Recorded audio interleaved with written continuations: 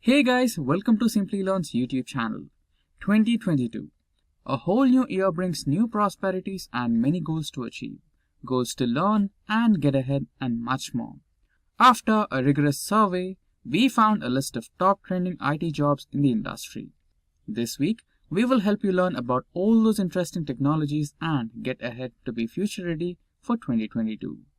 Today on day 2, we will learn digital marketing and SEO.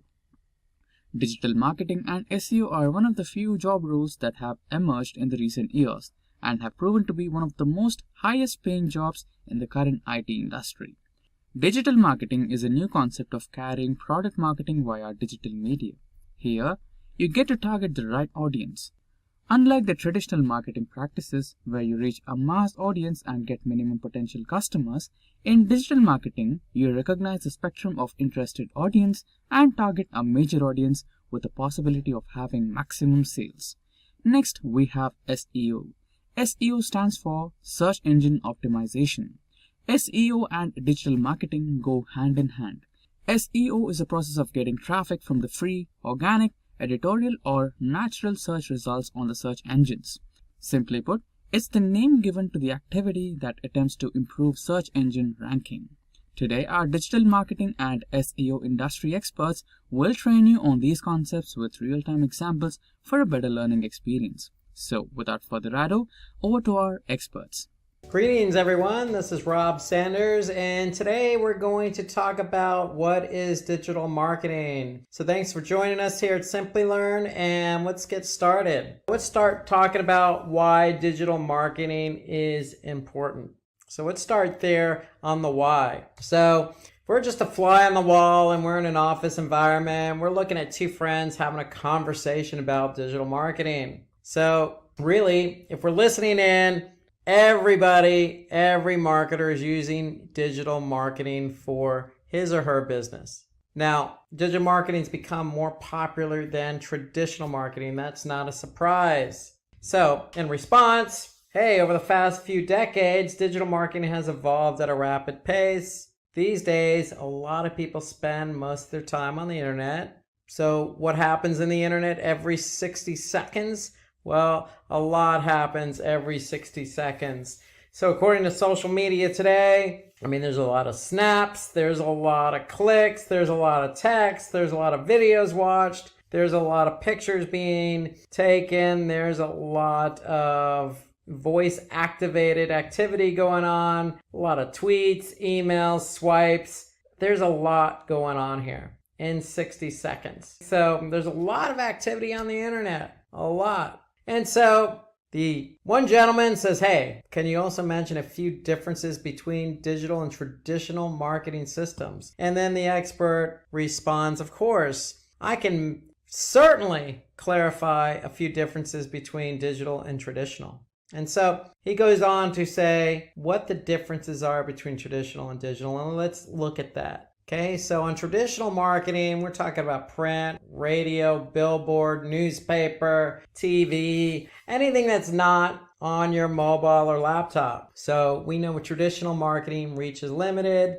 With digital marketing, reach is maximum. And what we mean by that is, hey, when you print something, you're printing it for X amount of people. If you're trying to promote an event and you basically create 1,000 flyers, okay. You figure it's going to 1,000 people, maybe they'll share it. So you're looking at about 2,000 people maybe, just to be generous. Well, digital marketing, we're promoting an event. We can promote it to a whole lot of people depending on the platform. So 2,000 is nothing when you're targeting an audience on Facebook or Google search.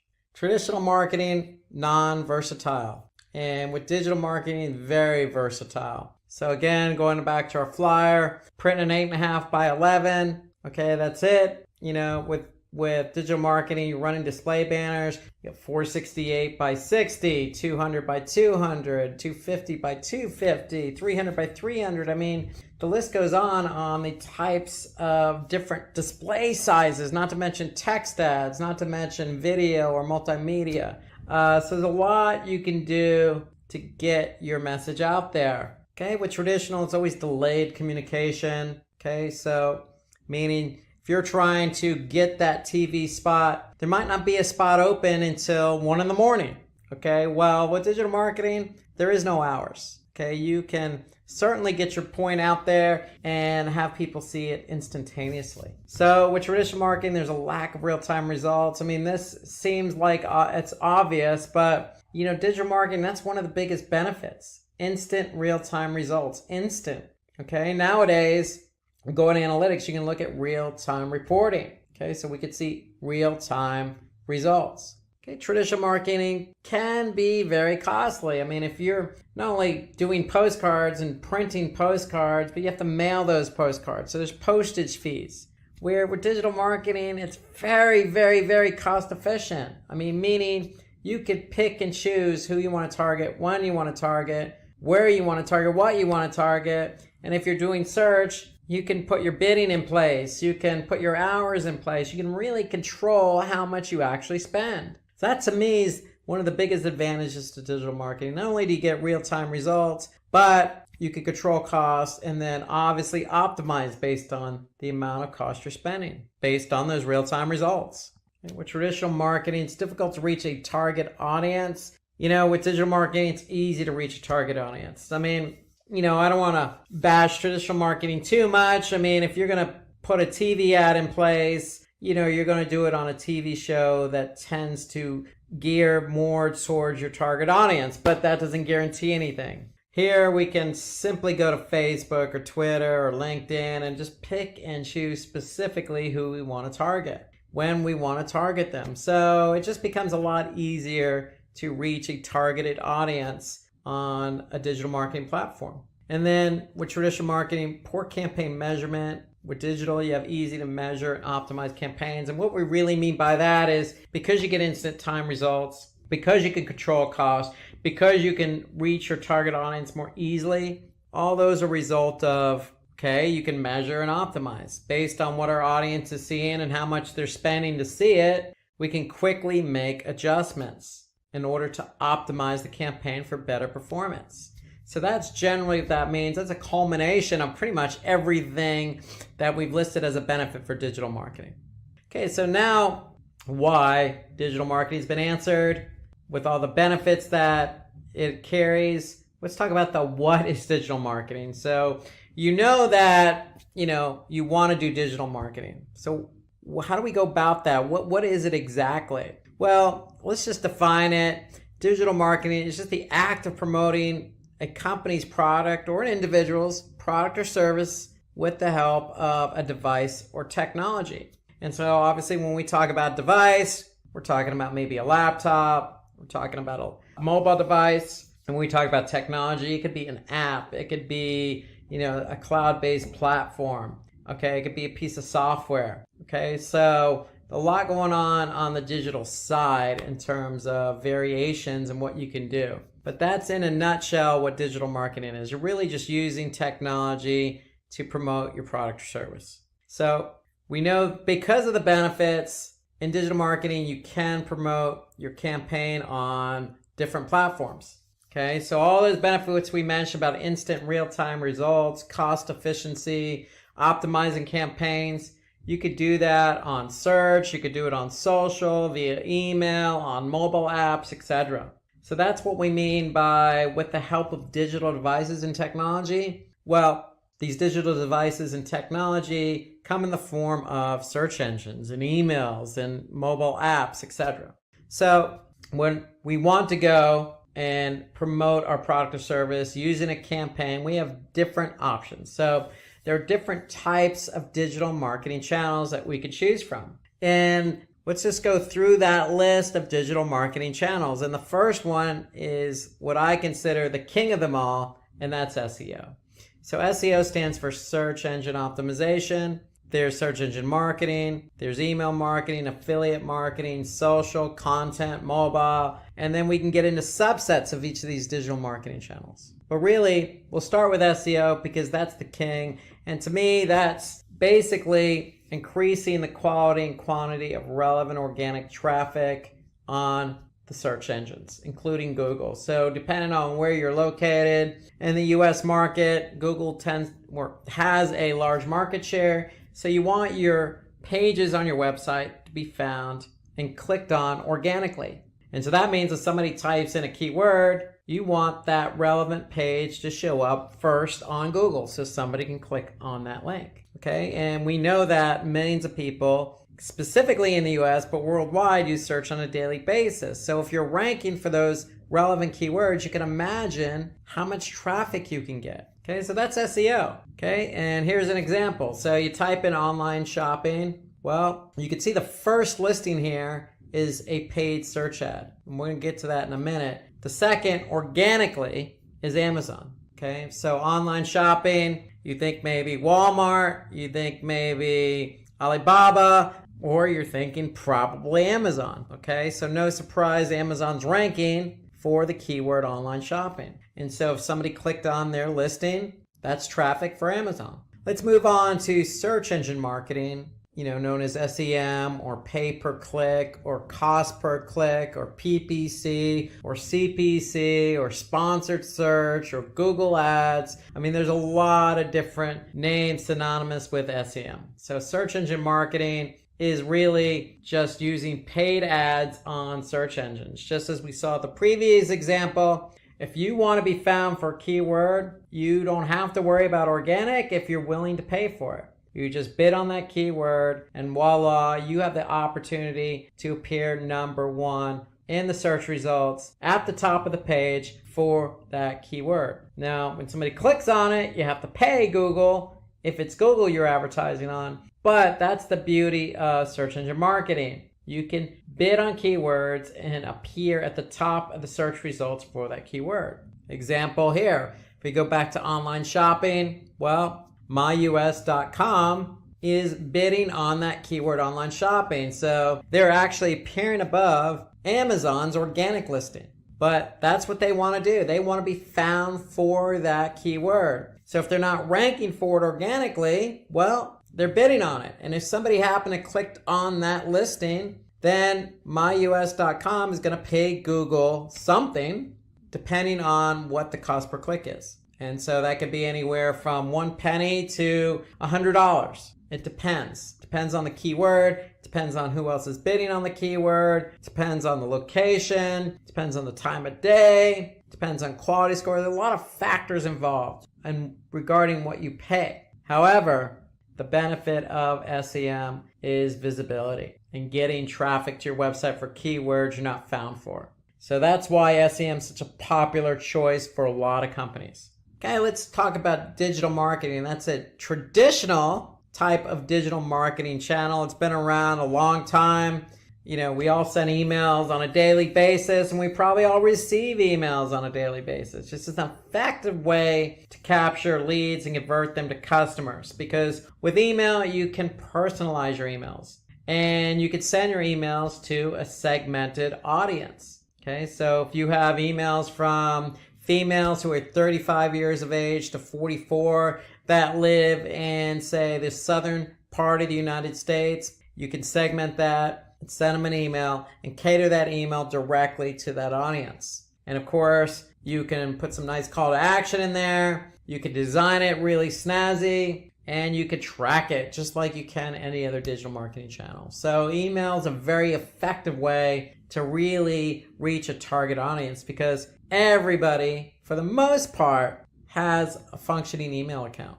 So basically, here's an example of an email that could go out. If you're selling a product and the product's promotion is about to end, well, get that email out to your target audience. Let them know that, hey, you have until tonight to purchase the product. And if you purchase it, you're going to get 30% off. And you can put the coupon code right in there with a nice call to action, and you can measure how many people click on that email, go to that web page, and purchase the product using that coupon code. So that's an example of email marketing.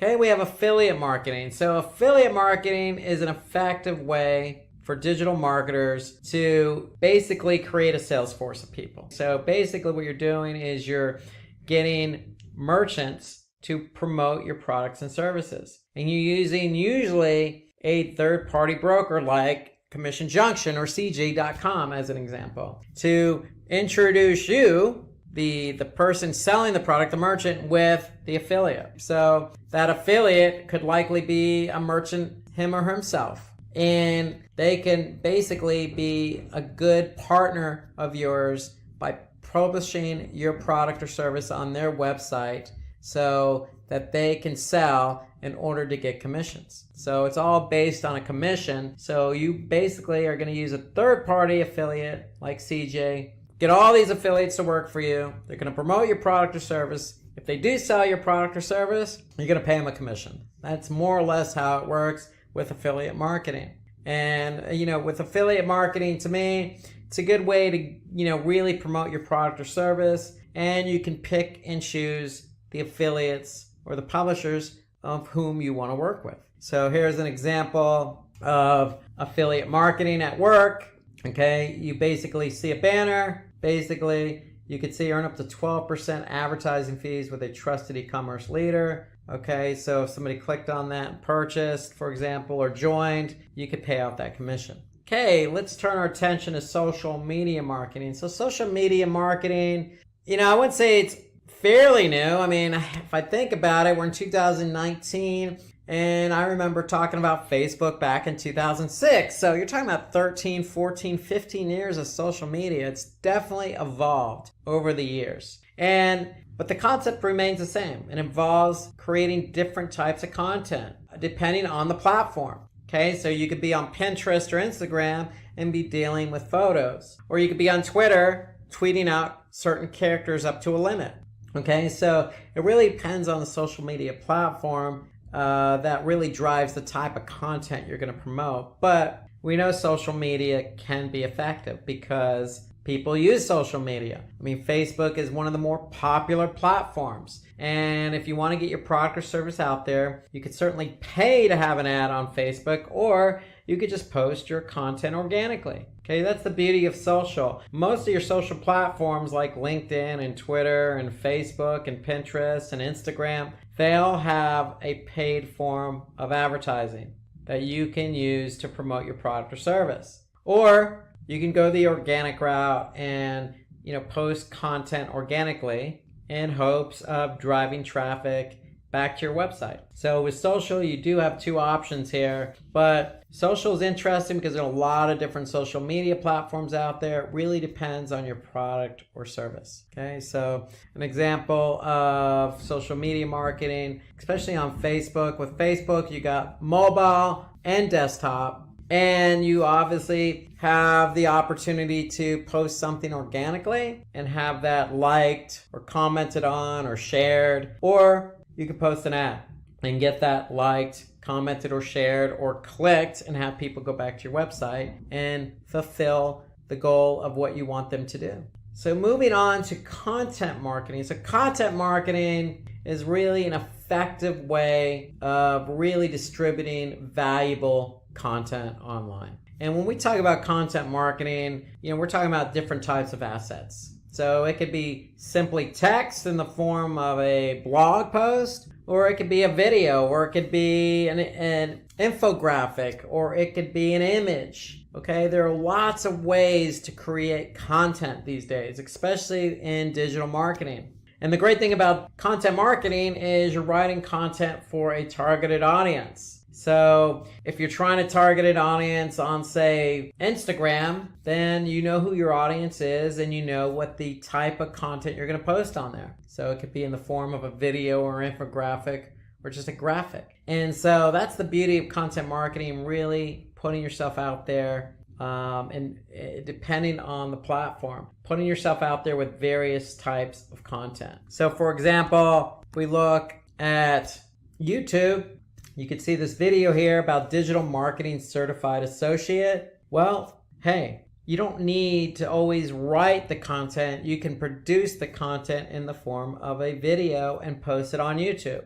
This is a form of content marketing. So that's content marketing. And then let's talk about mobile marketing. So content marketing, again, different types. But if we go now to mobile marketing, you can kind of segue from content to mobile, because the only difference here is with mobile, it's strictly on mobile phone. It's not desktop. So mobile marketing is really a strategy on its own that helps you, the company, promoting your product or service to reach your target audience through a mobile device, and that includes tablets. And how you could do that is via messaging. You could do it via email, or you could do it via an app. Okay, so you have different ways of getting your content out there to people. Okay, so as an example, you can use basically SMS or instant messaging via mobile devices to promote your product or service. Here's another example of a mobile marketing via app install. And so you can even compound that by running a, say, Google ad as an example, and running your Google ad on, say, just mobile.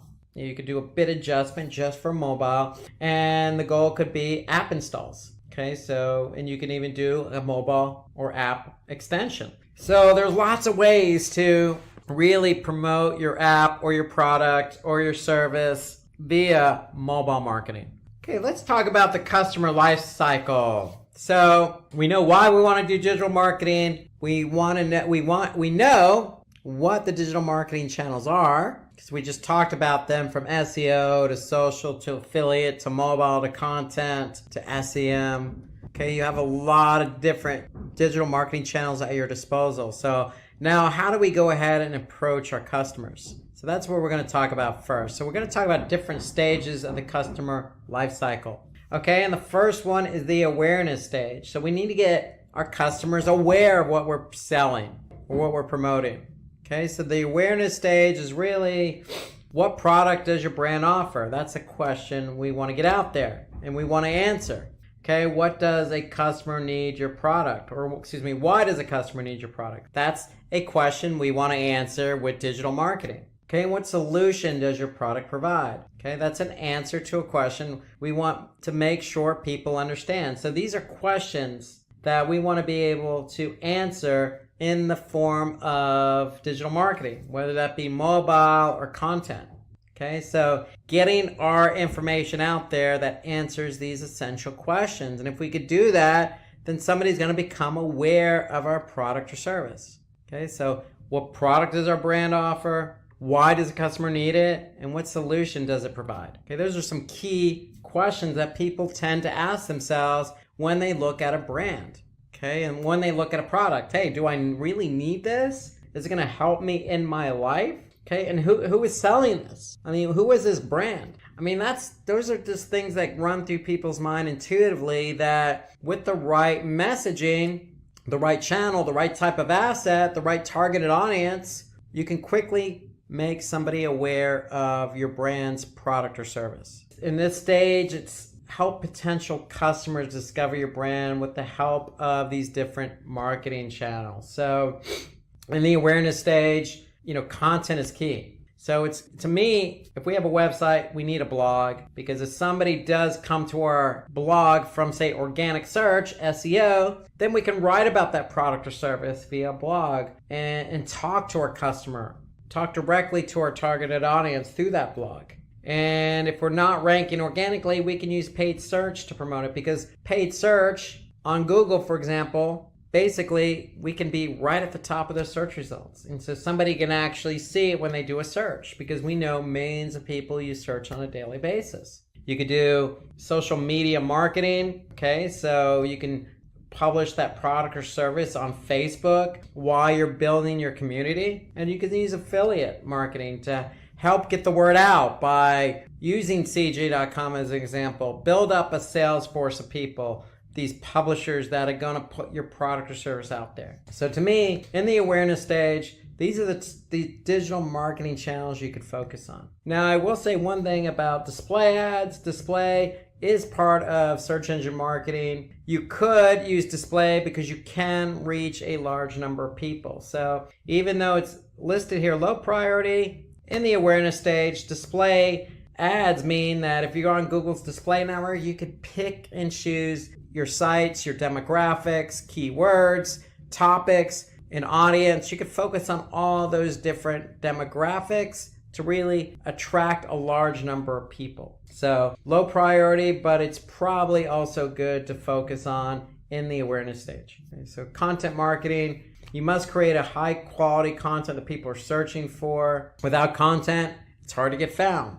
And so to me, this is, where the blog comes in. SEO, take that content, get it optimized. Okay, SEM, if we're not ranking organically, we can make sure we're at the top of the paid search results or the search results for a particular keyword we want to be found for. And then social media marketing, using different channels depending on the channel. If we're selling, training like Simplilearn does, LinkedIn is a good platform for us. Okay, and then affiliate, basically building up a nice network of publishers to get the word out. So these are all good channels that we can focus in on. So traffic sources may include paid, unpaid, social, referral, display, email, or direct. So they could come in the awareness stage from all different types of channels. Even though you're focused on content, you could still get traffic from mobile or email. So now that we got the word out via all these different marketing channels, there's that consideration stage. So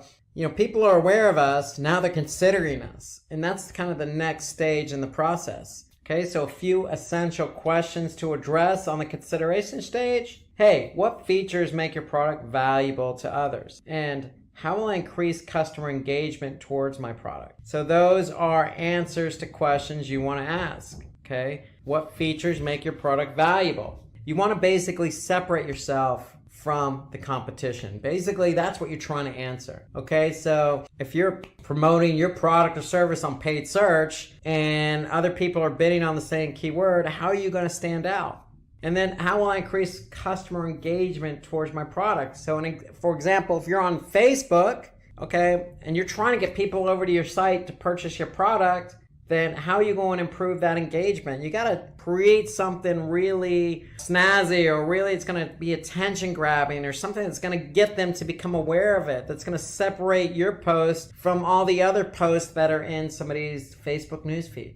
Okay, so you really have to work hard to really convince somebody to get their consideration towards your product or service. So in this stage, your customer considers your product, so help them understand how your product is valuable. Okay, to me, email works really good here, because if you have a targeted audience, this gives you the opportunity to really answer these questions in that particular channel. Email, you could support that with a promotion. And display, I think display is a good option here too, because even though people are trying to become aware, you can really hone in and really get them to take that next step. Okay, with display, you can even do remarketing. So if somebody's been to your site because they're aware of your product, they're curious, you can cookie them and remarket to them via display. So display to me is a good channel to use here.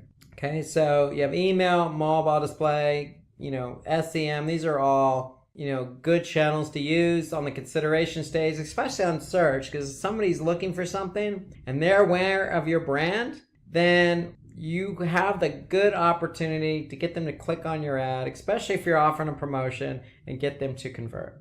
The goal here is to increase our engagement. So people are aware, we're moving them further along the funnel. With email marketing, we have the opportunity to promote the product by sending an email directly to our audience. So with this stage, plan your campaigns around welcoming emails, newsletters. We can talk about product descriptions, add ratings and reviews in the email. We really just want to encourage people to purchase the product. We're trying to sway them over. So email is a good source to allow us to do that. So with mobile marketing, we can promote the products by sending relevant messages to our target audience. Display, again, retargeting, because we can retarget an audience that has been to our website, already did some research about our brand, our product or service, and now we're going to reach back out to them to sway them.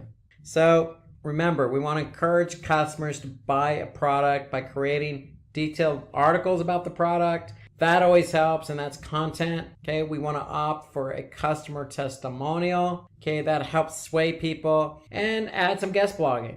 Okay, we can have ambassadors blog on our behalf, or we can go out and blog on somebody else's site. Okay, so blogging works both ways. It's ways of showing yourself and telling people, hey, we know you're looking for this product. Here's why you want to choose us. Okay, moving on from the consideration to the purchase stage. So they're aware of you, they're considering you, and now we're on to the purchase stage. So the questions we want to really make sure we address here are, how are my prices compared to my competitors? And is my brand more credible than others? Okay, so they're considering you, but that price point, and it may not even be the price, it could be the shipping. For example, the price could be good, but the shipping cost could be high. So you really want to do some due diligence and research on what your competitors are doing. Credibility, that goes back to the consideration stage, and testimonials. You want to make sure you have reviews and testimonials to really elevate what you're trying to tell customers, and that is, hey, I have a good brand, I have a good product, I have a good service. Come buy my stuff, come buy my product and service. But you really need to support that claim. You just can't go out and say it. And so supporting that comes in the form of what other people say.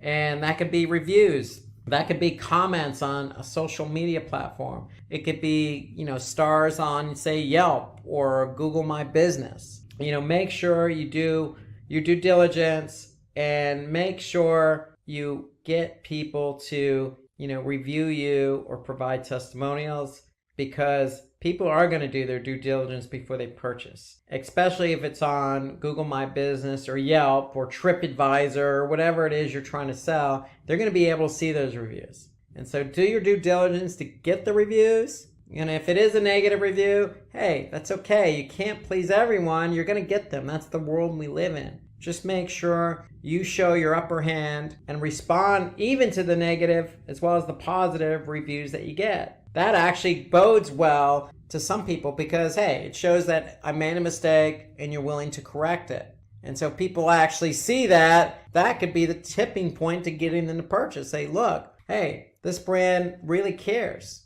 because they're really responding to people. They're not ignoring negativity. Okay, just those small things that can get people to change their mind. Now with the purchase stage, according to eConsultancy, 83% of the online audience require encouragement to complete a purchase. Encouragement, what does that mean? Well, it could mean providing a promo, giving them that extra incentive.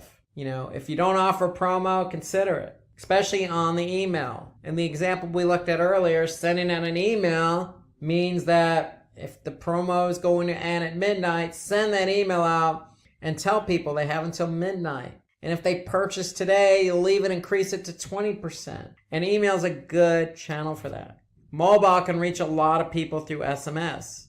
Okay, social media, reaching people instantaneously. And then, really with the purchase stage, it gives prospects an offer to help them make that purchase. So you have plenty of channels to choose from. In fact, most of these channels, the only one really that doesn't fit the instantaneous mode is SEO. But you can really focus on affiliate, even though that's a low priority here. You can really, coordinate with your publishers, who, especially those publishers that have proven their worth and have sold your products in the past. Get them to help promote it and incentivize their audience. So let's move on from the purchase to the post-purchase stage. So this is after somebody purchases.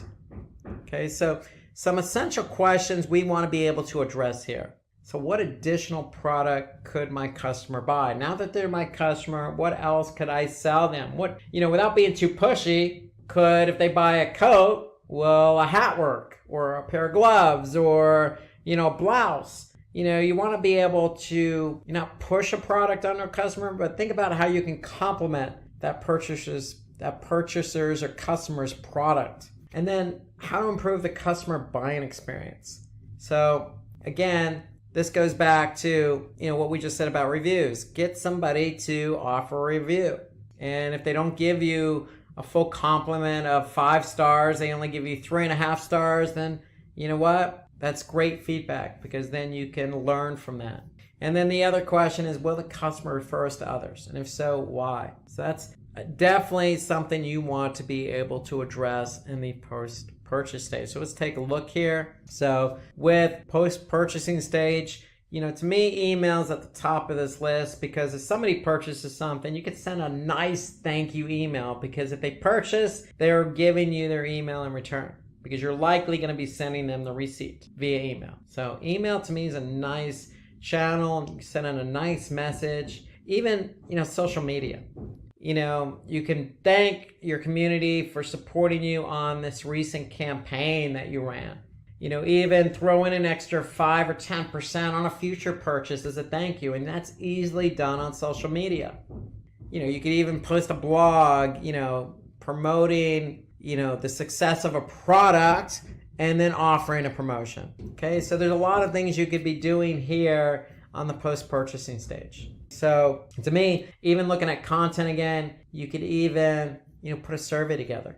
You could even put a survey together for your affiliates. Okay, you could even post a poll on Facebook. So it's just working in with these different channels to get some feedback about your product and service. So with email, mobile, you can engage customers with follow-up emails or customer care content.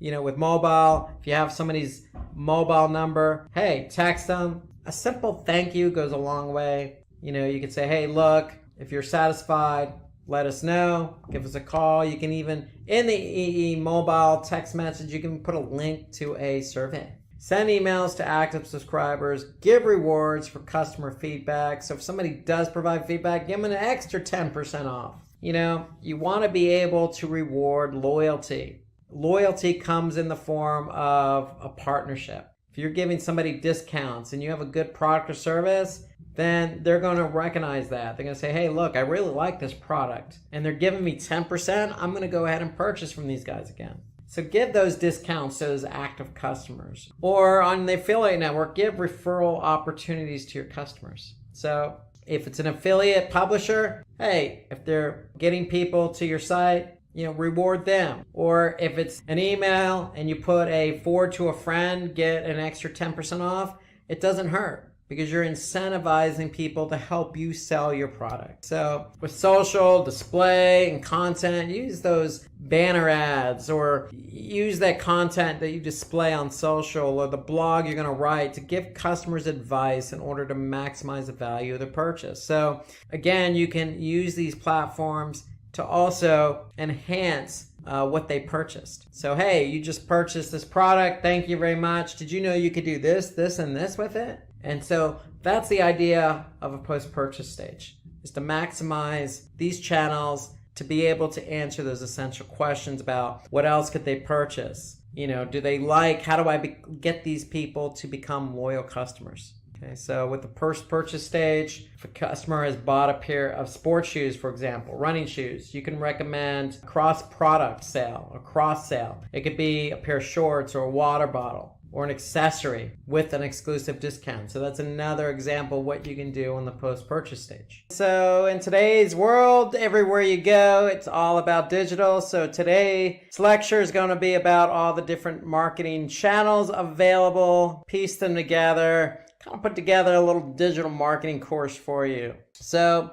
first off, before we get started, we're going to talk about what is digital marketing. And really, digital marketing covers a lot of areas. It's very broad. And really what it refers to is just marketing that a company does, a person does, an individual, a group, an organization, and they do it in the form of an electronic device or with the aid of the internet. That's really what digital marketing is. It's just having something digitally, not something tangible like a billboard or a newspaper or TV. And with that, there are lots of places where you can apply digital marketing. And so electronic devices, we think of mobile devices. And so you could certainly use mobile as a form of digital marketing in order to help you with your marketing efforts digitally. Okay, you can create apps, you can run advertising on mobile, you can communicate with different people, your target audience, via different devices like WhatsApp and messaging.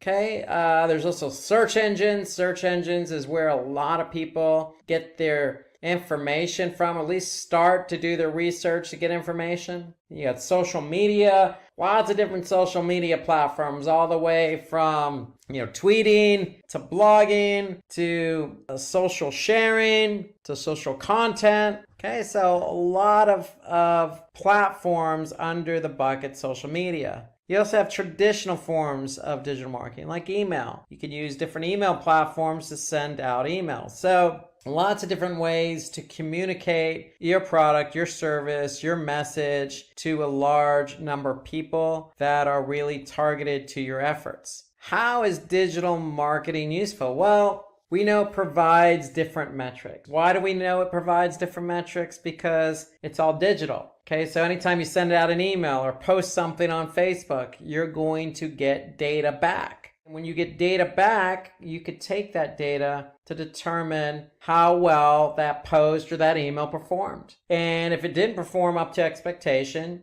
you can make changes to improve performance. That's called optimization. Okay, so that's the great thing about digital marketing. It's useful in that we get data, in some cases instantaneously, and we're able to make changes in order to optimize that campaign. We can also, provide personalized user experience. So meaning if we know who our targeted audience is on, say, Twitter or LinkedIn or Facebook, we can really cater our messaging to that group. Probably most importantly is that digital marketing compared to traditional forms of marketing allow us to really reach a global audience very easily at a very low cost. That's the key. So if I want to target people in India or Nepal or Pakistan, I can certainly do that. And I can do that with the snap of a campaign, and I can get data back. And based on the data, I can tailor that experience even better. Really just allows us to really hone in on a particular audience anywhere in the world very quickly.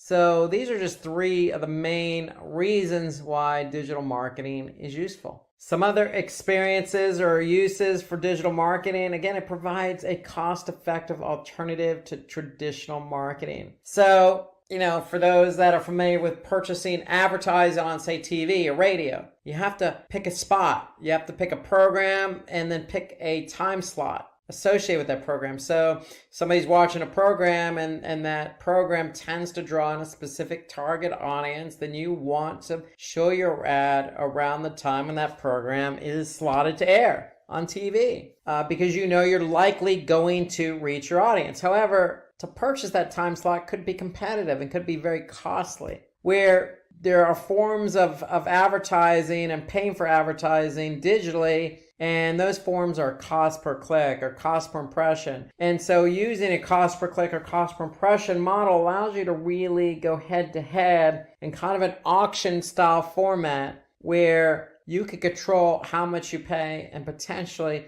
get that prime spot in front of your target audience. So it really does become cost effective. And it allows you to make small investments to get a really substantial return on ROI. So let's just say your cost per click is only 10 cents, but you're selling a product for $10. Well, all you need is 1 click and 1 sale to generate a very substantial return on investment. And so knowing that you get metrics back on a campaign, you could slowly or quickly optimize that campaign towards a very positive ROI. And then another use for digital marketing, it just enables targeting users based on their actions and preferences. So again, we can really hone in on who we want to target. It really depends on the platform, but if you take Google Ads, for example, and you want to target the display network, well, we know we have demographics, we know we have topics, we know we have interest, we know we have retargeted audiences, in-segment audiences, we have age, we have gender, so you have a lot of options available to choose from to really hone in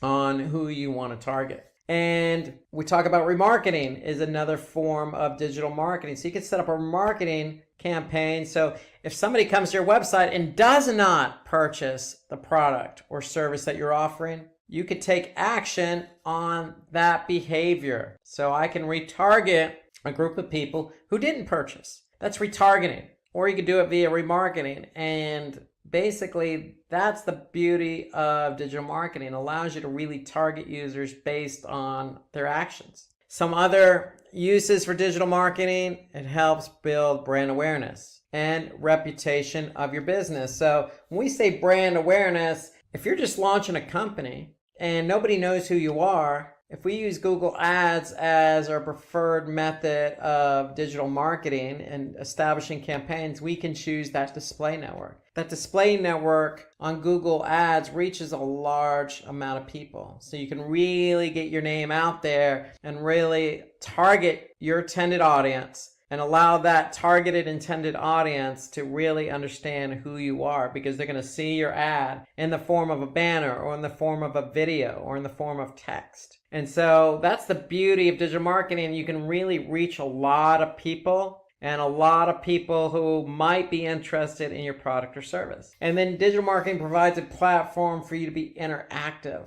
with your audience, helping you stay relevant and competitive. And the best example I can give here is YouTube. And so YouTube's it's a search engine for videos, but it's a video sharing platform. And so if I upload a video, then I can entice people to comment on that video or like the video or share the video. And I can really interact with that audience by responding to their comments, or, putting together a playlist or giving them more videos. Okay, so I can really interact with my audience.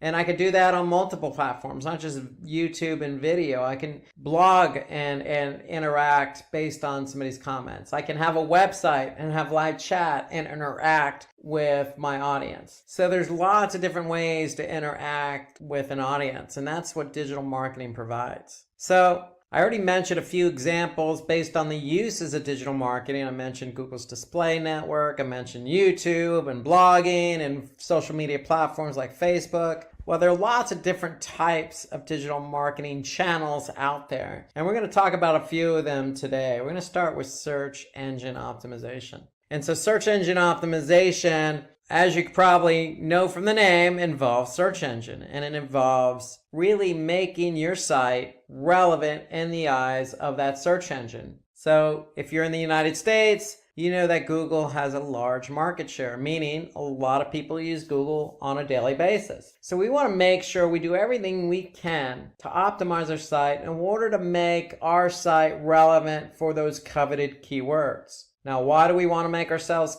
relevant for those coveted keywords that we want to be found for on search? Well, because a lot of people use search. And when a lot of people use search and you're found for those keyword queries, then it's going to increase the flow of organic traffic to your website. So the higher you rank, in theory, the more traffic you're going to get. And so when we talked about optimization, how do we optimize our site in order to be relevant in the eyes of Google? Well, it really comes down to a two-pronged approach. You have on-page SEO, you have off-page SEO. On-page has everything to do with your website in order to make it relevant. Off-page has everything to do with your website, but not on your website. It means that how can we become relevant by linking to other websites, for example? How can we become relevant by getting our content on other platforms so we become relevant in the eyes of Google? So that's off-page SEO. So SEO is always going to be two-pronged. What you do on your website and what you do off the website to make sure your website, your domain, whatever that domain is, .com or .org, is relevant in the eyes of Google. And so let's take a look at on-page SEO first. So like I mentioned, it involves optimizing your website.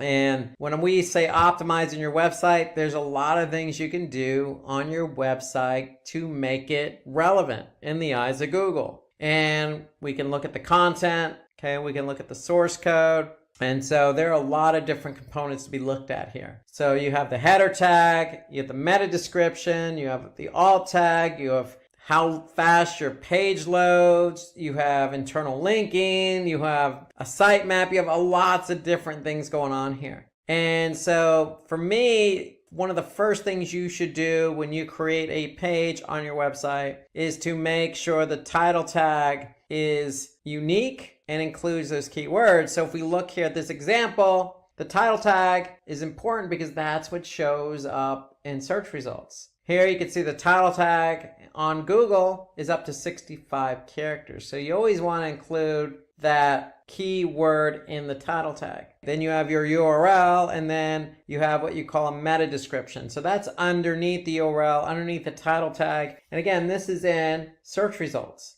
So organic search results. Somebody types in a keyword, you want to be found, and you want your title tag to stick out, and you want your meta description to specifically describe what it is you're offering. Okay, so again, if somebody's looking for stock imagery, then you want to make sure that you know that person who's looking for stock imagery can come to your website, and they can, in this case, search for millions of royalty-free stock images, photos, videos, and music. And so you want your description to really get that person to click on your listing, an organic search. That's the whole point. So that's the point of a title tag and a meta description, is you really want to be found for what somebody's searching for, and you want to be able to show them that you have what they're looking for. You have something here underneath your organic search results called site links. And site links are just links to pages on your website. And so unfortunately, this is not necessarily in your control. This is in the control of Google. So if Google wants to offer up site links underneath your title tag and meta description,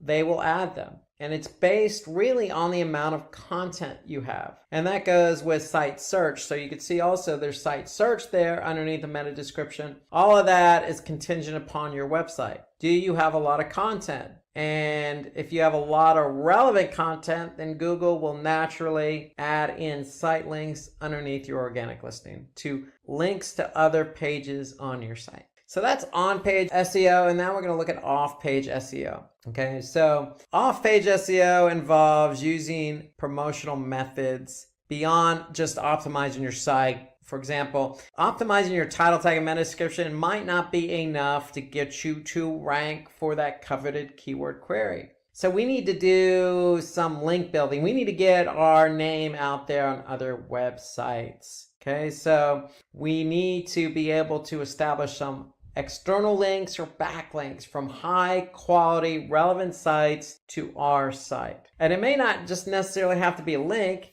because Google recognizes linkless backlinks. So just having a reference on a high quality site may be good enough to get you in the eyes of Google to become more relevant. Okay, so that's off-page SEO in definition. So really what we want to do is we want to establish a way to get links from other websites to our own, or references on other websites to our website. We want to build those links to help us gain in ranking. So there's lots of ways to do that. You have social media. Again, you have social content sites like Reddit, Medium, Quora. You have blogging. Okay, there's lots of ways to establish yourself out there on the internet. You just need to make sure they're quality sites, and you need to make sure they're relevant. And so when you do get a link on an external site pointing back to yours, you want to make sure it's a follow. So you want to make sure that Google knows to follow that link from that site to yours. So if you're out there establishing content on a third-party website or another website and they're going to link back to you, just make sure that it's a follow. Do follow, not a no follow. Okay, and I'm going to show you an example of what that looks like here. So if you're not sure what the difference is, here I'm on backlinko.com, and really a no follow versus a do follow is simply in the href. So in the href, if you don't have anything in there other than the link, then the search engines are going to follow that link from that external site to yours. And if you have a no follow in that link, then the search engines are going to ignore the link. So they're not going to pick up the backlink or external link to your site. And that's simply that site just adding the rel equals no follow. Okay, so if you see that in the link pointing to your site from that external site, then that means you're not going to get credit for that backlink. So you always want to shoot for a do follow link, because that means you're going to get credit for the backlink. Okay, so again, do follow links allow search engine crawlers to follow the link, and if they can follow it, you're going to get what they call link juice, and that's going to establish some reputation to your domain. A no follow link basically doesn't allow the search engines to follow that link. So it doesn't pass on the link juice. Now, again, search engines like Google are smart enough to pick up the association between a website that talks about your website and your website. So meaning, if you don't have a link and you don't have if you have a no follow link on that site, don't fret, because Google has come a long way. They're not necessarily focused on links, though it does help. So for example, if you are on a very prominent site and there's no link, then you still may get credit, because Google does recognize linkless backlinks, and that's what they call a linkless backlink, is just having a reference on that site. But you always want to try and get that follow, not the do not follow. Okay, so here you can see an example of off-page SEO. Okay, like TripAdvisor would be a good example. A link that redirects from TripAdvisor to, the Oprah magazine as an example. So the Oprah magazine is going to get a backlink from TripAdvisor to the site. So if Google crawls TripAdvisor, then they're going to be able to see this link. And if it's a follow link, they're going to give the Oprah magazine, that domain, credit from TripAdvisor. So for SEO, because there's a two-pronged approach involved, you have on-page and off-page. There's a lot of tools here, a lot of tools. So let's take a look at some of these tools. We're going to look at Google Keyword Planner. We're going to look at Moz, Ahrefs. We'll look at some tools that will help you with both on-page and off-page SEO. So let's start with Google's Keyword Planner. So why are we using Google's Keyword Planner? Because we want to find keywords. Okay, so we can't do on-page SEO. We can't optimize our title tag and meta description without a good keyword that we want to be found for. So what we want to do is we want to go into Google Ads. Now that's a pay-per-click platform. Okay, so if you want to be found via paid search, you're going to use Google Ads. But from an organic search perspective, we can use Google's Keyword Planner. So we need a Google Ads account. If we have a Google Ads account, then all we need to do is go to Tools.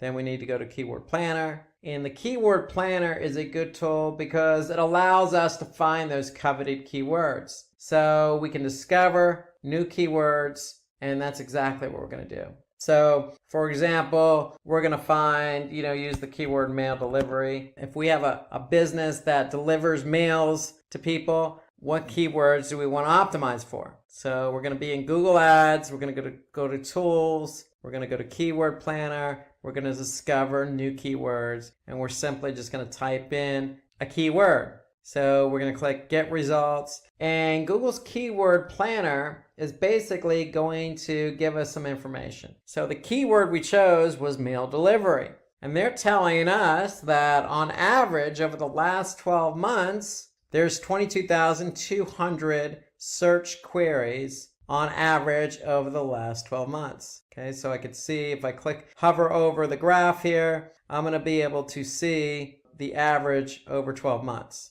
Okay, so here I could see the average over 12 months from July to June 2019. So here, what do I want to do? I want to look for trends, because here I could see the averages go up and down a little bit. But 22,200 is the average over 12 months. And then Google's Keyword Planner also tells me how competitive that keyword is. So if it's highly competitive, but it's got a lot of search volume, it could be a keyword I may want to covet. But the beauty of the Keyword Planner is that they also give you other keywords to look at. Okay, so mail delivery service is 49,500. Okay, so here you got some other ones. Best food delivery service, 9,900. Again, some of these are very competitive, but some of them aren't. And so you want to be able to do your due diligence, do some analysis, and figure out what keywords work best for you that aren't going to be competitive, but at the same time give you some search volume.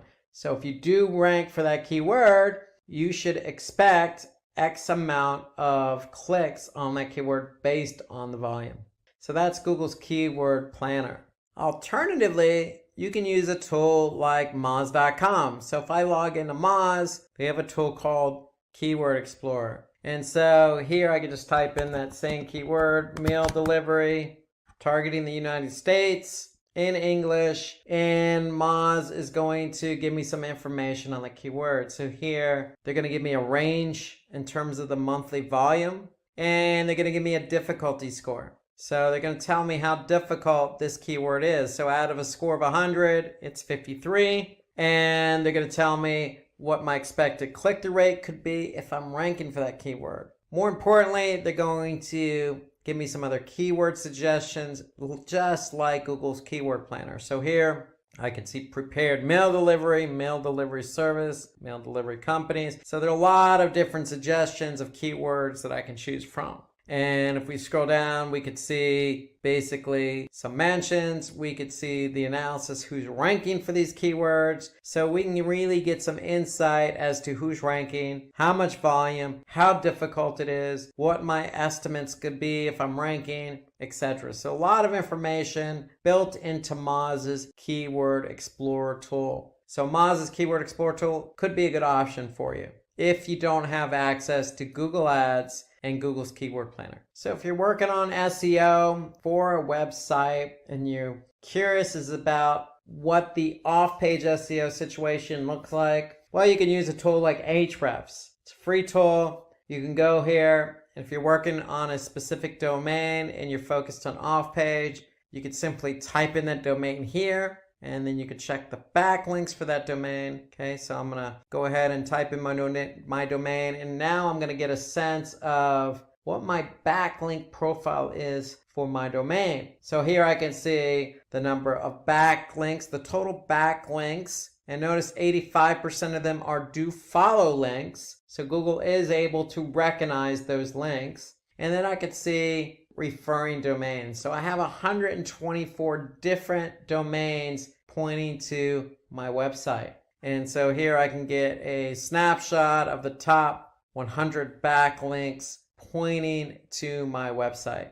And so this just gives me a snapshot of what's going on with my off-page SEO performance. Again, it's a free tool. It's good to use because it gives you an idea of what your off-page SEO situation looks like. Okay, another tool you could use is Pingdom. Okay, you can set up a free trial here. It's good for 14 days, and it allows you to, look at page speed. It allows you to monitor the site itself in terms of, visitors, maintenance, etc. So you can use Pingdom as well. However, it's only a 14-day free trial, but it does give you some good insights into SEO.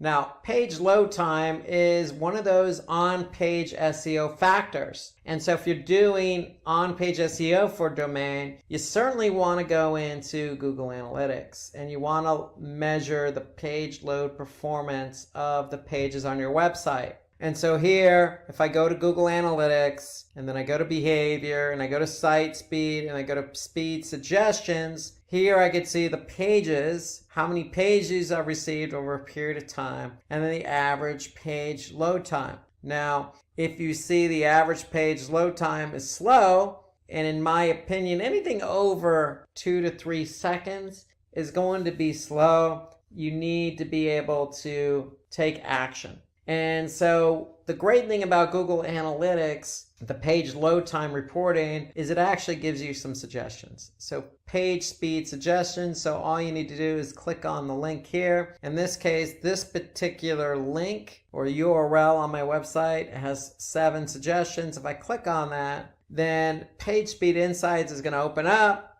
And what's going to happen is Google Analytics / Page Speed Insights is going to analyze this page and give me some feedback on how the page is performing, not only on desktop, but on mobile as well. And so here I can see, if I analyze this page, I can see some of the opportunities to improve the page load time on desktop and again on mobile here. So here you can see a lot of the opportunities and a lot of the issues I have that I can address. Now, if you're going to manage SEO for a website, then you're going to need an SEO platform. So again, Moz is a good example because we showed you the Keyword Explorer, but they also have many other tools available built right into the platform. For example, rankings. Okay, you can get crawl information. So when the bots crawl the site, what kind of errors are coming up. Here I can get some page optimization, so I can choose a keyword and I could choose a page, and Moz is going to be able to give me feedback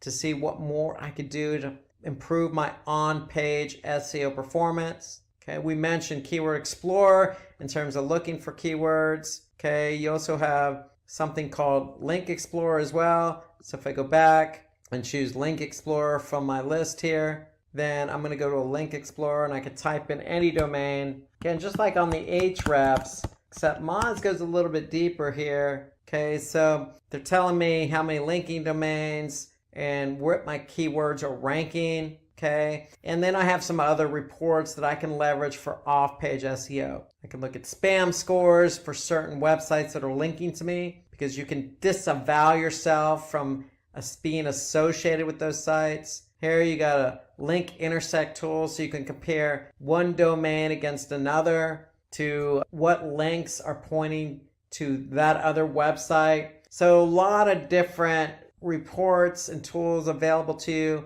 for off-page SEO under Moz's Link Explorer. So Moz has a lot of different tools available. And again, my recommendation, if you don't use Moz, there's SEMrush, there's BrightEdge. There's a lot of SEO platforms out there to use, but if you're going to focus on SEO, you are going to need an SEO platform. Now, if you have any more questions on SEO, feel free to go to Simplilearn's YouTube account. You'll be able to find a video there for SEO tutorial for beginners. Take a look at the video. It goes really in depth about everything we just covered about on-page and off-page SEO. So take a look at the video. And if you have any comments about everything we covered with SEO, feel free to comment underneath this video here, and we'll be sure to respond accordingly, especially if you have any tips and tricks that you do for SEO. So let's move from search engine optimization to content marketing. And so content marketing is a form of marketing that involves simulating interest in a brand's products or services by creating and sharing online material. So when we talk about online material, that can come in many forms or assets. So some examples are blogs, videos, infographics, case studies, white papers, ebooks. All of this is content generated. It's just in different forms. And so you want to be able to take any one of these forms of content and be able to distribute that in some form or fashion. Okay, so for example, a blog can be part of your website. A video could be something you upload to YouTube. An infographic could be something you actually share on LinkedIn. So all these other assets could be integrated throughout. They could be shared or used on your website, okay, for people to grab and share and use and comment on. Okay, so that's what content marketing is. You need to be able to push out content so that people have a better understanding of your product or service. The process of content marketing is you really want to decide what goal you want to achieve with your content marketing campaign. You want to define your buyer personas to determine the audience best suited for your content. Okay, so what are you creating? Who is it for? And then you want to run content audits to determine the best type of content that can be used. And when we talk about content audits, we're talking about, content that's already been posted. Are people sharing it? Are people downloading? Are people viewing it? And so you want to be able to understand over time what people are reacting to so that you can reuse or continue to use that content that seems to resonate with your target audience. So you want to choose an appropriate content management system. So if it's a blog, you want to use WordPress maybe. So you want to start brainstorming for ideas, for new content ideas. So in my opinion, maybe put together a content calendar and jot some ideas on that content calendar. Then you want to settle on a particular type of content you want to create, and then you want to be able to publish and manage your content. So some popular tools used for content marketing, you have Buffer, you have BuzzSumo, Follower Wonk, Hootsuite. So let's go ahead and take a look at an example of a content marketing management system. And we're going to use WordPress. And so if we go into WordPress here, On the back end, we're logging a login. And so the reason why we use WordPress is because we can post blogs. So in WordPress, if I go to post here, I'm going to be able to see all the different posts that have been posted over a period of time. And the great thing about WordPress is you can optimize it for SEO. So if I go in here and look at this recent blog post that has been posted, I can go ahead and edit it. And when I edit it, okay, I'm going to be able to look at this blog post in a visual format, and I can also look at it in HTML form. So notice the great thing about WordPress is I can use imagery, I can insert videos, I can insert infographics, I can attach a white paper case study to it. And then again, we have something called Yoast SEO plugin. So we've installed a plugin here. So that'll help us with optimizing that particular blog post for that particular keyword we're trying to target. And so here you can see our focus keyword is remarketing and retargeting. Okay, so we have that in the title tag. Okay, and we also want to make sure it's in the meta description. And so here we have an internal link. We have it in the introduction. Okay, we have it spread throughout the content. So Yoast does a good job of allowing us to make sure we're integrating that keyword into our blog post. But the key to blog posting is we want to, again, follow the process. We want to be able to choose content for our intended audience. And in this case, with a blog post, we can write up to 500 to 3,000 keywords. And the whole point is we're trying to introduce our audience to a particular topic that resonates with our product or service. And so that's the great thing about blogging. That's the great thing about WordPress is that, very easy to use. You can integrate it with SEO. You obviously have commenting, you have different plugins that you can add in there, very easy to edit. And so there's a lot you can do here with WordPress and blogging. So another example of content marketing is video. So with video, you have the ability to upload this video to popular video sites like YouTube or Video, and you can optimize that particular video with title tags and hashtags and descriptions, and you could see the interaction here. So you can see how many views, how many likes, shares, the ability to share, the ability of people for saving it. And there's just a lot of interactivity when you have video. You can also use video, as I mentioned, on your blogging platform. If it's WordPress, you can also use video in social media platforms like Twitter, LinkedIn, and Facebook. So video is a very popular form of content marketing. Lots of good video tools out there to create a video. A high quality video is what you want to put your product and service in the best forefront. Okay, so that people can react, they can share, they can comment, they can follow, they can like. Okay, so that's what you want to do is think about video, because video is very versatile and powerful in terms of getting your message out there. So let's move from content marketing to social media marketing. And social media marketing really involves creating content, if it's that blog, if it's that video that you created for content marketing, and really using different platforms to increase your visibility, whether that be traffic, whether it be engagement, whether it be brand awareness, or any other marketing goals that you have. That's what social media is good for, because social media will take that content, take what you're trying to get out there, and really allow you to hone your marketing goals against that. Okay, so if it's Facebook and you got some videos that you want to post up there, okay, what's your goal? Is your goal to then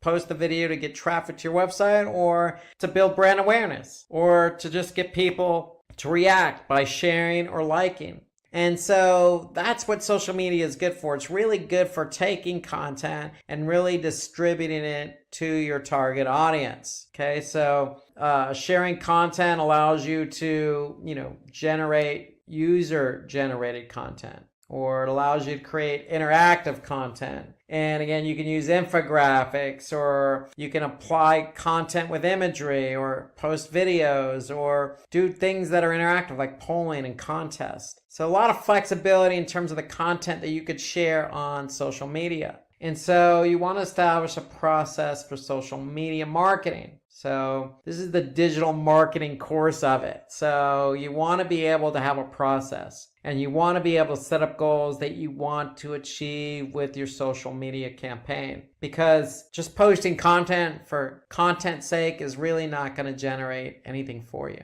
So you want to set up those goals ahead of time. Then you want to understand what content would be best suited for your target audience. So if our goal is to generate brand awareness, then maybe an infographic is what we want to do. Okay, maybe that's the best choice of asset for our target audience based on the platform. With social media, we also want to research what the competition is and find out what works for them. So it's very easy to do on social. So if you already have a competitor on Facebook, you can always go to your competitor's website and you can always see what they're posting and what kind of reaction engagement they're getting for a particular post. So it doesn't help before you go live to do some due diligence about your competition. You can also conduct a social media audit. And again, what we mean by audit, just like on the content side, we want to be able to see what's worked and what's not worked in the past. And with digital marketing, recall, you can get instant metrics back. So if you posted something last year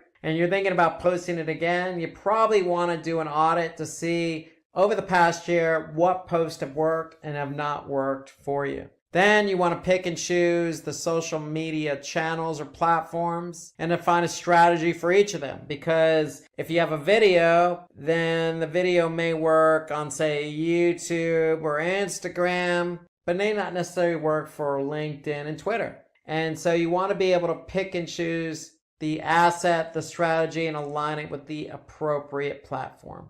Then you want to take inspiration from case studies and other famous brands. So again, continue to learn. I mean, that's the beauty of social media marketing. Most big companies, medium-sized companies, even smaller companies that have performed well are out on social media. So take a look at some other companies that inspire you, or some other companies in your industry, or even, again, your competitors, and see what they're doing and what they're posting and what kind of engagement they're getting. So you should always, be able to seek out what others are doing on social. And to me, this is important. Create a social media content calendar. And this isn't necessarily the very end of the process. This goes back to the beginning of the process. So when you're establishing goals and you're establishing what kind of type of content you want to use, that should all be part of a social media content calendar. And I'm going to show you an example of one here shortly.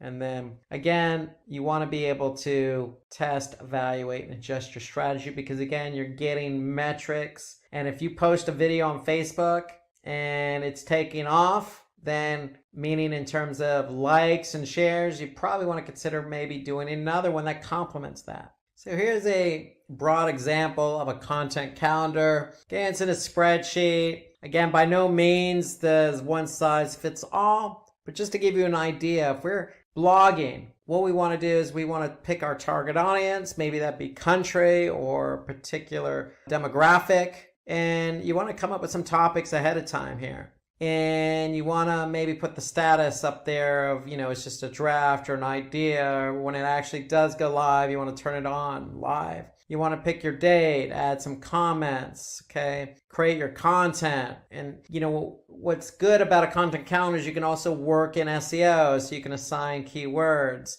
And then you could add those keywords to Moz for ranking. You can create your title and meta description. Then you can carry that content forward and choose a particular social media platform to post to. So that's the beauty of a content calendar, is it allows you to think about things up front and then prepare the content accordingly, so you can optimize it for organic search and post it on social media for off-page SEO and for social media marketing. And so you just want to get organized ahead of time using a spreadsheet, in this case Google Sheets, to lay out the topics ahead of time so you can write the content for your intended audience. That to me is the way to go. Now remember, there's lots of different forms of content that you can use with social media marketing. Here we have video, so you can see this video can be posted on YouTube or LinkedIn or wherever. And the whole point is you want to be able to measure engagement.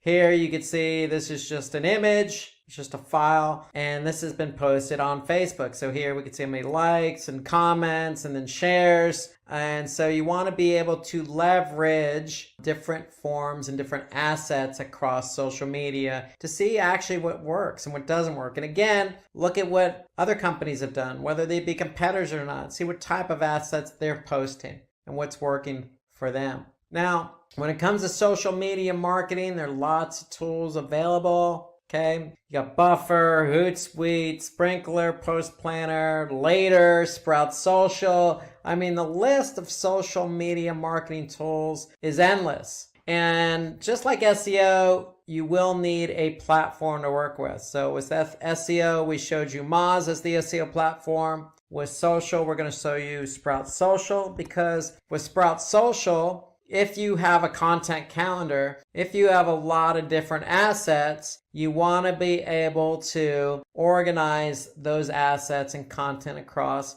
multiple channels. And the great thing about using a social media calendar is, yes, you can publish and organize your post accordingly. You also have, most social media platform tools have listening. So you can listen in on keywords and audiences, different brands and industries and conversations that are being had about a specific topic. Okay, and again, most social media platforms, if not all, have reporting. And so this is important because you can actually see, how your post or different assets are performing in terms of engagement. And so to me, that's important. If you're going to focus on social media as a platform, as a channel, you want to have a social media platform tool that will help you organize your content, publish it accordingly, listen in, and get that report to help you figure out what's engaging and what's not engaging.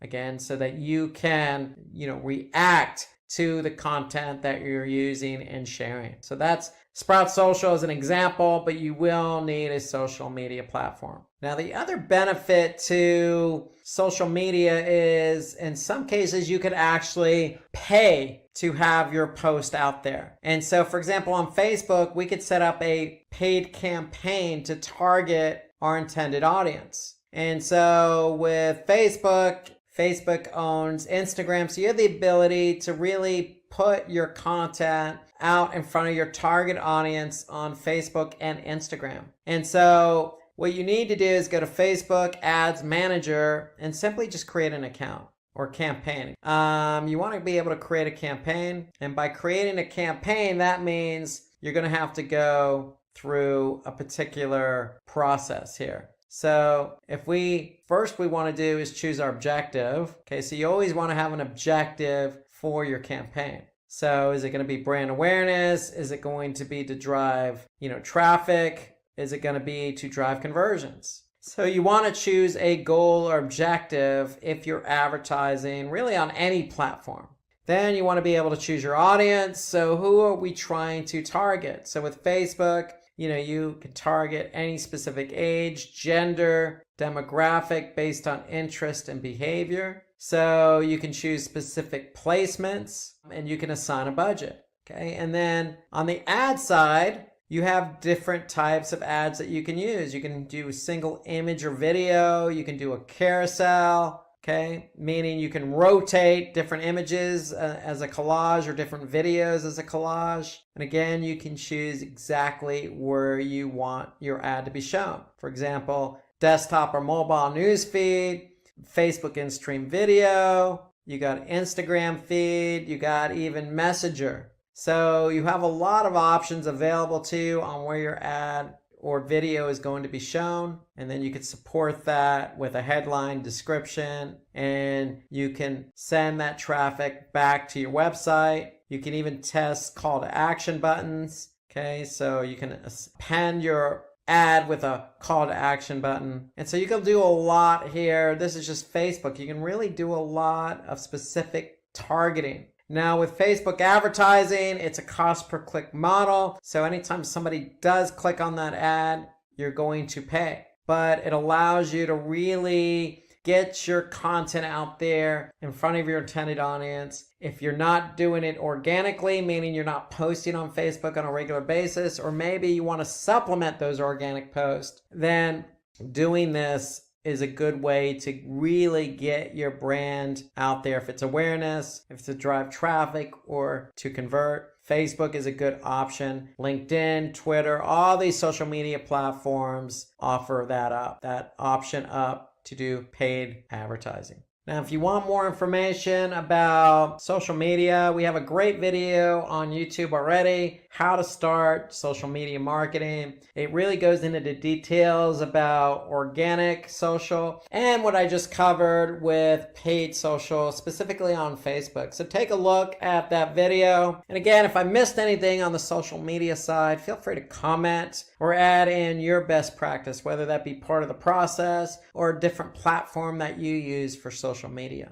Okay, let's switch to our next digital marketing channel in search engine marketing. So search engine marketing is an advertising model that is good for driving traffic to your site because you're paying each time someone clicks on your advertisement. Now, how is that an equal trade? Well, because you can advertise on channels like, or search engines like Google or Bing or AdRoll, which has a big network that includes Google, you can actually pay your way to the top of search engine rankings. And so if you're at the top for paid search and somebody searches something like shoes or something to that effect, your ad can appear at the very top, even above local search, even above organic search. And so the visibility is there. It's a good way for you to then get that traffic that you covet for certain keywords. And because you're getting traffic or have the potential to get traffic, you're going to pay each time somebody clicks on these ads. So you have multiple choices on the type of asset you want to use, including text, image, video, etc. So there's more to it than just Google, Bing, AdRoll. I mean, you have LinkedIn, you have Twitter, you have Facebook. So you have lots of different ways to advertise and get your ad in a more prominent position. You just have to pay for it. And I just showed you that under social media marketing. Facebook, you can create an ad, have your ad targeting your audience, and in return, you're going to pay Facebook. Works the same way for most of these networks. Okay, so when you actually set up a campaign, like anything you do when you set up a campaign, you want to determine the goal you want to achieve for the campaign. You want to do that up front, especially when you're talking about paying per click. If you're paying per click, then you definitely want to make sure you determine what your goals are so you can measure them accordingly. Then you want to choose, in this case, a relevant list of keywords. You could do it for your brand, meaning you could choose your own brand keywords. You could choose keywords related to what your brand is trying to offer, whether that be a service or product. And once you choose a relevant list of keywords, you can finalize those keywords and then bid on them. So once you start bidding on them, then what you're going to do is align those keywords with a headline. So it's all done within the framework of any platform you're advertising on. Really, the key here that I want to really emphasize is when you establish a campaign or set up a campaign, you need to establish what the goal is. Because when you actually choose your keywords and write your ads and launch the campaign and start paying Google or Bing or whomever it is you're advertising with, you want to be able to measure those goals. So that's really the important part here. Because regardless of where you advertise, you're going to be able to monitor campaign results.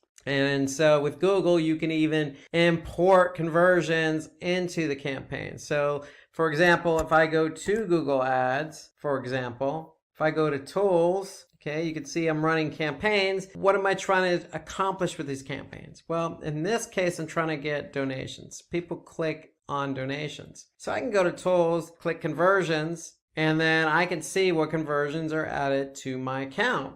And that way I can measure my campaigns against these conversions. Okay, if I don't see a conversion here, I can certainly create one or import it from, in this case, Google Analytics. So that's the important thing. You want to be able to measure your campaigns with your conversions.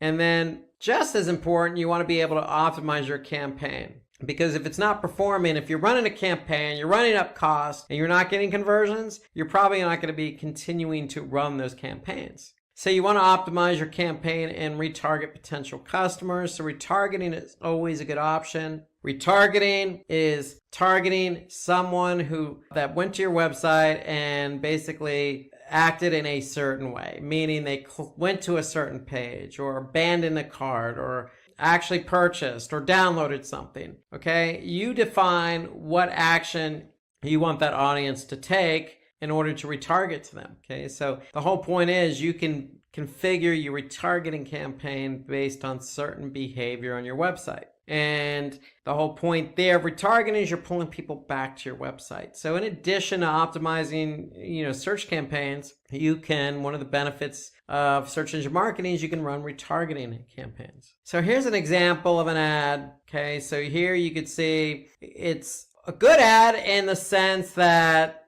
it's using everything available to it. So for example, here I could see 3 headlines. So Google, in this example, allows you to add in 3 headlines. So here you could see Simplilearn official site, get certified, get ahead. Then you can see Simplilearn.com.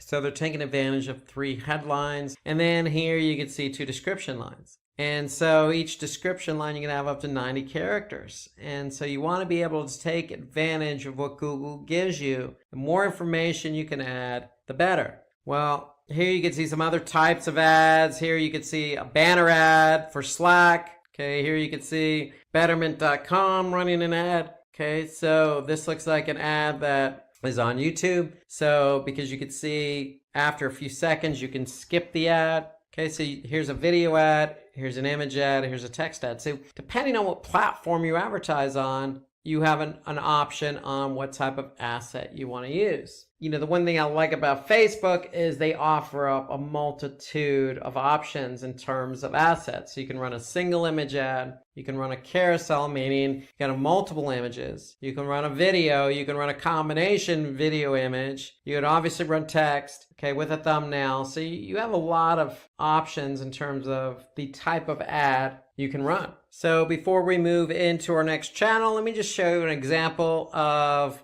how an ad actually looks on a particular website. So here you can see I'm on BuzzFeedNews.com. Okay, here you can see Volkswagen Golf is running an advertisement in Spanish on this particular site. So they're either using Google or some other platform and having that platform, if it's Google, post their ad on this particular site. So here you can see it's a banner ad. And if we're in Google Ads and you're setting up a text ad, let me just run through you what that text ad looks like. Remember, you want to always take advantage of what's offered to you because especially text ads, you have very few characters, and with very few characters, it's hard to get your message across. So with Google, you have your final URL, which is where people are going to go to after they click on your ad, but you have not one, not 2, but 3 headlines that you can take advantage of. So if we're talking about help end child hunger, help today, you can always add in, visit our website for more info. You want to take advantage of what's available to you.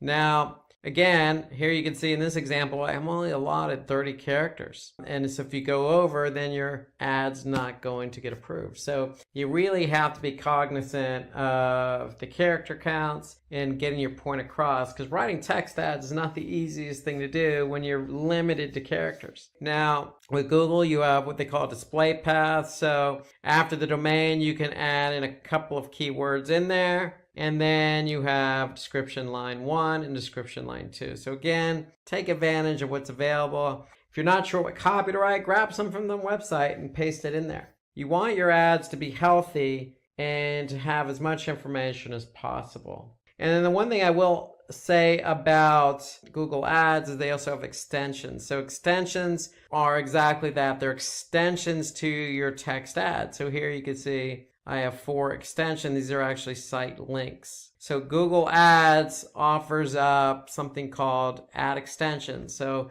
it could be call outs, site links, it could be location extensions, app extensions. They have a number of different extensions that they can append to your ad. So take advantage of that as well. Remember, the whole point of ads is to make a compelling case for your product or service so that somebody can click on the ad and go to your website and then perform the action you want them to perform. Now, if you have any more questions about Google Ads, feel free to check out our in-depth video about Google Ads. It covers everything A to Z on Google Ads. We also have videos on our Simplilearn YouTube playlist for Facebook, Twitter, social media marketing. So if you're curious to know a little bit more about search engine marketing, check out any one of these videos that we have listed on our YouTube channel. Okay, so let's move over to affiliate marketing now. And so with affiliate marketing, really it's interesting and unique in that affiliate marketing involves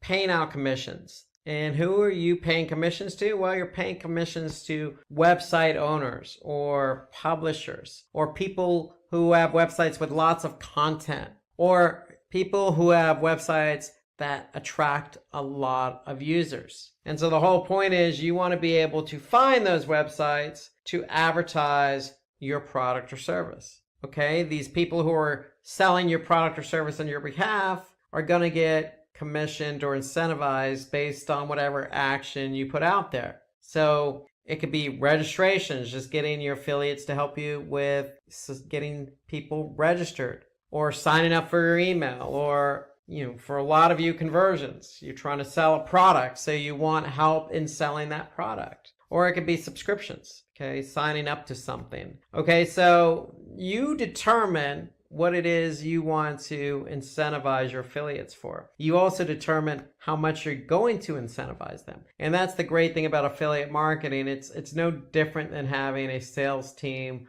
to support you. What are the steps for affiliate marketing? Well, you need to find a platform. There are lots of different affiliate platforms out there.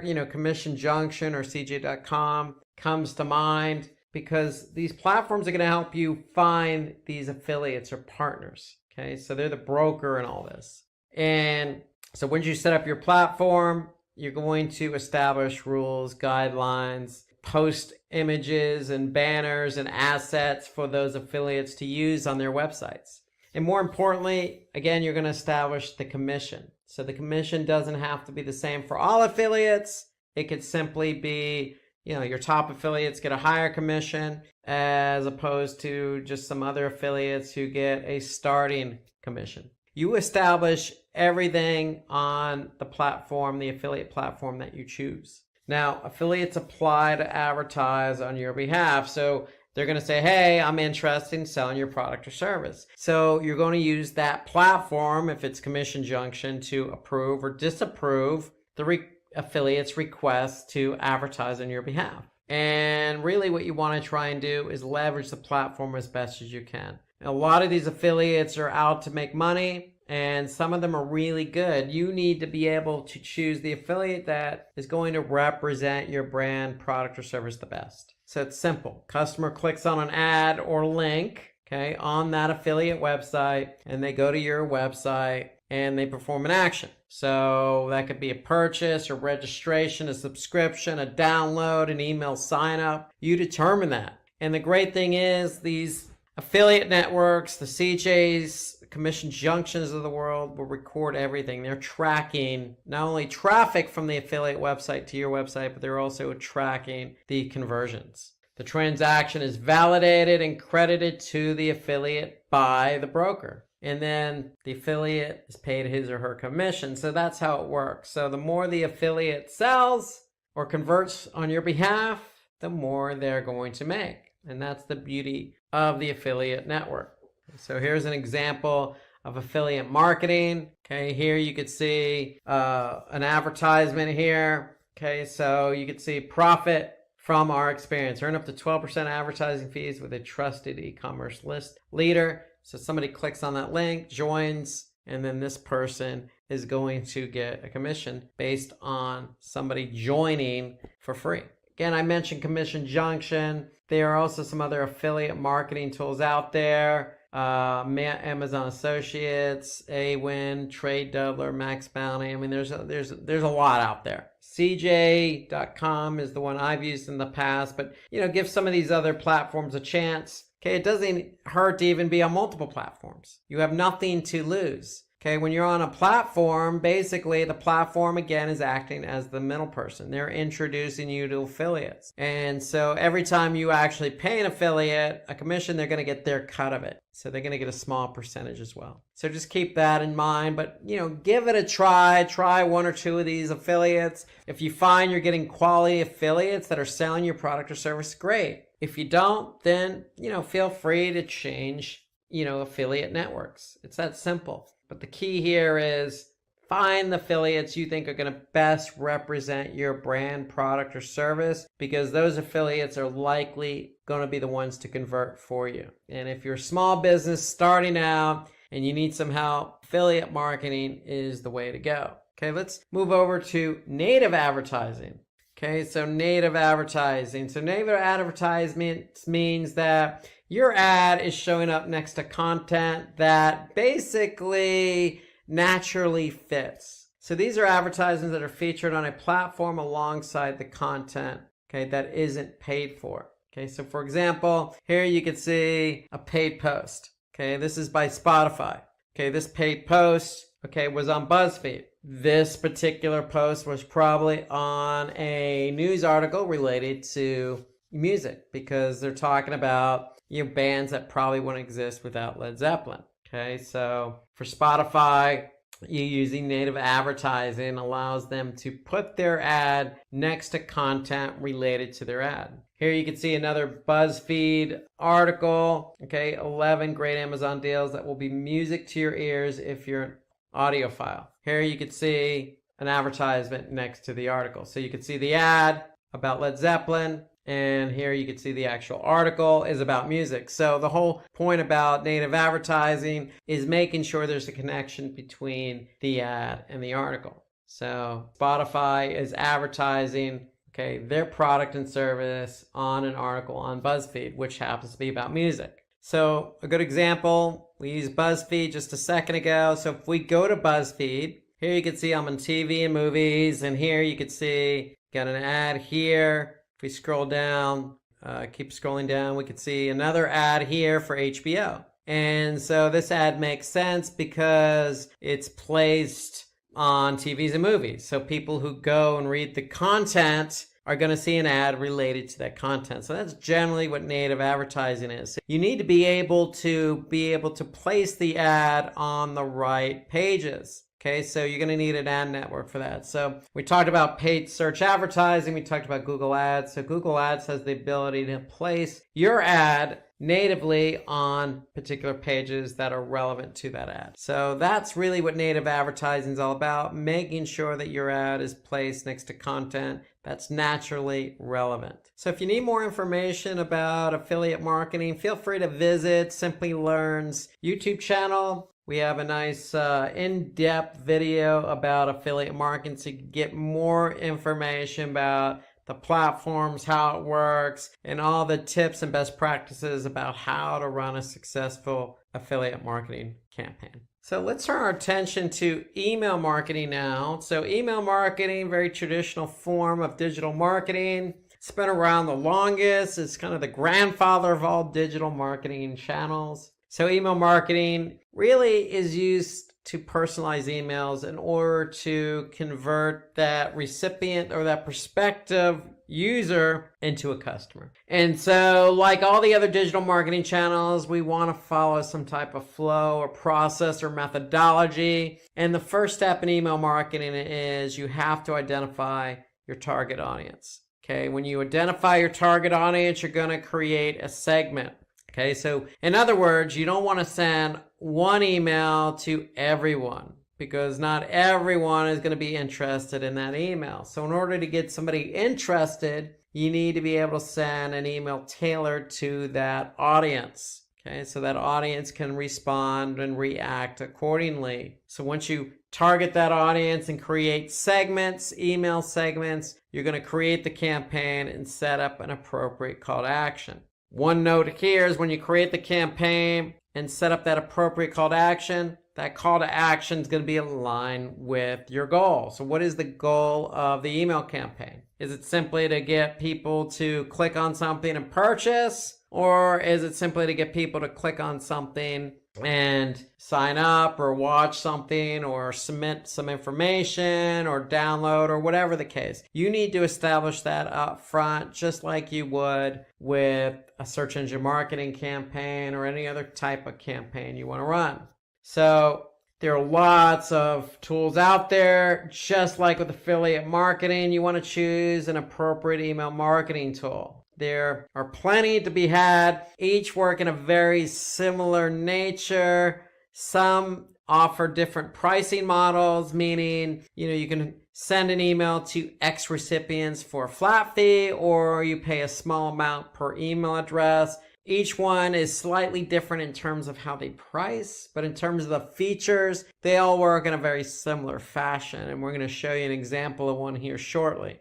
So when you choose that email marketing tool, you're going to test your emails before you send them out. And then when you test your emails, you're going to use that email marketing tool to actually send the campaign after it's been tested. Okay, so you want to send the campaign, you can immediately send them out or you can schedule them. Now, a best practice with an email is when you actually send one out, you're sending an email out to your target audience, you want to create probably 2 emails per segmented audience. Why? Because you want to add an attractive subject line and copy to the email. But if you send 2 emails to the same target audience, then you want to test the subject lines. You want to be able to see what subject line is going to entice somebody to open the email. Okay, that's the beauty of email marketing, is you can do that. Okay, so you can set up a design based on your target audience, but it's always the subject line that people see first. So you want to write an attractive subject line and copy that's going to entice somebody to open the email. So why not send 2 emails to each target audience? That way you can see what email subject line works best. So that's the whole idea about performing A/B tests to test out different ideas. It doesn't necessarily have to be a subject line. It can be the same subject line, 2 emails, but the difference being the body of the email. It's totally up to you, but the idea here is to always split out your emails per target audience. And just like any other channel, whether it be affiliate or search engine marketing or organic search, you want to analyze performance. And in the case of emails, it's always about open rates. How many people are opening? Then how many people are clicking? And then how many people are actually responding? Are they converting or downloading or whatever it is you want them to do? You need to be able to monitor the behavior because, for example, if your open rates don't work or they're low, then you know something's wrong with your subject line. So you want to be able to make an adjustment. So here's an example of an email from Airbnb. It's a simple email, okay? They're just simply trying to get somebody to click on that call to action to take the survey. Okay, that's really all it's about here with this particular email. So who's their target audience? Well, their target audience could be somebody who's already stayed at a Airbnb property, or it could be somebody who used the app. Probably Airbnb has already targeted this audience and they're sending this survey to a particular audience so that they can get the best results. Okay, so that's a good example of a targeted email with a good call to action that's getting somebody to take the survey. So they're probably measuring how many people opened it, how many people clicked on the CTA, the call to action, and then how many people actually filled out the survey. So you need to follow each step and track each step accordingly. Okay, so again, some popular tools used in email marketing. Let's take a look at MailChimp here. But I will mention like Marketo is a good marketing automation tool. Now owned by Adobe, Marketo allows you to send those drip campaigns. So if somebody doesn't purchase right away, you can send up follow-up emails, like say 1 day out or 7 days out or 14 days out. So HubSpot works in a very similar fashion. You want to be able to methodically plan out your emails. That's the point I'm trying to make here. So let's take a look at MailChimp. So if we go over into MailChimp, very easy interface. Okay, here if we go under audience, we can actually see who our audience is, and we can break out our audience into different groups. You can have a simple test list. You can have people who purchase, people who subscribe to something. Okay, so you can break out your audience into different groups. Okay, when it comes to campaigns, you can see campaigns that are already been built, or you can create your own campaign. Okay, so in the case of MailChimp, we can actually see what campaigns have been dropped or sent out already, and then we could see the opens, the clicks, and then the conversions. So MailChimp has some nice reporting, so you want to be able to measure the reports or how well the campaign performed. So here we can see specifically how many people opened, clicked, how many people bounced or email addresses bounced, and how many people unsubscribed from the list. And here we can see, the top links that have been clicked, okay, the subscribers with the most opens. Did anybody perform any social media activity? Okay, what locations opened the email? Okay, so you can actually see a lot of good information here right in MailChimp, and you want to be able to react to the emails you send out. So if an email is not performing, okay, you want to learn from that so you don't make the same mistake again. The great thing I like about MailChimp too, they have a lot of nice templates to use. So if you're trying to create a template, here you got some templates that you can leverage. So that's MailChimp kind of in a nutshell. MailChimp, you could pay up front, buy credits, and with those credits, you could send out emails to a number of people. Okay, so that's how MailChimp works. They do have a free trial, so you can set up an account using the free trial. Now, if you need any more information about MailChimp or email marketing in general, take a look at the email marketing webinar we have set up on our Simplilearn YouTube account. Now let's finish up with online PR or press releases. So we talked about SEO and social and search and affiliate and email marketing and content native advertising. Let's talk about online PR here, because with online PR, it really does involve working with digital publications or blogs or other content related websites. For example, content related websites could be digital newspaper sites like the New York Times. Okay, the whole point of online PR is you want to try and get some publicity on those websites. Publicity means awareness for the brand, it means traffic to the website, and eventually some loyalty, future customers, and conversion. Channels that can be used to maximize your online PR efforts. For example, you can connect with reporters on social media to develop a relationship. So you can just follow some reporters, see if they're covering specific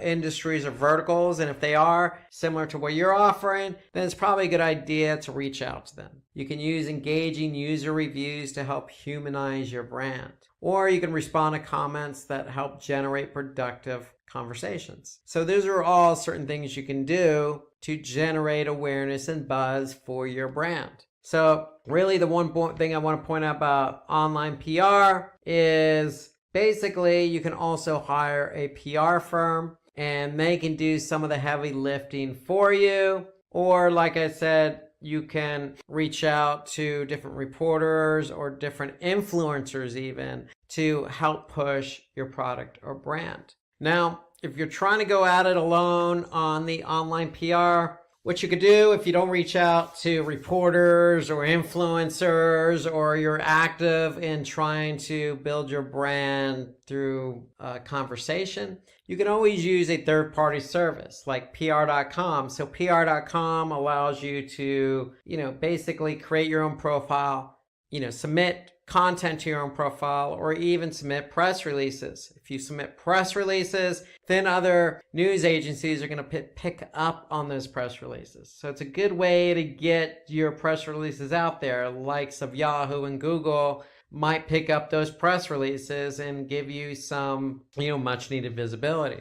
You can also use other tools like, PR Newswire, for example. So it works in a very similar way. Again, it's a press release distribution network. So you can go ahead and sign up for an account, get that press release out there, and they do the distribution for you. Or you can also use aggregation sites. So there are lots of different aggregate sites out there. And so what aggregate websites do is they help disseminate and distribute your content. So here you can see some of the new aggregator websites of 2019. You got Feedly, Panda, TechMeme, Metacritic, eScience News, The Morning News. So you have a lot of options available to get your content out there. Okay, so what these sites do is basically pick up articles that fit their website, fit their theme, fit their target audience. So you do have options in the form of third-party tools as well. Okay, so if you don't hire a PR firm, which could be expensive, you can certainly go at it alone by signing up for any one of these particular products or services. Today, we're going to talk about digital marketing tools. So fasten your seatbelts and let's get started.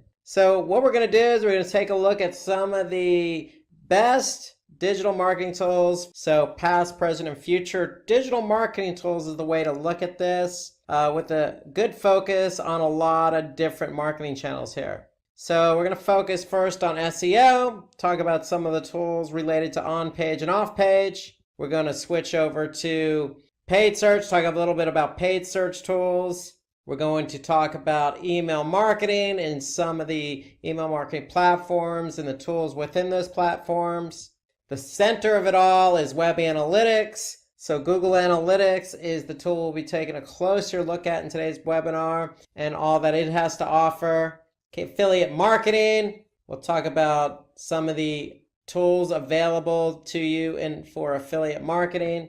We'd be remiss if we didn't talk about social media and all that it has to offer and all the metrics and tools available, all the platforms available. So we'll hone in on a couple of examples there. And then we'll also talk about some competition tools available for you. So there's a whole suite of tools. The one caveat being, hey, if you have your favorite tool, continue using it. In fact, if there's a tool that we didn't mention in today's webinar, feel free to mention it in the comment box below this video. We'd love to hear what you're using to manage your particular digital marketing channel. Okay, and so the goal for today's webinar is, hey, we hope you get something out of this in terms of using new tools. There's some tools that I use, some tools that my colleagues use. Everybody uses different tools, so it'll be good to kind of see what else is out there. So if you have something to share, share it. By all means, what we're trying to do is share what we think are, best practices and some of the most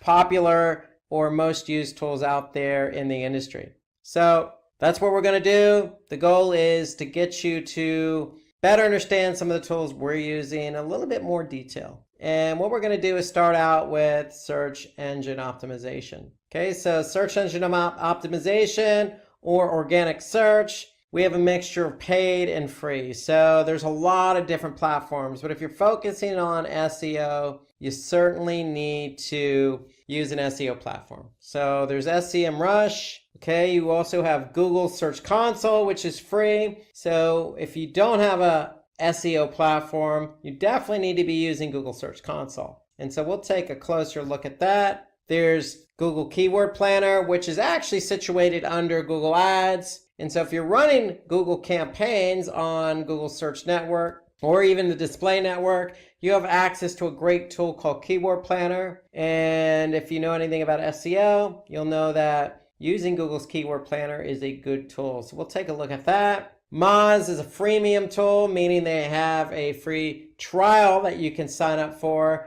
to test drive it, but it's another SEO platform and it does cost money. Got a great tool in Screaming Frog. That's a paid version. Again, not too expensive. We'll talk a little bit more about that. And then we have, a tool in Ahrefs that help us with all aspects of SEO, primarily focusing on off-page. So these are just some examples that we're going to hone in on, but this is just a small subset of what really is available out there in the market. So let's go ahead and dive a little bit deeper and understand why we use some of these tools. Well, the first reason when we talk about SEO is to find relevant keywords. Not only do we want to find relevant keywords, we want to find relevant keywords with high volume and low competition.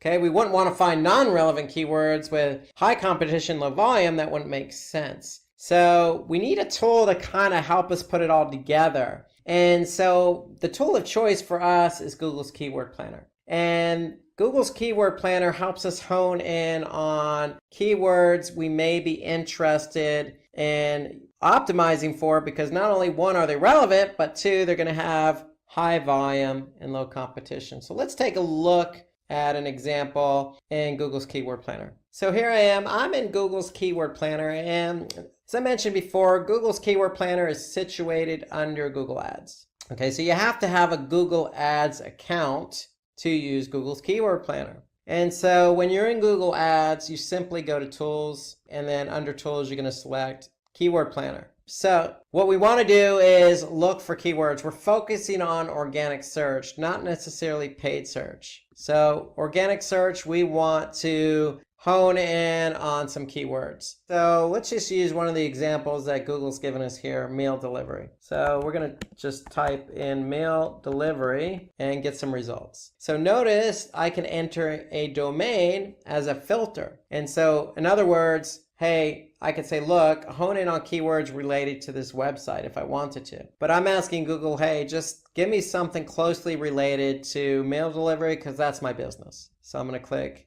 Get Results. Notice I can add another keyword if I wanted to, but I'm just going to stick with one keyword. But there are certainly other keywords that I can certainly hone in on if mail delivery is my business. And so let's just hone in on that one keyword, mail delivery. We want to be found organically for that keyword. So what Google Keyword Planner does is not only give us the keyword and other keywords relevant to that, but it gives us the average monthly search volumes. And this is an average over the course of the last 12 months. And notice here, I get a column for competition. So I'm able to see whether that's a very competitive keyword or not.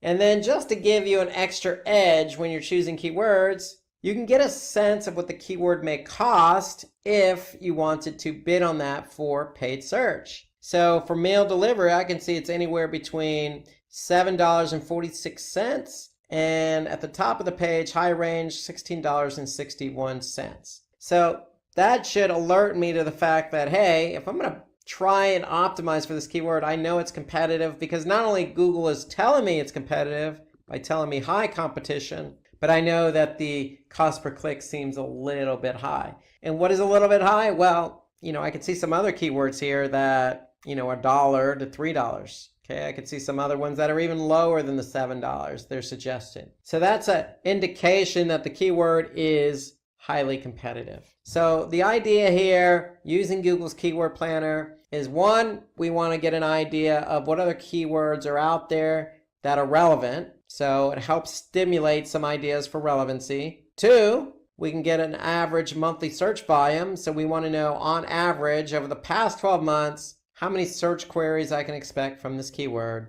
And then three, I can get a sense of the competition. How competitive is this keyword? So if I try to optimize for this keyword and I want to rank for it organically, is it competitive? If it's competitive, then it's probably going to take me a bit longer to be found for this keyword on page 1 of Google. So that's the whole idea behind Google's Keyword Planner.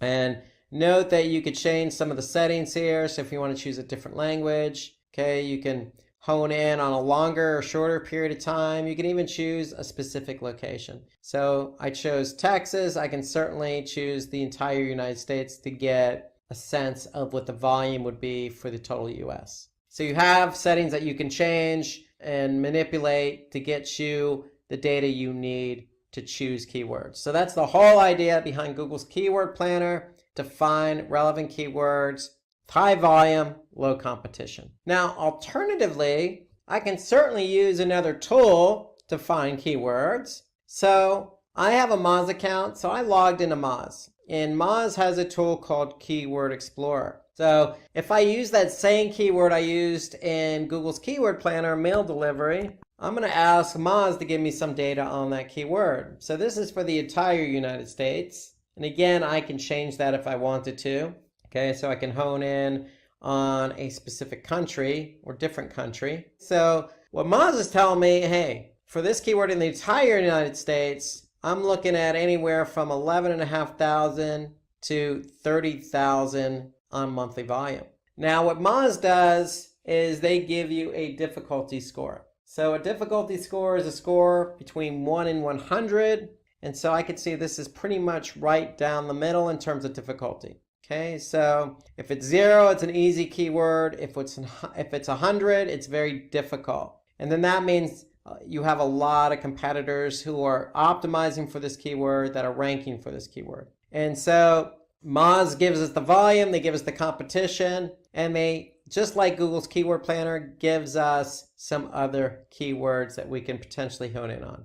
So here I could see keyword delivery plans, delivery services, etc. So I can see a lot more suggestions than what's listed here. So Moz delivers a bunch of other analysis related to the keyword. They also give you some good keyword suggestions. So Moz is a good alternative tool, and we'll be coming back to Moz related to SEO for some other of its features. But for now, if you don't want to necessarily use Google's Keyword Planner because maybe you're not running Google Ads, you can always use Moz. Now remember, Moz has basically a freemium version, meaning you can sign up for a free account.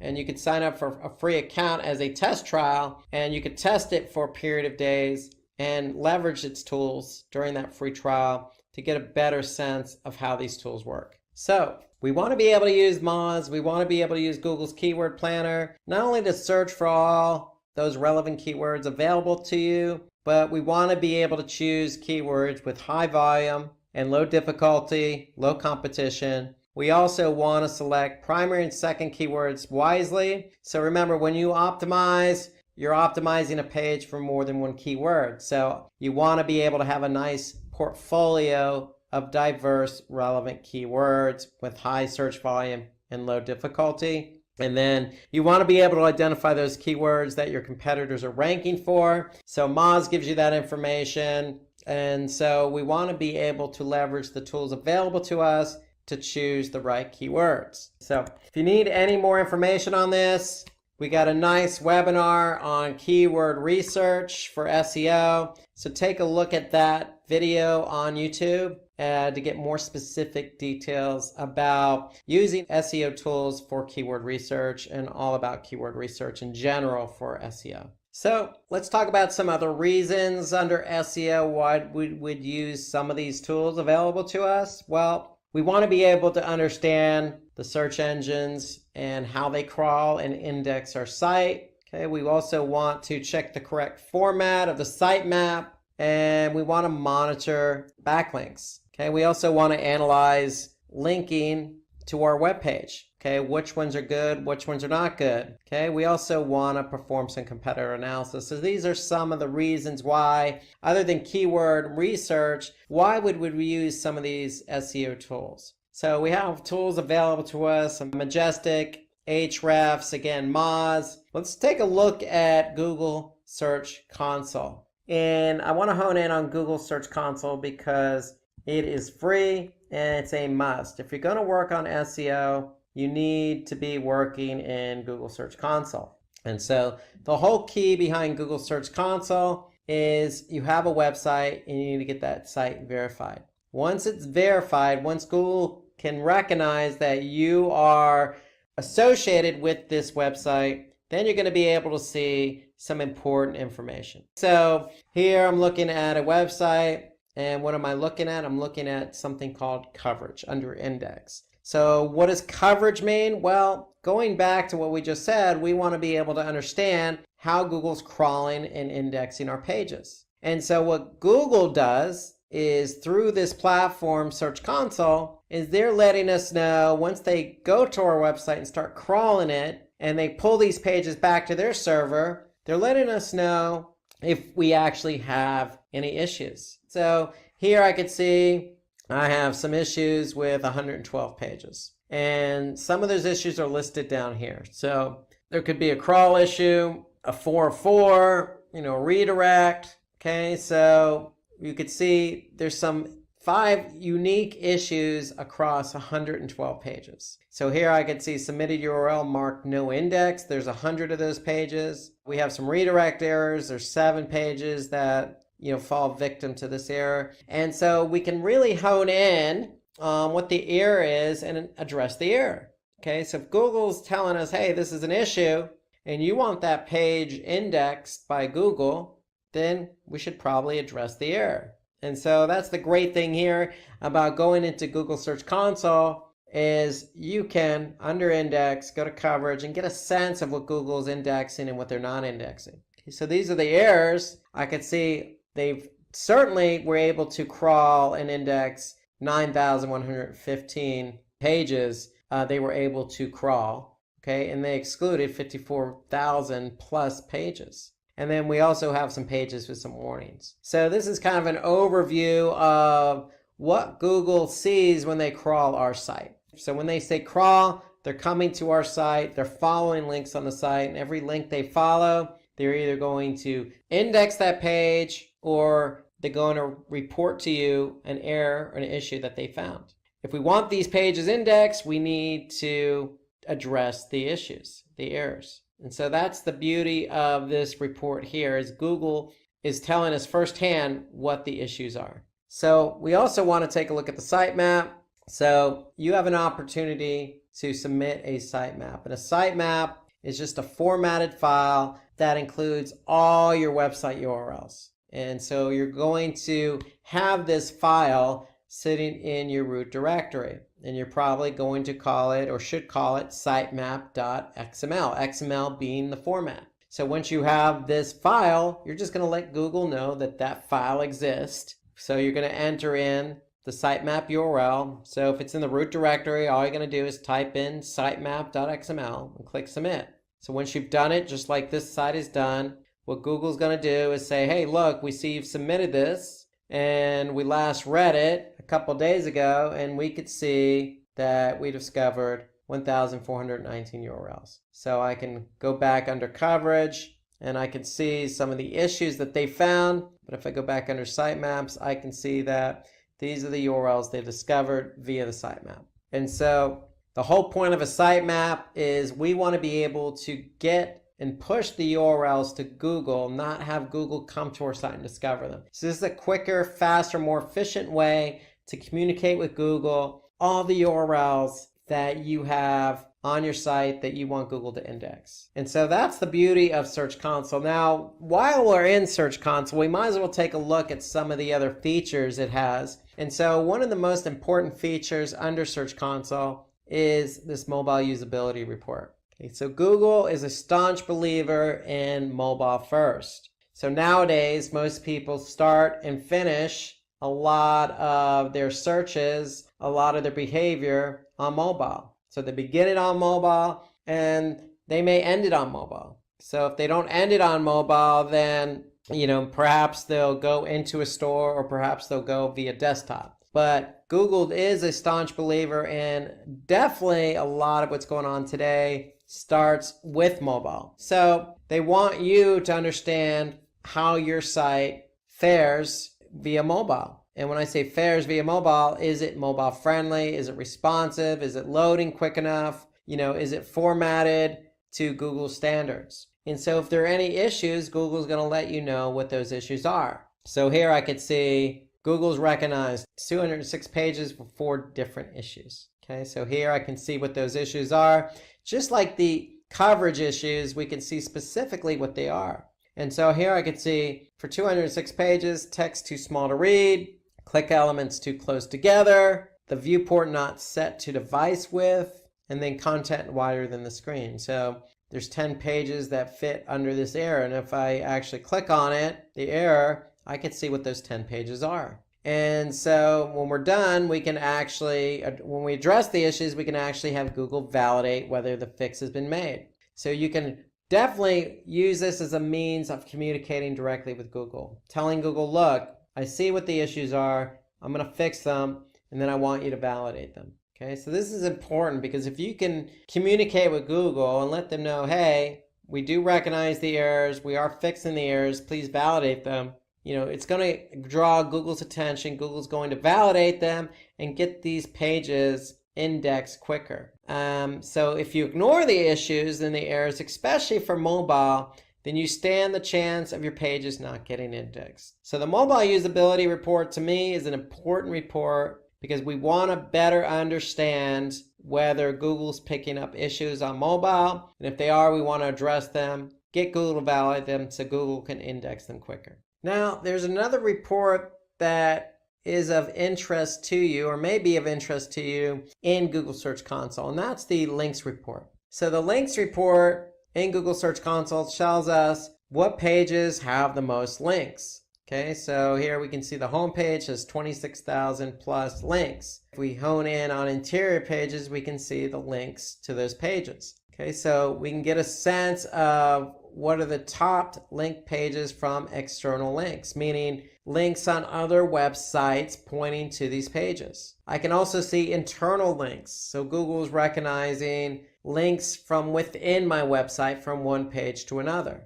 So external links, internal links, both factors for SEO when ranking. So then I can see top linking sites, what sites are linking to my site. And then I can see top linking text. So Google Search Console is giving me kind of an overview of what my linking structure looks like. Okay, so externally, I want links from other websites pointing to various pages on my site. And I certainly want my pages linking to one another on my site. And so I'll be able to better understand what that structure looks like using Google Search Console's links report. Okay, there's one more report that I think is of interest in Google Search Console, and that's the performance report. So the performance report is a report that actually you can link up with Google Analytics. So you could see the same report in Analytics if you're able to link up Google Search Console with Analytics. And you should be able to do that. All you need to do is make sure you use the same email address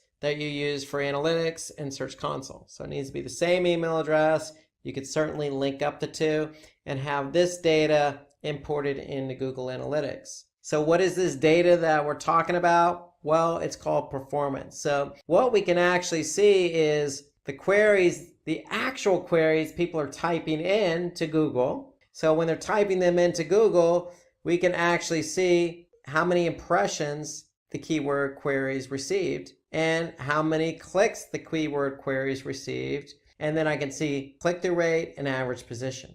Okay, so here I can see for this particular keyword on the first line, I could see over the course of the last 3 months, it received 209,297 impressions. So what does that mean? That means this keyword was used at least or typed in as a query at least that many times. And that's how many times my listing appeared in the Google search results pages based on this particular query. And so as a result of somebody typing in this query 209,000 plus times, this site received 120,000 plus clicks. So to get a sense of the click-through rate, all you would need to do, and Google can obviously do this for you, is you would simply just divide the 209,297 into the 120,397. Okay, so that's really going to give you, your click-through rate, and the click-through rate in this case is 57%. So over half of the clicks occur when this listing appears for this keyword. Okay, so we can get a sense of the click-through rate for each one. Okay, and you could simply just use the filtering here. Now, we can also see average position. Okay, so we could see a little bit more than that too. We can go from queries to pages. We can go from pages to countries. So we can get a sense of how many impressions and clicks I'm receiving by country. And importantly, we can see by device. So here I can see a majority of the people who conduct a search related to my website primarily do it on desktop. Now, I mentioned the beauty of the Google Search Console Performance Report is that you can link it up to Google Analytics. And when you do that, all you need to do then is go to Acquisition, Google Search Console, and then from there you could choose landing pages, countries, devices, or queries. So I could see the same data that I see in Search Console, but this time I'm looking at it in Google Analytics. And so here I can see what my search queries are, my clicks, my impressions, my click-through rate by search query, and then the average position. So that's the great thing about that performance report, is that when I link up Google Search Console with Analytics, I'm able to see that data in Analytics. So that's an added bonus, so to speak. Now, let's talk about some other reasons why we're going to use these SEO tools available to us. And so we already listed a number of different reasons, ranging from sitemaps to keyword research. But we also want to hone in on, what domains are driving links to our site. So I showed you an example in Search Console. We also want to, maybe identify and disavow poor backlinks. So Search Console is a great tool for that, because if we don't want to be associated with a particular website, we can certainly disavow that link. We could track a number of follow and no follow links. We could track our website's rankings. We can measure click-through rates and impressions, just as we did with Search Console. We could track keyword ranking for desktop, mobile, cross locations, just as we just did with the Search Console performance report. We can identify top performing, gaining, and losing keywords. Again, the performance report. So we could certainly look at the Google Search Console report, but if you have a platform like Moz, you can certainly also look at a lot of that data available. So for example, rankings. So if you have a Moz account, we can certainly go into rankings, and we can see for the keywords that we've chosen that we want to optimize for, we could certainly see where they rank. The great thing about Moz is it's a great tool, not only for rankings and on-page optimization, but for off-page optimization as well. So if I go ahead and take a look at a domain, for example, I'm just going to type in this domain.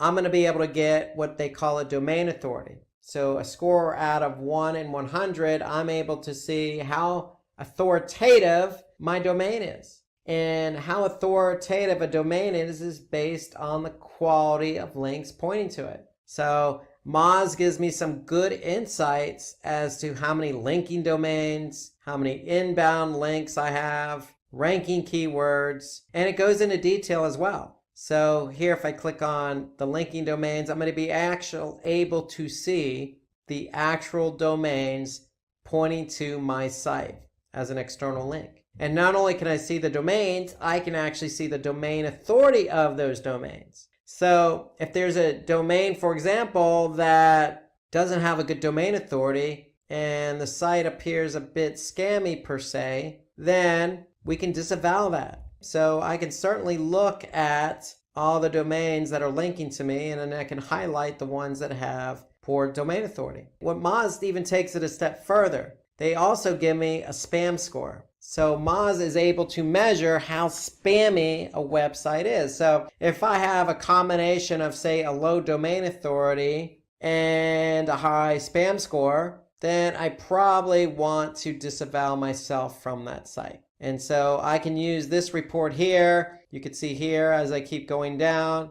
For example, I could see this particular website has a domain authority of 26 and it has a spam score of 16%. So not a good combination. This should alert me to the fact that, hey, this particular site, because it has so many links pointing to me, or it has at least one link pointing to me, that I probably want to disavow myself because it's probably hurting my own domain authority. So that's the great thing about this linking domains report, is I'm able to hone in on not only who's linking to me, meaning domain, but how many linking domains does that domain have? What's the spam score of that domain? What's the domain authority of that domain?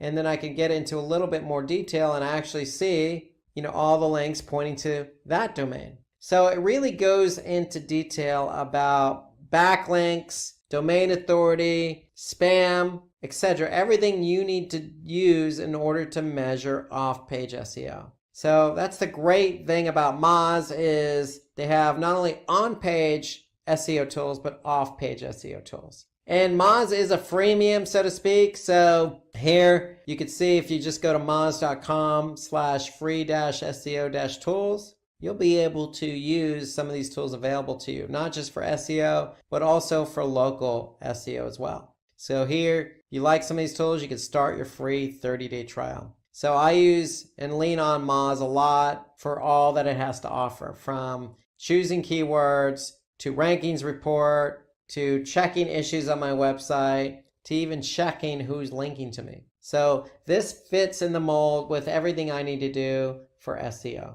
So in addition to that keyword research video, you could certainly lean on some other webinars that we've done in the past on SEO. So we've done a webinar on SEO tools, and we've also done a webinar on SEO tips and tricks. So if you want any more information about the tools we covered or SEO in general, take a look at those two videos and check them out. And that should kind of complement what we talked about with using some of the tools, Google's Keyword Planner, Moz, and Google Search Console. Okay, let's switch over to email marketing tools. And so with email marketing tools, we have a lot available to us in the form of reporting, in the form of platforms, in the form of tools that really help us go from A to Z on our email, choosing what email to send out, to creating a list, to measuring how the email campaign went.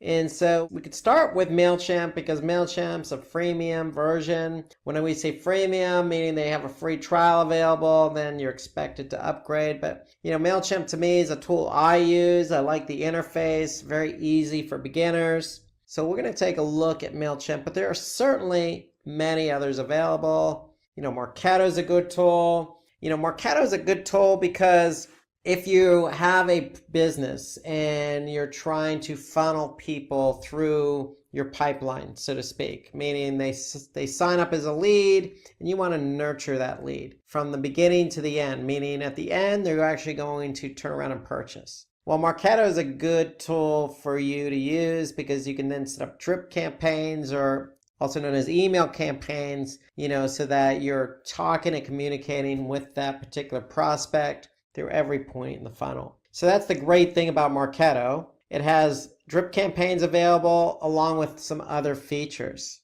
There's HubSpot is a very powerful tool. It does a lot, from creating landing pages to A/B testing to social to email. So this is another freemium tool that you could use. You have another freemium and Sendinblue email platform, and then you also have ConvertKit, another email platform. There's more dimension that we can't even fit on this screen. Now, if you have a favorite email marketing tool that you use, Constant Contact, Vertical Response, there are plenty out there. Emma, feel free to note that in the comment section below this video. I'm curious as to how many people actually use different tools, because there are literally so many email marketing tools out there. Why? Because email marketing has been around probably the longest amongst all the other digital marketing channels. And a lot of people use email on a daily basis. So it's no wonder why there's just so many tools available. And so with these tools, you could certainly send bulk emails. Now, in the case of Marketo, you could send emails to a segmented audience. And so that's actually what you want to do as a strategy, is always send emails to a segmented audience. You want to use a tool where you're going to be able to create campaigns, then send those campaigns to, again, segmented contacts, and then be able to design your email around that particular audience. So you have a good tool when you can do that, when you can really segment for your audience. Okay, you want to be able to use a tool that's going to be able to segment your users, use transactional emails, meaning, hey, look, if somebody went ahead and purchased, can you follow up with an email? And creating workflows, just like I mentioned with Marketo, you want a workflow set up where, hey, if somebody does this, you're sending email B, etc. So you want an email marketing tool that's flexible enough to handle what your business strategy and goals are. Okay, so you want to be able to also use a tool that has various email templates available. Okay, you don't want to be stuck with just a vanilla template. Again, you want to be able to customize an email for your audience. You want to be able to manage your list appropriately, meaning If you have 10,000 users or emails in a list, you want to be able to manage them accordingly. Break them up or have sublists, so to speak. And then most importantly, you want to make sure you have a platform that not only does its tracking on its own, but will give you some detailed insights. Meaning, what percentage of users opened your email? What percentage of recipients clicked on your email? What links do they click on? Which emails bounce? So you want some detailed insights right in the platform that you're using. It just makes it more simpler and easier and more effective to manage. You certainly want to create those smart automated campaigns, meaning you don't even have to send out the email. And then you want to be able to have some flexibility to set up email delivery based on a specific time and day. So these tools also allow you to segment contacts based on geolocation. You want to be able to use a tool that allows for multivariate testing. Again, you want to analyze performance and optimize campaigns. You want to trigger automatic responses. Somebody purchases something, are you using a tool that will automatically send that email out? So these are all the reasons why you would use an email marketing tool. So let's dive in and take a look at an example, and we're going to use MailChimp as our example today. So let's dive in and take a look at MailChimp. So with MailChimp, once you log in, you're going to be able to see some historical campaigns that you've sent out, or you're going to be able to create your own campaign. And so this is kind of under campaigns, you can kind of see an overview of the ones you've sent out, or if they're in draft mode, you'll be able to see they're in draft mode, so you can go ahead and edit them. So here we have one that was set up on August 26th, and it's still in draft mode, so we can go ahead and edit that. So if we just click edit, we have the flexibility to, pick and choose who we're sending this to, who it's from, what the subject line is. And then we can certainly design the email. So if we click design email, again, this is important because with email marketing, you want to be able to cater your email to your intended audience.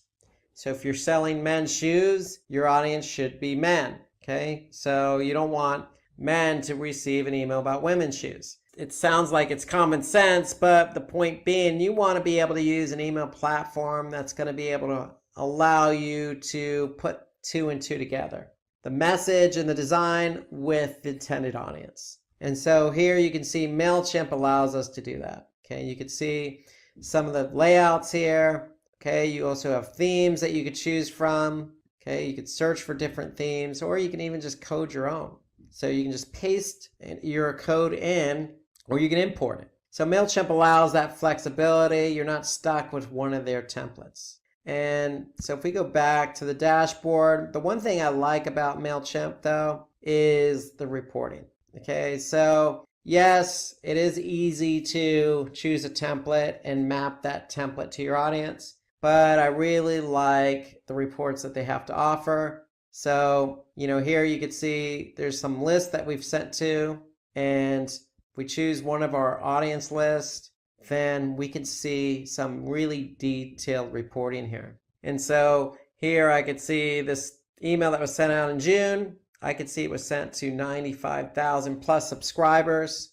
Okay, of the subscribers, I saw 2,000 plus open it and 157 clicks. So I can view this report in more detail just by clicking on View Report. So again, we want an email platform that's going to be able to give us some detailed information about how that email campaign performed. And so I can get down really to the nitty-gritty. I can actually see, on the content, what was clicked and what wasn't clicked. So here I sent two different subject lines, so I'm able to compare the two against one another. Okay, so I can really go into detail about one of them here. So if I click View Report, I can specifically see what the average for this list is. So here I'm able to compare against the list average, and it's 16%. I only had an open rate of 2.5%. So the industry average is 18%. And so here I'm able to see the list average for the click rate and the industry average for the click rate as well. So then I can see some specifics about it, how many people unsubscribed. Then I can see a graph. I could see the top links that were clicked, okay, the top subscribers with the most opens. I can link social to it if I want to.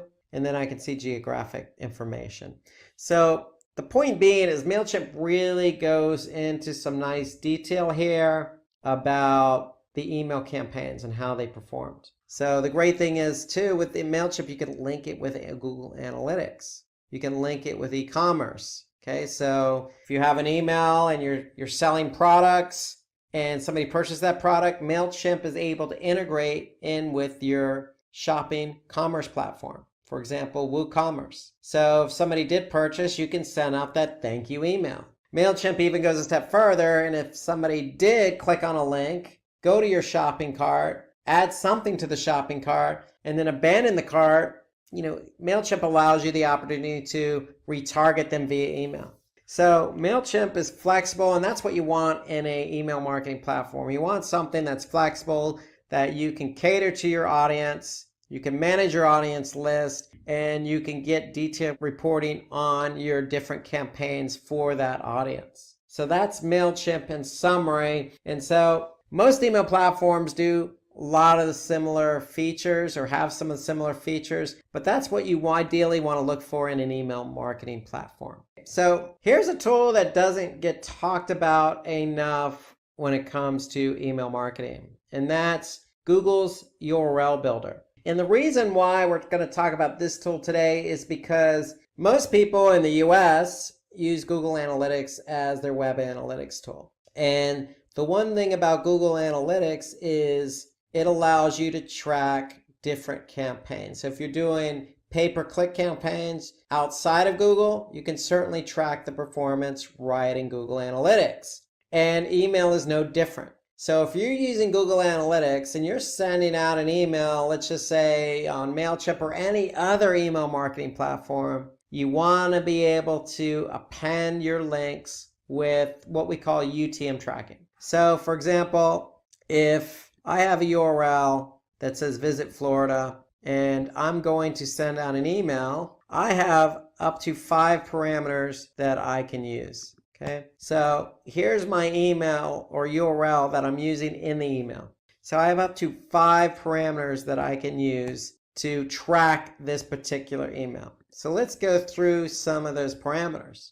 So the first one is campaign source. So what's the source of the campaign? Well, we could certainly identify MailChimp if we're using MailChimp as the source. Now the thing about the URL builders, you always want to use lowercase because Google Analytics is case sensitive. So as a rule of thumb, just stick with a lowercase. So our source is going to be MailChimp because that's the platform we're using. If you're using, Constant Contact or Vertical Response or, some of these other ones, ConvertKit, then go ahead and put in that platform as the source. Now for the medium, which is the means in which we're driving traffic to the site, let's go ahead and put in email because that's what we're using to drive traffic to this particular page. Now, what's the campaign name? Well, we're in summer, so we're going to call this the summer promo. So the summer promo here is visit Florida beaches. Okay, so we're going to send this email out to the masses, and particularly not only the masses, but the masses in the north, because we're going to say, hey, look, come to Florida for the summer. Come visit our beaches. That's the point of the campaign. So that's what we're going to use for the campaign name is whatever the campaign is. It's a summer promo. Now, notice I got an asterisk next to these particular parameters. So Google's asking us, hey, these are mandatory. So go ahead and put something in there.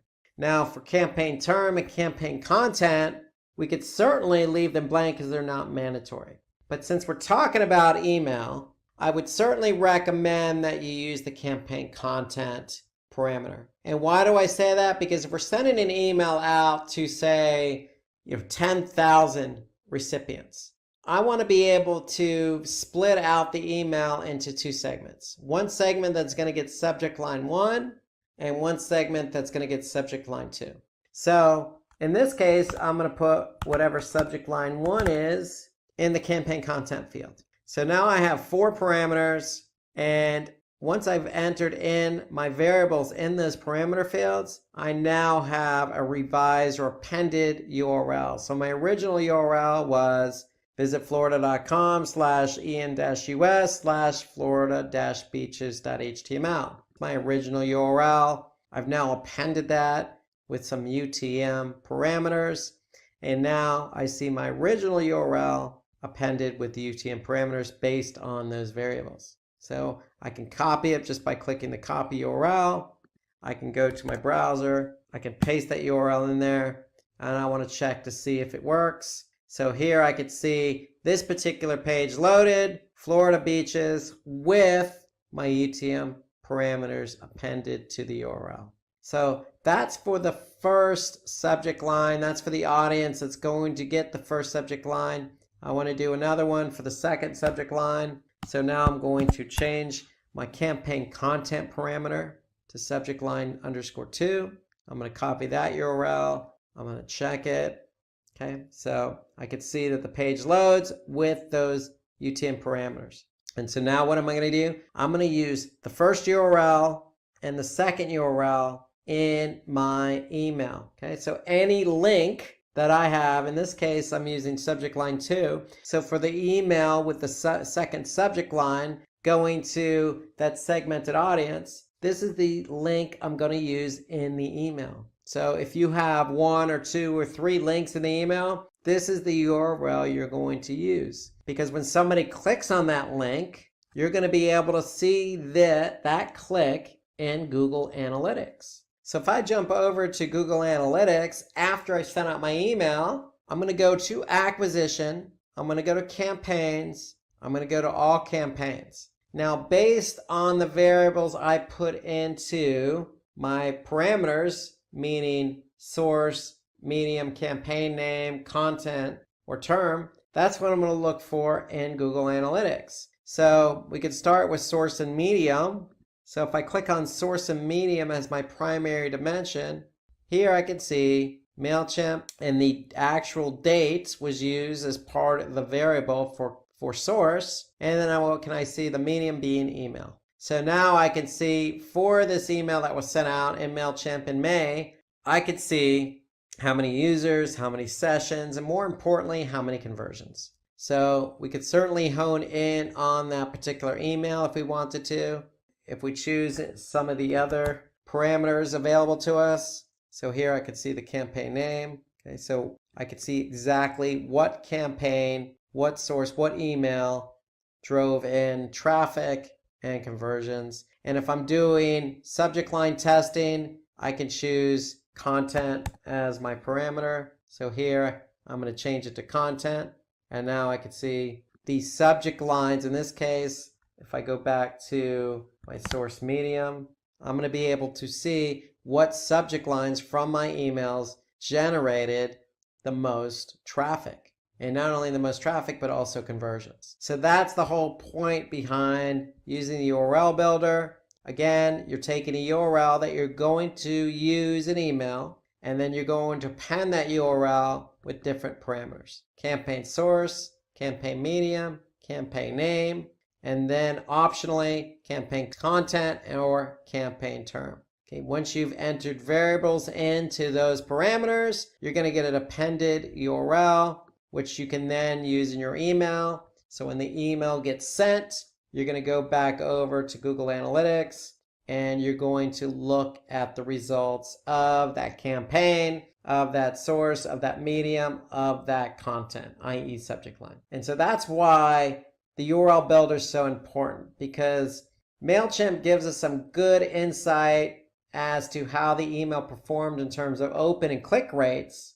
But what we really want to see is how that campaign performed once it drove traffic to my website. So that's the whole idea behind the URL builder. If you're using Google Analytics, you'll be able to use the URL builder with whatever email platform you're using. So let's move on to web analytics tools. And this is an important section because web analytics tools, kind of the central focal point of all digital marketing. And it starts really with Google Analytics. Google Analytics is a freemium, meaning that they have a free version that you can use. There is also a paid version of Google Analytics. But given the advent of Google, its popularity, especially in the United States, a majority of users are using the free version of Google Analytics. So it's a very popular tool, especially for marketers.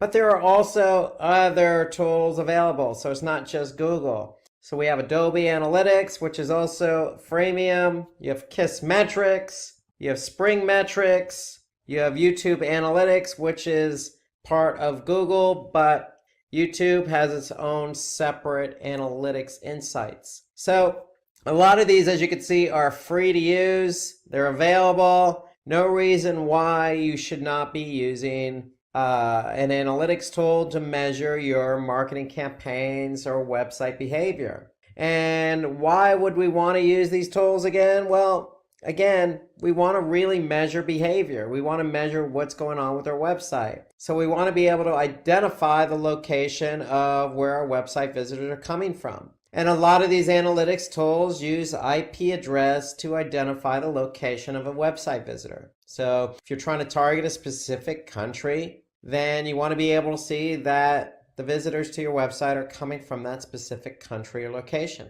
We also want to measure the engagement of our website behavior. So we get traffic to the website. What are they doing? How long are they staying? What pages are they visiting? So this is the overall nature of really why we want to use web analytics, to measure how successful our website is at treating our website visitors with the same courtesy you would if you had a brick and mortar store. Somebody comes into your store, you want them to find what they're looking for quickly. You want them to be happy with their experience.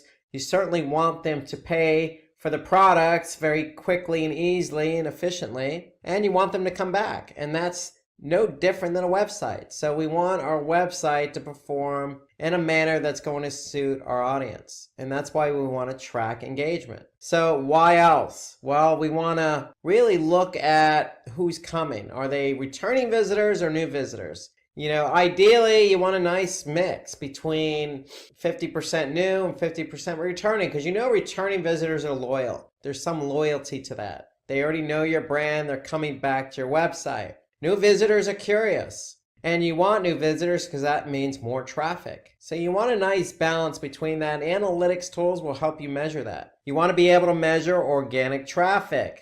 Whether you like it or not, whether you know it or not, but Google and other search engines are indexing your pages, and your pages are being found via the search engines. And so you want to be able to measure how much traffic you're actually generating from those search engines. We talked about this with email marketing, UTM tracking. So if you set up email campaigns or non-Google campaigns, you want to use UTM tracking. And Google Analytics and other analytics tools, but specifically Google Analytics, will help you see the results of your campaigns if they're tracked with UTM tracking. So that's another good reason why to use a web analytics tool. Probably most importantly amongst all these bullet points is our goals, our website conversions. We want to be able to see how much traffic is coming to our website, and not only the engagement of that traffic, but how much of that traffic is actually doing what we want them to do, i.e. are they converting?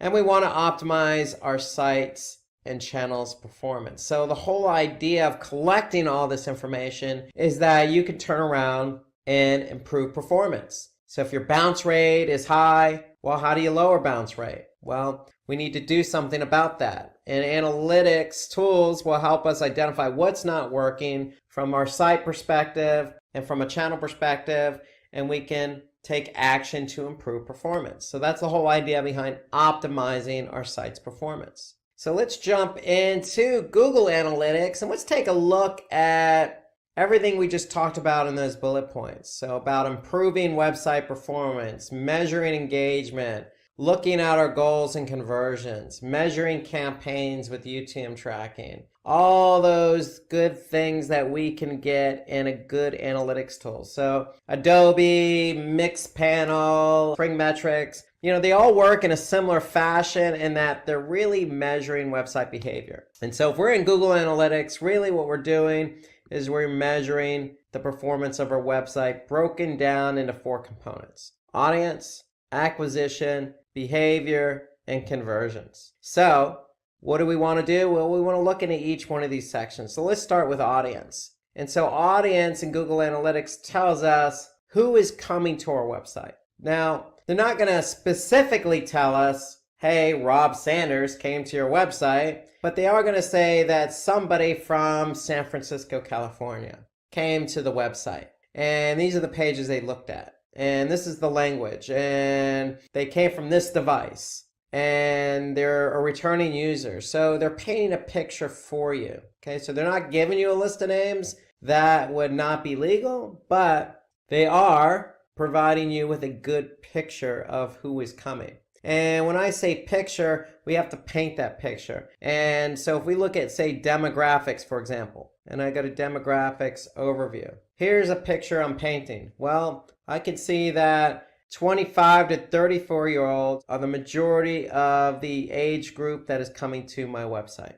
Okay, I can see on the gender side of it, I can see that 63% of my traffic, and again, this is year to date that I'm looking at, is coming to my website. So 2/3 of my traffic is female, 1/3 male. And they're between the ages of 25 and 34. So I'm painting a picture about, gender and age coming to my website. Well, I can also look at geo. So where specifically might these people be coming from? So if I go to location under geo, I'm going to be able to see a breakdown of country, or I can even hone it down to city or specific location. And here I can see United States is the primary driver, but not by much. So we have 16, almost 17% from the US, and then 16% from Argentina, 13% from Mexico, 10% from India. So we have a nice mix of traffic from different locations in the world coming to our website. So that's geo. But more importantly, let's take a look at mobile. So if we go to mobile overview, how are people coming to our website? Are they on a desktop or a laptop? Are they using their mobile device? Are they using a tablet? And so Google Analytics breaks it down very nice for you. And so we could see percentages and actual numbers by device category. And so in this case, I could see year to date, I could see 62% are coming from desktop, 35% are coming from mobile. And so that's important because most people start their journey from mobile, and that is growing, and that's going to continue to grow. So you want to keep an eye on mobile. So to me, this is one of the more important reports under audience, because people who come from mobile have a different, not only experience, because the website should be responsive to the mobile device, but their mindset is going to be different. They're actively looking for something. They're probably going to either then follow up on their desktop or follow up in person at your store. Or they're probably looking for directions, or they may just call you. So the experience is a lot different on mobile. So we want to hone in on the growth of mobile. Okay, so to me, this is one of the more important reports in Google Analytics, especially under audience. So let's move on to acquisition. So acquisition reporting tells us how the traffic was driven to the website. So if audience tells us who is coming to the website, acquisition tells us how that traffic got to the website. And so really what you want to do is get a sense of what channels, what marketing channels are driving traffic. So remember, we talked about organic search. Well, those search engines are indexing your pages. Well, how much of that traffic from the search engines is actually coming to your site? And I'm a believer in, if organic search is the primary driver of traffic, then you have a pretty healthy website, because that means the search engines are indexing your pages. People are searching for something related to your business. You're being found, you're getting clicked, and that represents a majority of the traffic. So that's always a good thing. So here we could see it broken down by channel. If I go to all traffic channels report, I can see in my dimension that organic search represents 72% of my traffic. And this is year to date. Then I can see paid search. Then I can see direct, which means somebody went directly to the site.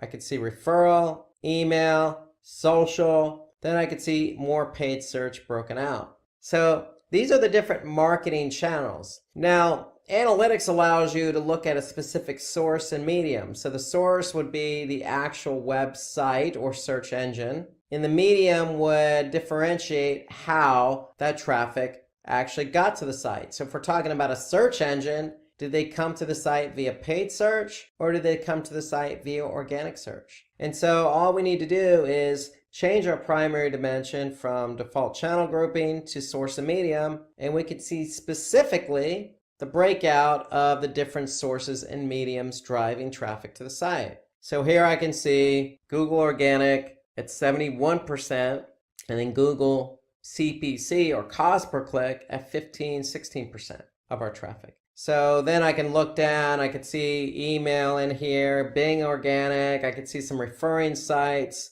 I could see some social in terms of mobile Facebook. Okay, so we could see a mix of the different sources and mediums driving traffic to the site. Okay, so you don't always have to look at channel per se, you can look at it via source and medium. And if you're running Google Ads, under acquisition, analytics has a whole section of Google Ads reporting.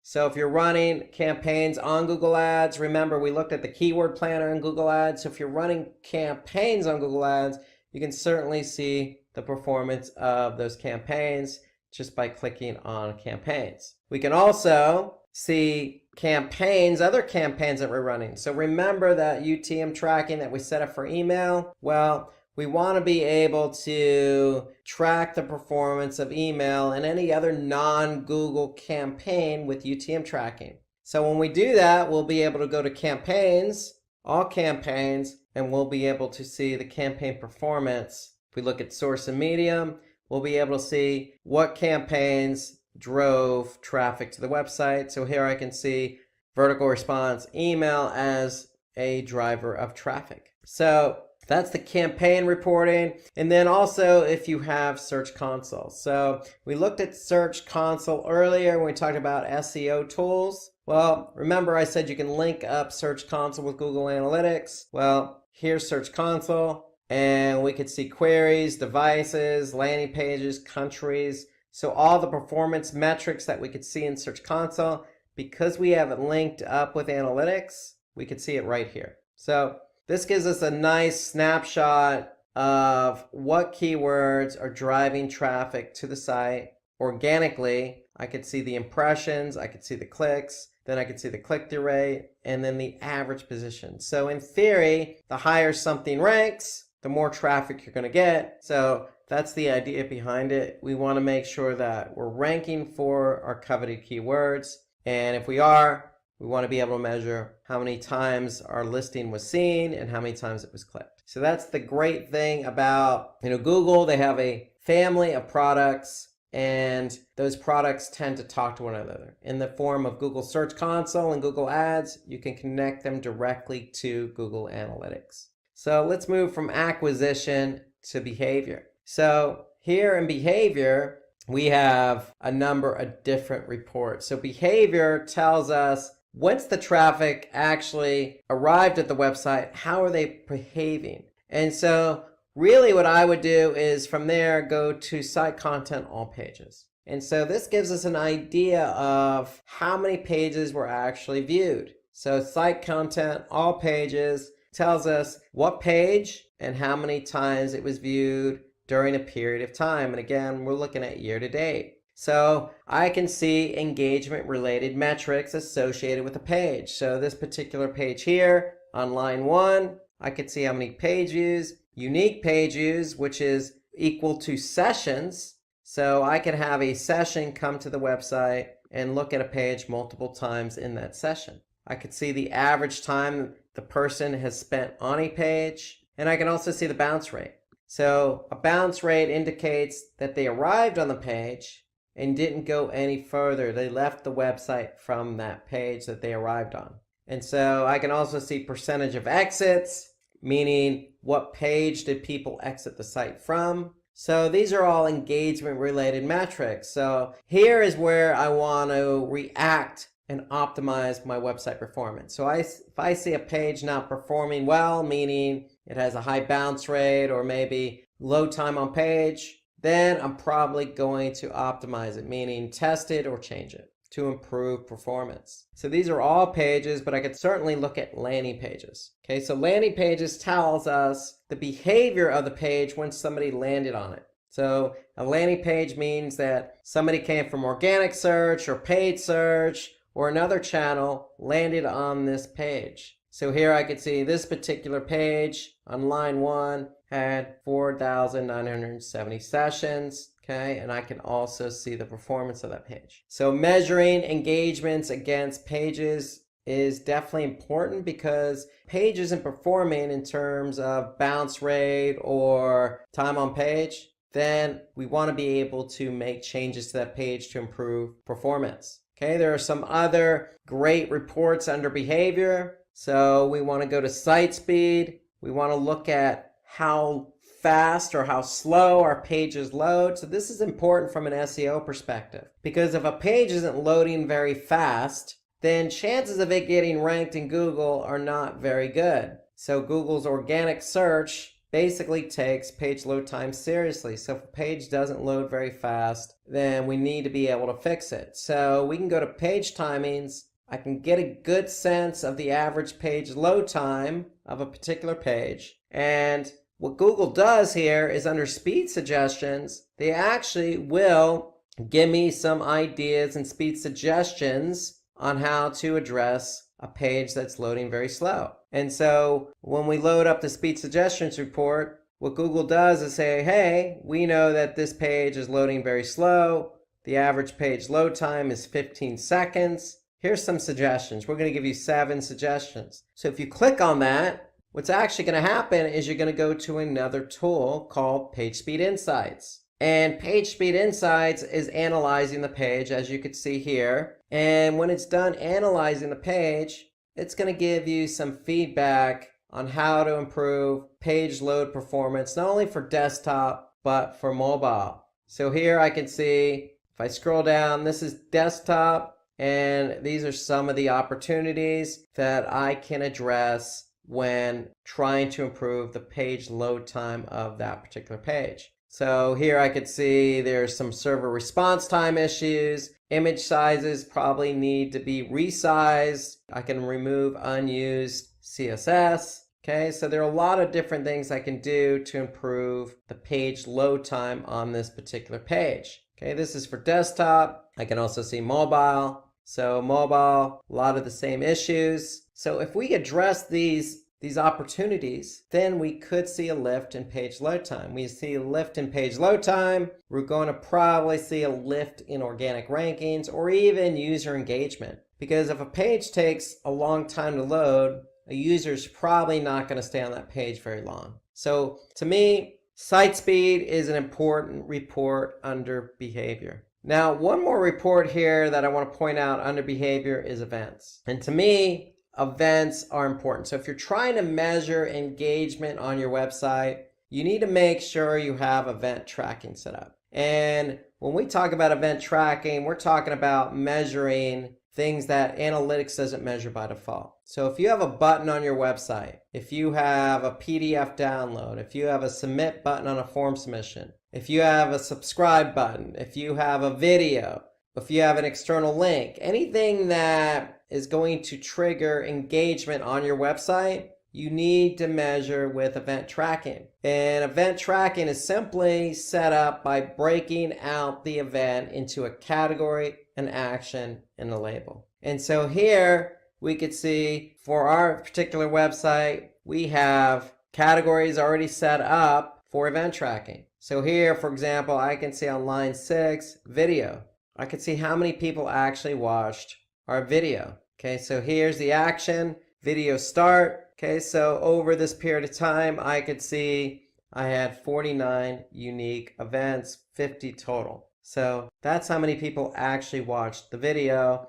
And you can always revert to label, and that'll tell you what page people watched, in this case, the video. So event tracking is important because we want to be able to measure engagement. So if you go to events under behavior and you don't see any events listed, you probably need to get that set up, and that is set up through Google Tag Manager. So what you want to do is you want to be able to set up your events through Google Tag Manager, which is another Google platform, but you certainly want to do that. So that's where you set up your events. When you set up your events for your website with a category, an action, and label, you'll be able to measure those events in analytics under behavior, under events. And the important thing here is you'll be able to measure engagement. So I'll be able to see how many people came to the site and how many people clicked on a button, downloaded a PDF, submitted a form,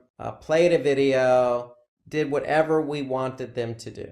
So events are important. So let's move from behavior to conversions. And this is important because we want to be able to measure conversions on a website. So analytics has 4 types of conversions. So if I go to admin, down at the bottom, and then I go to goals, I could see that I have 4 different types of goals that I can use. Now, right now, I have event-related goals set up for the website, for this particular website. So we just talked about event tracking. So if you're measuring a button click on your website, you can certainly turn that into a goal. And so all you need to do is tell analytics, hey, this is the particular category, this is the particular action. So for example, if I click on this particular goal and take a look at it, I can see that we have a category set up that anything that resembles donate now, okay, or donate, go ahead and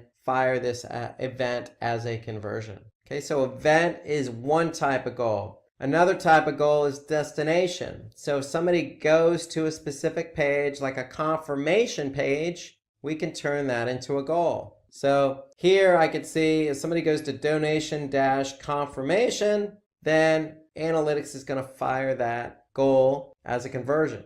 And we're going to see a conversion against a different metric or different dimension, like channel or audience. Okay, so destination is the second type of goal. The third type of goal is duration. So how long did somebody stay on my website? So in this example, if they stayed at least 1 minute and 30 seconds or more, then analytics is going to count that as a goal conversion. Okay, so duration is the third type, and then the fourth type is pages per session. Okay, so if I look at this example here, if a user came to my website and looked at more than 3 pages in that particular session, then analytics is going to fire a goal conversion. So 4 types of goals. You don't have to set up all 4 different types. My recommendation is at least have 1 goal set up. If you're not sure what goal to set up, then at least set up a duration or pages per session. Okay, so at least you can measure how long somebody stays on your website or how many pages they went to. Okay, so when you actually do have these goals set up, you can go back into conversions, we can go back into goals, we can go back into overview, and we can measure our goal completions over this period of time. So here I could see 313 goal completions total with a goal conversion rate of 1.88%. And then I could see it broken down by goal type. So remember, the only goals I have available and set up are event-related goals. So 69 newsletter signups, 156 donate click buttons. I have 32 contact form submissions, 37 email click completions, and then 11 phone number click completions. So I can measure engagement as a goal. And so goals generally are important to the business. So you want to make sure that if you have a goal for your website, then you want to be able to set that up as a goal in Google Analytics. So that way, when you're looking at example channels, if I go back to my channels report, I can then measure channel by goal conversion. So these are all goals, but if I want to look at, for example, how many people from organic search clicked on the donate now button, I could see that. I could see year to date 10,887 users, which meant 11,000 sessions. 76 clicked on that donate now button. And that comes out to 0.65% conversion rate. Okay, so that's important. So you want to be able to measure any dimension, whether that be channel, source medium, keyword, campaign, mobile device, could be demographic, gender, or age. You want to be able to measure any dimension against the goals you have set up so you can measure performance. And that also includes pages or landing pages as well. So that's a quick overview of what you can expect to see in Google Analytics. Again, audience, acquisition, behavior, and conversions. So there are a lot of data in Google Analytics, but you want to be able to take advantage of the data in order to improve website performance. Now let's jump over to YouTube Analytics, because if you have videos on YouTube, if you have a channel set up, some playlist, you'll be able to get some really good insights as to how your video is performing. And so here I could see I'm in YouTube. All I did was I went to my account, then I went to the studio version of YouTube, and then from there I went to Analytics. So my account, YouTube Studio, Analytics, and Analytics here is going to give me all sorts of information about my videos. Okay, so here I could see over the last 28 days, my videos produced over 8,600 views. My watch time in minutes totaled over 17,000, and I've netted 48 subscribers. And this is an overall, okay, so I can actually see when I publish videos, and I can see the date they were published. And here I'm looking at, total views over this particular date range. I can also see specifics on a particular video. So I could see the top video in terms of minutes. Here I could see this particular video had 602 minutes over the last 28 days. So here I could see views on a particular video. So this is just an overview. I could certainly look at some other information. If I click on reach viewers, I could see the total impressions. So how many times my video was viewed or how many people looked at it. Okay, and then the click-through rate. So here I could see the different traffic sources. So 29% came externally. Okay, here I could see 25% came within YouTube itself. I could see how many times a video was viewed and played via playlist, via suggested videos. So I could see different ways in which the traffic found my video and actually watched it. Here I could see externally how people were able to find my videos. And I could see 46% found it via Google search. I see lots of information here about sources of traffic, how the traffic got to these videos. So I could see then once the traffic found my videos, how many times they actually saw it and viewed it and then watched it. So that's how many times I was able to reach viewers via different sources and then their reaction to that, how many times they saw it and watched it. Here I can click on interest viewers. So again, I could see the top videos in terms of watch time. I could see the top playlist. So here I could see my partners playlist was the top playlist. So I can see some interest here in terms of average view duration.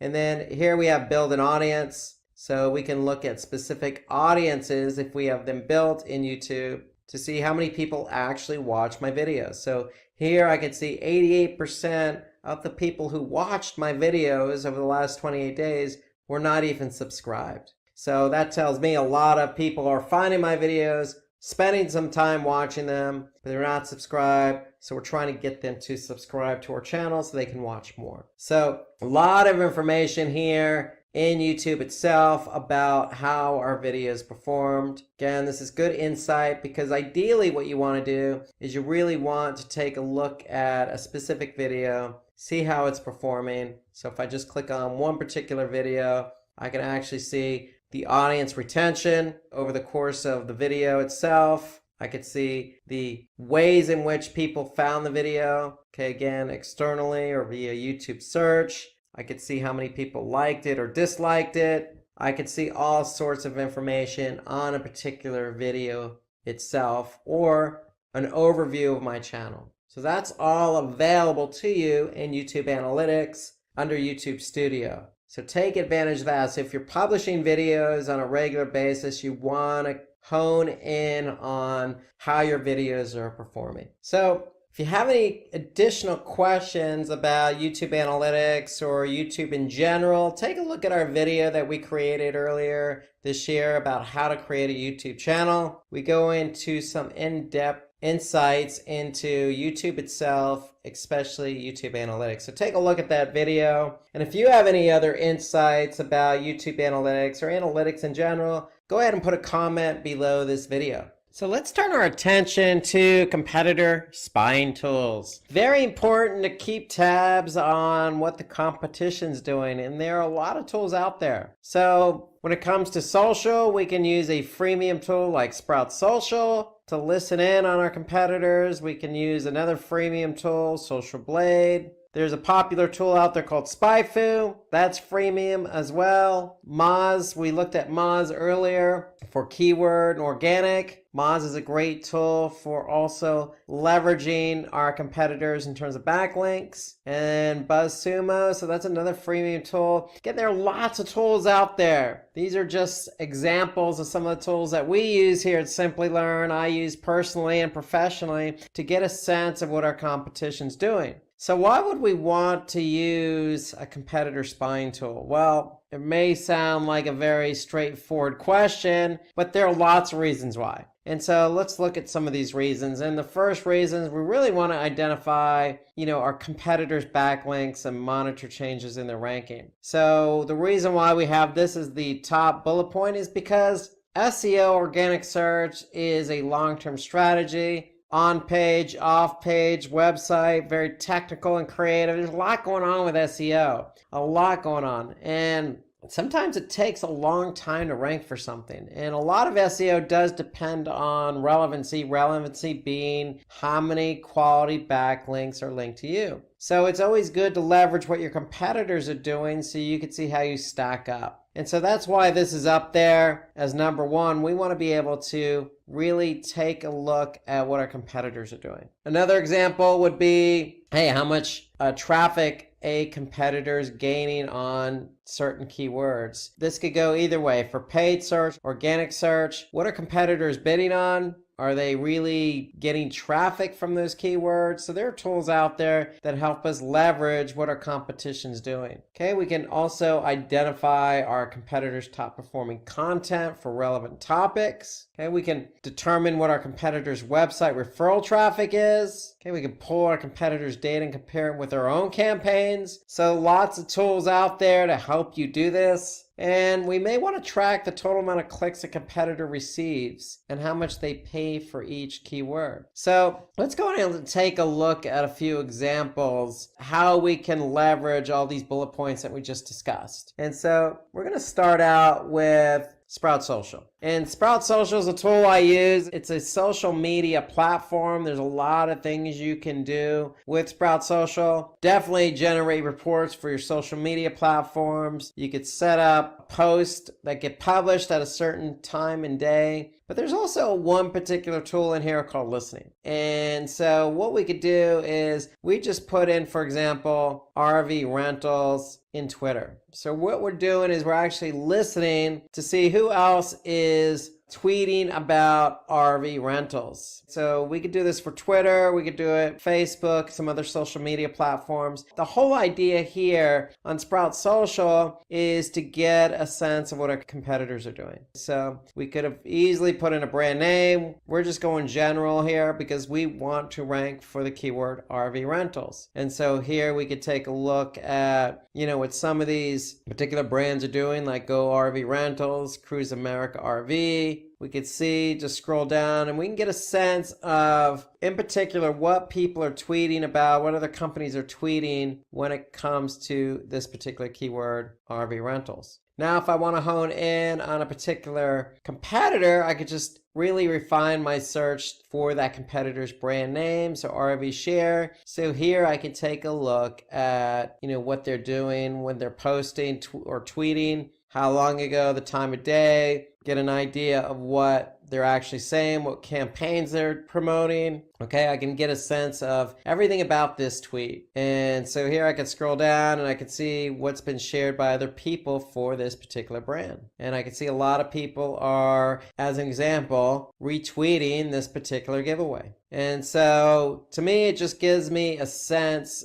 in this particular example on Twitter as to what our competitor's doing. Okay, let's turn our attention to SEO. So remember that first bullet point, we want to get a sense of what our competitors are doing when it comes to backlinks. And so Moz has a great tool called Link Explorer. And Link Explorer there allows us to actually compare link profiles. So for my domain, I can go ahead and put my competitors' domains in there and definitely get a sense of how many links my competitors have, external, internal. I can get a sense of the domain authority. I can get a sense of page authority, linking domains. So I can really do a comparison across my domain and my competitors' domains to get a snapshot of how I compare against my competitors. So this gives me an overview of everything I need to know organically. Now Moz also has another great tool under Link Explorer called Link Intersect. And I like Link Intersect. I use it a lot because if our competitors really have a number of external links and domains pointing to their site, and they have a better domain authority and page authority, then I want to be able to, see what they're doing, where they're linking, who's linking to them. I want to be able to get a snapshot of why is their domain so much better than ours in terms of authority. And so the Link Intersect actually allows me to do that. So I can go ahead and put my competitors' domains in there, and then I can find opportunities. And so you just click on opportunities and you can see where my site intersects with their site. And if it doesn't actually intersect, then I have an opportunity to actually try and get a link on that particular site. So that's what the Link Intersect report does. It allows me to see where my links intersect with my competitors. And if it doesn't intersect, then I have an opportunity to generate a backlink. So that's ideally what the Link Intersect tool is. In Moz, it allows me to really get a sense of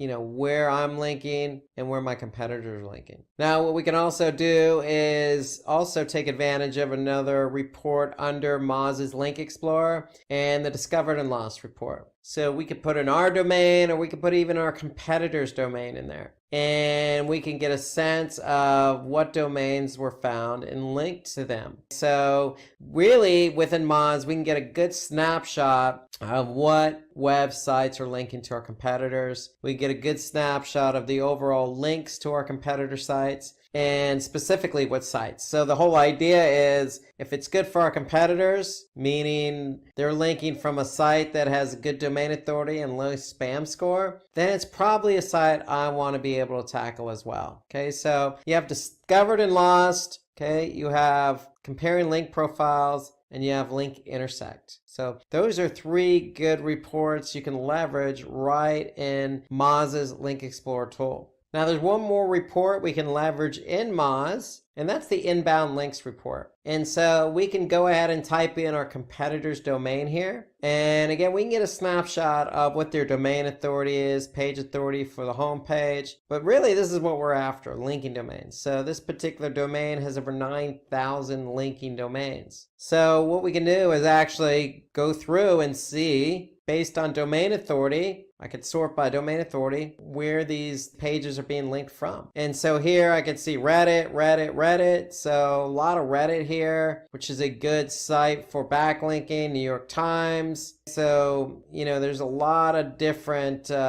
sites here, Washington Post. So I can get a good snapshot of my competitor by seeing every link that's pointing to them. Now, of course, I don't want to go through 9,000 links. I can really just hone in on a specific link source or link type or link state. So I can really filter it if I wanted to. I can export the report and do some further analysis. But really the whole idea here is I could see what URL is linking to this particular competitor site, what the anchor text is, what the page and domain authority is. So this gives me a really, really good insight on all the backlinking that my competitor has. And again, if I'm trying to catch my competitor, it's probably not a bad idea to look at what they're doing and even copy what they're doing in terms of backlinking. So if we're not on Reddit, then we probably need to be on Reddit, because if that's where our competitor is and they're getting good link juice from Reddit, which has a domain authority of 90, then hey, if it's good for the goose, it's good for the gander, so they say. So inbound links is just another good report you can leverage in Moz under the Link Explorer reporting tool. Now, if I want to get a good snapshot as to what my competitor's doing on search exactly, well, look no further than SpyFu. So SpyFu is another tool that you can leverage from a PPC SEO perspective. You know, from an SEO perspective, you got some backlinking data as well, just like you did in Moz. From a PPC perspective, you can get some good keyword insights. And so here, I just went ahead and typed in the domain. And what this is going to do is just give me an overall snapshot for my competitor's domain. So here, I could see, you know, how many organic keywords they're found for, the estimated monthly SEO clicks they're getting based on the volume of those keywords. Okay, I could see here the keywords their top competitors also rank for, the rank history, 12 years. So this particular domain's been around a long time. Okay, so that's on the organic side. I can flip over to the paid side. And I could see that they are doing paid search. I could see 5,000 plus keywords they're bidding on. Okay, based on that, what they're actually paying. And then I could see, you know, some of the other competitors listed here from a paid perspective and an organic perspective. I could see the shared keyword overlap. Okay, now again, you can pay for this because it's freemium and get some really good insights as to how your domain compares to your competitors. So I'm using the free version, and here the free version, SpyFu is just giving me some overall data on the specific domain I entered in. And so I entered in my competitors. You can certainly enter in your own domain to get a sense of organic keywords and paid keywords. So you can see top keywords, top paid keywords. Okay, this is Google Ads. Okay, so this is what recommendations as to what to purchase. Okay, here you could see some Google Ads history. I could see exactly what ad copy my competitor actually wrote and for what keyword. And then I can see some organic ranking history here as I keep scrolling down this overview report. So I can see for RV Rent where they rank, and then I can see inbound links just like I did in Moz. SpyFu is providing me with some insight as to, hey, what links are pointing to them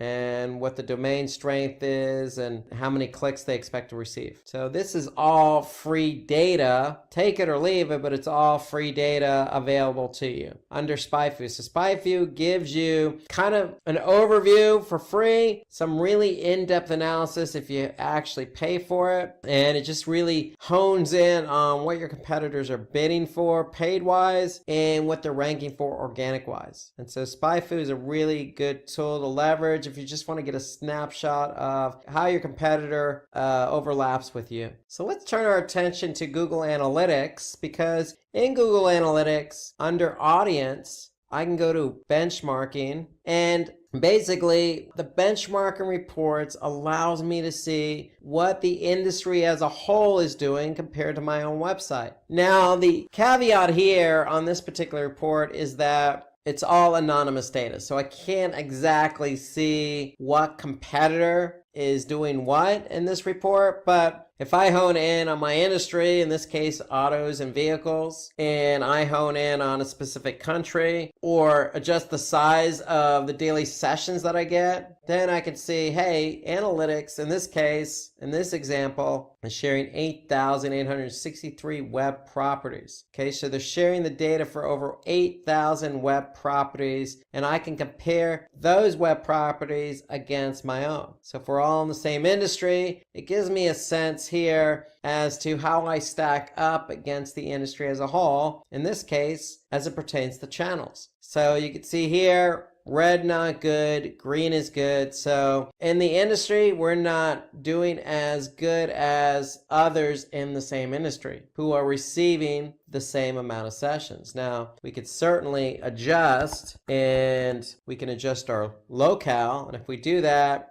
Google's going to be able to adjust how many web properties are actually contributing to the report. And so when analytics makes that adjustment, we're going to be able to see, in this case, just New Zealand. So we're going to adjust for New Zealand, and we're going to go with a 4,999. And so we could see there are about 300 something web properties contributing, 47 web properties now contributing to this report. So if we're focused on the New Zealand region, and this is the amount of traffic we get, we're now comparing us against 47 other anonymous web properties. So now if I go back to the report after I've honed in, I'm looking at channels, and I can see how many sessions we're getting by channels and how I compare against the competition. I can also measure up against percentage of new sessions, new users, pages per session, average session duration, bounce rate. But that's just channels. I can also do location and devices. So the whole idea behind this report is, yes, you're not honing in on a particular competitor, but you're honing in on your industry. So you're getting a good idea as to how you compare against your industry just by making some adjustments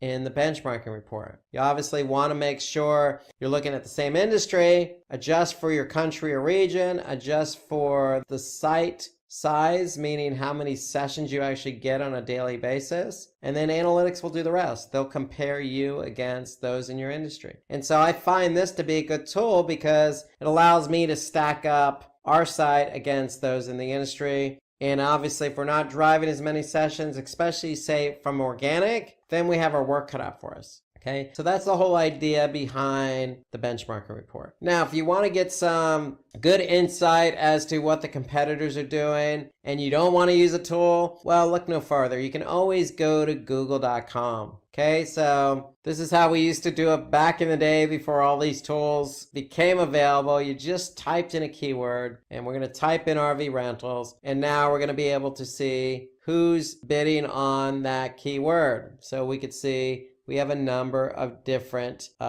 companies bidding on the keyword we're interested in. Okay, here I can see some featured snippets. Okay, and then I can see some organic search results. Okay, if I scroll down, I'll be able to see some other companies bidding on that same keyword, meaning they're paying for RV rentals. So if I clicked on somebody's link here, they're actually going to pay Google for the click. And so this just gives me a good sense of how many people are actually trying to rank for this keyword or trying to be found for this keyword. So that's all I did. I just did a search. Now, from an organic perspective, if you really want to hone in on your competition, you can always do the syntax all in title, colon, and then hit enter. So now I could see I have 163,000 results. And what does that tell me? That tells me that I have 163,000 websites with RV rentals in the title tag. So if you're trying to optimize for the keyword RV rentals as an example, then you know that you have 163,000 different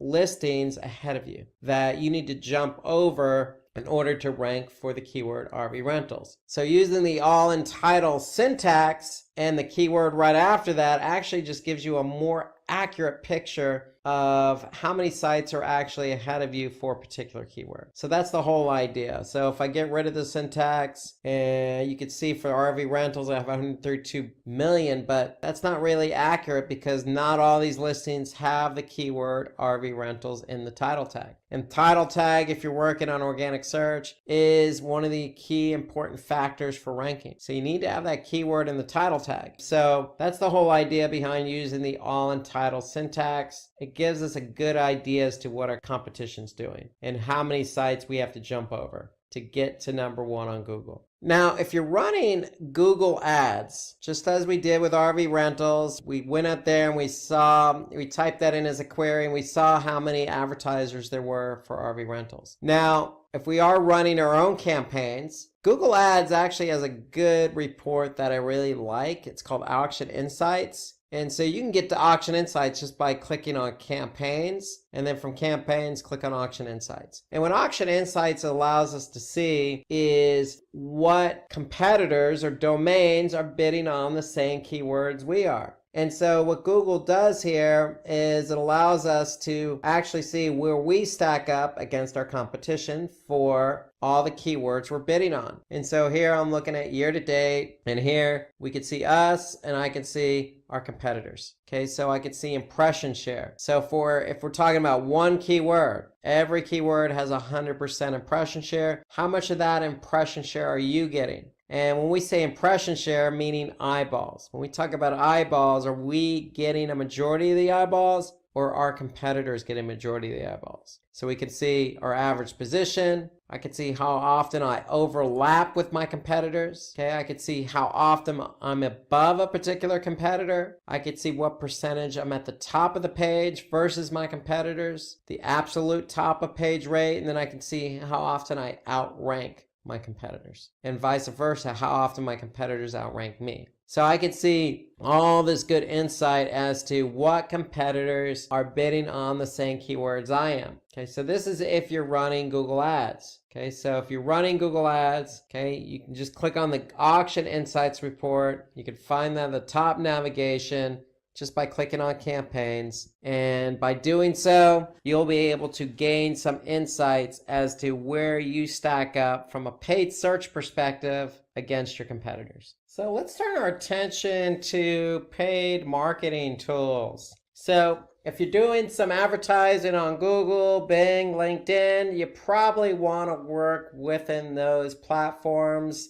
as the tool of choice. So, if you're doing paid search on, say, googlesearch.com or display, you could be doing display advertising on, a network like AdRoll or Google, or you could be doing social media paid ads, say on Facebook. So whatever it is you're doing, you probably want to work within that platform itself to get the ideal data that you need. Okay, so here are some of the tools, some of the places you can go. Of course, if you work in Google Ads, you also have Google Ads Editor that you can leverage. Okay, and I'll show you that in a couple minutes.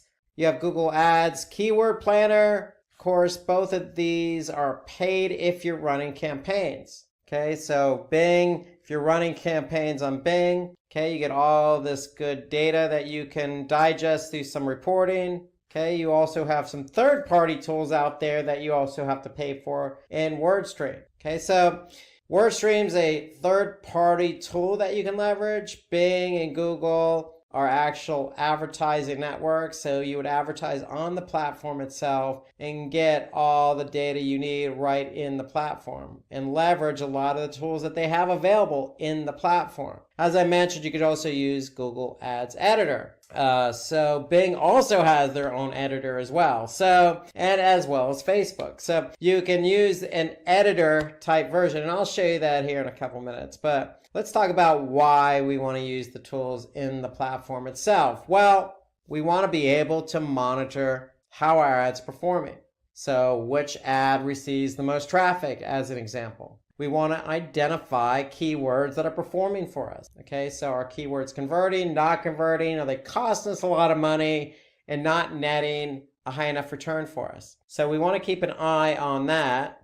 Okay, so we want to monitor our cost, okay, across different locations and devices. Not only cost, but we want to also monitor how our ads are performing across different locations and devices, keywords across different locations and devices. So we want to be able to measure by device. Okay, so we also want to analyze competitors' data. And as we showed you in the competitors section, Google, as an example, has Auction Insights reporting.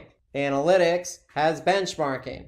So Google itself does provide some information in the case of Auction Insights as to how your competitors are performing against you on Google search. So that's on the paid search side. Then you have display. Okay, so display advertisements. Okay, you're across a different network. So there are different types of networks out there. For example, AdRoll. Okay, you have Criteo. Celtra is another paid version of, or paid tool you can use, in Wide Orbit. So these are some of the paid marketing tools you can leverage. Of course, I like to stay, if I'm advertising on Google, I like to stay in Google Ads and measure my display performance that way. But if you're on AdRoll, for example, then you want to leverage AdRoll's reporting platform and some of the tools they have to offer. So if we look at display, why do we want to leverage some of these tools? Well, just like search, for example, where we want to look at keyword and ad performance,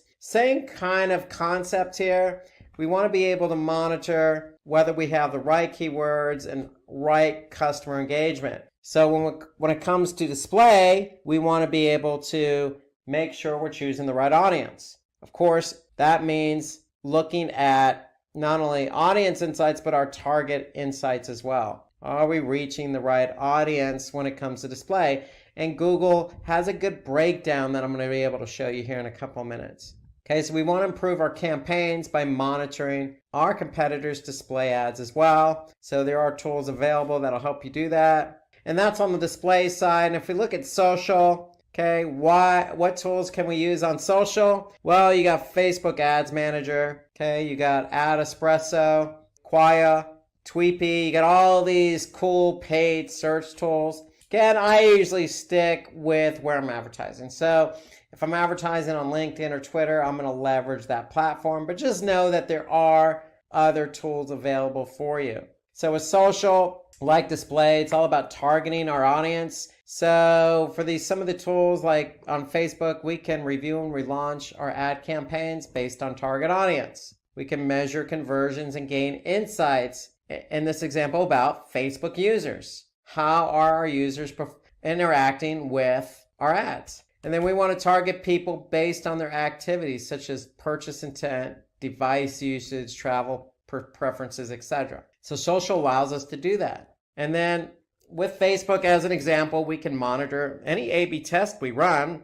For example, if we're running call to action test, we can measure the results of that right in Facebook. And I'm going to show you an example of that here shortly. So let's jump right into Google Ads and look at some tools available to us from the search side of the house. So if we're running search campaigns, right in Google Ads, we could see campaign data, we could see keyword data, we could see ad data. So for example, if I want to see what ads are performing, I'm just going to click on my ads and extensions. Okay, and here are my ads.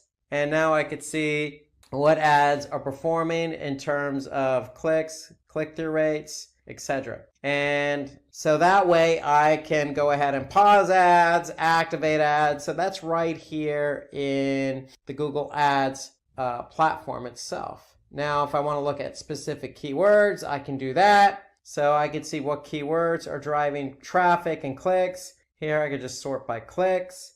And now I could see not only what keywords are driving clicks, I could see what the click-through rate is. I can see the impressions, how many people actually viewed my ad after typing in a keyword query that I'm bidding on. I could see how much I've paid by keyword. And more importantly, I want to be able to see conversions or conversion rate. And then with Google Ads, you have quality score. So we want to be able to measure quality score. So this is Google Ads keyword reporting. And so the great thing about the keyword reporting is that there's some other features available to me here. So here I can add negative keywords, okay, just by clicking on negative keywords. I can also see a search terms report. And so when it comes to search terms, I can actually see what specific keywords people typed in. And based on the keyword that somebody typed in as a query, I can see what match type triggered that particular ad. And so if I see a keyword query that I don't particularly care to be shown for, or want my ad shown for, then I can go ahead and just select it and I can add it as a negative keyword. Okay, so that tool is available to you right in Google Ads. Okay, and then you have the auction insights. So we reviewed the auction insights when we're looking at competitive analysis. And so here, if we look at the auction insights, we'll be able to adjust our date range and we'll be able to see basically, who else is bidding on the keywords and what their impression share is, what their average position is, what their overlap rate is, position above rate, top of page, absolute top of page right now ranking share. So once Google has data, then they'll be able to share that information with you.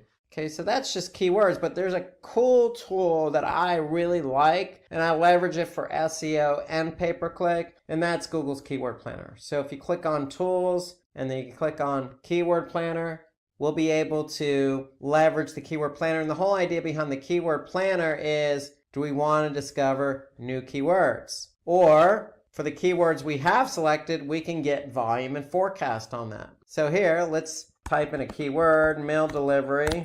And if I click Get Started, okay, so Google's going to give me some other keyword ideas, and they're going to give me what the average monthly searches are for that keyword. They're going to let me know the competition. They're going to give me a range in terms of how much I can expect to pay for that keyword. So if I happen to click on that keyword, I can add it to a plan. And then once I've added to a plan, then I can go ahead and look at that plan and measure what kind of volume I'm going to get and how much I can expect to pay. So now once I've added my keyword to that plan, I can go ahead and see how many clicks and impressions and costs and click-through rate and average cost per click I can expect to spend. So, and this is based on a maximum CPC of $2. So I can go ahead and adjust my plan accordingly if I want to, in order to see basically how much I can expect to spend.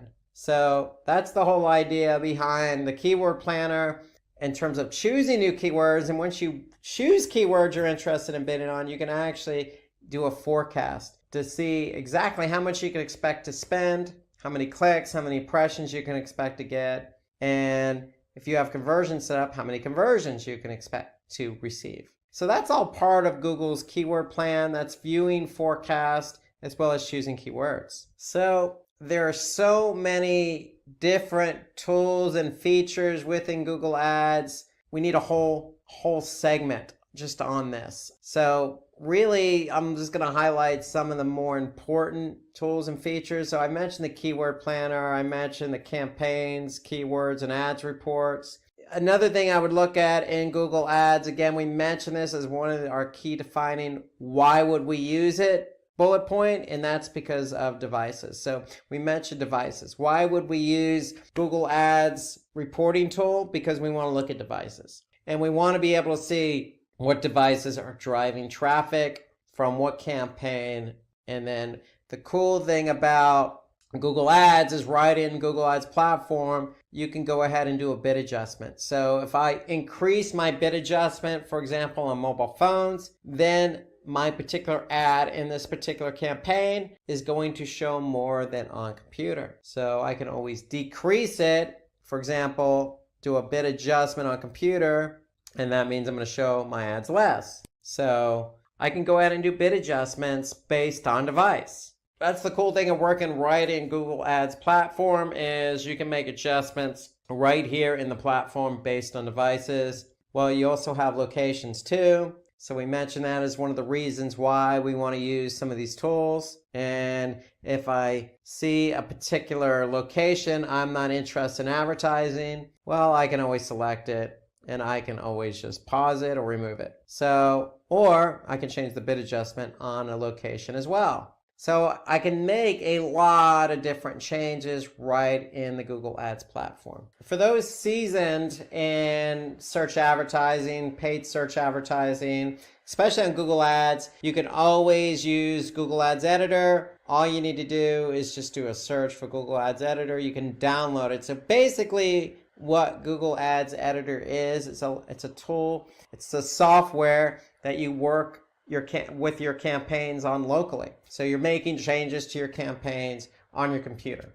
And basically when you're done making changes, you can always upload them to Google Ads, to the account on Google Ads in the cloud, so to speak. So that's the whole idea behind Google Ads Editor. It's a great tool for you to use if you want to make household changes really quick. For example, I'm looking at an account with a bunch of campaigns. So now if I click on one of those campaigns, I could see the ad groups here. Okay, so for example, if I just wanted to turn off all these ad groups, I can just highlight them all and just click status enabled to paused, and I can revert back if I want to. Okay, so you can make household changes. So here I could see the campaign, the ad group level. If I choose an ad group, then I can see some keywords. And again, I can make changes ad nauseum. Here I can copy, I can paste, I can delete. Okay, so I can make a lot of changes really quick right in Google Ads Editor. And that's the whole point of Editor, is to go ahead and work locally while somebody else is working locally on the same account. You could both be working simultaneously and being more efficient on getting things done in the campaign. Now, if you are working with somebody else on the campaign, you want to make sure that you get recent changes. So if I say get recent changes to all campaigns, what Google Editor is going to do is contact Google Ads in the cloud and download all those changes. So here I can see the changes being downloaded in Editor from Google Ads.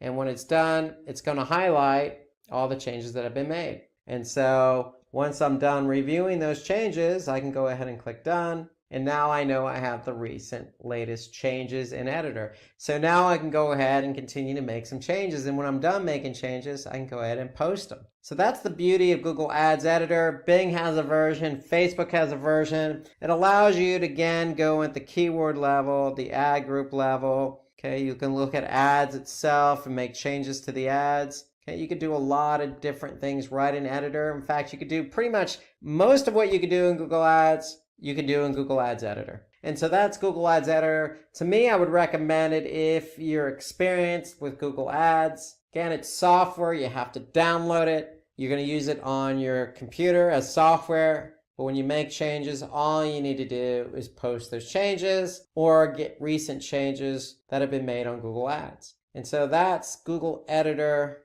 Ads Editor in summary.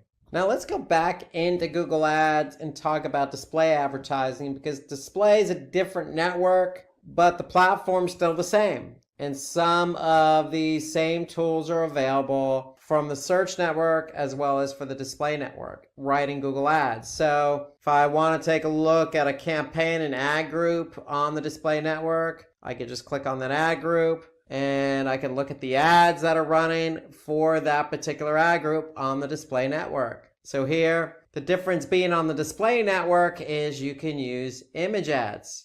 On the search network, you can only use text ads. So here I can look at image ads and I can see how they're performing. In fact, you could even go a step further and use responsive display ads. So Google has responsive display ads, meaning it's going to respond to what's performing best. Okay, and so now I can see clicks, impressions, click-through rate, etc.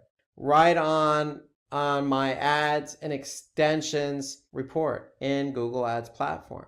Now, this happens to be a retargeting campaign. So if we click on audiences, we'll be able to see what audiences we're targeting here. Okay, so when this report loads, when you run retargeting campaigns, you're targeting a specific audience. And so we want to be able to see, okay, of the audiences we have set up, what audience is performing best. Okay, so here I can see a breakout by audience. Again, I can see the same metrics I could see on the search side. I could see clicks, impressions, click-through rate. More importantly, I want to be able to measure conversions. Okay, so that's the whole idea when you're in these platforms and you're paying for ads, is you want to be able to measure against conversions, and you can also measure against cost per conversion, conversion rate. Okay, so those are some key metrics to measure up against, whether it's audience, keyword, ad, whatever the dimension is. So here on the display network, we can get a sense of demographics. Okay, so unlike the search network, the display network allows us to see demographic data. And so now I could see an age breakout or an age range breakout that Google provides us. And I could see, again, based on the age range breakout, which age range has the most clicks, impressions, etc., including conversions. So you also have the opportunity on the display network to add keywords. You have the opportunity to add topics. And you have the opportunity to see placements or run placements. So here, if I click on where ads have shown, I can actually see where my ads have shown up for this display campaign. And Google Ads allows you the ability to go ahead and you can exclude it from the ad group or exclude a specific placement from a campaign. So you could take action on a specific placement. And I can see the type of placement, whether it's a mobile app, whether it's a site. I can go ahead and see exactly where that placement was. So that's the placements report. You have demographics, you have audiences, you have keywords, you have all these different reports available to you on the Google Ads platform. So before we jump over to social media, paid search advertising, I just want to remind you, we do have, a nice tutorial on Google Ads. Okay, so take a look at the Google Ads tutorial we have set up on YouTube. Okay, if you search for Google Ads tutorial 2019, this is a good tutorial on everything related to Google Ads. So check out this video because in today's webinar, we're just mentioning tools across the board. And if you are advertising on Google Ads, as most people do, then you could see just how powerful it is and all the different features that are available. So take a look at the video. It's a nice complementary video to this one, this digital marketing tools, and this will give you a nice and deeper insight into everything that's available on Google Ads. And if you have any tools or features on Google Ads, whether it's the search network or whether that's the display network, then feel free to comment below this video. Happy to hear your comments about what tools and reports and features you specifically use in Google Ads. So let's move into Facebook Ads Manager and show you how the platform looks when you're running ads on Facebook. So we can look at all the different tools and reports available here. So here we could see, if we're in the Facebook Ads Manager, we could see our campaigns, we could see our ad sets, and we can see our ads. So just like on Google Ads, you have left side navigation so we can drill down. So if we want to see ad sets, for example, we could just click on ad sets that are showing up in this particular account. And here we can see we have 2 ad sets that are live. So if I click on one of these ad sets, I'll be able to see an actual ad that's running here. And so for the actual ad that's running, I can then see the results of that ad and how it's performing. For example, how many clicks it's received, what the reach is, what the impressions are. So impressions similar to Google Ads, how many people are actually looking at the ad. And then I can see the cost per click here at $1 as an example. And so now I can go in and I can go ahead and look at the ad performance and go ahead and change out that ad if it's not performing to my expectation. So if I click on more tools and then creatives, I can just simply click on creatives and then I can actually see the creatives I actually have running for that campaign I selected. So now I can see all the creatives that are running and I can see the results of those creatives. So Facebook Ads Manager also has different reporting. So if I click on the reports pull down menu, you can see here, I can see some standard reports by ad set, age and gender. And then I can see all reports here listed out by placement and device, time of day, country, etc. So if we just look at age and gender, we'll be able to get a breakout age and gender here. So you can see by campaign, I'm looking at all campaigns here and I'm looking at just age and gender. I can certainly deselect one of these and I can look at a specific time range. So now I can see who's looking at my ad specifically. So here I could see 35 to 44 female. I could see the reach, impressions, and how often they're actually seeing my ad. Now this is key for Facebook because if somebody's seeing your ad a lot, they're probably going to tune out to it. So that's what makes the frequency metric so important on Facebook, because then we can go ahead and turn off that particular age and gender if we needed to. And we can see how much we spent. So this just gives you some idea of the type of reporting that's available in Facebook Ads Manager. Now the great thing about Facebook reporting in Ads Manager is, I can group or ungroup my dimensions if I needed to. I could change the view and arrange columns. I can get rid of columns, just as you would in Google Ads reporting. Very similar stature here. So I have a lot of flexibility here on how I review the reports. You got different metrics that you could pick and choose as well. Okay, and you got lots of different flexibility when you're looking at the reports on how your campaigns are performing. Now here I can pick and choose. I can choose campaign, ad set, ads, objective. Again, I can choose different demographics. So I have a lot of options available to me in terms of how I want to, view the performance of my campaign, view the performance of my ad set or my ad. Now remember, if you're in Facebook, you can always go in and edit the campaign. You can edit the ad set. Remember, in the ad set, that's where a lot of your decisions are going to be made, including how you want to drive the traffic, okay, what your budget is. Okay, you can basically choose your audience here. So you're going to be able to choose what type of campaign it's going to be. And based on that campaign, you're going to go ahead and choose the kind of audience you want to focus in on. You're going to be able to choose the location, the age range, the gender. So all of this is going to be set up in the ad set or the campaign or the ad. If you go ahead and edit an ad, remember you can do A/B testing as well. So you have a lot of different options and features available to you right in Ads Manager when you're managing your paid search campaigns on Facebook. So if you want some more information about all the different features and tools in Facebook Ads Manager, check out the Facebook Ads Tutorial 2019 webinar that we did earlier this year. In addition, you can also look at another one that we did on Facebook called Facebook Advertising Tips and Strategies. So that should give you some sense of everything related to Facebook ads and how to take advantage of the Facebook Ads Manager platform. So if there's anything on social that we may have missed or that you use, feel free to add a comment below the video. We'd love to hear your feedback. Okay, let's talk about some affiliate marketing tools. Let's turn our attention to affiliate marketing. A lot of affiliate marketing platforms out there.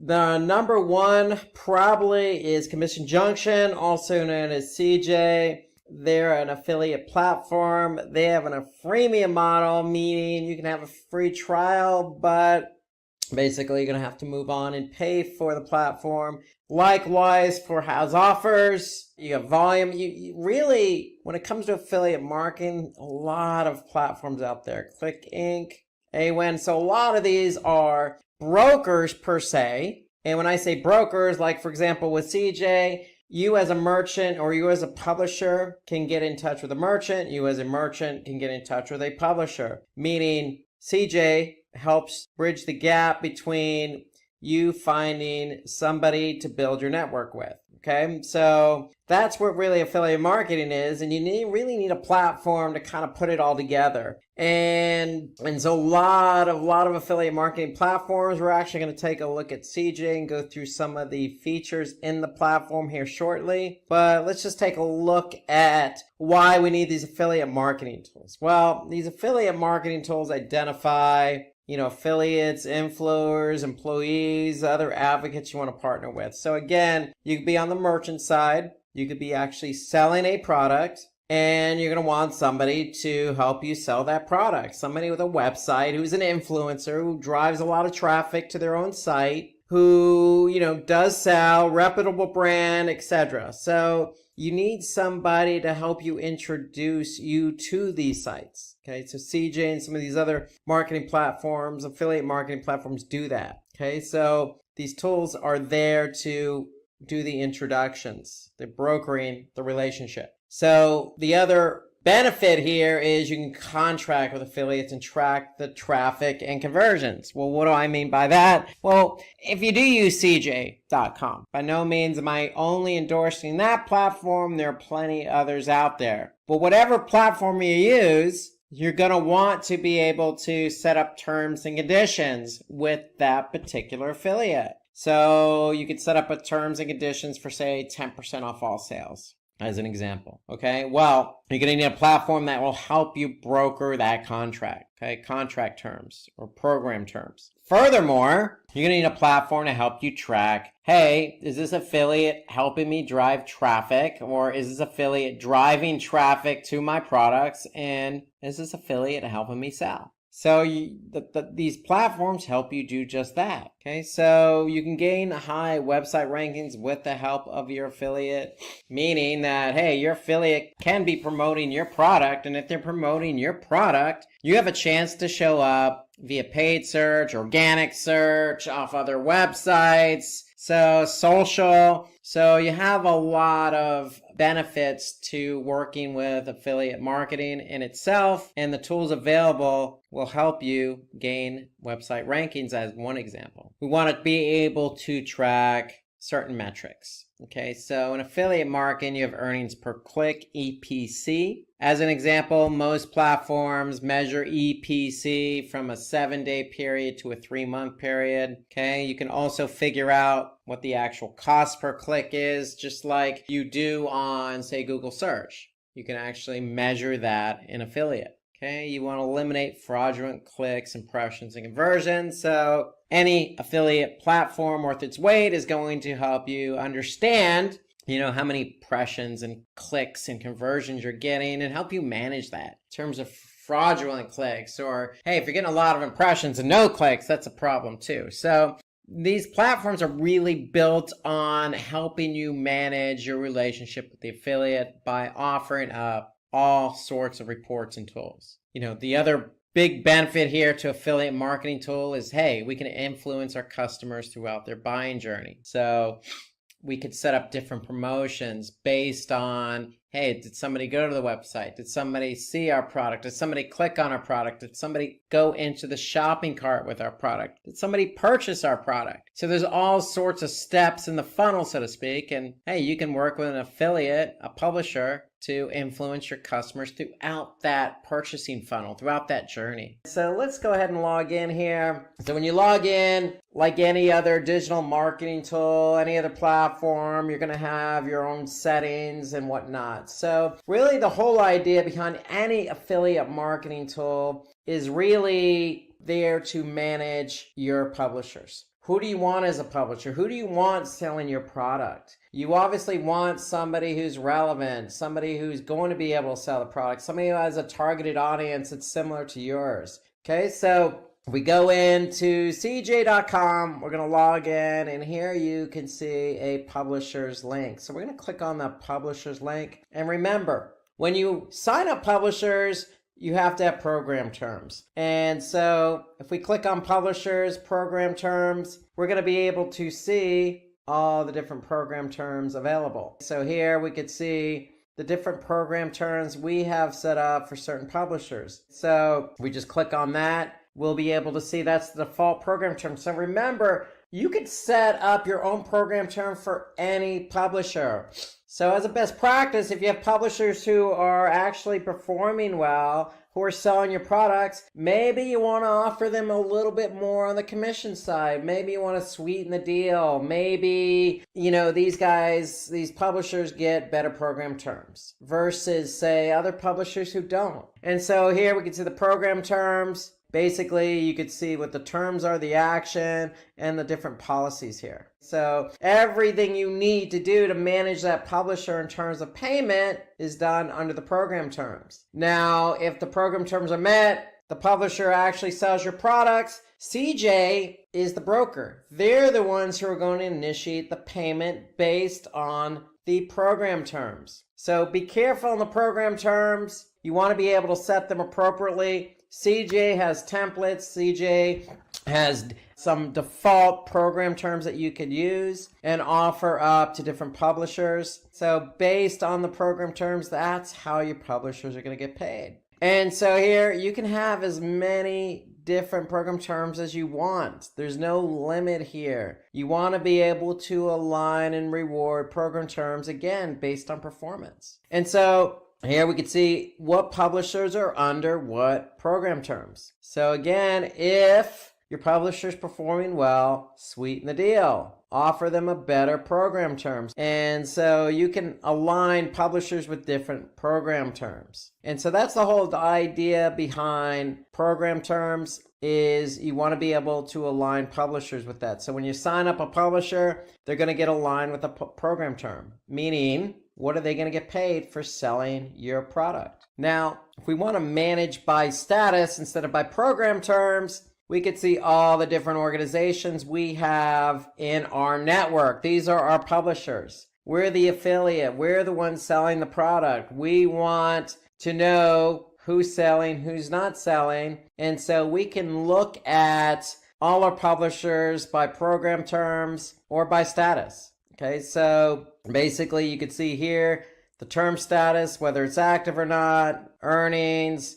basically what they've sold over the last basically 7 days or 3 months. So you could look at basically how your publishers are performing just by clicking on Manage by Status here in CJ.com. So when you're looking at reports in CJ.com or really any other affiliate program, you might see the acronym EPC. This stands for earnings per click. Actually, it's a little misleading. It's actually earnings per 100 clicks. So basically CJ calculates, how much your publisher's actually making per click. Just like paid search, we're paying Google X amount per click. It's the same thing here.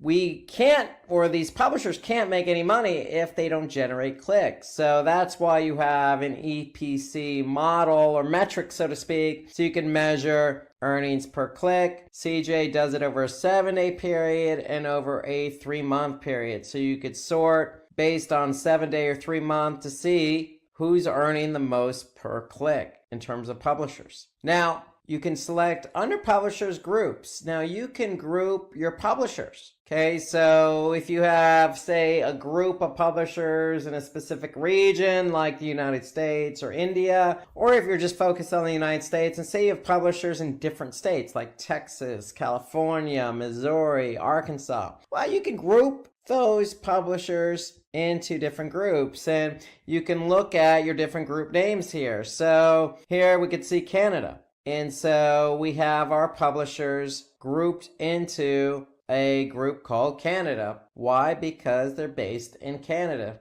Makes sense. So you want to be able to organize your publishers, because the whole idea behind affiliate marketing, CJ, is you want to be able to get the best publishers available for your network. And so as you get more publishers for your network, you'll be able to basically start grouping them where it makes sense. Now, the example I gave you is by geography. You could do by geography, or you could do by publisher status, meaning my best performing publishers go into a group. If they're in a group, then they get aligned with a certain program term. So you could group your publishers any way you want, by status, meaning they're selling more, these are our best performing publishers, or by region, or by promotion. I mean, how you group your publishers is totally up to you. However, take advantage of the option to create publisher groups, because the whole idea, again, I'm going to repeat it, is you want to get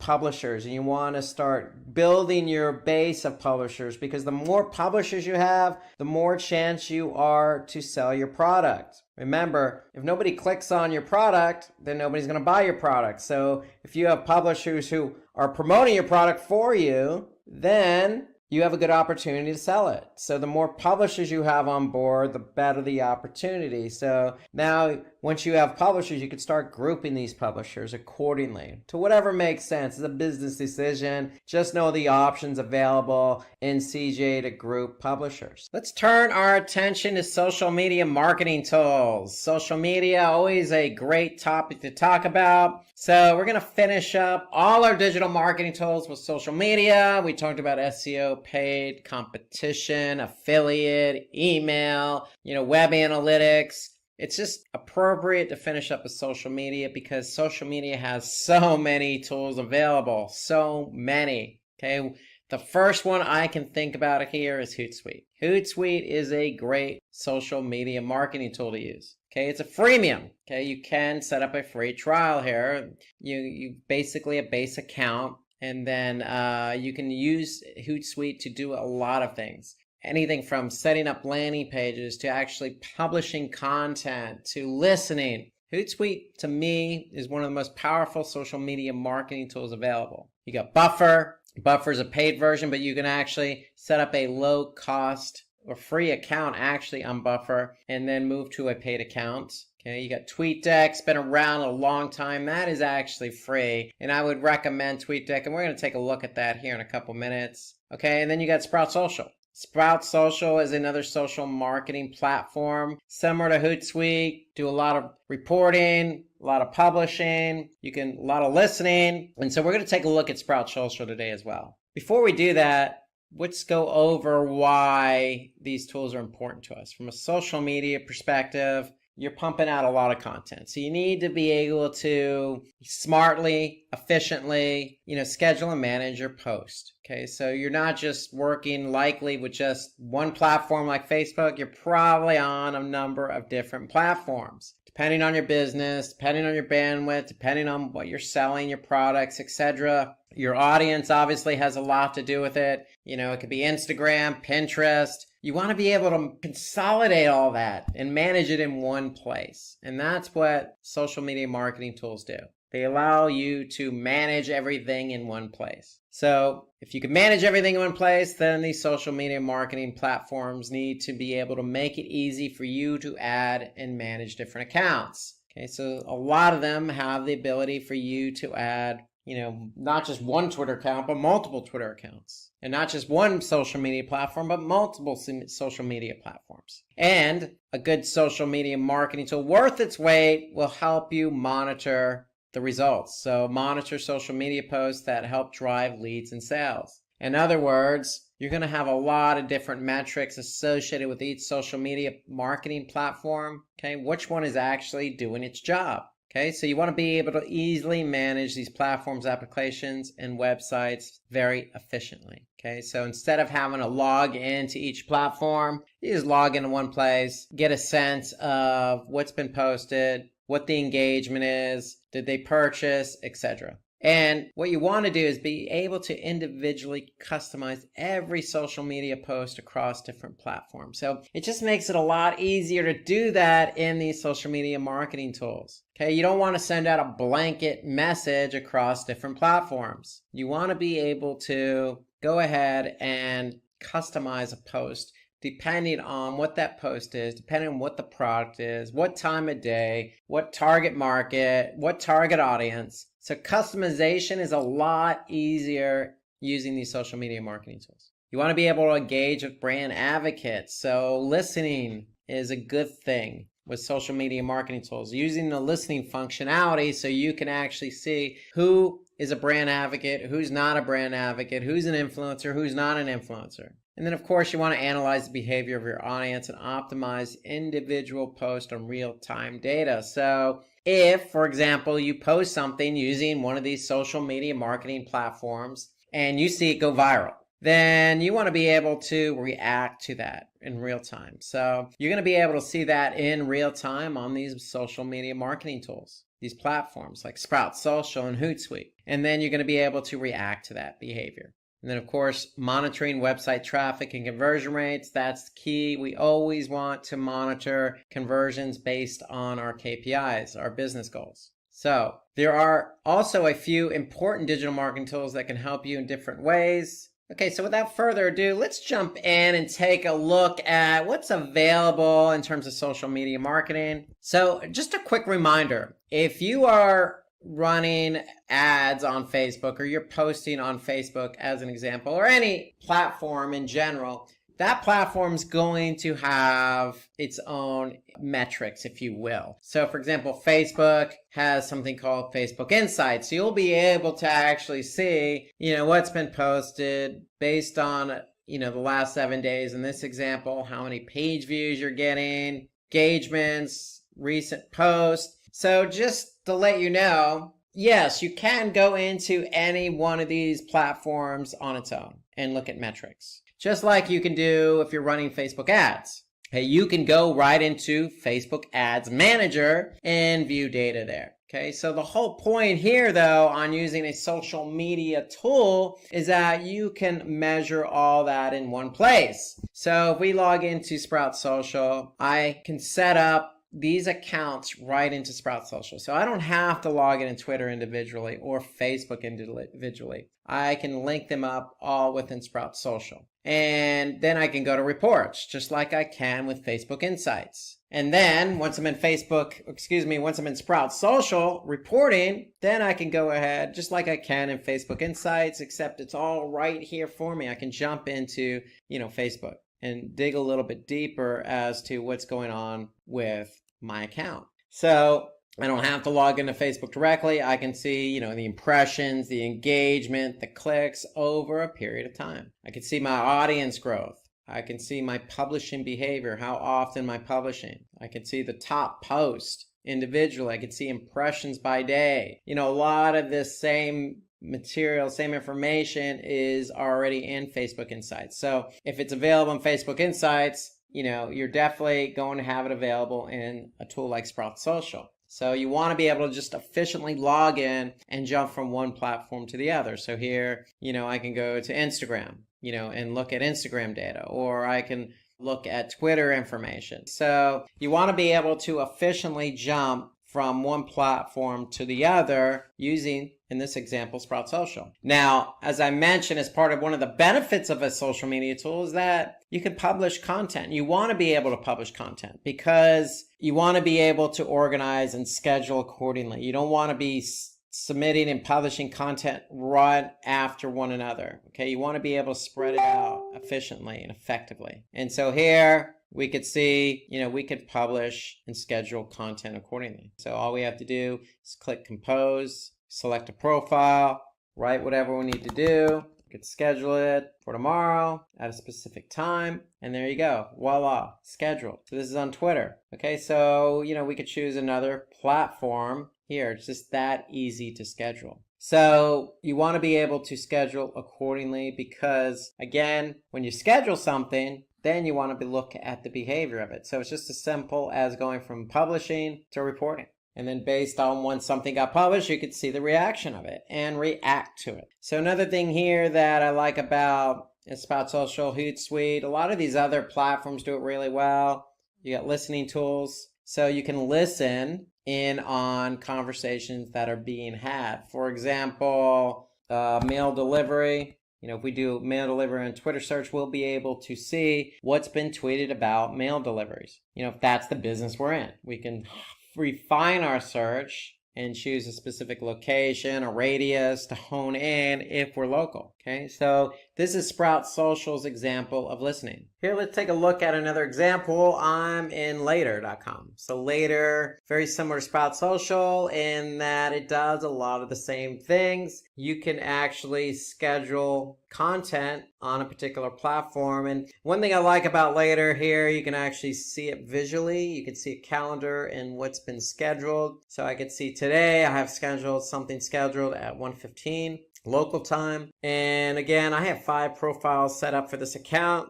So I can pick and choose the profile that I want to publish to. So it just makes it that much easier and I can visually see it. And that's important. So here I can click on media library. So the one thing about later.com is that, you have a library of images that potentially you can reuse. So if I click on this image here, okay, I can get a sense of when it was used and I can view it on a calendar. I can add a label for it. So that's another benefit to later is that they have this media library here. They have conversations. So I can actually connect to a platform and listen in on conversations that are being had, similar to the listening tool in Sprout Social. And they have analytics, so you can actually see right in later.com how your particular social media platform is performing. So I can see it here over 7 days. I can see the number of followers have increased. I can see the growth rate. I can see the number of impressions that I've received.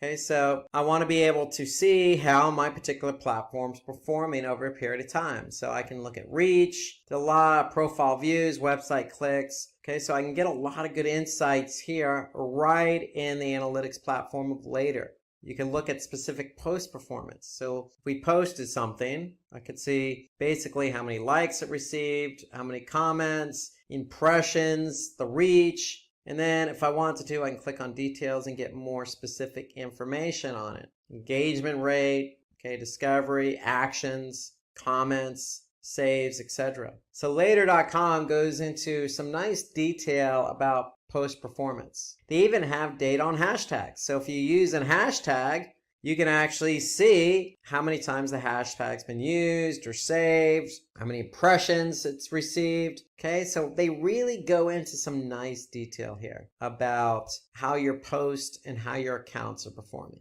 And here's a tool I really like, I've been using for a long time, and that's TweetDeck. So what TweetDeck does is connect with your Twitter account. So you can see in a different visual, so to speak, of how your Twitter account looks in terms of your feed. Here I can see this is my feed here. Okay, I can see some notifications. I can see specific messages. Then on this column, I can see activity. Okay, so I can add different columns here if I wanted to. And basically by adding columns, you can see I can look for what's trending as an example. So I'm going to add in a column that says trending. And so now I can go in and see, okay, these are all the different things that are trending on Twitter. So you can actually add a column and pay attention to something really specific. Okay, so for example, search. Okay, so right now I have men's health, but I could type in, let's just say World Cup. Okay, so I could see you got the cricket World Cup, you got, the soccer, football World Cup going on. So, we could pick a particular topic to follow if we wanted to. So again, here I'm following men's health. So I can now see, everything that's been posted on men's health. Now, if I click on, for example, one of these hashtags here that's trending, I can actually see who's tagging or using that hashtag Friday Feeling in their tweets. And so the whole idea behind, TweetDeck, it serves up a interesting overview, so to speak, of not only your account, but, a specific topic or what's trending or, other things that are being said. So if you really want to pay attention to your brand or something really specific like, your competitors or a specific product, then you can just do a search on that. And so that's the great thing about TweetDeck. It allows you to kind of just look and listen in on everything going on in Twitter. Now, we do have a good video out here on YouTube, how to start social media marketing. So if you haven't had a chance to look at it, take a look. It goes over some of these tools that we cover today, like Sprout Social, later.com, Facebook Insights. So it does cover in more detail some of what we covered on these social media marketing tools. So take a look at how to start social media marketing. So we covered a lot of different marketing tools, digital marketing tools, everything from SEO to email to social to paid to affiliate to competitor. But there's also a few other digital marketing tools that you can use in different ways, like video SEO, for example. So vidIQ, we want to use vidIQ to get a good sense of how a particular video is performing. So here, if we go into YouTube, you can see vidIQ is a browser extension or a plugin, if you will. So I can go and take a look at a specific video and see how many hours it's been watched, how many views, minutes watched, subscribers, etc. The great thing here, I can look at the entire account. So I can get good insights into my video or my entire account here, just by adding in the vidIQ extension into my Chrome browser. So vidIQ actually does give you some really, really good insights into not only your account, but the video. And so recommend vidIQ because it's good for video SEO. Okay, there's also tools related to content optimization. So, if you're doing SEO and you have a lot of content on your site, well, you know what? We want to be able to use a tool, maybe a third-party tool, to give some objective reasoning as to what more we can be doing. So you got tools like SEO Site Checkup or Site Analyzer. These are paid tools, but if you're really heavily invested in SEO, then they may pay dividends for you. You want to be able to make sure your content is fully optimized to the fullest according to Google's algorithms. And so you maybe want to invest in that third-party tool. So these are good tools to use for content optimization. There's also other Reddit, but there's Keyword Planner in Google. There's also WordStream. There's a lot of different keyword tools out there. So you may not have a Google Ads platform. And so if you don't have Google Ads, then you may not be able to gain access to Google's Keyword Planner. So having a third-party keyword tool will pay dividends as well, because those dividends pay off in the form of not only pay-per-click, but also SEO. And if you're heavily invested in content, heavily invested in social, then you may want to take a look at the keyword tool, Keywordit, and it's primarily used for Reddit. We talk about page load time. So we looked at that in Google Analytics. We know that it heavily impacts SEO. So there are other tools available. You got a third-party tool here that's free, SolarWinds Pingdom. You actually have PageSpeed Insights by Google. So these are free tools that you could take advantage of in determining how you can improve your page load time. My favorite topic, conversion rate optimization. So you got a couple in here, Crazy Egg and Zarget. Okay, so I'm going to show you another tool called Hotjar. So here, if you log into hotjar.com, you can set up an account. It's actually free. And with the free account, you can have Hotjar measure the heat map, not only the heat map, but the click mapping, the scrolling of a particular page. And so here you can see we're looking at a particular page here. So Hotjar allows me to, see on that page where people are clicking. I can also see where people are moving. I can also see, the scrolling of a particular page. Okay, so you can see here on the page, I can see people are moving over here to the right. That's where they're clicking mostly. If I switch over to move mode, then I can see on that particular page where people are actually moving their mouse. And then I have my scroll analysis. So I could see, how far down people actually scroll on the page. And so again, with a paid account, you can measure up to 10,000 page views. With the free version, you can measure up to 2,000 page views. And so 2,000 page views allows you to get some insight as to what people are clicking on or where they're moving or how they're scrolling on a particular page. And so I definitely recommend Hotjar. They also do funneling. They also do forms, polls, lots of other tools available in Hotjar. So hotjar.com is a tool I would recommend as well. So one final tool, and I'd be remiss if I didn't mention it, and that's Google Optimize. So Google Optimize is a Google platform that allows you to A/B test. And so A/B testing means that you have an original page and you're changing one element on that page to see which one performs better. And so with Google Optimize, it's just very easy to set up, to run. And the whole point of Google Optimize and A/B testing is to improve website performance. So here you can see I have an account set up on Optimize. You can see we're running one test here, and we're just testing one element versus the original. So we move photos to the top of the page. The original didn't have the photos to the top of the page. And so we can go into reporting here. Google Optimize does all the heavy lifting. And so here you can see we can look at bounces, or we can look at, basically measure the test up against a metric that's important to our business. And again, the whole point is to improve website performance. And so definitely take a look at Google Optimize. We'll have another webinar in the future on the topic, but to me, Google Optimize is free. You can run up to 5 tests. Okay, and if you can run up to 5 different tests, then that means you have the ability to really improve website performance. Okay, so Google Optimize is a tool that I would recommend. Today we're going to talk about why you would want to rank using SEO. And SEO is search engine optimization, also known as organic search. You also may hear us say organic listings. where we're going to talk a little bit about why you'd want to rank your website in organic search. Okay, what is search engine optimization? Then we're going to follow that up with how does Google rank websites? So why does it rank one website over another? And how do we get our website to rank number one? Then we're going to talk about the different types of SEO or search engine optimization techniques so you can get your website ranked number one.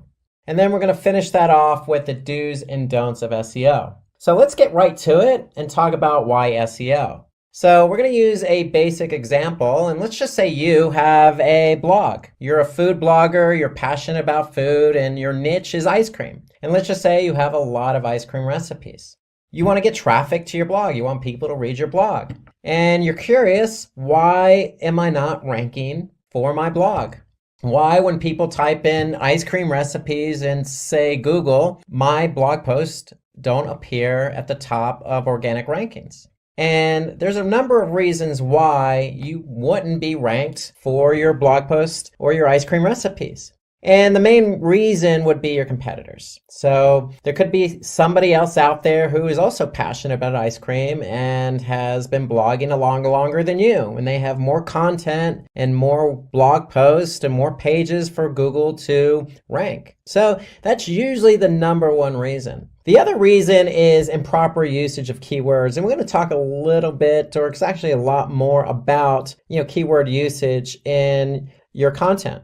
So what kind of keywords do you want to rank for? That's really what we're talking about when we talk about usage of keywords. What keywords do you want to rank for, and how do we work those keywords into the content? Another reason is poor link building practices. And really that means, are other blog posts or other websites linking to you? Also, are you linking to other pages on your website? And so it's all about link building. And with link building, it's internal linking. So are we linking from one blog post to another? And it's external linking. Are other websites of high quality linking to us? And so that's what we talk about when we talk about link building. And then another reason is web page load time. So you could be running your blog post on, say, WordPress, for example, and your blog post isn't loading fast enough. Well, if you look at it this way, think about it. If you're Google, would you really want to rank a website or blog post in this example number one on Google rankings if that particular page loaded very slow? No, you wouldn't, because when somebody clicked on that link in organic search and went to your website, they're going to have a bad experience because the page is going to load slow. So Google doesn't want their users to have a bad experience. You don't want your users to have a bad experience. And so that's why web page load time is a critical factor for ranking. So we need to make sure that our web pages load fast.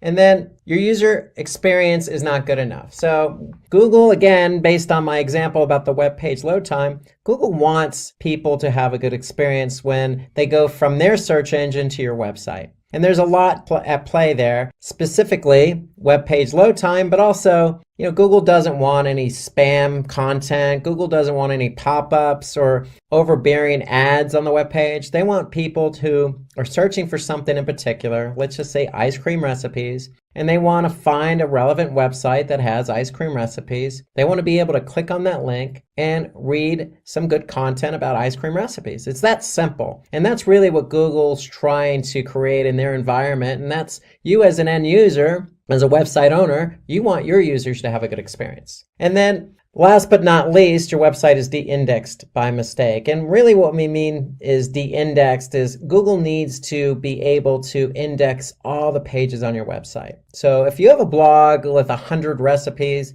you want Google to have access to all 100 recipes. So we're going to talk a little bit later about how to get your pages ranked or indexed on Google organic search. So let's move on to what is SEO. So sticking with our ice cream blog theme, really SEO, search engine optimization, really is the practice of increasing your pages that Google has indexed up the rankings. So the end result is we want all our pages to be ranked number one for particular keywords. So if you want to be ranked for ice cream recipes, well, there's certain things you need to do. So that's generally how it works. We need to apply search engine optimization to increase a page for a keyword we want to be found for. So let me give you an example. So let's just say there's 100 students that participated in an essay competition. And so the competition in this particular case is evaluated on the basis of, is the content relevant? Are they using suitable titles for their essay? Do they have structure when they're participating in this essay or talking about the essay? And do they have a suitable synopsis? And is the content neat and readable? These seem all logical for an essay competition. Well, guess what? They seem logical for SEO because that's exactly how SEO works. It's exactly all those points I just mentioned about structure, logic, readability, organization, title. All those things are what's important in SEO. And so we need relevant content. We need titles for our pages. Google needs to be able to see structure. We need to have synopsis of what the page is about, and that's called a meta description. And then again, the content needs to be readable, and that's important. And so in order to be readable, again, we're going to talk more about site speed because site speed's important. Okay. And when we talk about responsive design, when I say responsive design, that means your site, your page needs to load both on desktop and also on mobile. And so all these things are important. Just like an essay competition, Google is the judge, and they need to be able to determine what page is best to rank number 1, number 2, number 3, etc. on Google search. And then link building. Remember I mentioned link building a moment ago? Well, link building internally and externally also plays a vital role. And so we're going to talk about that a little bit later in the class when we talk about off-page SEO. How does Google rank website? And basically, Google follows 3 basic steps to rank a website. They need to crawl your website. They need to take what they crawl back to their servers. And when they take it back to their servers, your web pages, they need to have them available for indexing. So when somebody actually types in a keyword into google.com, it'll be available to be found on organic search. So that's what indexing is all about. And then Google's job when somebody does type in a search query is to basically rank those pages that they've indexed from number 1 to infinity, depending on how many pages are relevant to that search query. So really it's about crawling, indexing, and ranking. So crawling is simply a process done by which Google has bots. And what these bots do is they go to your web server and they're going to crawl every page that they can find. And how do they find these pages? Well, they basically follow links. You might have heard the term spidering, but that's what they call search engine spidering. So basically what Google's doing is they're building a web, so to speak, all the links that they're following. And so when they can follow all these links on your website, they're going to be able to crawl them. And when they crawl them, basically they're going to take that content and store it on their servers so it's available in their index. So based on this method, Google finds out which websites have relevant content and which ones don't based on certain keywords that are typed into Google. Because if they can't crawl your website, you're not going to be found. And if you can't be found, then you're not going to show up for relevant keywords. So we need to make sure your site's available to be crawled. And we'll talk about that a little bit later. Okay, but let's show you an example. So let's just go to Google search. And if I type in the keyword Simplilearn, okay, I could see I have 1,010,000 results. Okay, and that's how many results are showing up for Simplilearn. Okay, now they may not all be Simplilearn pages, but nonetheless, Simplilearn is ranked number 1 here organically, and there are 1,010,000 pages related to the keyword Simplilearn. Now, when it comes to organic search, we don't want to get it confused with paid search. So anytime you see paid search, you're going to see something that says ad next to it. Okay, so we could see that there are paid ads here, but when it comes to organic search, those are generally below paid ads. And so that's where Google counts the 1,010,000 results. And so that's the whole idea behind crawling and indexing. Google's able to crawl Simplilearn's website, and based on all the pages that they gather, they're going to make those pages available in organic search. So if you type in a keyword and your web page is not available for indexing, then you're never going to show up for that keyword. So that's why it's important to make sure your website is available for crawling and indexing. And so when a user types a query on Google search, the most relevant websites that are in Google's index are going to appear in the search results. So in the example I gave, with Simplilearn? Well, Simplilearn is the brand name of the company Simplilearn. So there's a lot of relevancy there. So that's why you see Simplilearn show up here organically, number one. Like we mentioned about what is SEO and why SEO, we talked about that user experience. So there's a lot of factors that go into ranking, relevancy being one of them. So in the Simplilearn example, Simplilearn is relevant to a lot of the Simplilearn pages because that's who they are, Simplilearn. However, Simplilearn also needs to make sure that, for their pages, the page load time is fast, meaning these pages load very fast for the end user. And Google also takes into account other factors, like how long someone is staying on a website. Or are they bouncing, meaning are they going to one page that they land on and then leaving the website? Okay. And so the user experience is very, very important. There are other factors also like language and location. And so, for example, location, if you do a search, say in India, the results are going to be a little bit different than, say, the results in the United States. Why? Because Google is indexing as many web pages as they can find. So if somebody's doing a search in India, their results may be a little bit different than the results show up in the US because Google has different bots. And these bots are crawling different pages at different times. And so Google's index is updating continuously, but it's not real-time syncing. So if you do a search in India, you may not see exactly the same thing because both search engines, the Google in India and the Google in the US, may not be exactly synced up. So an example would be, if you're looking for cafe. So if you search a cafe in, say, San Francisco, you're going to see different results. Now, if you do a search for cafes in Mumbai, you're going to see different results. There's going to be local search here at the top. There may be some paid search. But again, you may see different results because one, location, but two, Google's search engines in India and United States, google.com, aren't exactly synced up exactly at the same exact time you do that search. So location is important, language is important, and relevancy is important, along with user experience. So all those are important factors in how Google ranks websites. Okay, so we're going to talk about the types of SEO now. So if we want to rank for a particular keyword on Google, we're going to have to apply search engine optimization. And so there's two strategies to search engine optimization: on-page SEO and off-page SEO. So first, we're going to talk about on-page SEO. So on-page SEO is nothing more than optimizing your own website. And so when we say optimizing your own website, there's certain elements on your website and on your web pages that we need to take into account. And so some of those elements are headers, meta descriptions, title tags, linking. So all of those elements are something we can control as an end user who wants to rank our web page and our website on Google. And before we do anything with our website, the first thing we need to do is understand what keywords we want to rank for. In order to understand what keywords we want to rank for, we need to do keyword research. And if you do anything in SEO, keyword research is the most important activity. That's the most important thing you can do for SEO. And why do I say it's the most important? Because you need to understand, if you choose a keyword that you want to rank for, you need to understand how much traffic you're going to get from that keyword if you're ranked organically, say number 1 on Google. So how much traffic will you get if you're ranked number 1 on Google? So you need to understand what the volume is. And then number 2, we need to understand what the competition is for that keyword that you want to rank for. So if you choose a keyword and there's not much competition for it,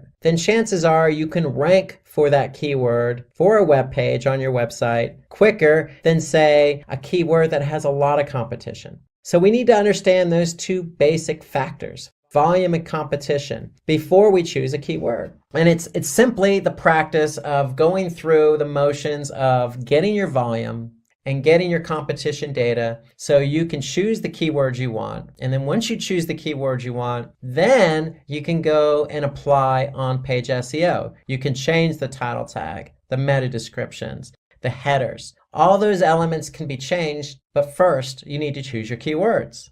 And so, again, the primary components we're looking for are how much traffic you can get, or the search volume, how much competition there is for that keyword, and of course, relevancy. Okay, you need to be able to choose a keyword that's relevant to the web page you're trying to rank for. And so let me show you an example of how to go through this. So the first thing we want to do is we want to use a tool. And the tool I would recommend is Google Keyword Planner. And why do I choose Google Keyword Planner? Because if we're trying to rank on Google.com or Google search engine, we want to be able to get the data right from the source. So Google's going to be able to give us information about how much volume a keyword has and how much competition it has. So let me show you an example. So if I want to use Google's Keyword Planner and I want to rank for the keyword how to become a digital marketing specialist, then I'm going to type that keyword into Google's Keyword Planner. And what Google's going to do is they're going to give me some trends about how much volume this particular keyword gets over the course of a year.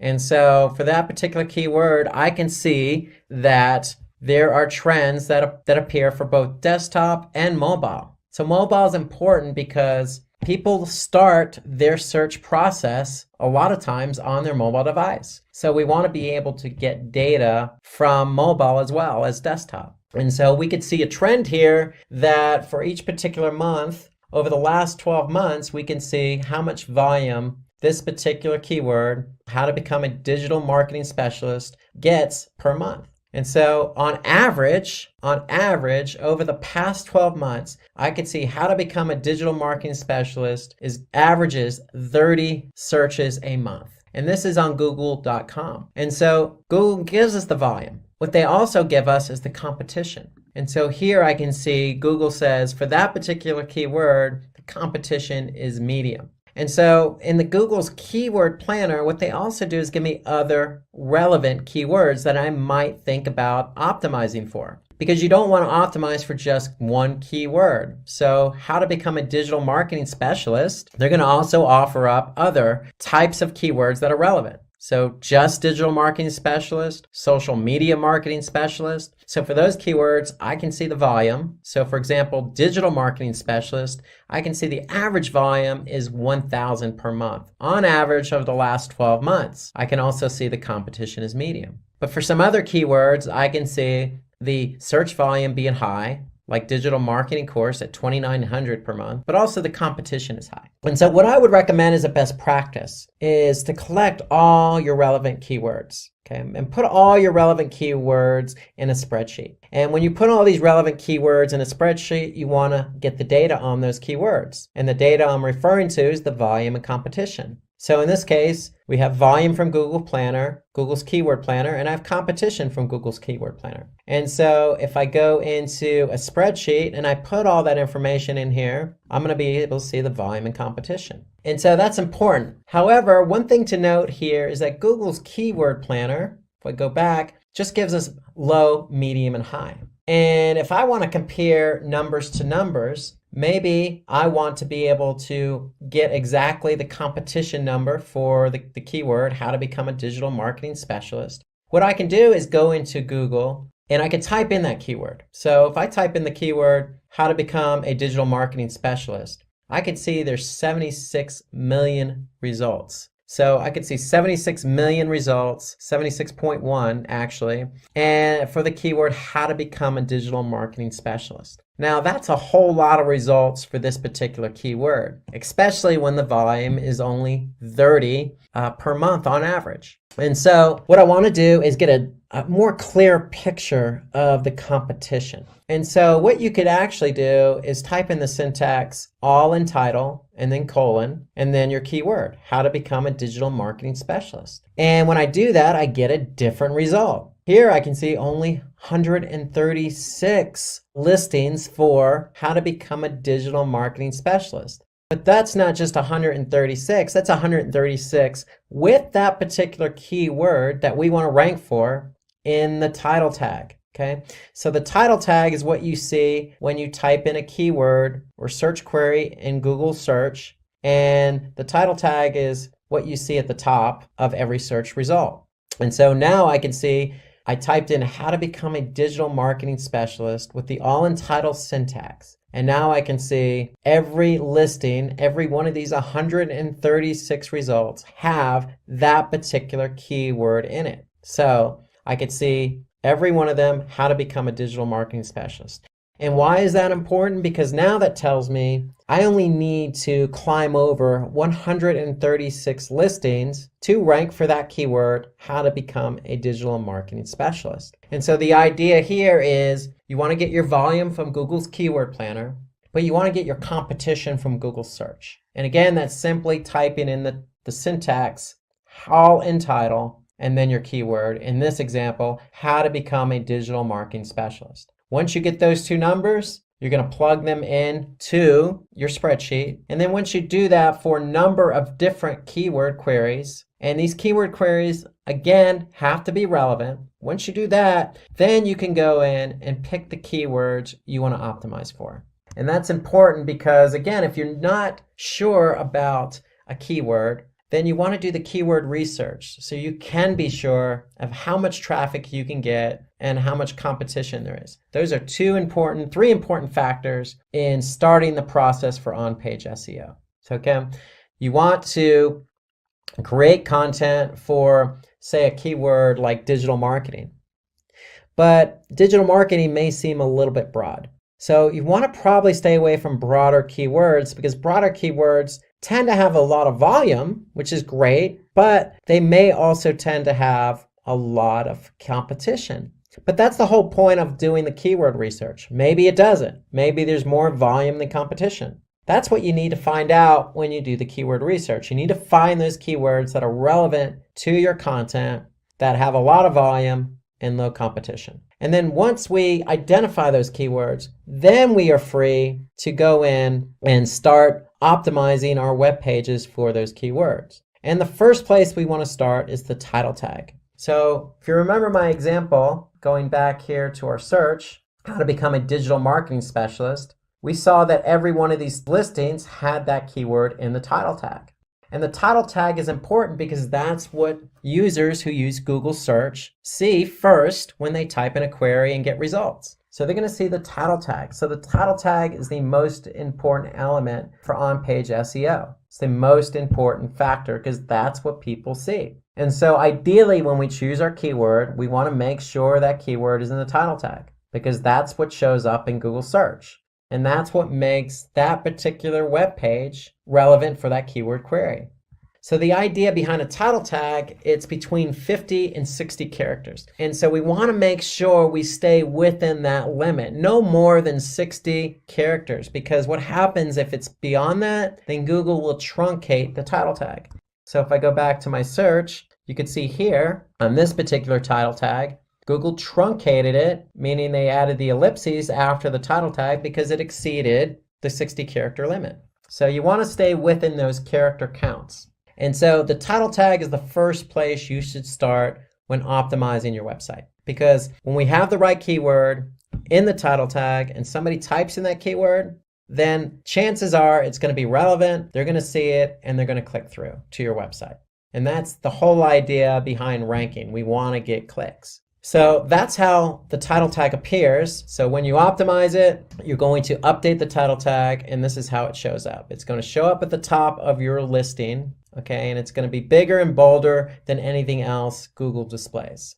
So the second thing you want to optimize is the meta description. And the meta description is simply just a brief description up to 155. I would say about 155 to 160 characters, but probably no more than that. And so the meta description is nothing more than a summary of the web page itself. So if I go back to my Google search results, I see my title tag and I see the page that this particular listing belongs to. And underneath that is where I can see my meta description. So in this particular keyword query, how to become a digital marketing specialist, I see the meta description, an ultimate guide on how to build a career in digital marketing and the skills required to become a digital marketing specialist. Note that it's a well-written meta description with 155 characters, and it includes the keyword digital marketing specialist. So we're trying to rank for how to become a digital marketing specialist. And here you can see become a digital marketing specialist. So there's a lot of relevancy between not only the title tag and the keyword, but the meta description in the keyword. So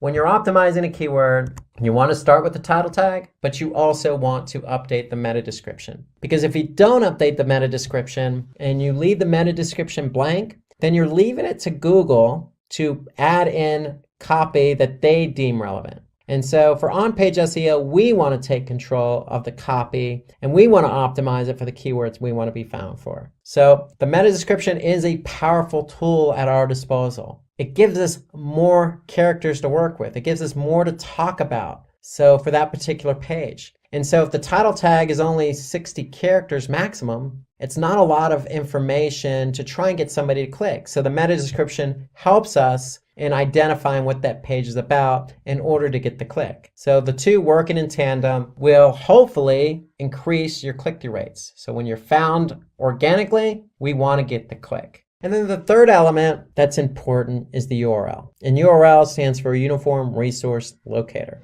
And why is the URL so important? Because that's what people see. So if I go back to my search result, how to become a digital marketing specialist, notice that the URL also includes how to become a digital marketing specialist article. Okay, so it's very relevant. The URL is very relevant. One, we can see it in the search results. But two, it's relevant to the keyword query. And that's important for the end user and Google. Google wants to know, hey, is this the page that's relevant to the user's query? And if it is, then this user's likely going to have a good user experience after they click on the listing. So the URL is an element that helps not only with the click-through rate, but with ranking. And having a poor URL structure doesn't help at all, because not only does Google not recognize the URL as being relevant, but the end user may not want to click on that page given the way the URL looks. So you want to try and avoid a poor URL structure. So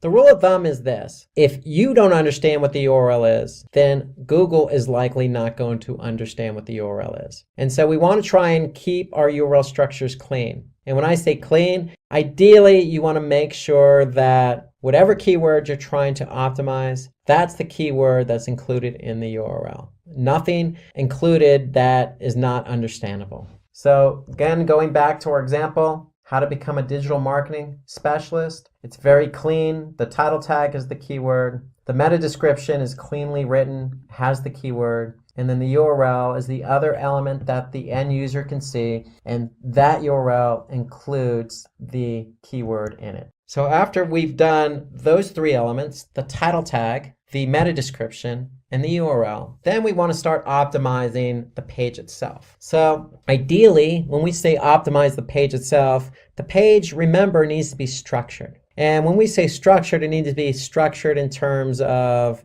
headers and subheaders, and organized in a manner in which the end user can read the article, read the content clearly and concisely without being confused. And so that's the job of headers. They add basically an organizational structure to the content.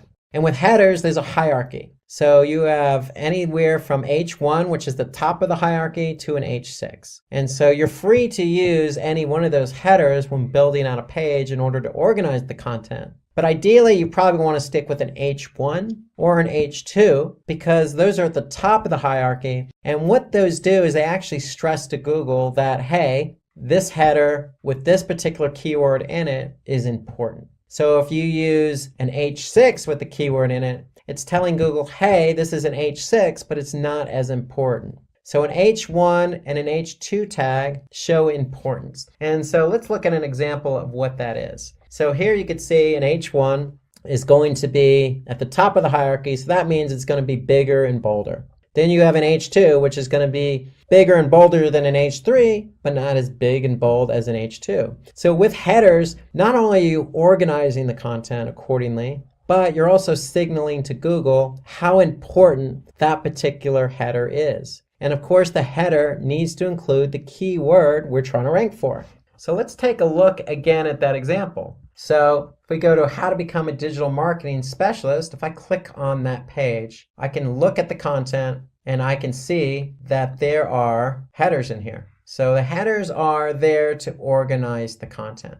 And that's what we want. We want to be able to organize the content. And if you look at the other example I'm showing here, how to become a digital marketing specialist, learning paths explored, you can see that's an H1, but below it's a subheader, the growing digital marketing job market. So that's an H2. And so we're not stressing to Google that that's more important than an H1, but nonetheless, we're stressing to Google that it's important nonetheless. So we want to be able to use headers. We want to be able to use keywords in our headers in order to stress to Google what's important and also to organize the content because Google likes content organized.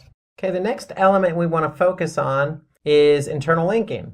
And so internal linking, if you remember earlier in the presentation, is basically links from one page on your website to another. And so here we can see on this particular article, how to become a digital marketing specialist. There's also links to other pages on Simplilearn's website. And so for this particular content, it also links to SEO specialist, PPC specialist, social media marketing specialist, and digital marketing specialist. So the whole idea behind internal linking is to link from one page to another where it's relevant. And in this case, it's relevant because we're talking about how to become a digital marketing specialist. That's what the whole content is about. And so what Simplilearn's doing here is offering up other pages on their website that are relevant to becoming a digital marketing specialist. And so this is a best practice when you're optimizing a web page. So you want to be able to have internal linking on your site. And the whole idea behind internal linking is it also allows users to navigate through the site naturally. So when I say naturally, they don't always have to refer back to the top navigation. They can naturally and seamlessly go from one relevant article or page to another. And so that's the whole idea behind link building and internal link building. It allows Google to identify, pages that they want to crawl and index because they're linked to one another. But it also helps the end user because it allows the end user to go from one page to another. And it's signaling to Google, hey, this particular page is linked to this page. So we're going to also index that page. And so that's the whole important part of internal linking. It's about the end user experience, and it's about allowing Google to find the pages on your website so they can crawl them and index them so you can be ranked for them. And so also, in addition to internal linking, we want to be able to use natural language. And so what do I mean by natural language or natural language processing? So what Google does is, in terms of natural language processing, they're looking for the content and the keyword. It needs to be relevant. So when your website is about digital marketing, you don't necessarily want to rank or try to rank for the keyword digital marketing. One, it's too broad. Two, there might be some competition. But three, you're probably not going to write something as broad like digital marketing. So ideally, what you want to do is you want to choose other relevant, related keywords that's going to be more natural. And so that's what we mean on natural language processing. We want to choose keywords that are more natural to the content you're writing. So instead of the keyword digital marketing, maybe we want to talk about the types of digital marketing, or digital marketing examples, or what is a digital marketing strategy, or how to become a digital marketing specialist. So those are all relevant keywords to digital marketing and more relevant to the content. Because if you try to rank for the keyword digital marketing, again, it's probably going to be a little bit broad, probably more competition, and not as relevant to your content. And as a result, probably not a good user experience. So think about some other keywords that you could optimize and rank for. And that goes back to the keyword research. That's why the keyword research is so important, because it allows us to identify other keywords in the natural language process. What keywords are more relevant for the content? And then another element to on-page SEO is the sitemap. And so with the sitemap, it's basically a list of all the pages on your website. And the whole idea of listing all the pages on your website in one document is it helps both users and search engines understand the structure of your website. So there are two types of sitemaps. One's an HTML sitemap, and that's designed for humans. So if you have a website with a lot of content, at the footer or the bottom of your web page, you probably want to have a link to sitemap. So if somebody clicks on that sitemap, they're going to be able to see all the pages on your website, structured in an organized manner. Well, an XML sitemap, and XML is just a different format. It's designed for crawlers. And so the whole idea, remember, is Google likes to crawl content. When they crawl content, they bring it back to their servers and index it. And so we want to be able to create a sitemap for Google or other search engine crawlers. And so XML is the format. So let me show you an example of how that looks. So if I go to Simplilearn.com and simply type in, say, sitemap.xml, just as an example, I'm going to get this particular page. And this particular page displays 2 XML sitemaps. So these sitemaps are there for Google to go ahead and crawl, and nothing more than a list of all the pages on your website. And so this is a quick and easy way for Google to get a hold of all those pages so that they can index them. And that's the whole idea behind SEO. You want to be able to have Google index all the content you want to be found for the keywords you want to be found for. So it all starts with the sitemap. So let's go from on-page SEO, which in recap is basically optimizing certain elements on your website so that you are relevant for a particular keyword. And that meant updating the title tag, the meta description, the URL, the headers, choosing the right keywords to put into the content, having internal linking, and also updating the sitemap. Well, those are elements that you can do on your website. So we're going to switch gears and talk about a different strategy, off-page SEO, because without on-page or off-page, you can't have a page ranking. So the two work together. So you can do as much as you want on-page, but you still need off-page SEO. And you could do all the off-page SEO you want, but you still need on-page. So both of these strategies have to be in full effect in order for you to rank. So let's now switch gears to off-page SEO. And so off-page SEO is simply the process of linking or promoting your website using link building. And so if you remember, I talked about this earlier on. There's 2 types of links, internal and external linking.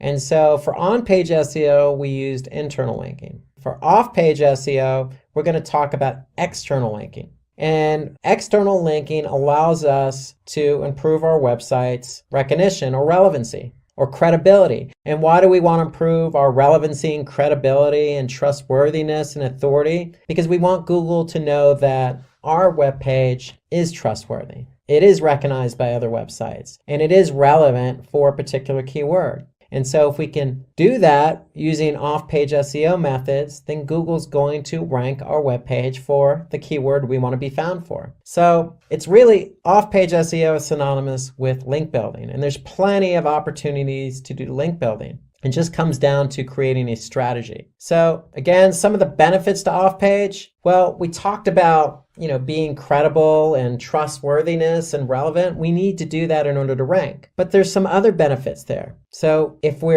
have a link on another credible website, then it's likely going to increase the traffic to our own website. It also creates high domain authority. And so what I mean by high domain authority is if we have basically links to other web pages pointing back to us, then basically our domain authority is going to improve. And when our domain authority improves, other websites are going to want to link to us. So the higher authoritative we are for our website, then other web pages are going to want to link to us. And so the more external linking we have, the higher the domain authority. So it all starts with linking to other high domain authority websites. So linking to a high domain authority website, for example, having a link on Wikipedia that points back to our webpage creates high domain authority for us, and it helps drive traffic. So some of the other benefits of off-page SEO are credibility. So if we're linking from Wikipedia to our webpage, it does create credibility for us. It also helps us increase our page rank. So remember that external linking helps build domain authority, helps build credibility,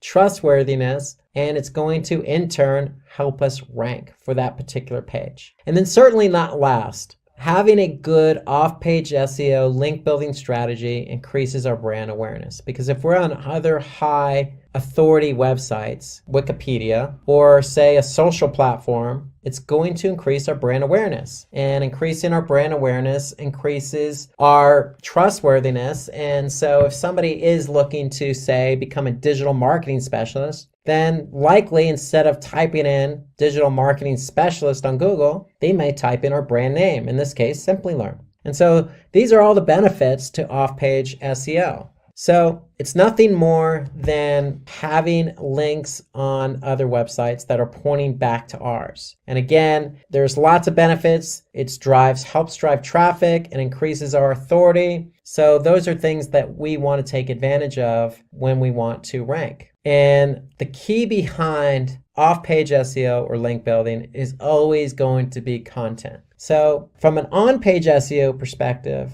having quality content allows that content to be optimized for a relevant keyword and ranked. But also from an off-page SEO strategy, having high quality content allows us to have other sites, and it doesn't necessarily have to be a website. It could be a social platform, or it can be another blogging platform or blogging website, link back to ours. Why? Because the content is original, it's natural, it's well structured, it reads well. And so that's the whole idea behind off-page. You can't have links on other websites if you don't have quality content. So one of the ideas behind off-page SEO is not only do you want to create good content, but you probably want to spend a lot of time or a bit of time on others' websites. So remember the example I used earlier in this presentation about having an ice cream blog and ice cream recipes? Well, it probably wouldn't be a bad idea to say spend some time on other blogs related to desserts, related to cakes, related to food in general, related to vegetables or other items that people could link from. So the whole idea is understanding who else is out there, who has relevant content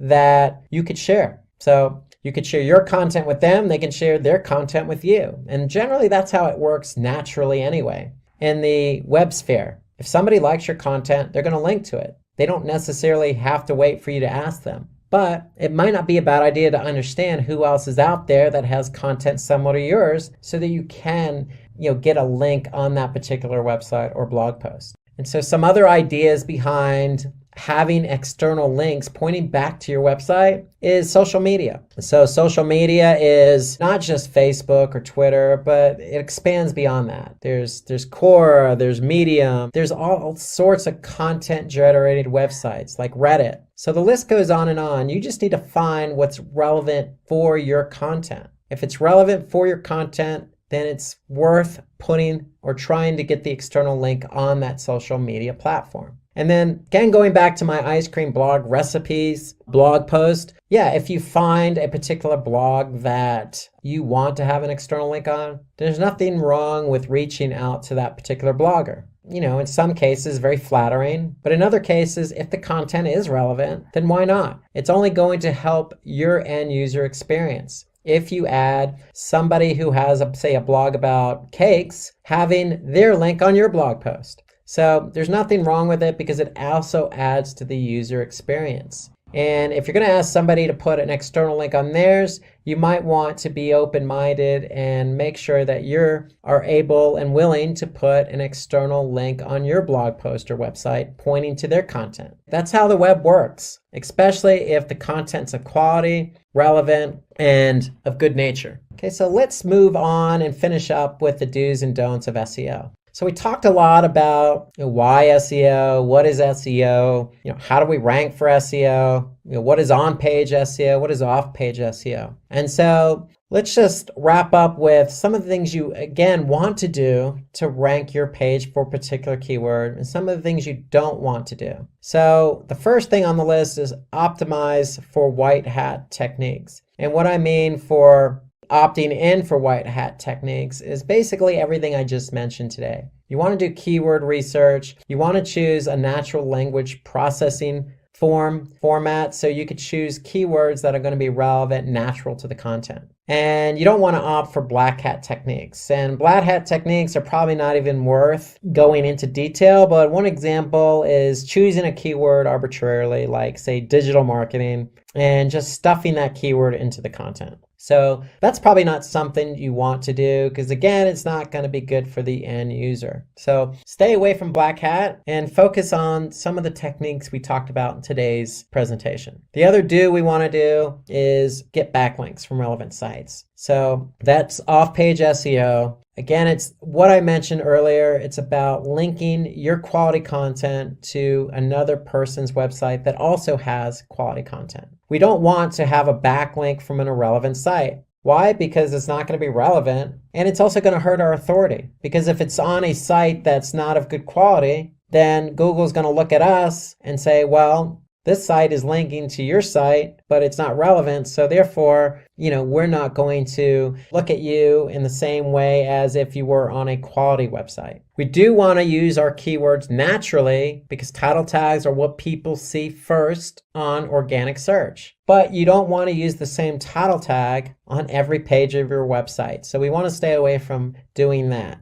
So you want to have a unique title tag for every web page on your website. And ideally, what does that mean? That means using our keyword research to choose 1 to 2 keywords per page and optimizing your web page for those 1 to 2 keywords. So ideally, what you want to do is have 1 to 2 different keywords for every page on your website. We definitely want to write engaging content. So the content should be engaging. Remember, user experience. We want users to stay on our website. We want them to enjoy the content that they're reading. And we want them to go from one page to another naturally. We definitely don't want to leverage or plagiarize or just copy content from others' websites because it's not, 1, probably going to be relevant to what you're writing about. 2, it's duplicate content and it's somebody else's. So that's a black hat technique we want to stay away from. I can't emphasize this enough. We need to do keyword research first before you do anything else. You need to find relevant keywords. And not only that, you need to understand the volume and the competition for each of those keywords. Okay, you don't want to choose a keyword that has low volume, high competition. You want to choose a keyword that has high volume, low competition. But above all, you want to choose keywords that are relevant to your content. We want to avoid keyword stuffing, so don't take a keyword and just stuff it everywhere on the page. It's not going to be natural, and Google's going to be able to pick up on that. So we want to maintain some level of quality with our content and quality with the keywords that we choose.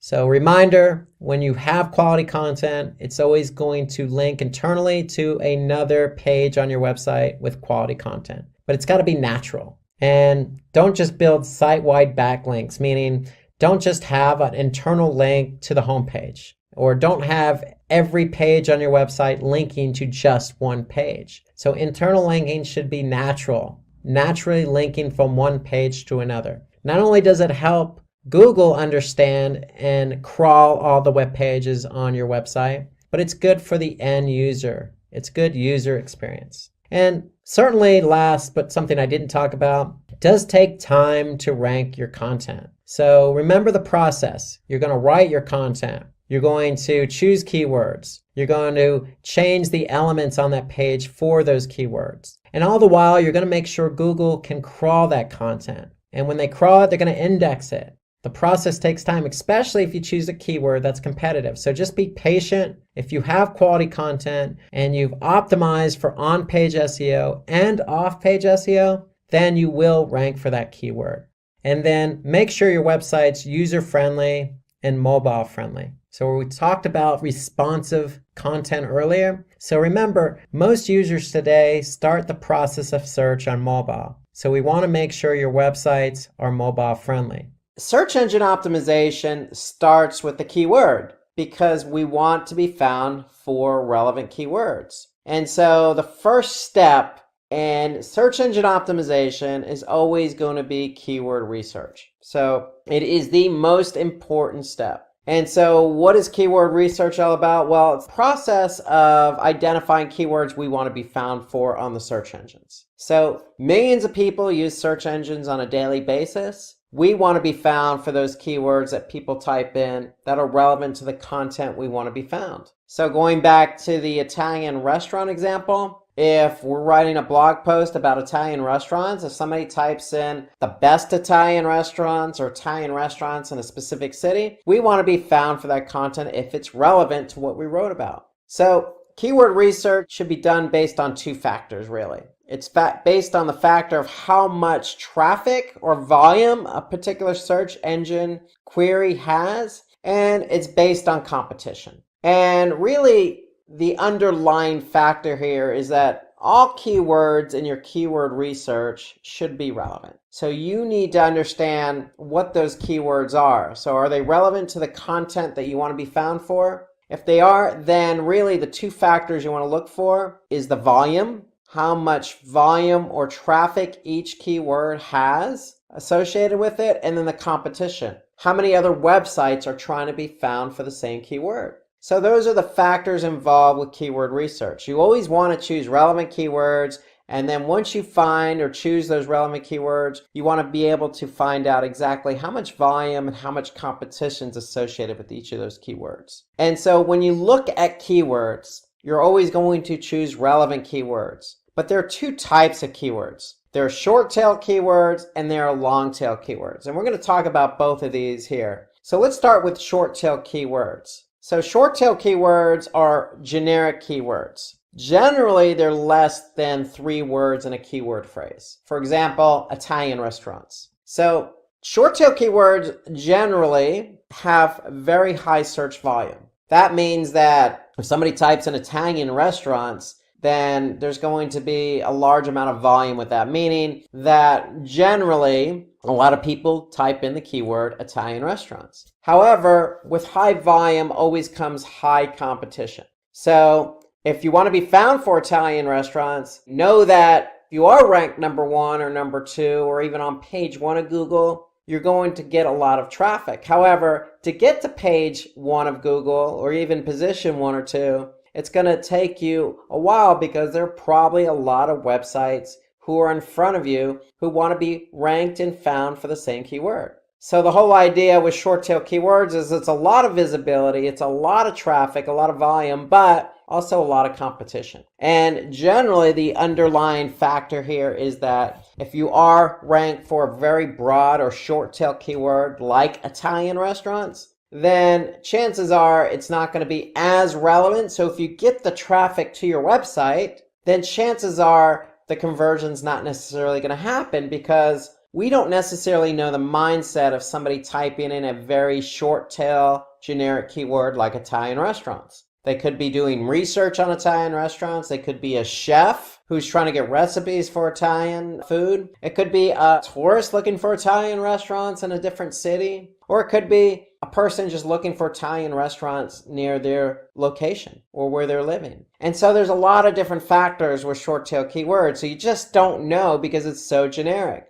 And because it's so generic, if you do get the traffic for that generic keyword, then the chances of the conversion are going to be lower than, say, if it's a more specific relevant keyword. So let's take an example of a short tail keyword. Let's just stick with Italian restaurants. So I'm going to go to a tool called Moz. Well, Moz has a tool called the Keyword Explorer. And within Moz, so if you go to moz.com and then use the Keyword Explorer, you can get an idea of how much volume and competition are associated with a particular keyword. So in this example, we're using Italian restaurants. It's a very broad keyword. We could see that the monthly volume is between 70,000 and 118,000 per month. Okay, so that means for a particular keyword in the United States on a search engine, you're going to get about 70,000 to 118,000 people who type in that keyword. And so if we were to look at the difficulty of that keyword, you could see that it's fairly difficult because out of 1 to 100, it's got a score of 43. So it's fairly difficult. However, if you notice, the click-through rate's very high. So Moz estimates that we'll have a 40% organic click-through rate for that keyword if we're ranked for it. So if it's relevant to us and we want to get some visibility to our site, then yeah, we want to use that generic short tail keyword. However, if we're interested in conversions, then we really want to turn our attention to longer tail keywords. However, if you want the visibility, then you want to use short tail keywords. If you want the conversion, then you want to switch over to longer tail keywords. So longer tail keywords are more specific. They usually consist of more than 3 keywords. So Italian restaurants, very generic. If we add a few more keywords, that keyword phrase, it then becomes longer tail. So compared to short tail keywords, longer tail keywords are generally less competitive and the search volume is not as high. Case in point, so if we go back to Moz and then we look at the Keyword Explorer and we'd actually type in Italian restaurants and let's just say Orlando, Florida, Moz is going to generate some monthly volume for us, and they're going to allow us to understand how difficult that keyword is. And so here you could see very, very little search volume. In fact, so little volume, there's 11 to 50. Okay, so that means on average that this keyword generates 11 to 50 queries a month. So very low compared to our short tail keyword, Italian restaurants. The difficulty here didn't necessarily lessen, but it is less competitive. So if you're interested in conversions and you have an Italian restaurant in, say, Orlando, Florida, then this is the keyword you may want to use. So there's a trade-off between longer tail and shorter tail. But when visitors land from longer tail keywords, they're usually ready to make a purchase. They're usually more specific intent. There's more intent involved with a longer tail keyword. So best restaurants in Florida, branded shoes in Florida, something very specific is going to generate probably a higher conversion rate than something more generic. So that's the trade-off. And so when to use long tail keywords? Well, we want to use long tail keywords if we're targeting pages with a product or specific article. So if we're interested in that particular conversion, then longer tail keywords are likely more the way we want to go versus something more generic, which means if you're using a generic shorter tail keyword, you're more interested in the visibility and the traffic, not necessarily the conversion. How does a search engine work? So let's talk about that for a minute. So we know that millions of people use search engines. We know that we want to be found on search engines, but how do we actually get our content in the search engine? So that's the important part that we need to understand if we have our own website and we have our content. So these search engines want your content in their search engine index. So how do they get your content? Well, they send out bots or files, and we'll just call them spiders. So they send out these spiders to crawl your website. And the whole idea behind using the insect spider is because we're talking about the World Wide Web. And so if Google, for example, sends a bot to your website, they're going to crawl your website and spider your website. They're creating a web of pages. So all they're doing is following links. And every page and link that they hit, they're going to bring back to their server. So these spiders scan your websites, they just follow links, and they take all the pages and content that they're able to gather when they hit your website, and they're going to pull all that information back into their own index. So if you think about Google, they're crawling or spidering millions and billions of websites. All those millions and billions of websites are sitting on Google servers. So when somebody does do a search query, Google, because they have all these websites in their index, are able to quickly determine which website is the most relevant for that search engine query. So that's generally how search engines work. So let's talk about the types of SEO. So if we want our website to be found on these search engines, and Google or these search engines have crawled our website, then what we want to do is we want to basically look at it from a two-pronged perspective. It's a two-pronged strategy. So the first strategy we're going to talk about today is on-page SEO. So those are on-page SEO is defined as what we do on our website to be relevant for a search engine query on a search engine. So again, on-page SEO is what we do to our own website. Off-page SEO is the second part of that SEO strategy. And off-page SEO determines what we do off our website to be relevant for search engine query. And so off-page SEO generally is synonymous with link building. And we'll talk about that a little bit more as we go forward. But really, when you want to do SEO, when you want to be found for a keyword on a search engine, you're going to have to apply both on-page SEO and off-page SEO. So let's talk about on-page SEO. And so this is the first part of our SEO effort. We want to focus on on-page SEO first. And so on-page SEO is the method of optimizing elements of web pages. Remember, these are all the items we want to do on our website to be relevant for certain search queries. So it's basically, the idea behind this is to make our web pages more relevant for specific search queries on search engines. And so there are a number of different elements on our website, on a particular web page, that we want to manipulate or optimize, if you will, to be relevant for a search engine query. And so let's start around the idea that there's a number of things you can do. So let's start with schema first. And so schema is nothing more than, it's a collaborative effort between Bing, Yahoo, Baidu, Google. And the idea is really, they want to understand more about the content of your website.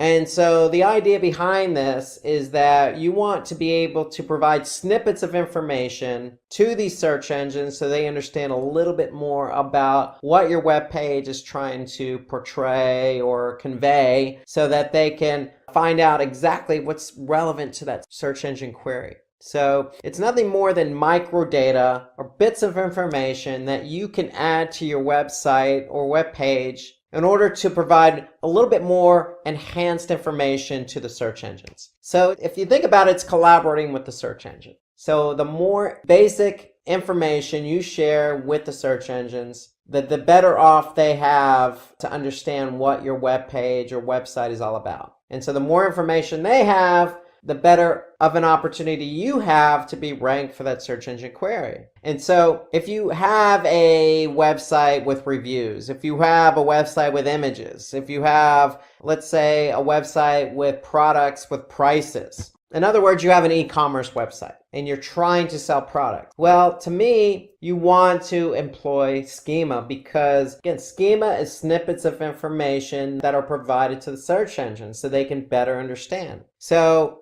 you can certainly provide snippets of information in the terms of images or prices or particular products and how much is left in stock. So all this information, these bits of information, you can provide to the search engine so that they can better understand what it is you're trying to sell, how much it costs, how much is in inventory, what people think about the product, etc. So if you have a website that sells products, you probably want to employ schema. And so when you do employ schema, again, snippets of information provided to the search engines. The search engines are going to better understand, and then they're going to present that information in the search engine results. So if you have ratings and reviews, you can provide snippets of information to the search engines. The search engines, in turn, are going to present that information in the search engine results. So if you have positive reviews, then somebody typing in this example, shoes, they're going to be able to see that you have positive reviews for your website. So that's the whole idea behind schema, is to provide snippets of information. So again, it's not just related to reviews, also for images. So if you have images, you can provide snippets of information to the search engine so they can see, what the shoe actually looks like when they type in this example, Puma shoes. Or like I mentioned, inventory. Snippets of information about your inventory. The search engines are going to provide that information in search engine results. So if somebody's looking for women's training shoes or women's Puma shoes, and they see your product and they see, oh, this is in stock, great, let me go to this website and purchase these shoes. So that's the whole idea behind schema, is making sure you present information critical to your website so that the search engines better understand what your website's all about. It also helps with relevancy, because the more those search engines know about your website, the more relevant your website becomes, and the better chance you have to rank for a particular keyword. There's also some other information here involved with schema, and those are site links. So site links, additional pages on your website, okay, that show up in the search engine result. And so again, the more information a search engine has about you, the better chance you have to be found, the better chance you have to get a click.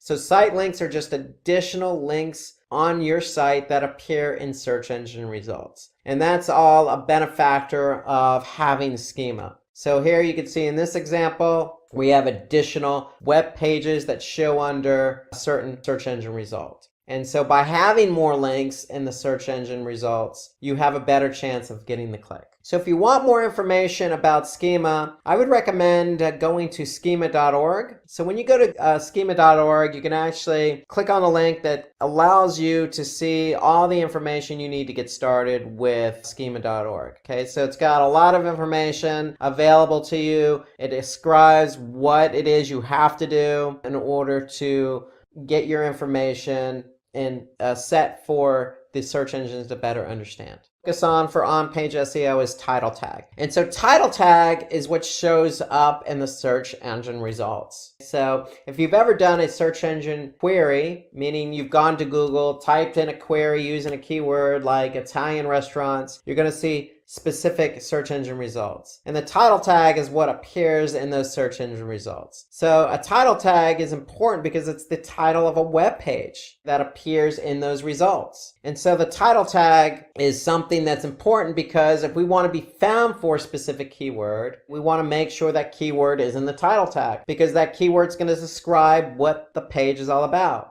And so if we want to be found for that keyword, let's just say Italian restaurants in Florida, for example, that's going to be part of our title tag. So when somebody types in that particular keyword query, Italian restaurants in Florida, then we have a good chance of showing up because the title tag, which is the title of the page, is going to have that particular query in it. And so you can edit the title tag. And when you edit the title tag, you want to be able to put that particular keyword in the title tag. So if we do a search on Google, for example, so if I go to google.com and I type in Italian restaurants in Florida, here I can see under the local search results, and here I could see Italian restaurants in Florida, Central Florida, Italian restaurants in Miami. So you could see that these are highlighted. So the title tag is not only stands out, but allows you to showcase exactly what your page is all about, and it helps with the relevancy of that keyword query. So when you're trying to optimize your website using the title tag for a specific keyword, you want to keep in mind a couple parameters because title tags show up in the search engine results, but certain search engines, particularly Google, has character limits around the number of characters you can use in the title tag. And so we want to keep that in mind. So ideally, we want to format our title tag appropriately. And so to me, the most optimal way to optimize a title tag using a particular keyword that you want to be found for is to use that keyword in the title tag and then separate that with your brand name. So if you actually have two keywords, then you can use the primary keyword first, then the secondary keyword, and then the brand name. So to me, this is the most optimal format, but keep in mind there are character limits. But if you look at this format, to me, it's the most easiest format to abide by because it makes your title tag more relevant. You don't have to worry about necessarily fitting in excess keywords in the title tag because, again, the title tag has character limits. So if we take a look at our example in Google search results, if you go over those limits, and the title tag is generally between 60 and 65 characters long. And so if you go over those limits, let's just say your title tag is more than 65 characters, Google, in this case, is going to cut off the characters. And so here you can see the ellipses after the title tag. Now, if you follow the format that we at Simplilearn recommend, you could see if our keyword is Italian restaurants in Florida, and then separated by the brand name, this gives you an optimal format for the title tag. It also makes it relevant for the keyword query. So you want to keep that title tag probably no more than 60 characters, because if you flirt with putting more than 60 characters, then the search engines are going to cut off that title tag, and then that's not going to look good, and it's going to also become less relevant. So we want to keep the character counts in mind. So if you abide by that format of the keyword, and then maybe the secondary keyword if you have one, separated by the brand name, then you should be good to go with making sure your title tag is relevant for that keyword query. So let's then turn our attention to the meta description. So the meta description is just a short description about the content on your web page. So if the title tag is the title of the web page, the meta description describes the page. Okay, so it's a description about what that page is. So the meta description appears under the title tag and then the URL. So if we go back to our Google search results, we look here, Italian restaurants in Florida, Maggiano's Little Italy is the brand or the restaurant. We can see the URL, which is underneath the title tag. And then here we could see the meta description. And so with the meta description, you have a little bit more room to work with in terms of character count. But the meta description, just like the title tag, is just as important because 1, it shows up in the search engine results. 2, it describes what the page is all about. And 3, it allows you to optimize the meta description so the meta description becomes more relevant for that search query that somebody types into that particular search engine. So the optimal length for a meta description, you can go up to 300 characters, but I would not even recommend even flirting with that limit, because just like the title tag, search engines, in the case of Google, will actually cut off the meta description. So if we look here back at our search results, if you go over those limits, you'll see that the search engines will cut off the copy of the meta description and they'll just put ellipses. So we don't necessarily want to go over those limits. So my recommendation is to keep that meta description probably 165 characters to no more than 200. Because we're trying to describe not only what the page is all about, but we're also trying to optimize that meta description so it becomes relevant for the search engine query. And so you want to keep it short and concise. So if we look at our example here, Italian restaurants in Florida, Maggiano's does a good job. It said, book an event space, make a reservation at Maggiano's in Florida to enjoy delicious view maps, menus, and more.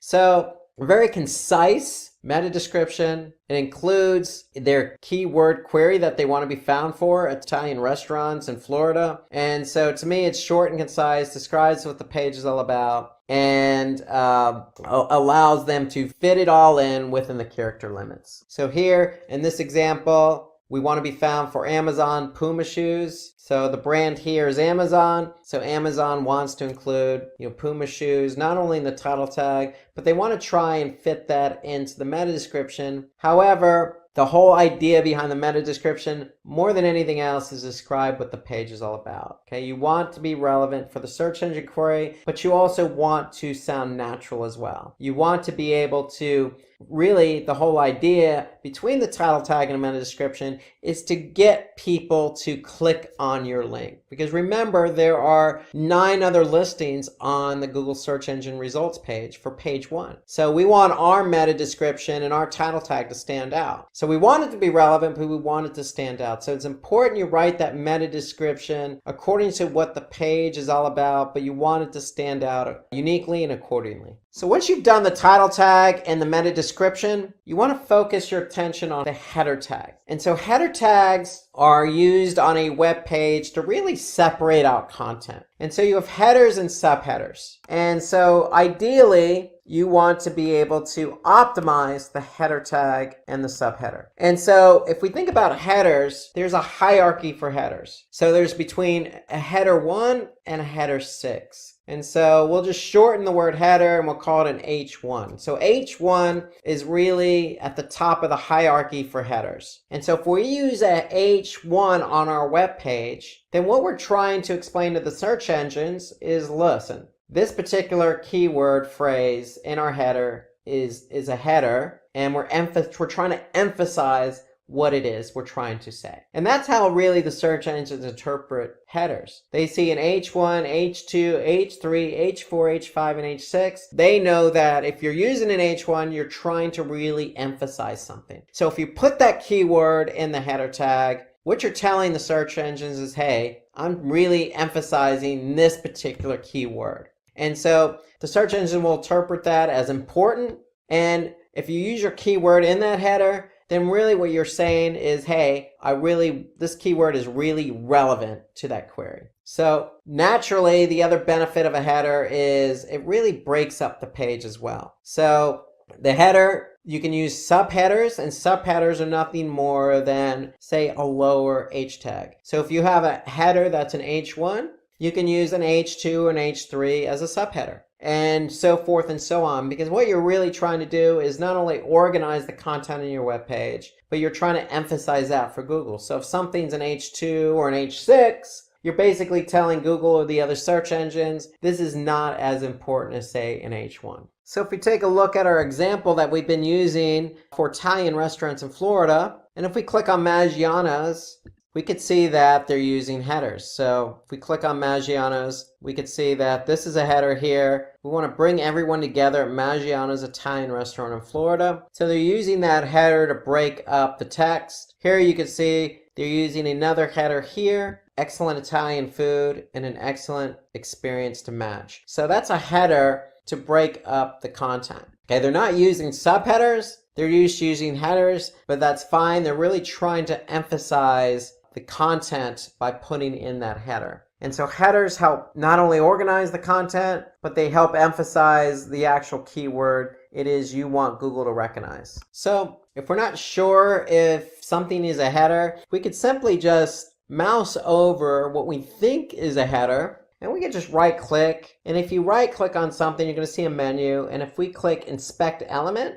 then basically what that browser, in this case Firefox, is going to do is show us the HTML of that particular thing, of that item that we right clicked. So here we could see, in this particular case, this is an H2 tag. So it's an H2. So if we scroll down and we mouse over this, we could see this is also an H2 as well. So this particular page is using H2 tags, not H1, but an H2. So what they're explaining or trying to convey to the search engines is, listen, this is an H2. It's still relevant. We're still trying to put emphasis on it, but not as much. So we want to be able to use our H1s and our H2s accordingly. So remember, an H1 is you're providing the search engines with information by telling them, hey, this is the most relevant. We're putting emphasis on this keyword. An H2, not as much as an H1, and an H3, not as much as an H2. So use your headers accordingly. Not only just to break up the text, not only for styling, but for emphasis for the search engines. So headers are very important elements for on-page SEO. Okay, let's turn our attention to the URL structure. Okay, so URL stands for Uniform Resource Locator. And so our URL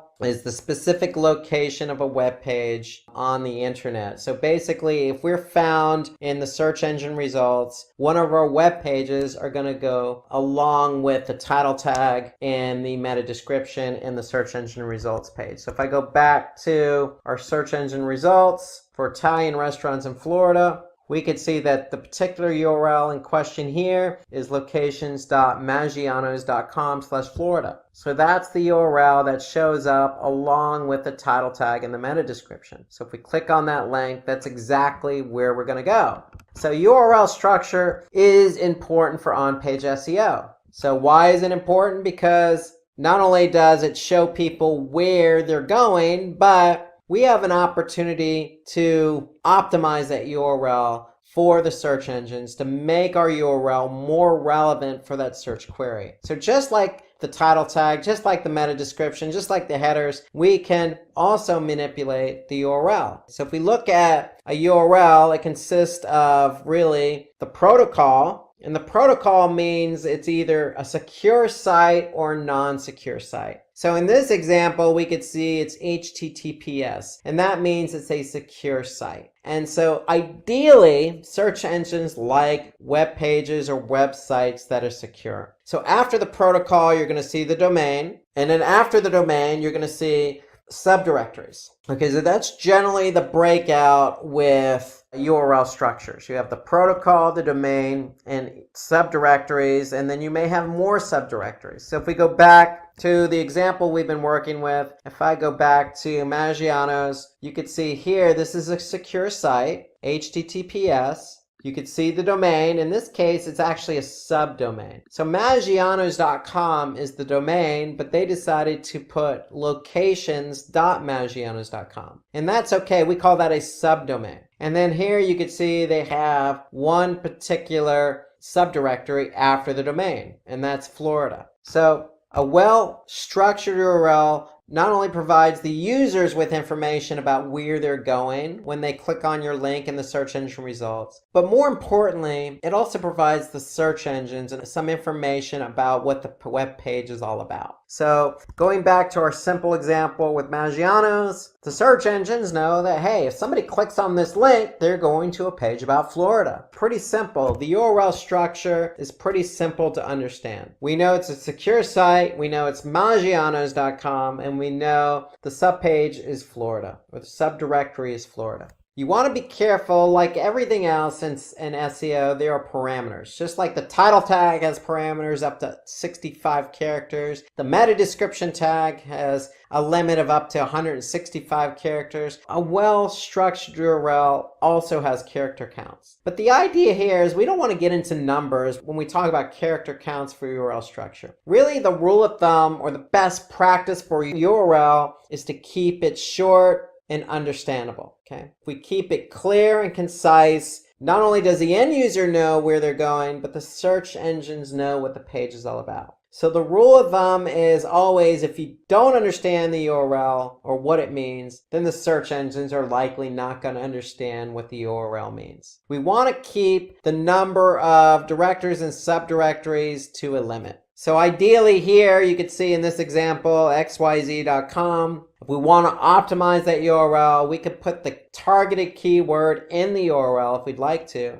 But we want to keep it probably to a minimum of 1 to 2 subdirectories. The shorter the amount of subdirectories, the better off we are, because that means that not only the end user will understand the URL, but the search engines will understand the URL as well. So we always want to make sure that URL is readable, again, for the end user and the search engine. And so in this example, you could see amazon.com/mens-shoes/sneakers/Puma. Very easy to understand. As an end user, I know that I'm going to a Puma page for men on amazon.com. Now, when you get into URLs with dynamic parameters in them, then ideally, you as an end user is not going to really know where you're going to go. So in the example here, the middle example, I can see that I'm going maybe to a shoes page, but I have no idea what the rest of that URL means. And in the other example, where you have a very low URL readability, I have no idea as an end user where I'm going to go. So as an end user, I need to be able to have confidence in knowing where I'm going to go once I click on a link in the search engine results. So if I don't have that confidence, if I don't understand what the URL is,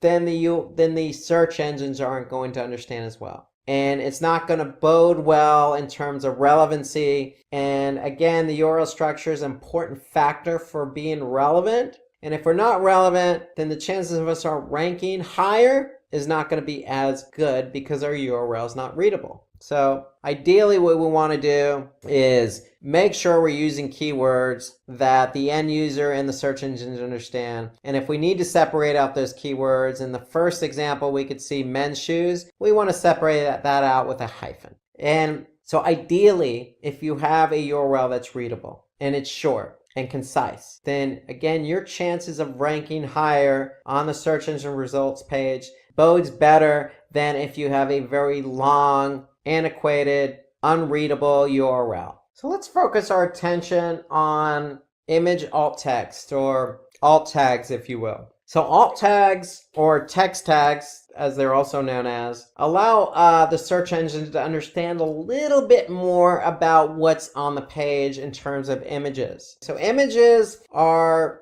a prominent part of every web page on the internet. Unfortunately, images are usually files that are not readable by search engines. So we want to be able to provide some alternate text so that the search engines understand what those images are all about. So again, it gives us an opportunity to communicate with the search engines so that they better understand what the image is all about to make the page more relevant. So generally, if an image fails to load on a web page, as an example, well, if you have an alt tag, then the alt tag is going to show in place of the image not loading. More importantly, if we have an alt tag and the search engines have spidered our website and somebody's actually searching for images, then the alt tag is used as a descriptor for the image. So it also helps us get found for the images on search engine results pages. And so, like everything else we've talked about with on-page SEO, there are character limits to alt tags. Generally the rule of thumb is 125 characters for an alt tag. And the alt tag is used in the HTML, so we want to surround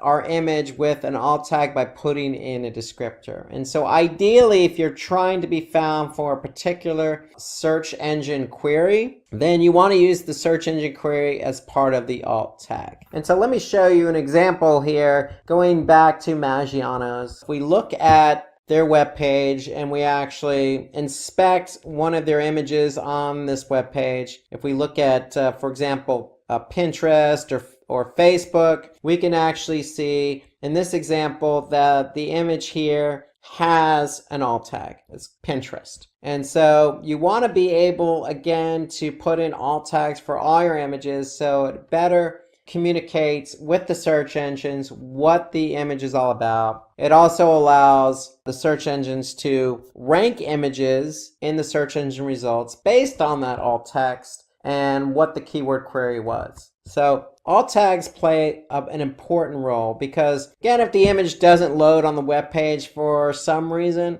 then the alt tag is there as a replacement. It's also there to help the search engines rank those images and understand the page a little bit better. So you always want to be able to put in the keyword query that you're trying to be found for in the alt tag. And so be as descriptive as possible. You have 125 characters to use, so be as descriptive, make it easy to read, because again, this is what's going to show up in the search engine results pages for images. Okay, let's turn our attention to internal links. So when it comes to SEO, internal links also play a vital role because basically an internal link, which is a link from one page of your website to another page of your website, allows Google to, or other search engines really, to follow the pages as they index your entire website. So it serves that purpose of allowing search engines to index. So it definitely improves the indexing. But internal linking also has many benefits. And one of the other benefits is it helps spread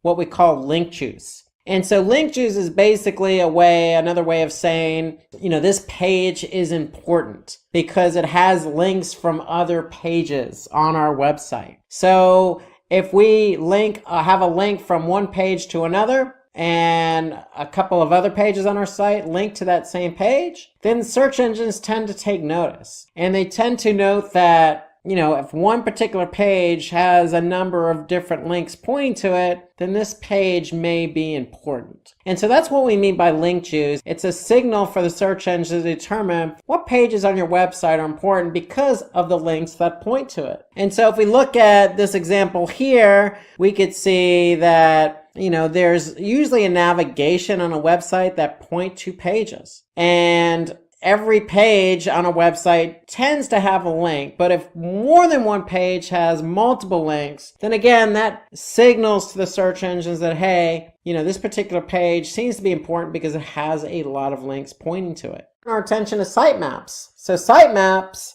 basically allow us to list all of the web pages on our website. So we could do that in a couple of different ways, but when we do it, it basically is going to help the search engines find our pages easier. Just as I mentioned a minute ago about internal linking, when you have one link pointing to another page on your website, it helps the search engines find these pages quicker. Well, sitemaps do the same thing, except sitemaps are an entire list of links on your website, and it allows the search engines to find all your pages on your website fairly easily. But it also helps the end user too. So if you have a big website, like Amazon has a huge website with a lot of different products. Well, if you're looking for a particular product, you can do a search for it, or you can look at the sitemap, and the sitemap will list all the particular pages on the site. And so it's also good for the end user as well. So when we talk about the end user and we talk about search engines, there are really two different types of sitemaps. You got the HTML version, which is for the end user. That's going to be nothing more than a link on the website, usually in the footer. And so when you click on that sitemap link, you'll get a list of all the links on the website. Okay, so that's an HTML sitemap. Then we have the sitemap for the search engines, the spiders that want to crawl our site. So that's the XML sitemap, and an XML is just a different format. It's just a way to format all the links on our website. So the HTML sitemap is HTML written in hypertext markup language, designed for the end user. If you click on it, it helps the end user navigate the website quickly because they can find what they're looking for. And so generally, that is an HTML. Now, if we turn our attention to the XML sitemap, that's basically designed for search engines. And the thing about the XML sitemap is we work with Google to go ahead and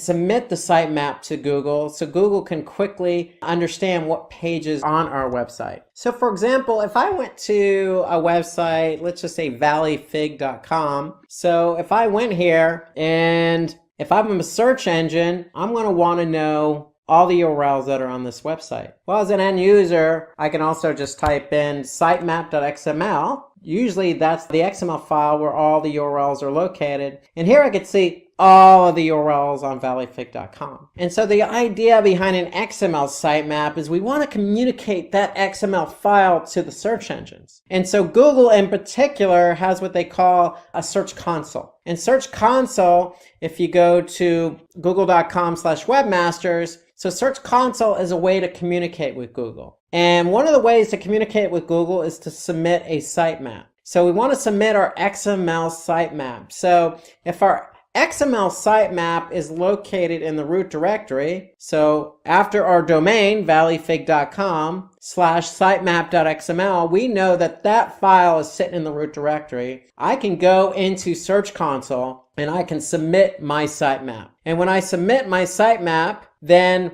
I'm basically communicating with Google, telling Google, hey, Google, instead of trying to find all our web pages on our website, when you crawl the website, we're going to go ahead and submit the sitemap to you. So we're going to tell you all the pages on our website. And so by doing that, by submitting our sitemap.xml file to Google, it speeds up the process because Google's able to now understand all the pages on our website that have been submitted. And then once we submit those pages, then Google's going to quickly index a majority of those pages, if not all of those pages. And so that's the benefit of having an XML sitemap for the search engines, is that we can quickly submit that file to the search engine so our pages get submitted and indexed quicker. So continuing on with on-page SEO, we now turn our attention to page speed. And so page speed, also known as page load time of a particular page of a particular website, is important for SEO. Why is it important? Because Google has millions of users use their search engine, and Google wants their users to have a good experience. And so if Google ranks websites based on relevancy, they also want to take into account page speed, because if a website does not load fast or a web page doesn't load fast, then it would be detrimental for Google to rank that page high. Because what's going to happen is that page is going to get a number of clicks, and then the user experience is not going to be that great. And so therefore, it's going to have a negative impact, not only in the end user, but Google as well. And so page load time then becomes important for on-page SEO. So really, when it comes to page load time, we really want to pay attention to how long it takes our web pages to load in terms of seconds. Because if a page loads slow, then chances are the user experience is not going to be good, even from an analytics perspective. Meaning, if I go to Google, type in a query, click on a link, and then that link takes me to a website where the web page loads very slow, chances are I'm not going to spend a lot of time waiting for that page to load. I'm going to leave that page. And if I leave the page, then it's going to cause what they call a bounce. So I'm going to bounce from the page. And that's just not good for the entire search ecosystem. And so we want to pay close attention to page load time, because the faster a site or page loads, Google's going to recognize that, and that's going to help with ranking. And so how do we understand how our pages load? Well, we can look no further than web analytics tool like Google Analytics, for example. So if we turn our attention to Google Analytics, if I go to, say, valleyfig.com's analytics account, I can look over the last 30 days and I can see, okay, on average, our average page load time for the entire site was 5 seconds, around 5 seconds. And ideally, we want our pages load as quick as possible. I would say the rule of thumb on page load time is probably no more than 3 to 4 seconds. Okay, but there are factors involved with page load time. So a couple of factors are the browser that people use. So some browsers load pages differently than other browsers. The other factor involved with browsers is the device. So you could be on a mobile device and say Internet Explorer versus on a desktop using Chrome. And you're going to have variation in terms of average page load time. So definitely browser device plays a role, but also country plays a role. The infrastructure, how much bandwidth is available. So you could be in, say, San Francisco, United States, and be on a high-speed network versus another city or another country where you're not necessarily on the same high-speed network. You're on a lower bandwidth or lower network, and that's going to affect the page load time as well. So in analytics, you can actually see the breakdown of time per country. And then, of course, the page itself. So when we talk about average page load time for a website, we're talking about the average for the entire site. But we can actually look at, in Google Analytics, the average load time for every page on the site. So ideally, if you have a particular page you want to rank organically in the search engines, and the average page load time is not suitable, or it's very high, then you want to address what the issues are. And so the great thing about Google Analytics is you actually have speed suggestions. So if I go to speed suggestions in Google Analytics, I'm going to be able to see the average load time for certain pages on the site. And then what Google's going to do is actually give me some feedback. So for example, I can see that the home page loads about 5.59 seconds. And so if I click on page speed suggestions, then Google is going to give me suggestions on how to speed up the page load time, not only on desktop, but on mobile as well. So when you click on page speed suggestions, you're actually going to go to a Google tool called Page Speed Insights. And then Page Speed Insights is going to allow you to see how quick your page loads.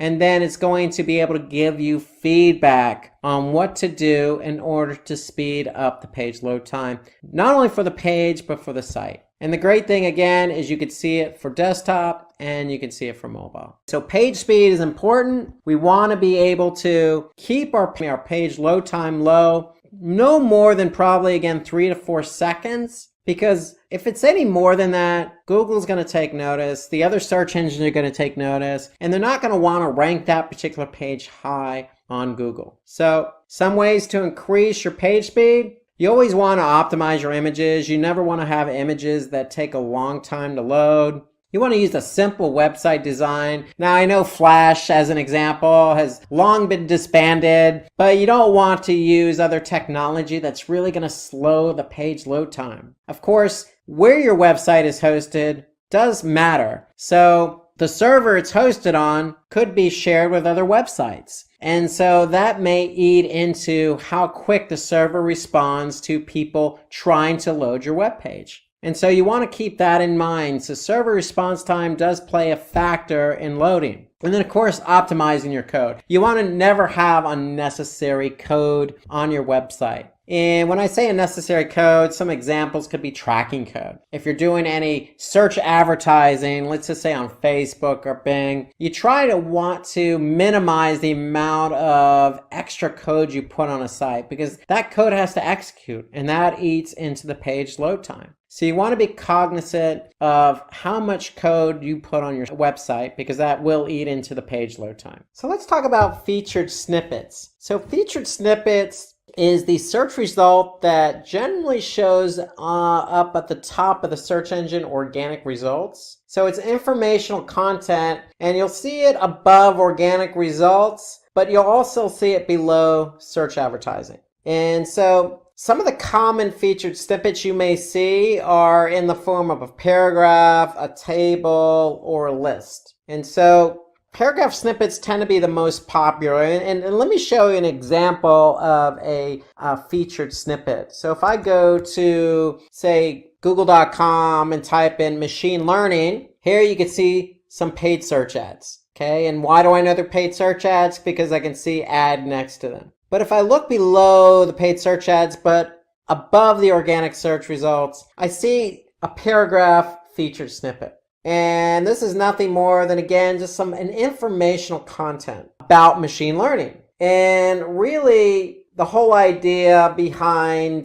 featured snippets is really they're just informational. And really, it's informational, and what Google likes to do is pull content in there that really answers a question. So if your content doesn't necessarily answer a question, then you can't expect your content to show up as a featured snippet. So the whole idea is, with the search engines, is really Google searches through a number of different sites to find content that will best answer a user's question. Like, for example, what is machine learning? Okay, so if we ask the question, what is machine learning? We can expect to find a featured snippet. And so really what users do a lot when they type in a query, they use prefixes like how does or how do or how to or what is. And so those types of questions are normally asked as part of the search query. So if you could answer those questions, then generally Google's going to recognize that. And if it's relevant, it's going to show up as a featured snippet. So the whole idea is to really create truly high quality content. So about feature snippets is if you have true high quality content that answers a question, then chances are your content may show up as a featured snippet. So the whole idea is, work to create high quality content that provides a really good answer to a really basic question. It could be anything. What is machine learning? What is a fig? How to ride a bicycle? How do I surf? All these are related questions that content can answer. And Google wants to make sure, as part of a featured snippet, that they provide content that answers that question. And not just content, the best content that does the best job with the most relevant information answer that person's search query. So here we could see our 3 examples. You have a table format. So if we want to type in aviation jobs, we can see snippets of information about the latest job listings for aviation. You can see in the middle screenshot, what is machine learning? So that's our paragraph featured snippet. And then if you type in something like building a fence, it's going to give you a list of, ways to go about building a fence. So these are all answers to questions. The query may not necessarily be in question form, but the snippet is there just in case you want to know more information about that particular query. So generally, that's how featured snippets work. And the great thing about featured snippets, it's open to everybody. The key is to have quality content. If you have quality content that provides answers to questions, then chances are your content can show up above organic search results, which will give you more visibility, drive a lot more traffic to your site,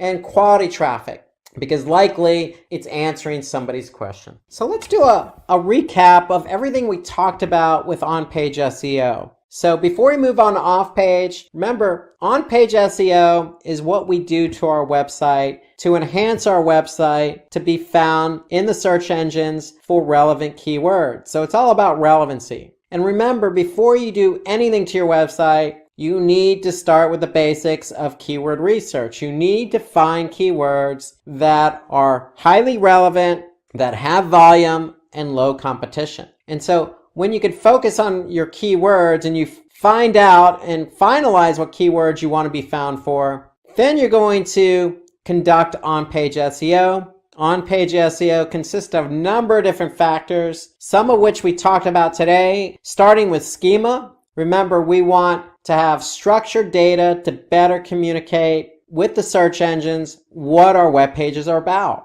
Then we talked about title tags. So title tags appear in search results. Remember, 65 characters. We want to make sure our keyword is in the title tag followed by our brand name. And then we talked about meta descriptions. Meta descriptions allow us to, talk specifically about what that page is all about. Meta descriptions fall under the title tag in the search results. We talked about headers, H1 through H6, H1 being the biggest in the hierarchy of headers, and having an H1 tag with your keyword provides the search engines with an identity of how strong or how important something is on a page. It also organizes the page with headers and subheaders, and it breaks up the content so it's easily understandable by the end user. We also talked about alt tags. So remember, images on its own are not recognized by search engines. So we want to surround those images with alt tags, with words that help the search engines identify what that image is. They also serve a purpose in the browser. If an image doesn't load, then we can actually see what the image is all about with the alt tag. We talked about featured snippets. There are lists.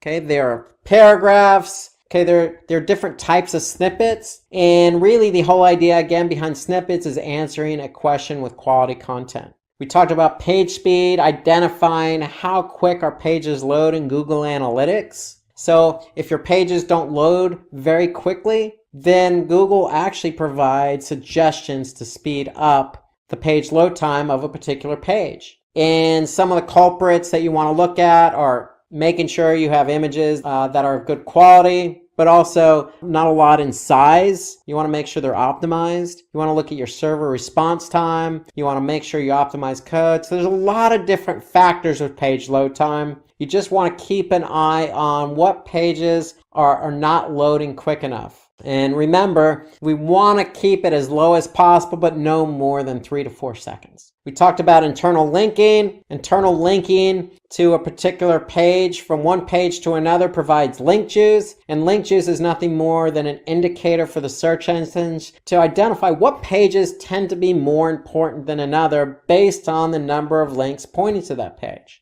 And then we also talked about sitemaps. So we talked about the two types of sitemaps, HTML and XML. HTML is for the end user. XML is primarily for the search engines. XML generally is going to be a file called sitemap.xml, and we could take that XML file and submit it to Google's Search Console. And so that expedites the process of indexing your site and helps your site not only get indexed faster, but will help Google understand how many pages are on your site and then get those pages indexed so that they can be found so that you can generate traffic. So all of these are factors with on-page SEO that you want to address before you move on to off-page SEO. Okay, let's turn our attention to off-page SEO. Now that we covered all the essentials for on-page, we still need to focus our attention on off-page. Remember earlier I mentioned that SEO is a two-pronged approach.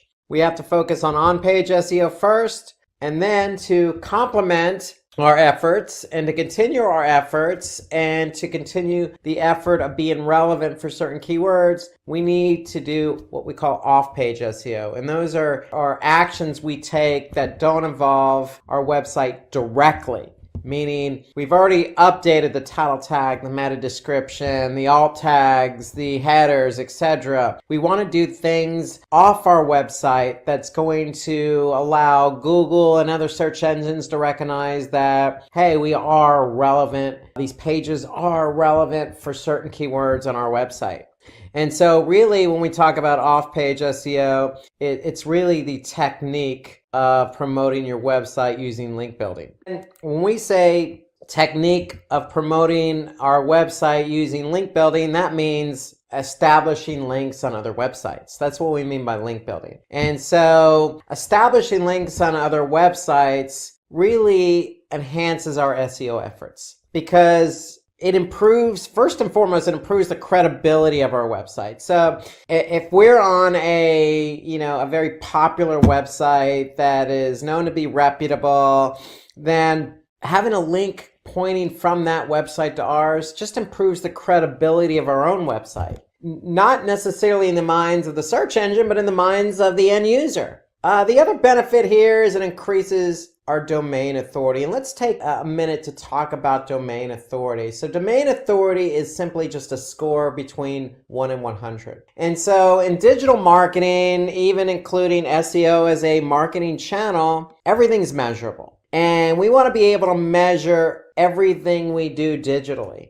And so off-page SEO is measurable. One of the metrics involved with off-page SEO is domain authority. In other words, it's a score between 1 and 100 for our domain. So how does Google, how does Baidu, how do these other search engines see our domain? How authoritative is our domain? How reputable is our domain? And so having links on other websites pointing to our domain increases our reputability, increases our authority. And so I'm going to show you an example. So if you remember back on-page SEO, when we were talking about keyword research, we used a tool called Moz.com. And I would recommend using Moz.com to measure domain authority. So if we go to Moz.com, and Moz.com has a tool called Link Explorer. So if you put in your domain using their tool Link Explorer, you're going to be able to see your domain authority. And domain authority is a score between 1 and 100. And basically, it's simply just scoring your website in terms of authority. How does the search engine see your site out on the World Wide Web? The higher the score, the better. And so recommend using Moz.com Link Explorer to measure the domain authority. So the more links we have on external sites pointing to our own site, in theory, the higher the domain authority. So we're going to come back to Moz.com quite frequently as we talk about off-page SEO, because we need a tool to help manage our efforts. So we're going to come back to Moz.com, but let's talk about some of these other benefits to off-page SEO. So we know it helps with the credibility, it increases our domain authority, but what are some of the other intangible efforts that are also measurable? Well, it increases our referral traffic. And by increasing our referral traffic, meaning if we're on a reputable site that gets a lot of traffic and there's a link pointing our site, then naturally we're probably going to see traffic coming from that site. And we can measure that in tools like Google Analytics. We can measure referral traffic. And so that's an inherent benefit to doing off-page SEO, because we're trying to create the relevancy of our own website. We're trying to be found for relevant keywords, but yet at the same time, we can increase traffic to our website. And then certainly not lost in all this is improving our page rank. So the idea here is you need on-page and off-page SEO to work together to improve our rankings. And improving our rankings in the search engine results will inherently increase our rankings and drive traffic to the site from search engines. And that's ideally what we're trying to do. We're trying to accomplish traffic from search engines by improving our rankings. But at the same time, we improve our credibility and we improve our standing in the search engine world. And we also increase traffic to our site from all these other websites. And so there are a lot of benefits to off-page SEO. Let's talk a little bit more about some of these other benefits, because according to a Backlinko, a web page with more backlinks is going to rank higher than a page with fewer backlinks. But let me just say this. with backlinking, especially from sites, it's all about credibility. It's all about quality over quantity. So we want to pay attention to quality over quantity. So let's harken back to Moz.com. And here we could see we have a domain authority of 35, but we have a lot of links, inbound links from other websites pointing to our website.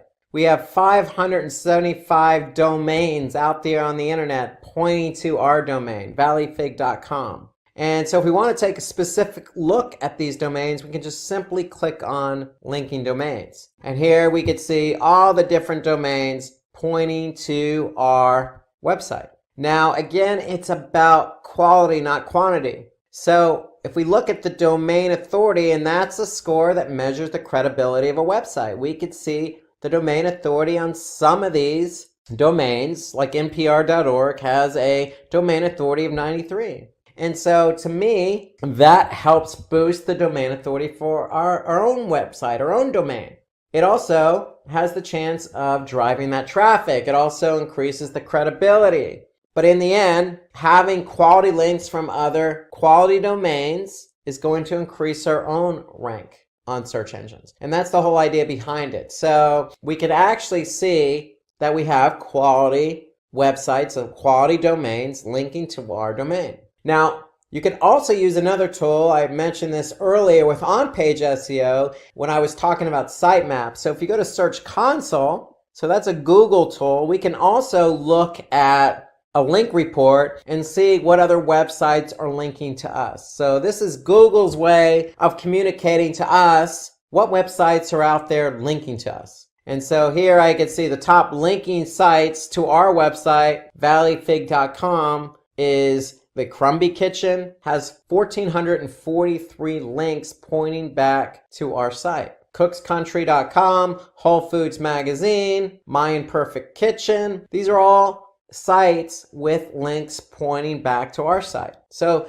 Search Console is a good tool. It's a good alternative tool, especially the links report. It's a good alternative tool to get an idea of the types of sites that are linking to your site. Now, what you're missing here in Search Console is the domain authority, but you can use the Link Explorer tool in Moz.com to measure the domain authority for any domain. It's just a matter of going to the tool itself, by going to Moz.com, by going to the Link Explorer report, and just typing in the domain, and from there you'll be able to see the domain authority. So it's all about quality over quantity.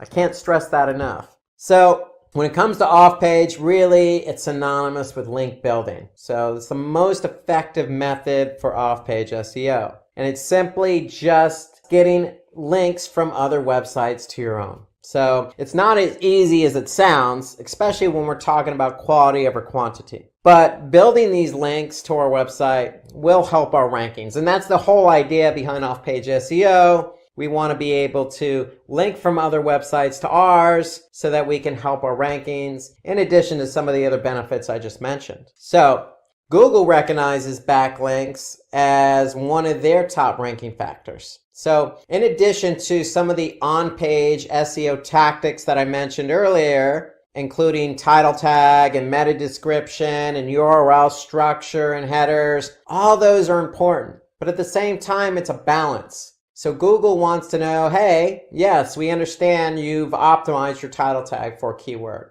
but how does the rest of the internet see your website?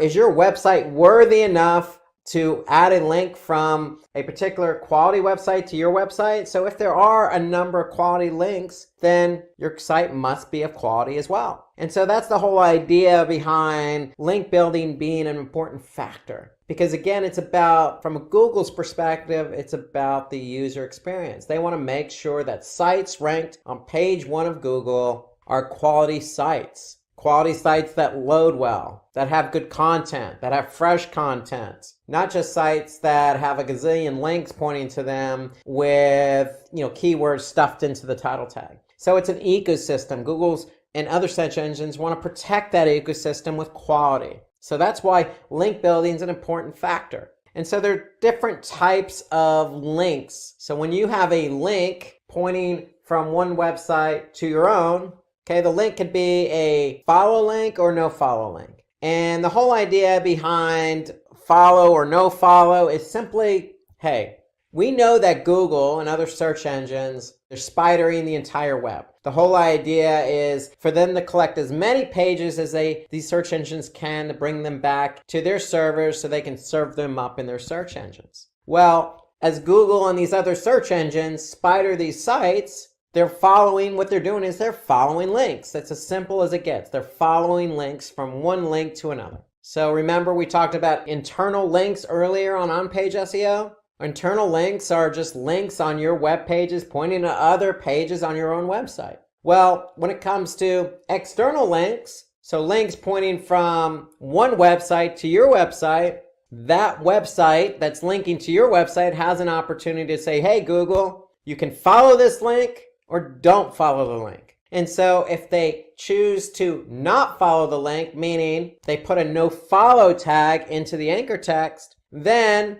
Google's going to follow the link but not recognize the link itself. And what I mean by that is, hey, if you have, let's just use Valley Fig has a link from Wikipedia. If Wikipedia has a link pointing to valleyfig.com but the link itself is no follow, then what Google's going to do is not recognize the link itself. They're not going to recognize the link, so therefore you're not going to get credit or link juice, as we say. You're not going to get any juice from Wikipedia to Valleyfig. But if it is a follow link, then what Google's going to do is recognize the link and give you credit for the backlink. And by giving you credit for the backlink, that's going to inherently increase your domain authority. It's also going to likely increase your rankings. So you want to pay attention to the types of link building that's out there, no follow. And so anytime you try to establish a link on an external website, just make sure it's a follow. Make sure it's not a no follow, because if it's a no follow link, then you're not going to get the credit from the search engines. And so the whole idea behind link building in terms of SEO is to get some credit from a quality website to your website. And so if we look here, a follow link in this example is one where the href or the link itself doesn't have a no follow in it. But if a hyperlink does have a no follow in it, then that means you're not going to get the credit for the backlink. So remember, no follows, they don't allow search engine crawlers to follow the link. So if that's the case, it's not going to pass any link juice. When you don't pass quote unquote link juice, you're not going to get credit for the backlink. And so if you don't get credit for the backlink, then if we go back to our tools that we have available for measuring off-page SEO. So if I go back to, let's just say Moz, or even let's just say Search Console, I'll be able to see all these links here. These links that are showing up are follow links. Why? Because Google's recognizing the link. If they were no follow, then we wouldn't see the link in here. So that's something to keep in mind as well. And so just keep in mind, if it is a no follow, you'll see in the hypertext itself the no follow tag. And you can always check that the HTML of any particular link. And so when we talk about link building, we talk about off-page SEO, really we're talking about how to get links on quality websites. And how do we do that? Well, I've listed here a few ways to do that. So you could do guest blogging, or blogging in general is a good off-page SEO / link building strategy. And I'll talk about more of that in a minute. But we can list our websites in reputable and trustworthy directories. I mentioned Wikipedia as an example, even though Wikipedia may not be classified as a directory. But there are other directories out there. You could ask for testimonials. So if you're working with clients or other websites, you could ask for a testimonial, or they can provide a link pointing back from their site to your site. It's about relationships, really, is what it comes down to. It's relationship building. And that's what a link is, relationship building. Or you could do content on social media. So these are just examples of ways to generate links. But let's go back to the blogging part, because blogging to me is an essential part to off-page SEO. And why is that? Because anytime you are part of a blog, you're generating content. And not only are you generating content, you're generating fresh content that's likely to be interesting to the end user. And with that content, yes, you can optimize that content. But the beauty about blogging is really anybody can do it. But if we want to connect blogging with relationships, if we're a food blogger, then we can write on other food blogs as a guest writer. And we can have that blog post link back to our own blog, as an example. Or we can have other bloggers in the same industry write a guest blog for us on their own blog and point their link back to our site. Blogging creates a lot of opportunities for link building because, again, it's a fresh canvas with interesting content. And when you have interesting content, then the opportunity for backlinking is going to be there. Because if you're writing about something that's interesting, then naturally you're going to want to link to something else related to that that's interesting. And so that's the opportunity that blogging creates. So again, it's vital to get links from authoritative web pages, then multiple links from low quality web pages. So going back to the Link Explorer report, we want to be able to pay attention to those domain authorities or those websites with low domain authority. And really, you should pay attention to really quality sites. Okay, you want to pay attention to quality sites. And so when we talk about links, there's inbound links, there's outbound links. We're interested in those inbound links. We're interested in getting links from high quality websites pointing to our own website. And again, that could be in the form of a blog. It could be social media. It could be a partner site. Okay, these are all inbound links. They just need to be followed. Make sure they're not a no follow. So it's simple, just getting an external link that's a follow to your own website. And so the one thing I want to mention here, though, on inbound links from external websites, and that's making sure that not necessarily every inbound link points to the homepage. We want to be able to have links point to internal pages. So let's harken back to Search Console as an example. So Search Console, our links report, shows us links pointing from external websites to our own website. But what are those link pages? So if we look at some of those link pages here, we can see the top link pages. We could see on valleyfig.com/recipes is the top link page. Then the home page, then the About Us, then /international. So we want to make sure that if we're trying to generate backlinks from external websites to our own website, we want to make sure that they're pointing to interior pages, not necessarily the home page. And why do I say that? Because one of the benefits to link building and off-page SEO is ranking. So the whole idea about ranking is to get some of our other pages ranked, not necessarily the home page. The home page is just a doorway into your website. If we have interesting content out there on the web, and it's a food blogger as an example, and they're talking about a particular food item, well, they're going to want to link to a page that's related to what they're blogging about, that particular food item. They don't want to link to the homepage. The homepage is just a doorway. And so that's the whole idea behind link building. We want to link to multiple pages on the site. Why is that? Because if I take this particular page, valleyfig.com/recipes, and I just put that into Moz, and I look at the Link Explorer report for this particular page, the domain authority is still going to be the same, 35. That's what valleyfig.com is, 35. However, there's also another metric called page authority. So page authority is likewise with the domain authority, it's a score between 1 and 100. And so the more external links pointing to an internal page with high domain authority, that's likely going to increase the page authority of that page. So in other words, if we have good links from other websites pointing to that page, then it's going to increase the page authority for that page and ultimately the domain authority for that page. And so just like the domain authority, in this case valleyfig, every page under that domain has a page authority score. So the higher the score, the likelihood that that page is going to rank in the search engine results. Okay, so that's the whole idea behind link building, is we want to improve the authority of the pages, not just the domain. But also more importantly, we also want to keep the end user in mind. So if it's from a blog or social media,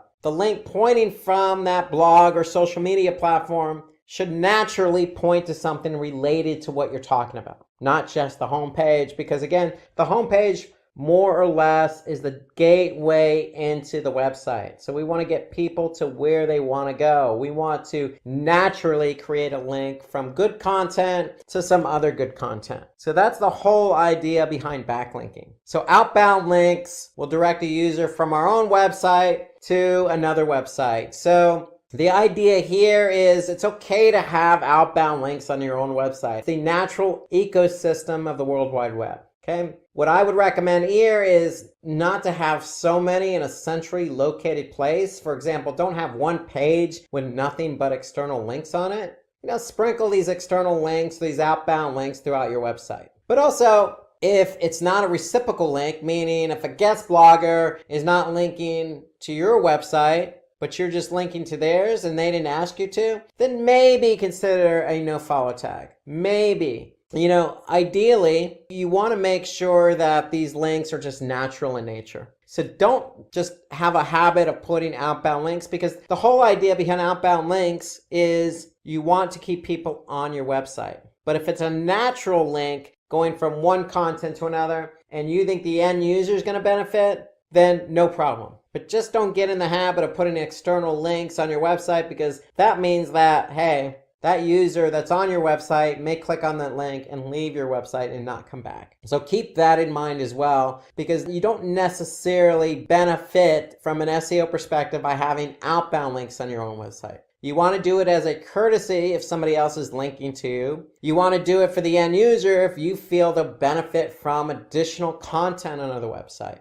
But from an SEO perspective, it doesn't necessarily directly enhance your own website in terms of ranking. Turn our attention to duplicate content. So a lot of us have websites with a lot of content. Sometimes we go ahead and take our website and revise it, create a new one, or register a new domain and put content on that new domain. And so we may find ourselves in a situation at one point or the other where we have two websites with the same content. Or it could be the same website with a lot of content, but some of that may be duplicate as well. So we want to try and stay away from duplicate content, but for some of us, we may stumble across it accidentally. We may find ourselves having content that's duplicated. And so we want to try and prevent that, because that's a no-no in the world of SEO. So if we have duplicate content appearing in more than one URL, there are ways to rectify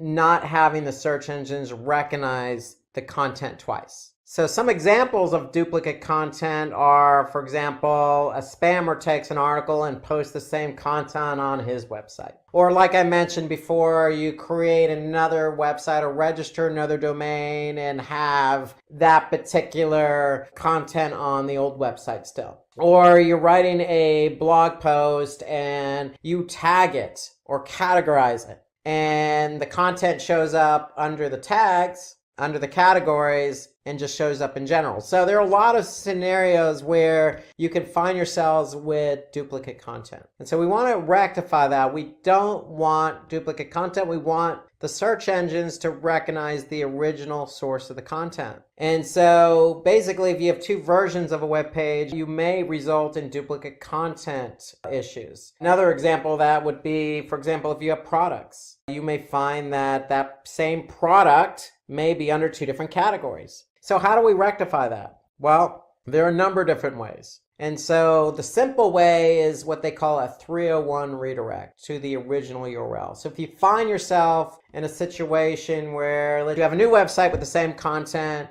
you could simply set up a redirect, and we call it a 301 redirect because 301 refers to permanent. So it's signifying to the search engines that you're permanently moving from this page to this page. The other way is through a canonical attribute. And so the word canonical may not register with some of you, so let's just take a minute to talk about what a canonical is. Basically, a canonical tag. It's a page level meta tag. So remember that meta tag description we talked about in on-page SEO? Well, think about this as another type of meta tag. and it's placed in that HTML header of your web page. So basically all it does is by placing this meta tag, it tells the search engines which URL is the original version to be displayed in index. So it's the purpose of a canonical is to keep the duplicate content out of the search engine index. So we want to consolidate our page rank, our page authority, our domain authority, all to original content. That's the whole idea of having a canonical. And it's a quick solution.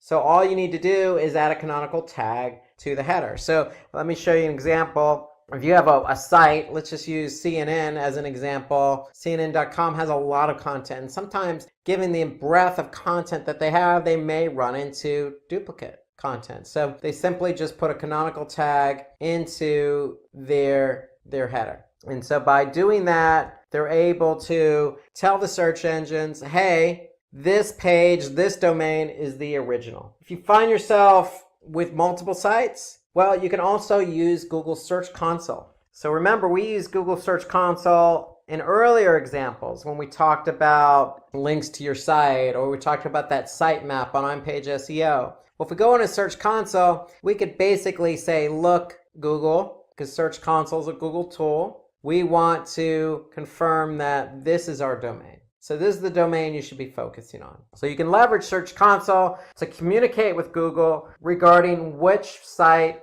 is important, which is the one that should get indexed. You can use a canonical, you can put that on any page of your website, or you can set up a 301 redirect. So those are the ways to fix duplicate content issues. 301s are the easiest. Canonicals tend to be temporary because they're just the page level. And then Search Console is a good method because it communicates with Google directly. And it allows Google to crawl various web pages differently than if you didn't tell them. Okay, so if you didn't tell them, they're just going to grab anything they can. So by communicating via the Google Search Console tool, it allows you to tell Google, this is the domain I want to focus in on. So let's talk then now about how the Google algorithms work. So we'll shift gears here and we'll talk about how these algorithms work on Google. So Google uses advanced concepts retrieve data. So what they do is they're spidering, they're collecting web pages, and they're taking all those web pages back to their server. And anytime somebody does a query, they're delivering those web pages within milliseconds. They're delivering results based on your query. So that's in general how it works. So it uses a combination of different algorithms to deliver the best results. They want the best results. And so some of the most popular algorithms below are Google Panda, Google Penguin, and Google RankBrain. So these are all things that Google has done to make sure that they're constantly tweaking their search engines to deliver the best results. So let's talk about some of these popular algorithms. And before we talk about these popular algorithms, let's just make one thing clear, that Google's always tweaking their algorithms on their search engine. And so if you want to get an idea how often they do it, well, they do it every day. They're constantly tweaking it, but what they do is they release major changes to their algorithm a few times a year. So if you want to get a sense of what those changes look like, well, you could go to moz.com and you can go to Google-algorithm-change, and you could see here that, hey, Google changes its search algorithm around 500 to 600 times. While most of these are minor, Google again rolls out major changes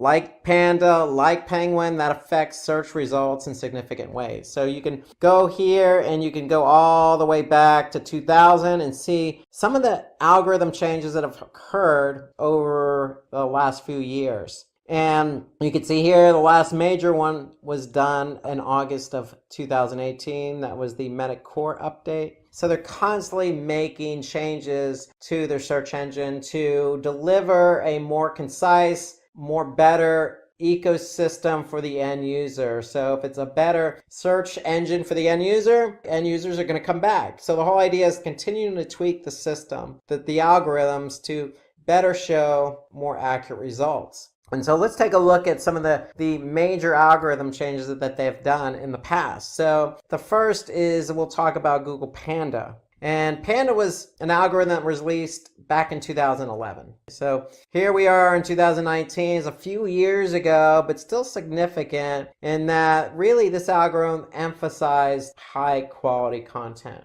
Because before Panda, there's just a lot of content out there on the internet, and there was a lot of spam content, there was a lot of duplicate content. And so really the idea behind Panda is for Google to really deliver in their search engine results pages high quality content. So what it did was it removed web pages that had low quality or duplicate content. So that was the whole idea behind, the algorithm nicknamed Panda. It removed low quality and duplicate content. And that kind of cleaned things up a bit, where if you did a search query now, you'd actually see better results. And one thing about Panda is because there's so much quality, because Google's indexing so much there on the internet, that it's constantly being updated. It's updated regularly. So the next one we're going to talk about is Google Penguin. So Penguin was released after Panda, and what that focused in on was low quality links. So remember, we talked about link building. We talked about quality links over quantity. So naturally, you're going to have links naturally from all websites, whether they be high quality or low quality.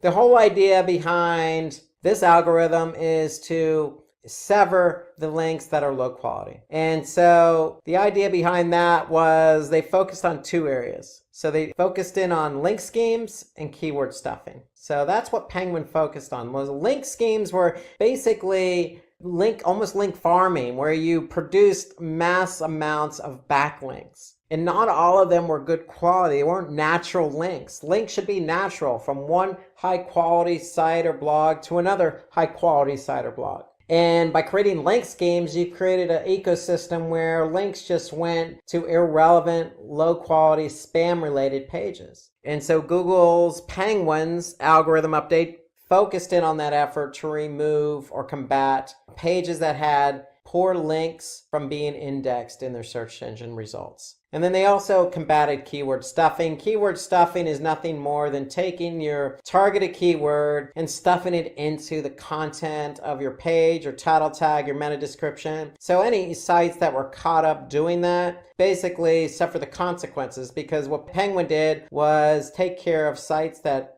basically were accused of keyword stuffing or had characteristics of keyword stuffing, and they removed sites that had a lot of links pointing to it from poor quality sites, and vice versa. Sites that really had a lot of external links pointing to other poor quality sites. So that's what Penguin did. They took a look at those two areas. And so if we talk about link schemes again, Penguin's aim was to decrease the ranking of web pages that created artificially by using black hat techniques. And basically what I mean by black hat techniques, that artificially creating links that just didn't make sense, just for the sake of getting the backlink, just for the sake of passing link juice. And so that's what a link scheme is or was. And so Google basically tweaked their algorithm to combat those poor link schemes. And so keyword stuffing, as I mentioned a minute ago, it's just repetitive usage of the same keyword. And that just basically suffers. The content is the thing that suffers here. And when the content suffers,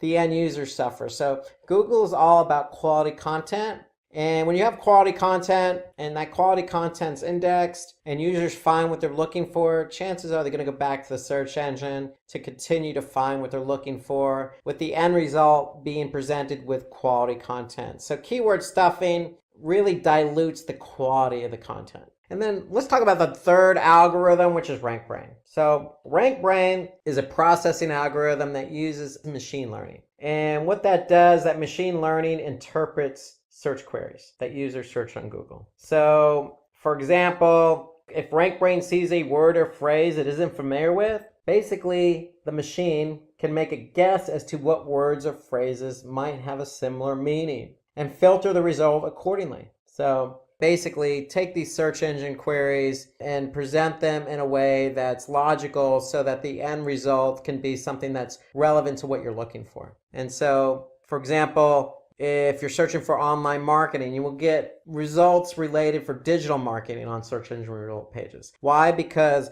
RankBrain will interpret that particular keyword. And they're trying to basically match, based on all the data they collected, what words or phrases might have a similar meaning. So online marketing, digital marketing have similar meanings. Now that we've talked about some of the different algorithm changes that Google has made over the years and continues to make, let's segue into the types of SEO. And so when we talk about the types of SEO, we're really talking about doing what's right, what's expected, versus doing something that, is trying to cheat the system. And so you may hear the terminology black hat SEO, white hat SEO, or gray hat SEO. And so the whole idea behind these terminologies is that, hey, what are we supposed to be doing here in terms of following best practices in order to get our pages ranked on the search engines for the keyword queries we covet? And so let's talk about what not to do first, and that's always black hat techniques. So I just mentioned a minute ago with Panda and Penguin algorithm updates, Penguin took into account, link schemes, poor linking techniques, keyword stuffing. So those are considered black hat techniques. So black hat is a technique used to improve page rank by violating search engine rules and policies. So it's clearly, Google's made a clear line in the sand. They don't like link schemes. They don't like keyword stuffing. So if you take into account these practices, then you're practicing black hat techniques to cheat the system to try and rank faster. And so some other ways of black hat are, redirecting, phishing, having duplicate content. All these are things that are frowned upon by search engines. So the result of not only algorithm changes is you could get your website blacklisted from the search engines if you are caught in violation of their policies. It's pretty clear cut. So that's why the algorithms are in place. The algorithms try and create a system and an environment where good quality content is shown. So if you're keyword stuffing or creating lots of duplicate content, that's not in adherence with Google's policies for creating good quality content. And as a result, you could get blacklisted. So with black hat techniques, you run the risk of being penalized, and you don't want to be penalized by the search engines. So white hat, contrarily, used to improve search engine rankings by following those rules and policies. So in effect, it's everything we talked about today, from on-page SEO to off-page SEO. Doing the right thing with your content in terms of organizing the structure with headers, creating very clear and concise meta descriptions, submitting a sitemap. All of those are white hat techniques. Addressing page load time, using really relevant keywords naturally in your content, and creating high quality content that's fresh and interesting for the end user. That's a white hat technique that's going to get you ranked higher and farther and with better benefits. So gray hat is just simply a combination of black and white. It's the practice of improving by following the policies, but they're considered ethically dubious. And so what I mean by that is, listen, you don't want to purchase links. You want links to come across naturally. You don't want to do excessive internal linking. You don't want to have a lot of links pointing to one page. It's not natural. So you want to be able to do things that are natural. You don't want to just take content from another site and claim it as your own. So you want to do things that are natural, that's going to create a good experience for the user, because if it's for the end user, which it is, then generally it's going to be good for the search engines. And so let's talk about website architecture now. So basically, when I say website architecture, what I mean is we want to give the search engines an idea of how our website's built. So website architecture and the structure of a website is important. And so every website has a hierarchy. It starts with the home page. The home page is the top page. It's the domain. It's where most people go to find other pages of your website. And so generally you're going to have a scenario where you're going to have a home page with, if you sell products, multiple categories. And in those categories, you're going to have multiple products. So generally, that's how a web architecture flows. It flows from top down. And the reason for having a good website architecture is internal links are spread equally. So you want to make sure, again, not to apply a black hat method or a gray hat method of pointing all links to one page. You want links naturally to spread throughout your website, because not just from an SEO benefit, but from an end user perspective. You want users to flow through your website naturally. So if you're planning on developing websites from an SEO perspective, take these things into consideration. So we want to take into account the site architecture and navigation. We want to take into account the URL. Remember, we talked about URL structure and on-page SEO. The rule of thumb is if you can read it, the search engines will read it. So we want to keep it clear and concise and relevant to the content of that page. When we talk about responsive design, we're talking about multiple devices. So you don't build a website just for desktop, especially when mobile is being used by a majority of the users around the world. So you want to build a website that's both desktop friendly and mobile friendly. We also want to take into account a robots.txt file. And a robots.txt file is simply just a text file that allows the search engines to index certain pages. It tells them what not to index. And so you can always find the robots.txt file normally if you go to a website. Let's just say we go to valleyfig.com and then we type in robot or robots.txt file. Here we could see if I type in robots.txt file, here this basically is a file, a text file that's in the root directory, and it simply just gives the search engines an idea of what they're allowed to index and what they're not allowed to index. So anything with a disallow means, hey, search engines, please don't index these pages. So that's what a robots.txt file does. And every site should have it, because there are some pages on your website that you inherently don't want the search engines to index. And you want to optimize for the crawlers. So that means that making sure that your pages are available. And that means also submitting a sitemap. Remember, we submit our sitemap via the Google Search Console. So good site architecture not only makes content easy to find, but also helps to gain traffic, because, hey, if your site is easy, it's well organized, it's built for multiple devices, the URLs are easy, then all that's going to be apparent to the search engines. And when it's apparent to the search engines, it's going to get indexed. And when it gets indexed, then you're going to get found and you're going to get the traffic. So it's just a natural progression. It's best practice. So some important features of good architecture are, again, that URL structure.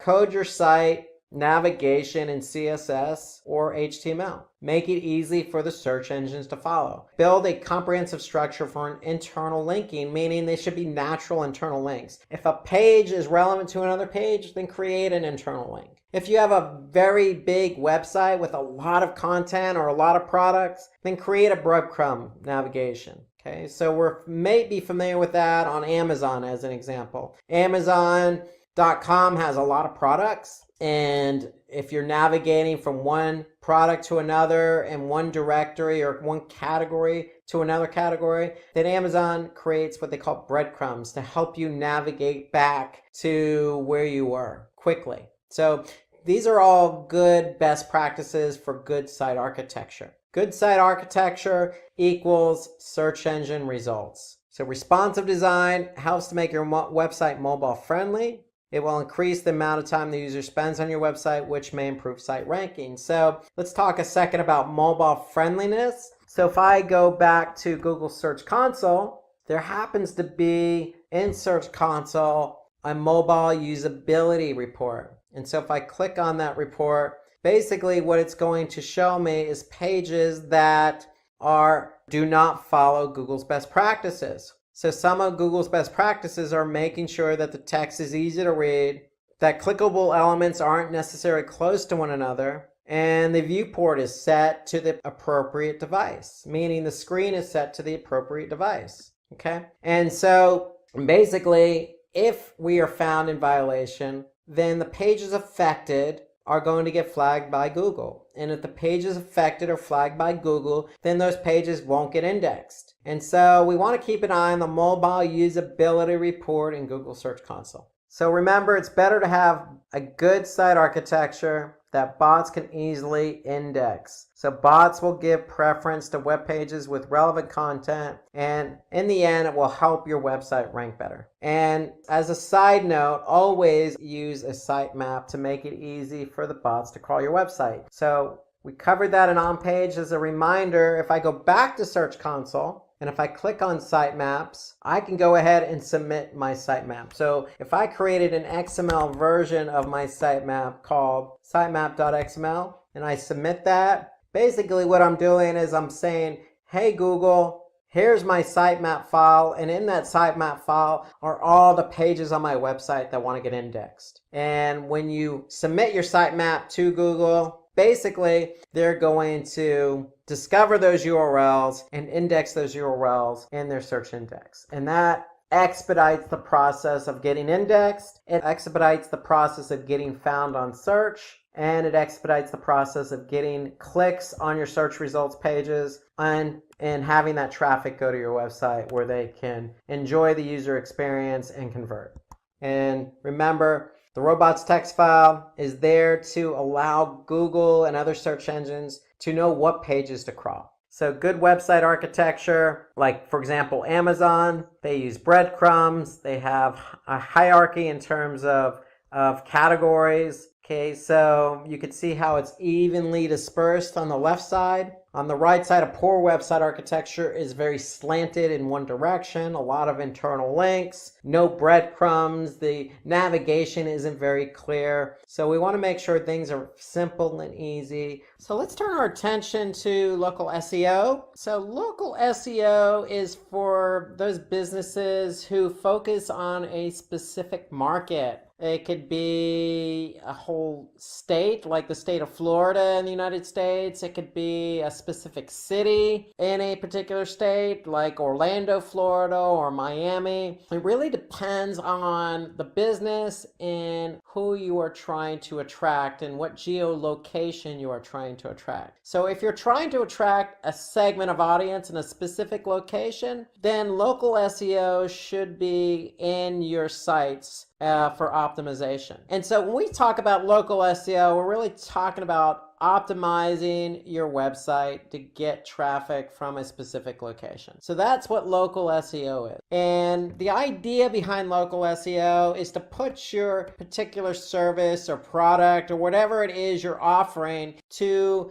that particular geo market, that particular locale, or that city or that state. So you want to put yourself in front of the right audience. That's the whole idea behind local SEO. And so if we focus in on Google, local results are based on 3 factors. And this is according to Google. So it's based on relevancy. So if somebody's looking for a plumber and you happen to be a plumber in that particular locale or city or zip code, then chances of you getting found are going to be great because of relevancy. And then distance. So where that person's located based on your address or where you're located has a role in how you display on local SEO. And then prominence. So prominence is also very important because how prominent are you as a business? Are you getting a lot of reviews? Do you have a lot of different locations? Do you have all your photos and all your information posted? So prominence does play a bit of factor along with distance, along with relevancy on Google local SEO. So these factors combine to help find the best match for your search. So somebody typing in that plumber or say that Italian restaurant or any particular product or service is going to find local results, and you want to be there to meet that person when they're looking for your product or service. So that's the whole idea behind local SEO. And so one of the factors with local SEO is having consistent NAP or NAP. And so what is NAP?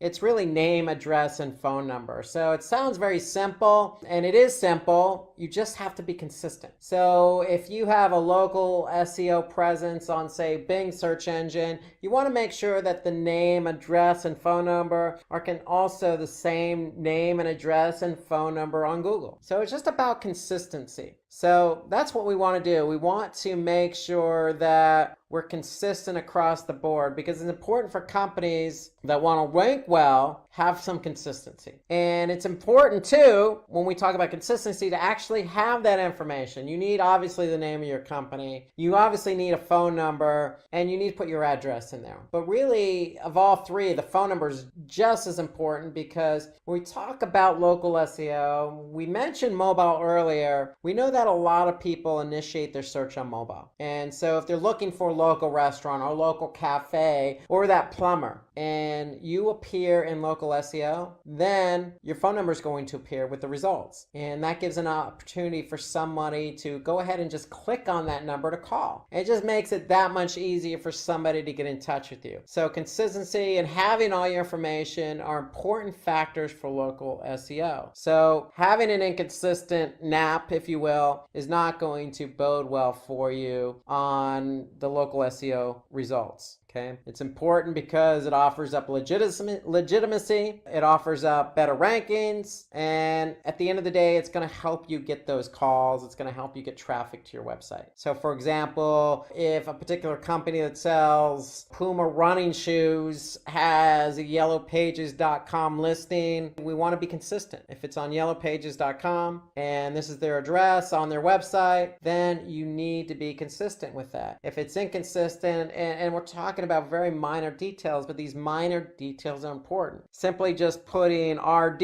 as road and then spelling out road is going to cause some inconsistency. So consistency is very important. Why? Because local SEO is also tied to mapping, Google Maps. And so Google wants to see consistency so that they can offer up the address in the mapping services. So that's one good reason why it needs to be consistent. Another reason is, again, somebody may want to drive to your location or call your location or see if that location is close to them. So that's why consistency is such a key component to local SEO. So in order to get started on Google for local SEO, what you want to do is you want to just do a search for Google My Business. So Google My Business is the platform in which you're going to set up your local business. And once you set up your Google My Business account, whatever that account is, you want to make sure you have all the credible information in there. I can't stress that enough. You need to have that phone number, you need to have that address, it needs to be consistent. But with Google My Business, there's a lot of things you can do here. So you can manage reviews. So if you do have a location, you can go ahead and manage those reviews that somebody puts in for your business. And so if it's a negative review, you definitely want to respond to that negative review. If it's a positive review, you definitely want to respond to that positive review. So you can manage reviews. You can upload photos. So photos is a big component. As we talked about with alt tags and images,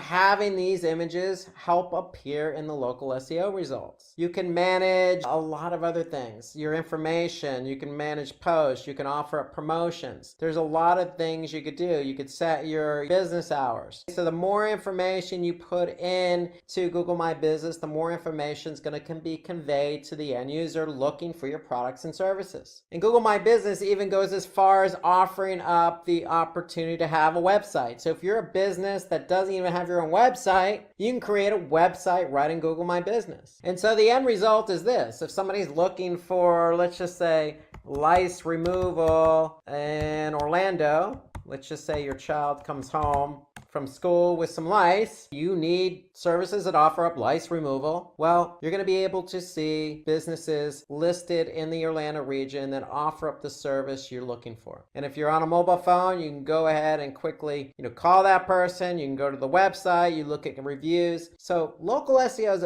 very important to local businesses. Very important. And so you want to make sure you have consistent presence, not just on Google, but on Bing and some of these other local platforms like yellowpages.com, for example. So being prominent across multiple platforms is going to put yourself in front of the right audience who's looking for your products and services. Let's talk about how to measure your SEO performance. So all that hard work you've done with on-page SEO, coupled with all the work you've done with off-page SEO, are eventually going to net results. and positive results. And we want to be able to measure that as you're actually doing the work, as you're putting forth the effort on page and off page. And so we want to be able to measure that. And so you want to be able to understand what to measure and where to measure it. And so when we talk about SEO, we really want to hone in on 3 high-level core metrics, and that's ranking, traffic, and conversion. So when we talk about ranking, traffic, and conversion, we can break that down into this list here. What kind of traffic are we getting from organic search? What kind of traffic are we getting from mobile devices? Remember, mobile is very important because, as we talked about with on-page SEO, as we talked about with local SEO, a lot of searches start with mobile devices. We want to look at keyword ranking. Remember, keyword research is the first step in the SEO process, even before we do any work with on-page and off-page. We want to look at the local visibility if we have local SEO results. We want to look at engagement metrics. So all that traffic we're driving from organic search, we want to be able to measure how they're performing and behaving on our website. We also want to measure some form of progress on off-page SEO, and that's in the form of backlinks. So all of these are different metrics we can measure using different tools. So let's talk about how to go about looking at these metrics and where to go look at them and measure them. And so really monitoring all this behavior will help us understand how we're performing, how SEO is performing. And so really what we want to do is start with organic traffic. And so we can look at that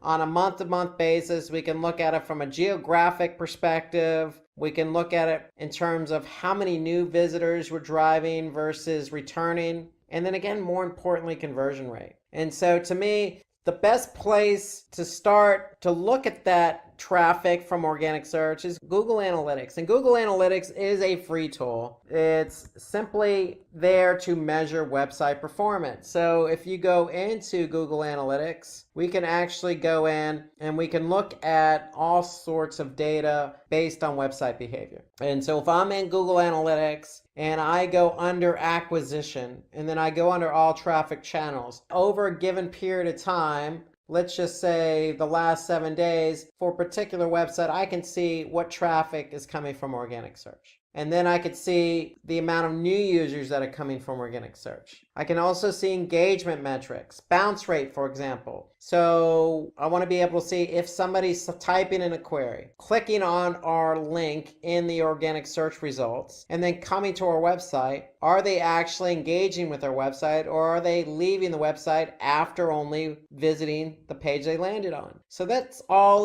these are all important metrics to measure, and I can measure all that right here in Google Analytics. If I wanted to, I can even take it a step further and break that down by country. So if I type in country as a secondary dimension, now I could see what country is driving traffic from organic search. So a lot of your organic traffic information is going to be centrally located in Google Analytics.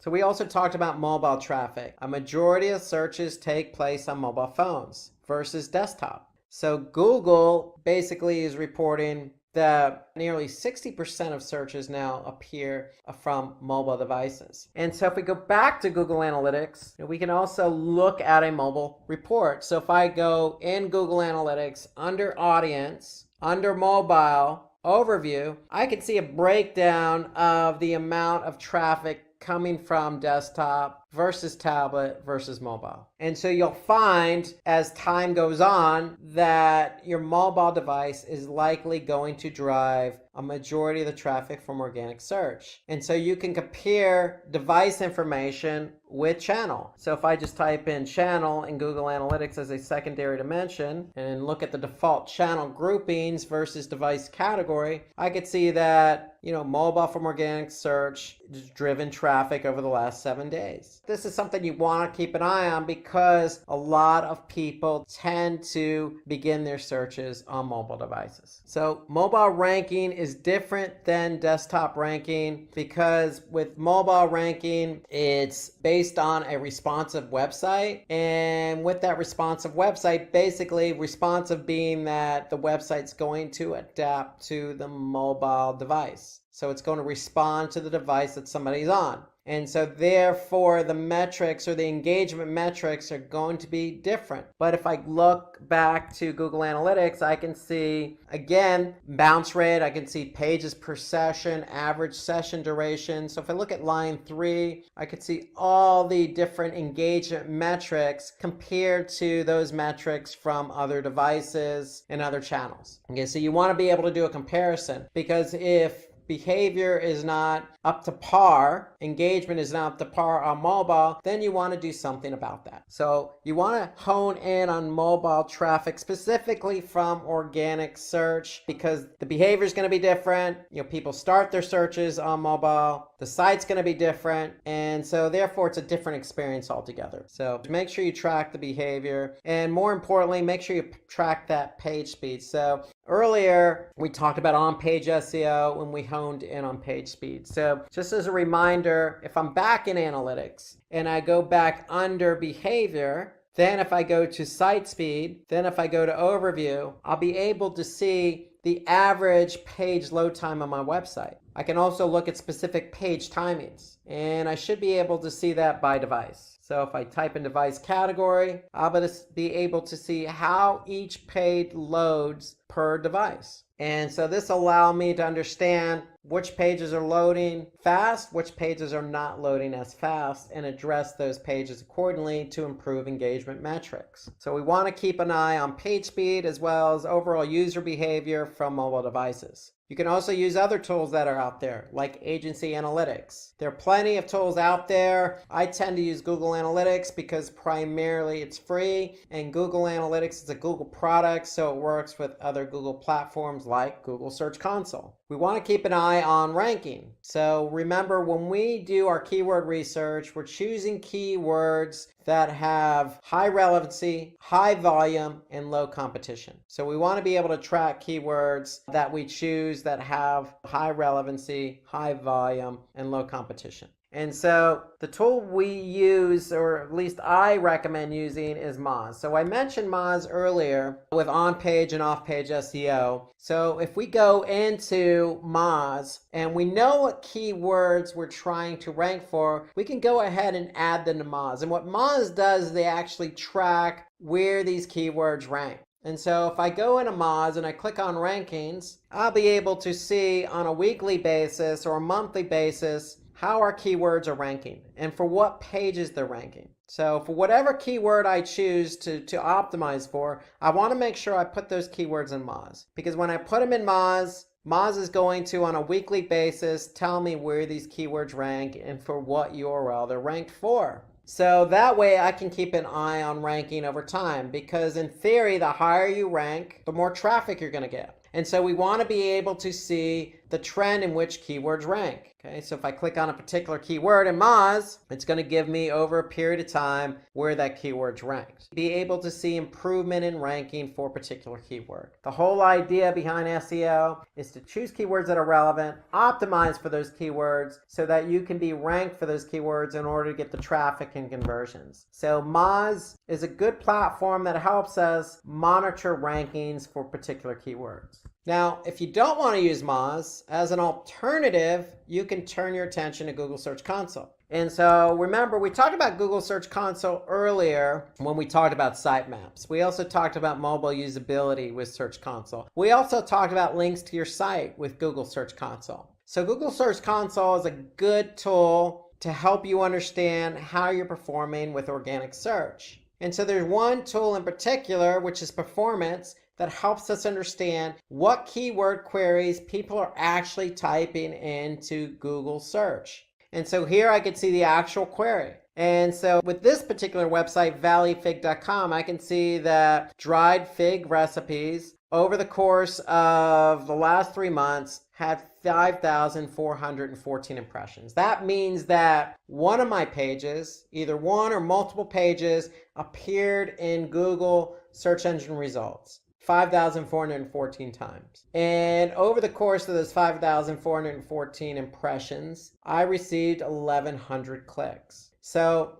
Google Search Console is going to be able to tell me not only, how many impressions I received for a particular keyword, but they also are going to tell me how many clicks. And if I wanted to add more metrics to that, I can add them, like the average ranking position for a keyword, the click-through rate. So I can add multiple metrics to this report to give me an understanding of, hey, are any of my targeted keywords being used or queried? And if they are, where am I ranking? And am I showing up? And am I getting clicks? So Search Console serves as a good alternative, if not primary tool or platform for you to measure how your organic search results are showing. So for local visibility, this metric is important for maintaining local SEO. So remember on the local SEO, we talked about Google My Business. So if I go back to Google My Business, I can go into my account. And so Google My Business is going to be able to show me some metrics. So if I go into Google My Business and I click on Insights, I'm going to be able to see a number of different metrics. Over the course of a month, I can see exactly, what queries were used by how many users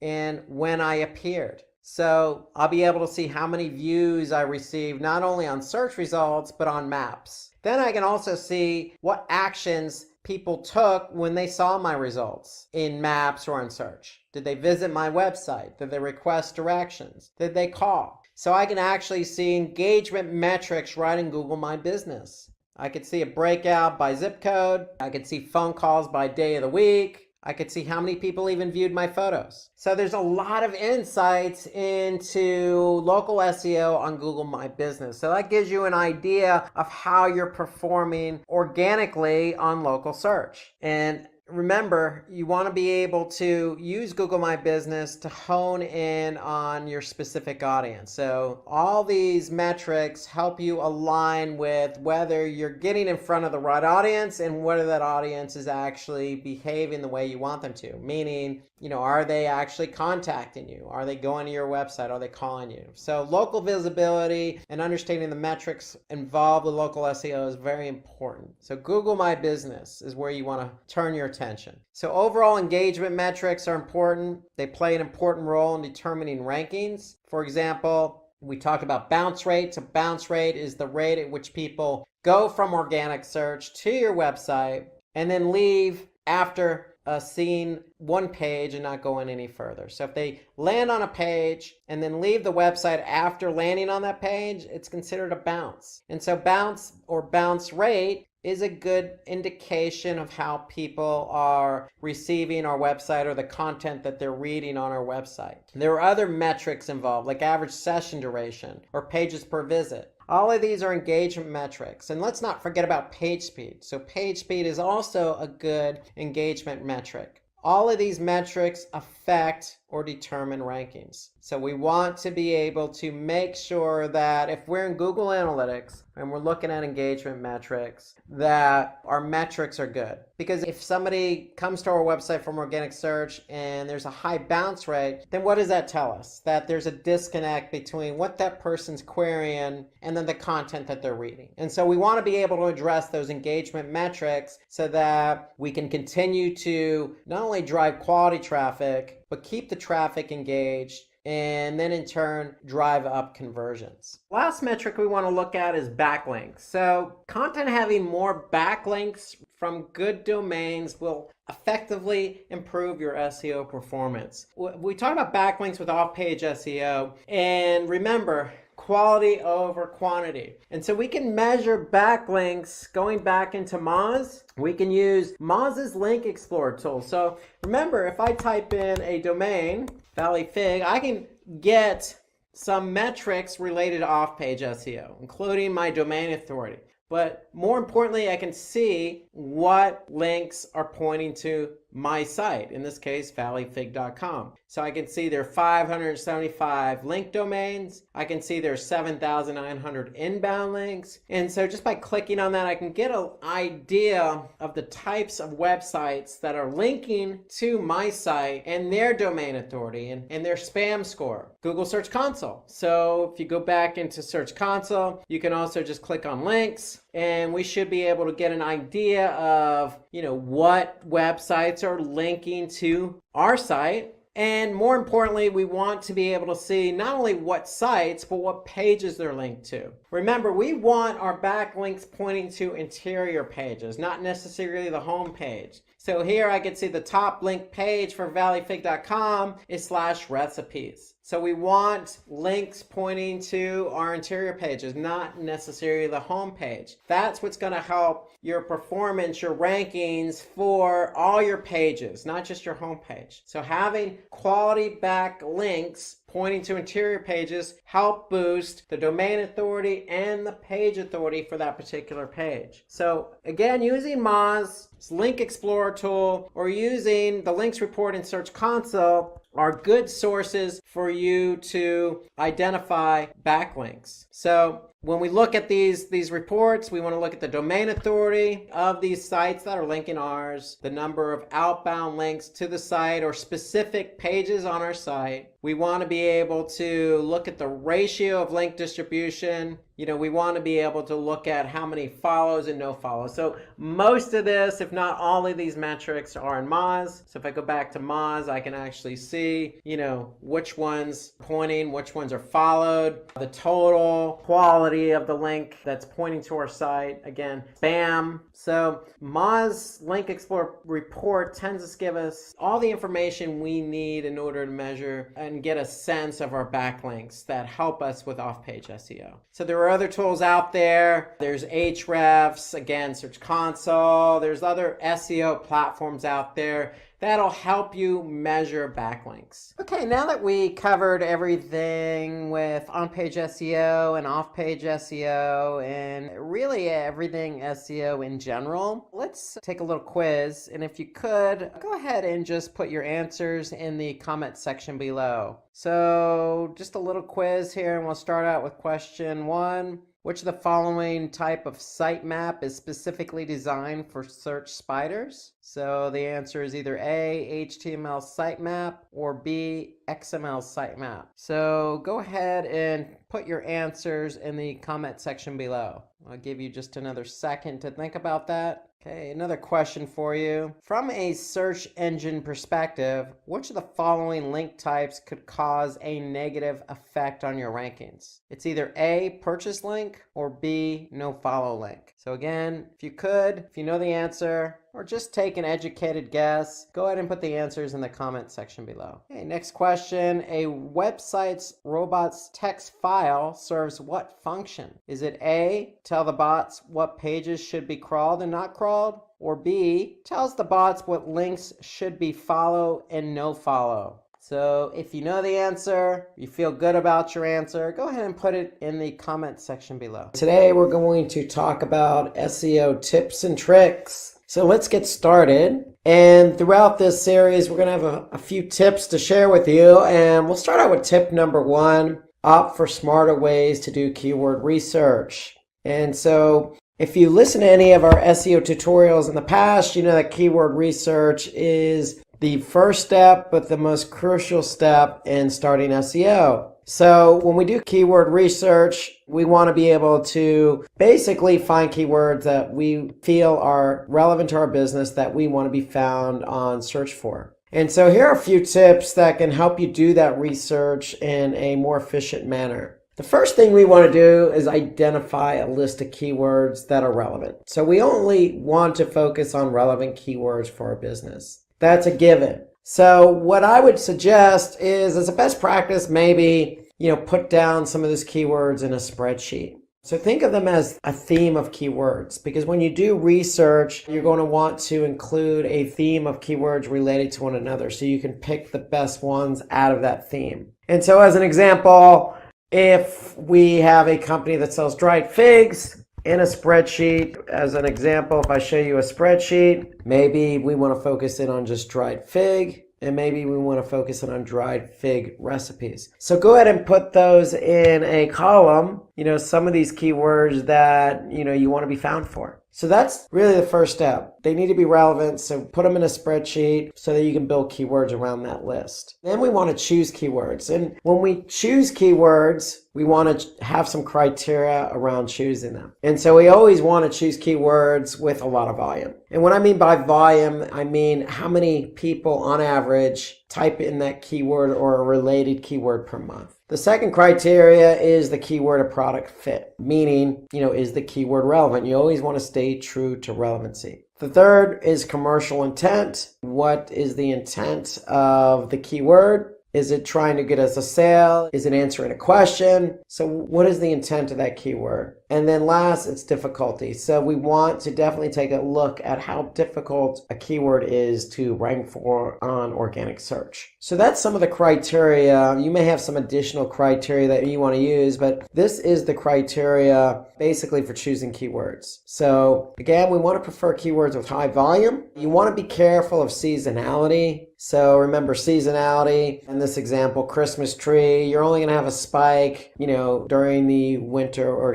the October, November, December months. So be careful of seasonality when choosing high volume keywords. And again, keywords that are relevant to your product, even though it doesn't have much search volume, relevancy always trumps volume or any other metric. Commercial intent. So we want to look at keywords that, for example, have buy in them. They may have low search volume, but if somebody's typing in that keyword, then we can insinuate that the consumer who typed in that keyword is ready to make the purchase. So we want to look at what the intent is of that keyword. And then again, the difficulty. Always opt for keywords that have low difficulty or competition. And so in order to get these metrics, we can use third-party tools. And I'm going to show you a couple of examples of third-party tools you can use that will give you some of this information. So the first tool I'm going to show you is Google Ads Keyword Planner. So if I'm having a Google Ads account, I could simply go to Tools and then choose the Keyword Planner. And from there, I want to find new keywords. So if I choose the keyword dried figs, because that's the keyword I put in my spreadsheet that I'm interested in optimizing for, and then maybe dried fig recipes. That was the other keyword theme.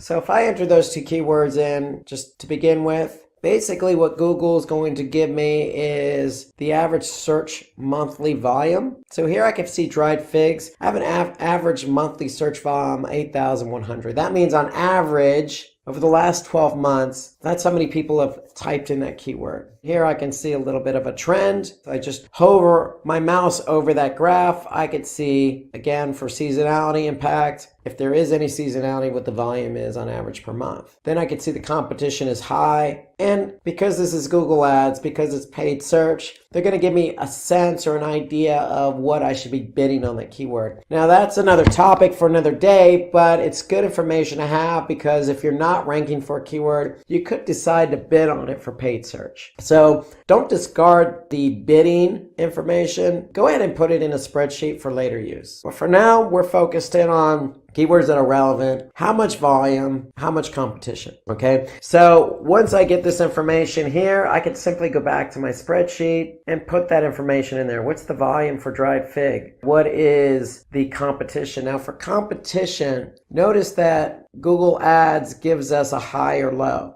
Now if we're trying to measure ratio between volume and competition, we want to get an actual sense of what that competition is. So what I always do as a best practice is go into Google search. If I go to Google search and I type in dried figs, I'm going to see the actual volume is 34,500,000. So I could see that's the actual search volume for this particular keyword. However, if I add a syntax called all in title before that keyword with a colon, space, and then hit enter, then I could see the actual volume reduces to 31,000.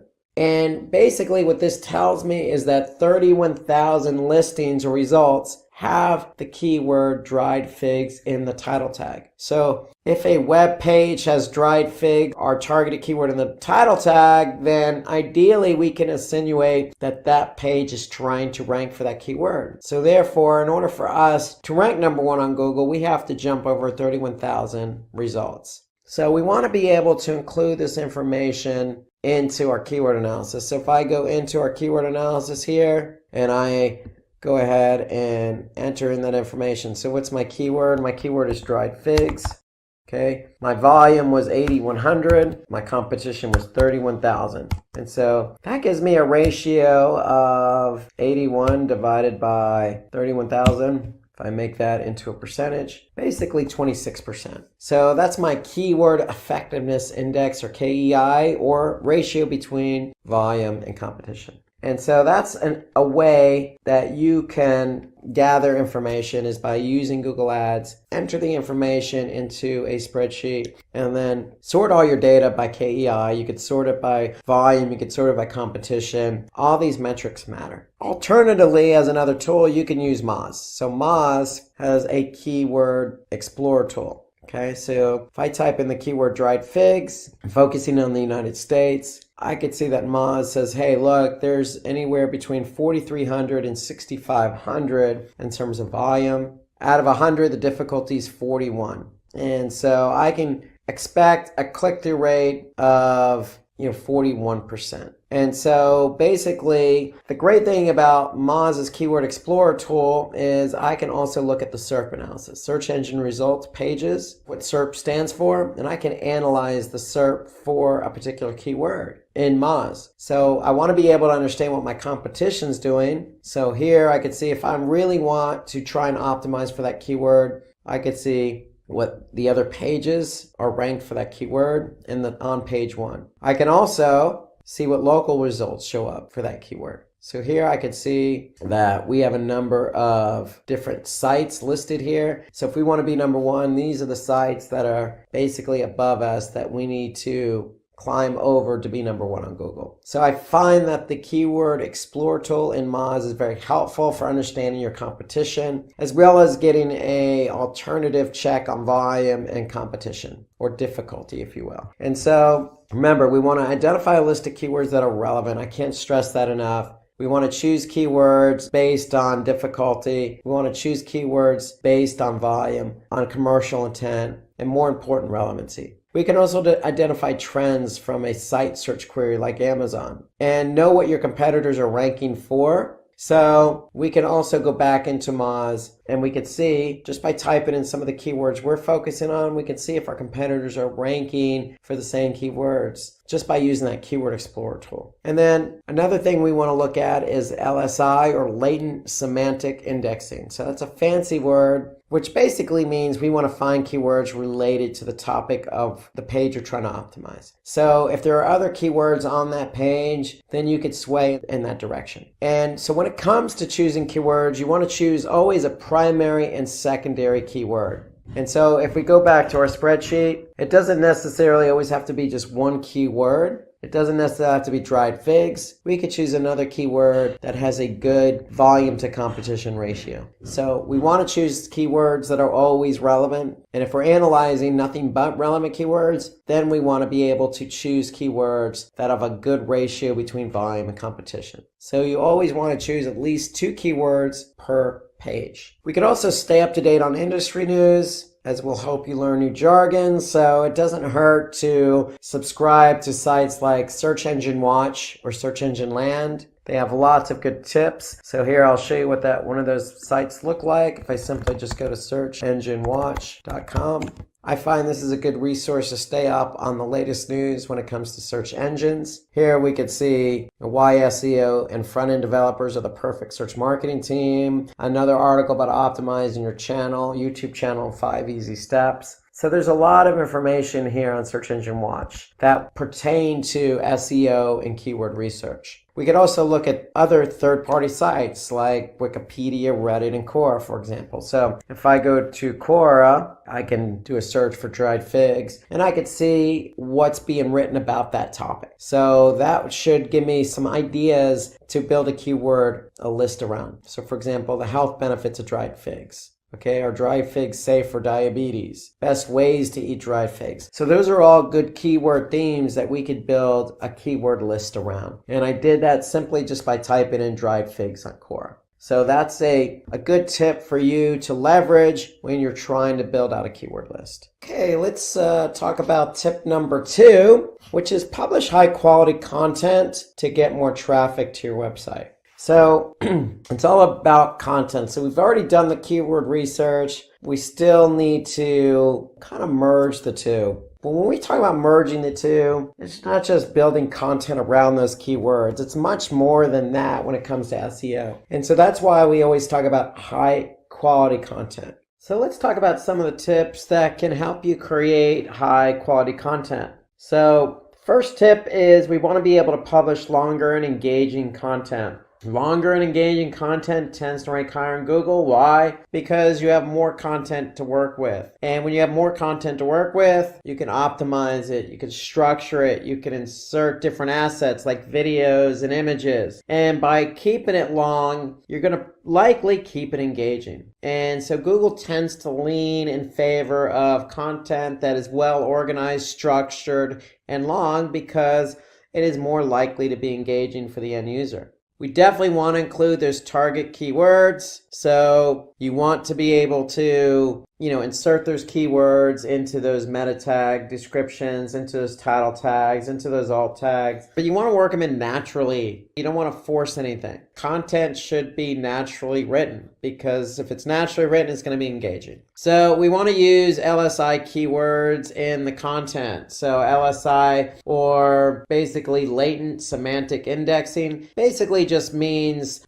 different terms and concepts related to your target keywords. So feel free to use terms that are similar to what you're currently using. These keywords can definitely be used for SEO because they can create more visibility and potentially higher rankings because it gives you an opportunity to use keywords that are natural and work for different variations. And let's look at an example. So if you're optimizing an e-commerce category page and your keyword is one mixed shoes for men. So we want to use keywords closely related to one mixed shoes for men. For example, running shoes for men or sport running shoes for men, outdoor sport shoes or air cushion shoes. Let's take a look at an example of Amazon. So if I go to Amazon, I could see the one mixed shoes for men page. And if I look at this page, I can see a lot of product, and each product has basically some content associated with it, i.e. the title of the particular product. And so you want to be able to use different descriptors for this particular product. For example, men's running shoes, or breathable lightweight gym sport shoes, or lightweight casual sneakers, or walking casual sneaker. All of these are LSI related keywords. They're similar to what we're trying to optimize for. So you don't necessarily always have to be brand heavy or stick with one keyword. You could definitely show variation, especially on the e-commerce side if you're dealing with different product. So we want to make the content readable with the help of visuals, subtitles, and bullet points. So if you're e-commerce, you want to make sure that page is laid out properly, easy to read. Here I could see the descriptor along with the title all kind of merged together. And so there's no breakout of, okay, this is the product name, this is the description. It's kind of one all in one, which I like. It just makes it more natural sounding.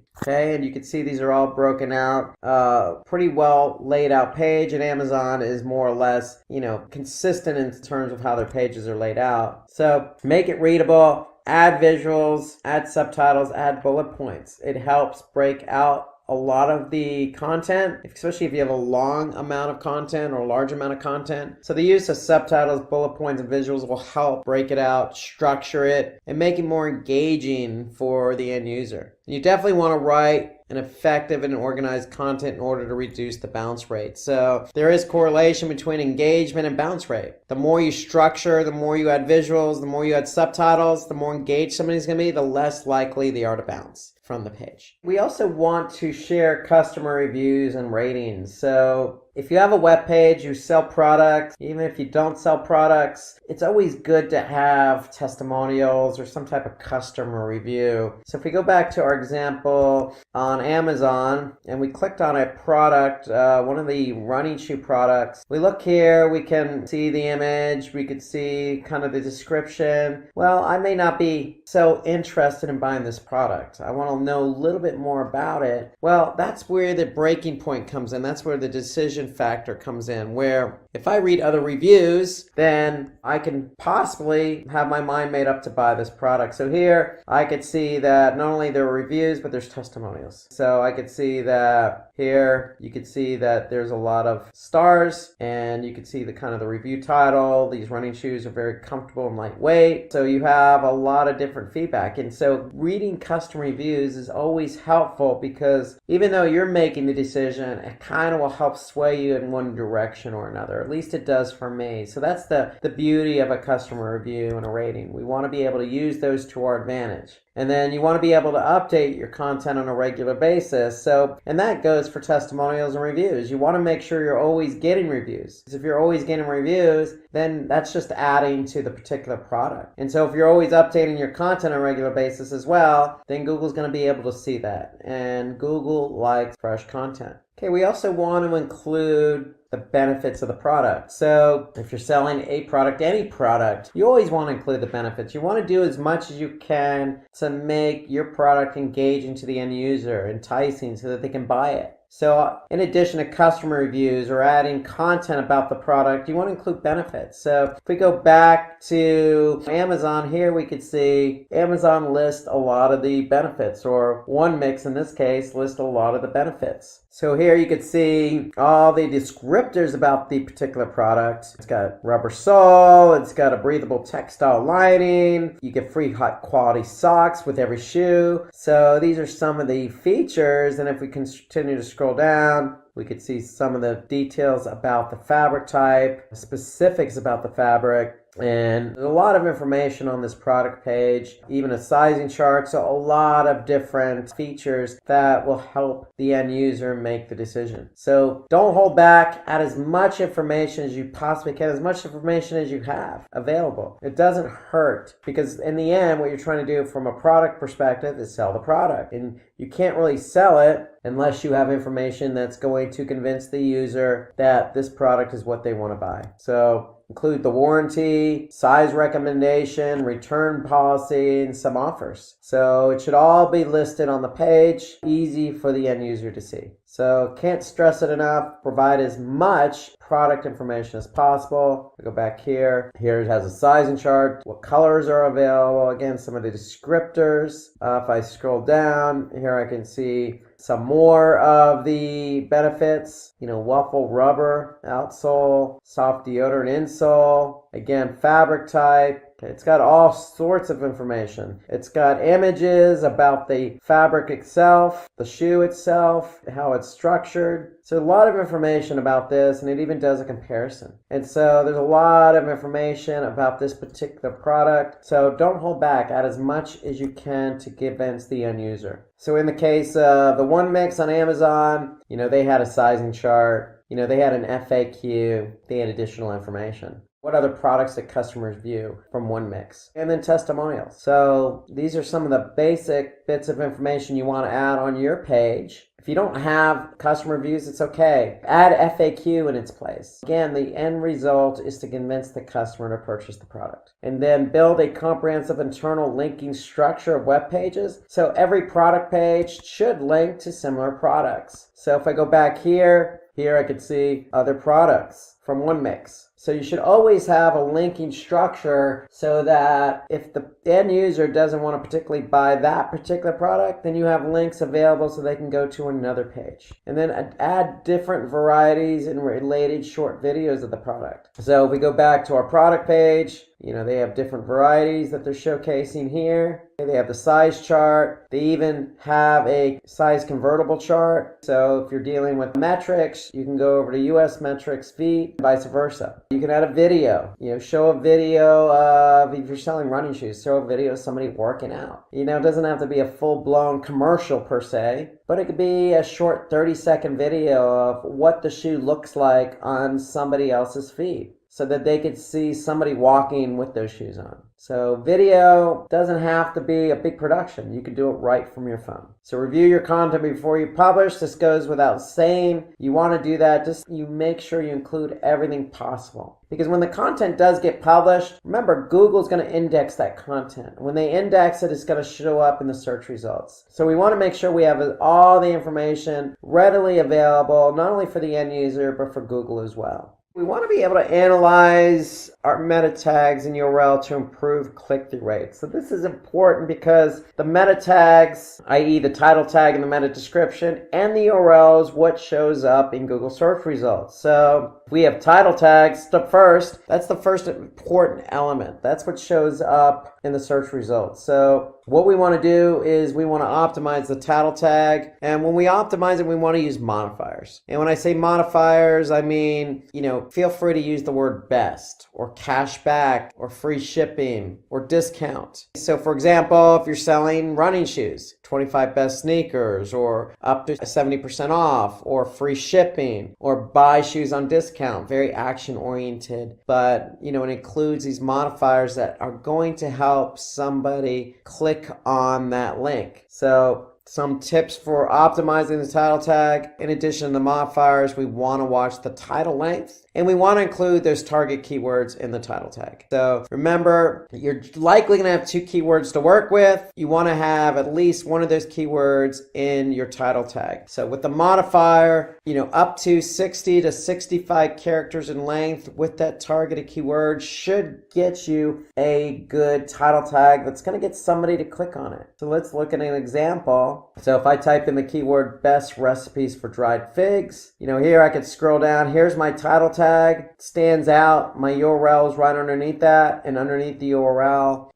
is the meta description. And so here I can see some modifiers. 188 best autumn dried fig recipes, or 25 fantastic fig recipes, or 10 best cooking dried fig recipes. So these are all modifiers that are going to help somebody get the click. Get them to click on your link and go to your website. So when you don't hit the 65 character limit, if you go over that, Google's going to cut off the title tag. So we want to avoid that at all possible. So the whole idea is, like 10 best cooking dried fig recipes by Yumly. That's a good enticing title tag. Okay, takes into account a modifier, includes the targeted keyword, and is under the 65 character count. Some additional tips for writing meta description. We always want to provide a unique description for each web page of the website. So no duplicate meta tag descriptions. Every page needs to be unique. Then we also want to be specific about what we're offering. So if you have, say, you're selling headphones and you have a particular set of headphones from a different specific brand, include that in the meta description. If you have that particular product from that brand on sale, include that in the meta description. So you want to be as specific as possible. The whole idea behind a meta description is to describe the page, but also to get the end user to click on your link. So here's an example of using modifiers and describing a page. If we look at Amazon again, we can see this example here. And if we look at it on Google search results, so if I type in Amazon Bluetooth headsets, $10 are on sale. Here we can see a lot of Amazon listings in Google search. Here you can see the use of modifiers in the title tag and also in the meta description. Here we could see that, this particular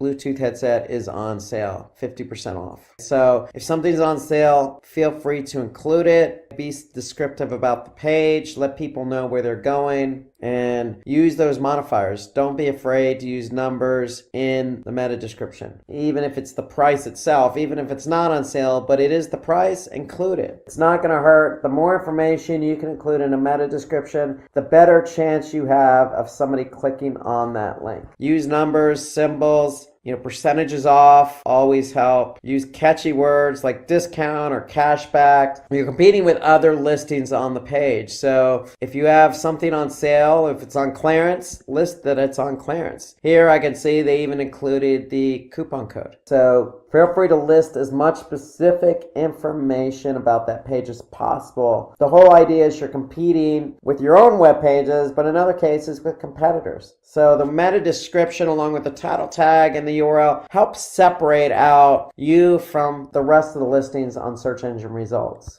And we don't want to keyword stuff. We want to keep it within 160 something characters or 65 characters, because Google will break off the meta description just like they do with the title tag. And so we want clean, natural, written meta descriptions that separate you from the competition. So that means including the keywords, but making sure those keywords are naturally included in the meta description. So if I go back again to valleyfig.com and I could see the meta description. Hey, welcome to the best resource online for dried fig recipes. Savory, sweet, snacks are healthy, dried fig recipes. We've got it all. Okay, start cooking with figs. And so it's natural sounding. It does include the keyword. It's not keyword stuffing. It's natural sounding. That's hopefully going to get that person to click on this particular website. Let's turn our attention to the URL. So we want to make sure that the URL is basically taking into account best practices. So if we take a look at this particular URL here, it doesn't necessarily look as attractive as we would like. So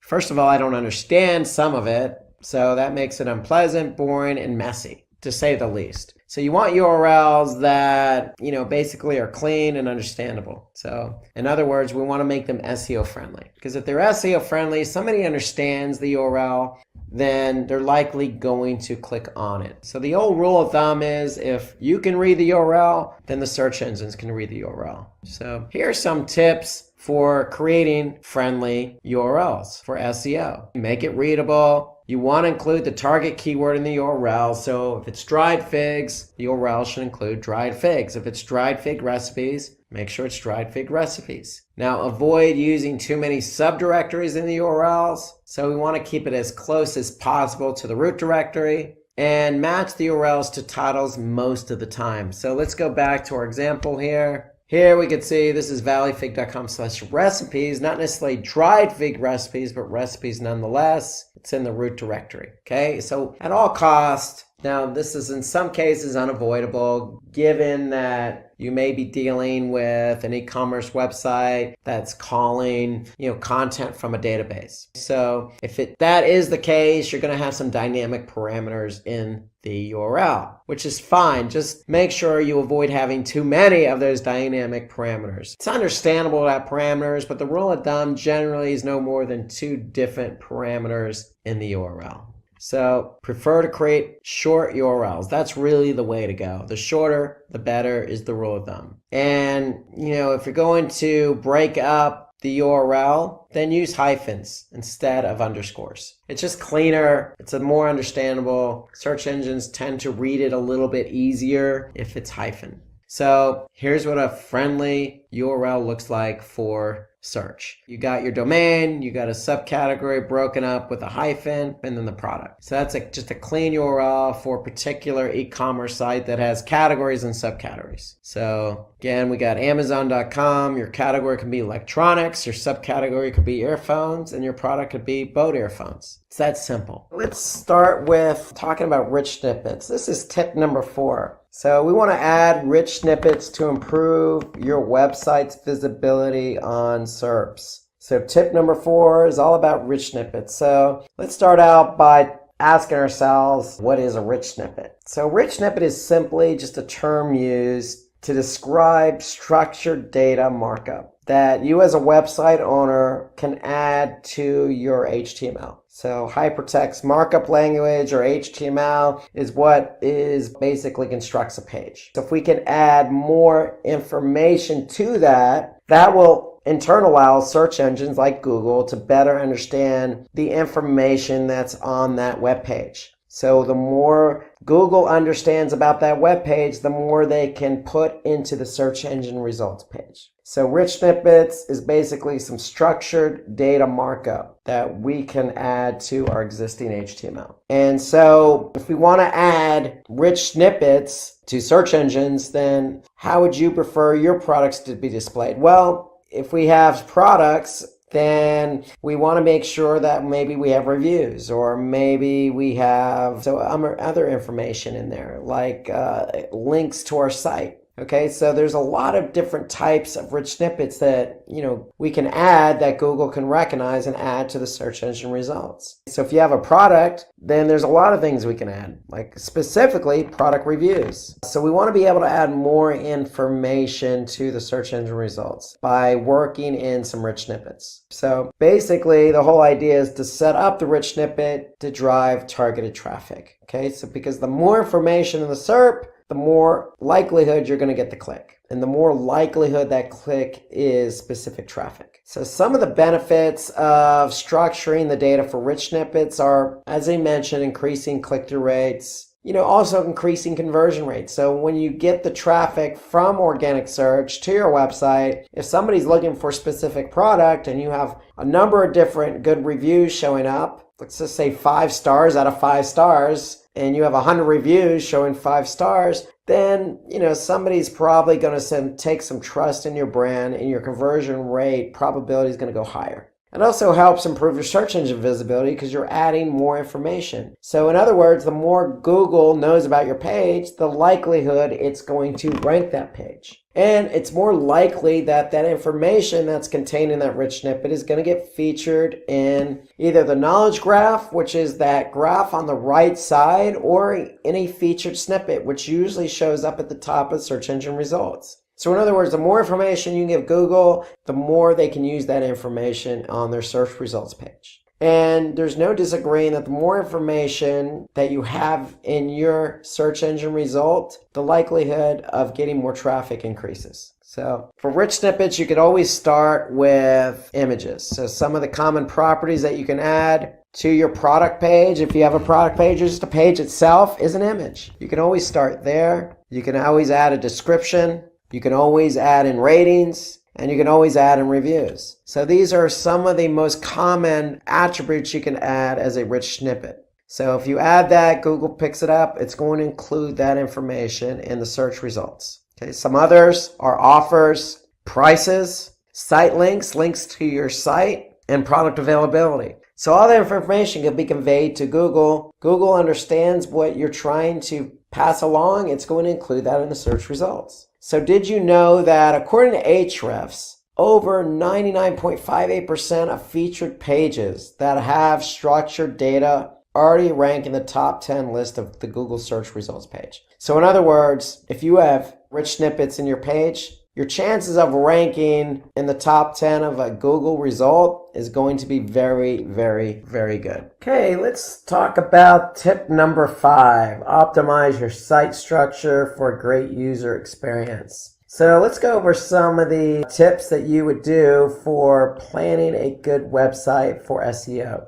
And so tip number 1 is you want a URL structure that follows your site's navigation hierarchy. So obviously homepage, interior pages. So depending on what type of site you have, obviously the navigation needs to follow that site's navigation, that site hierarchy. And it all starts with the homepage. You want to optimize your homepage to drive traffic to your product pages. So the homepage is nothing more than a doorway into your website. And so the site's navigation should link to all those different products. So if you have an e-commerce site with subcategories or categories, subcategories, then you want to be able to make sure your navigation reflects that. You want to build a comprehensive structure for internal linking as well, because when you're from the home page, obviously you want to be able to easily navigate to other pages. However, when you're on other pages, you want to be able to have a link pointing back to relevant pages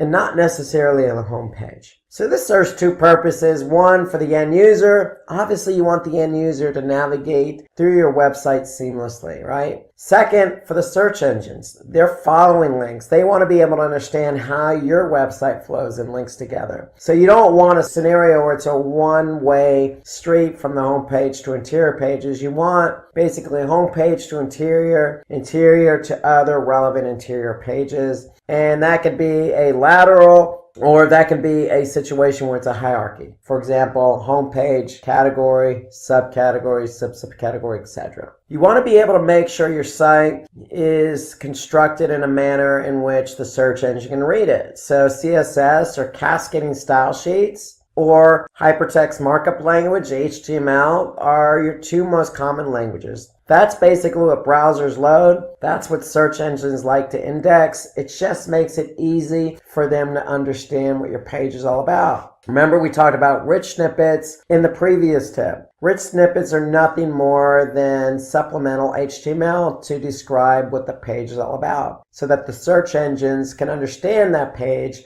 and include reviews or include site links in the search engine results. So this is all based on HTML. So the more you provide the search engines in a more structured manner via HTML, the more the search engines are going to understand the page. Adding breadcrumbs to your product pages is also a good practice. If you have an e-commerce site and you have a category, then a subcategory, then a sub-subcategory, then a product page, well, it's probably not a bad idea to make sure you have a breadcrumb so that way somebody can easily go right back from the product page to, say, the category page or to the subcategory page directly without having to hit the back button or having to go through the navigation. Some good examples, I think Amazon does a good example of using breadcrumbs, given the amount of products they have on their site. So go check out Amazon if you want a good example for breadcrumbs. And then canonical tags. We want to make good use of canonical tags, and that's in order to avoid duplicate content. So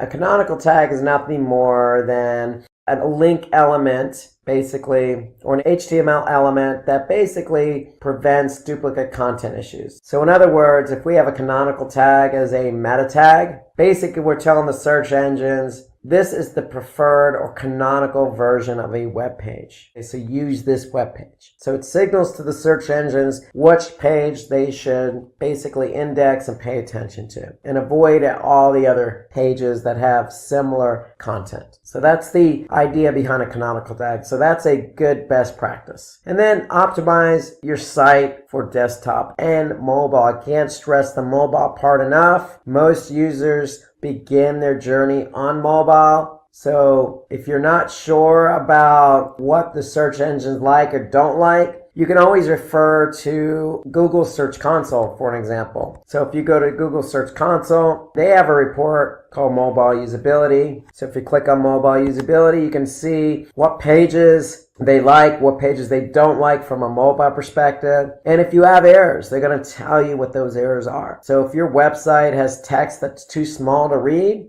they're going to tell you that these are the pages with this error. And so that allows you to go and address those errors, because from a Google perspective, if a page has a mobile usability error, then Google will not index that page. So leverage Google Search Console to get a sense of what type of errors your site has from a mobile perspective. You also want to prefer to keep your checkout page simple. So again, from an e-commerce perspective, you want to keep the checkout page as simple as possible for obvious reasons. You want the end user to have a good experience, and you obviously want the conversion. So when I say keep a checkout page simple, really now with today's technology, you can create a one-page checkout process. You want to optimize your sitemap. So when we talk about sitemaps, we want to make sure that it's a file, an XML file that basically includes all of our URLs. And we can then turn around and give that sitemap to the search engines. So if you have a sitemap in XML, make sure you go to Google Search Console. So if I go to Google Search Console and I click on Sitemaps, I can just simply tell Google where my sitemap is located. And when they recognize that sitemap, they're going to be able to basically index the URLs from that sitemap. So we could see here how many URLs they discover and how many they index. So make sure you create the sitemap in an XML format, submit the sitemap via Google Search Console, and then you can go back and see how many pages they've indexed versus how many you've submitted. And you want to make sure that sitemap is dynamic, meaning anytime you publish a URL, that URL is added to the sitemap. Fixing broken links. So broken links is not something you want, but it's something every website has. It's unavoidable.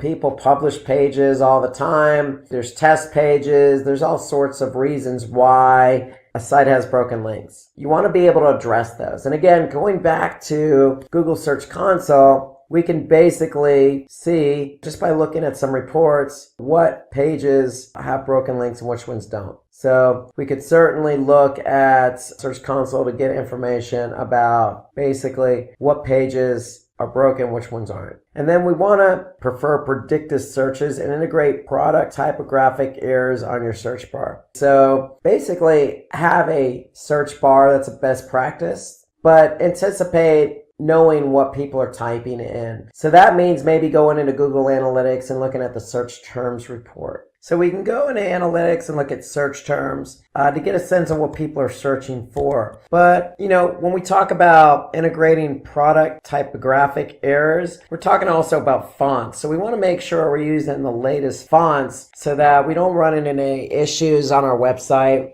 people not being able to read based on a specific font that you're using. And then as a best practice, what I found, and this is not necessarily for everyone, but using a live chat widget sometimes helps. In fact, I would even go beyond sometimes, most of the time, again, depending on your business, but I see most businesses now have live chat enabled. And so basically having live chat enables somebody who has a question to immediately reach out to somebody versus picking up the phone versus sending an email. It's just instantaneous gratification in some ways. So inserting live chat on a website is more common practice than not nowadays, given it lends to a better user experience. Tip number 6, improve your page speed and reduce the bounce rate. So let's talk about page speed and how page speed correlates with higher bounce rate if it's a high page load. And so according to Crazy, page speed is an important overlooked SEO tactic because for every second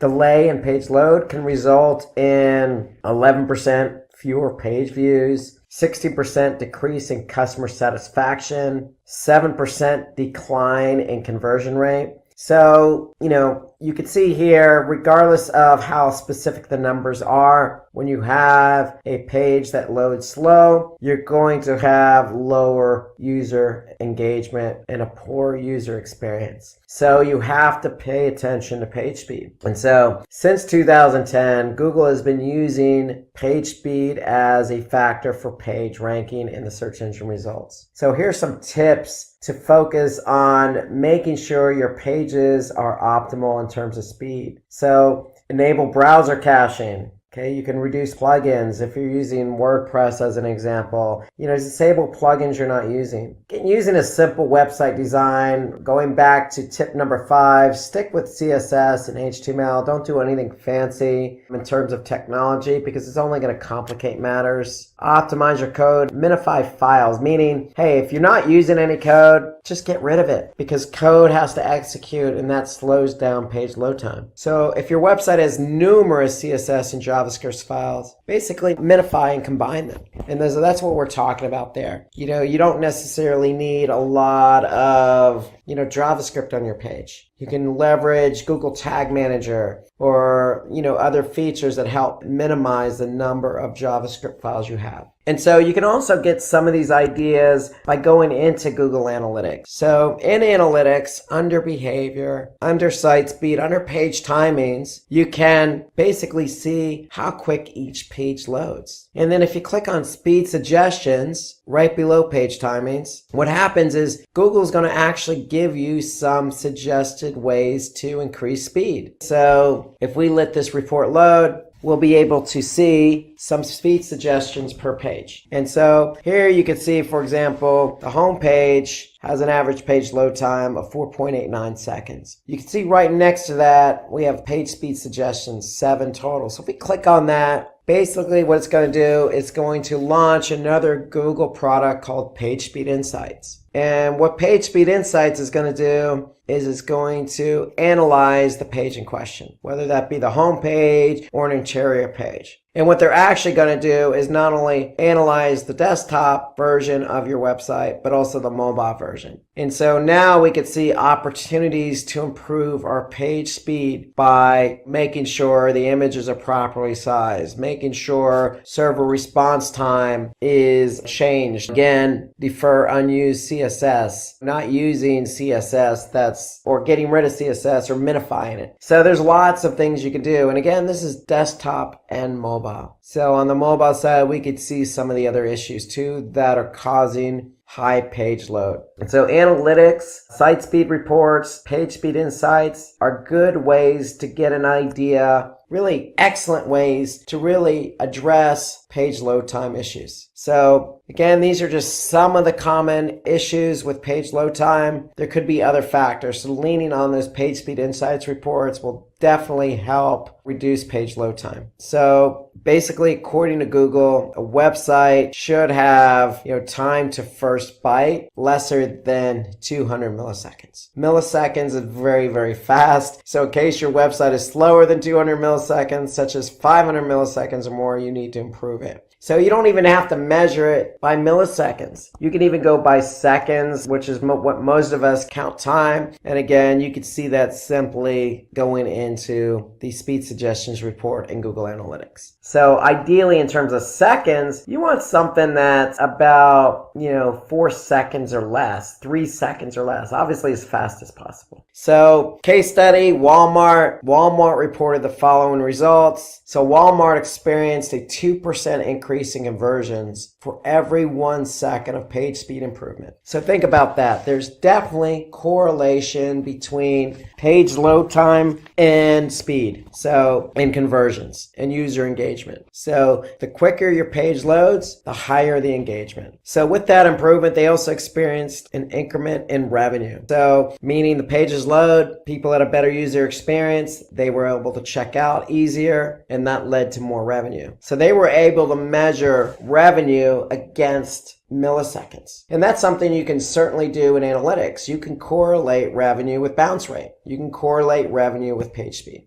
Tip number 7, build quality links and increase the domain authority of your website. So Google's top 3 search ranking factors includes link building. So you need to have quality links from quality sites pointing to your site. And so that's a factor in terms of ranking. So that falls under off-page SEO. You need to build references and links on quality sites. And so building quality links to your content can give your product or category pages or even content or blog posts a boost in the SERPs. So it's all about quality over quantity. So it's always building quality links, not quantity. So let's talk about what kind of strategies you should implement. So if you implement these strategies, then you're going to likely see a lift in the SERPs. So earn backlinks from relevant and authoritative web pages. So what's authoritative? Well, authoritative is subjective to some degree, but it's also measurement in others. So you could use Moz as a good tool to measure page authority or domain authority. So if I go into Moz, Moz has a page and domain authority score between 1 and 100. And so you can actually see what sites have good domain or page authority just by entering in the domain. So relevant, you obviously want to rank to something that's relevant. So if you're in the food industry, something food related. You want to promote your content regularly on social media. So social media, I always consider it a whole low-hanging fruit when it comes to backlinking. There's so many different social media platforms available. Facebook, LinkedIn, Twitter. There's so many varieties from images to Pinterest and Instagram to video, being YouTube. So there's lots of ways to get your content out on social media that will allow you to not only promote your brand, build a community, but also establish a reference back to that page. You can opt for guest blogging, Okay, so you can reach out to another blogger and blog on that platform. And it can be reciprocal as well. A blogger can certainly, blog on your platform and have a link back, and it works both ways. Influencer marketing. So influencer marketing is working with somebody who has a large amount of followers who can influence those followers to, mention you in a hashtag, link to your particular product or brand, or even drive traffic to your site. So you want to take advantage of social media platforms and start your own page as well. So Facebook's a good example. It could be having a YouTube channel. If you're into video, you can certainly set up a YouTube channel, build a following around YouTube as well. So always start your own page if that's the platform of choice. The last thing you should do is set up a page on social media and not keep it updated. You can certainly participate in forums. You can participate in other websites like Quora or Reddit that's very, content-based, content-driven, user-driven. I always recommend starting your own blog. Blog is a good way to not only generate content, but it's a good way to incorporate different types of content. So you could set up different types of content and categories. It's a good way to incorporate different assets like images and video. It's a good way to get users engaged by having comments or having social share buttons. It's a good way to leverage that content onto other social media platforms. So there's lots of benefits to blogging. Very few cons. The only con would be a time constraint. But it's better to have one blog post in 1 month consistently than not blogging at all. So getting listed on high quality link directories like Yahoo directory is still a way to add a link from a high quality site. And then make use of broken link building. So again, on the last tip,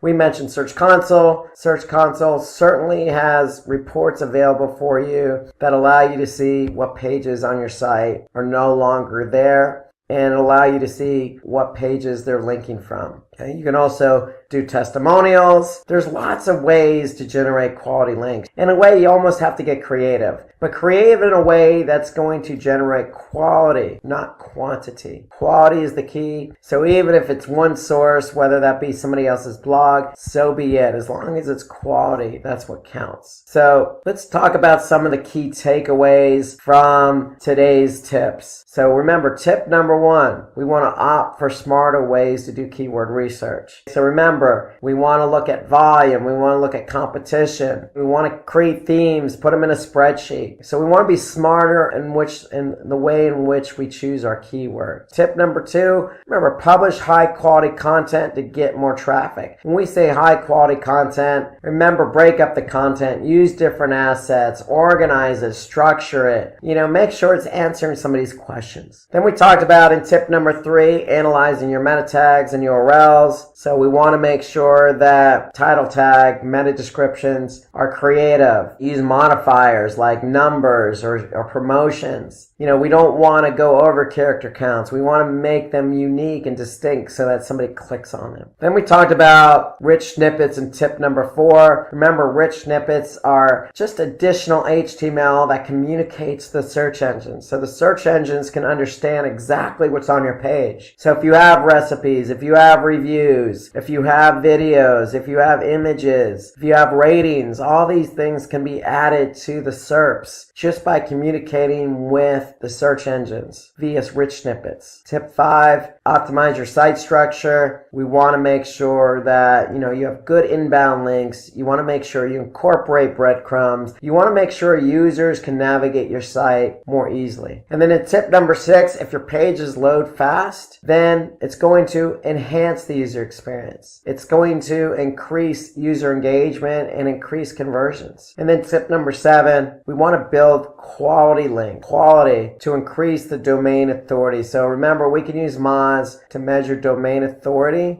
It's all about quality, whether that be via influencer marketing, guest blogging, directories, social media, setting up a social media page. There's always something you could be doing to generate a quality link to your website. Today we're going to talk about keyword research. So What are we going to talk about when we talk about keyword research? We're going to talk about why we would do keyword research for SEO. We're going to talk about the types of keywords that we need to research. We're going to talk about some methodologies, best practices on how to do keyword research, some alternate suggestions. We're going to talk about keyword clustering, and then we're going to talk about some tools that you can use to do your keyword research. So let's start with the why we would do keyword research. So Jessie is planning to publish a blog of pizza recipes. So she was doing pizza recipes step by step, pizza recipes with sausage, homemade pizza toppings, pizza dough recipes, thin crust pizzas. She's doing a lot of different topics on pizza recipes. Well, what Jessie needs to do is understand what's going to drive traffic to these blog posts if she's writing about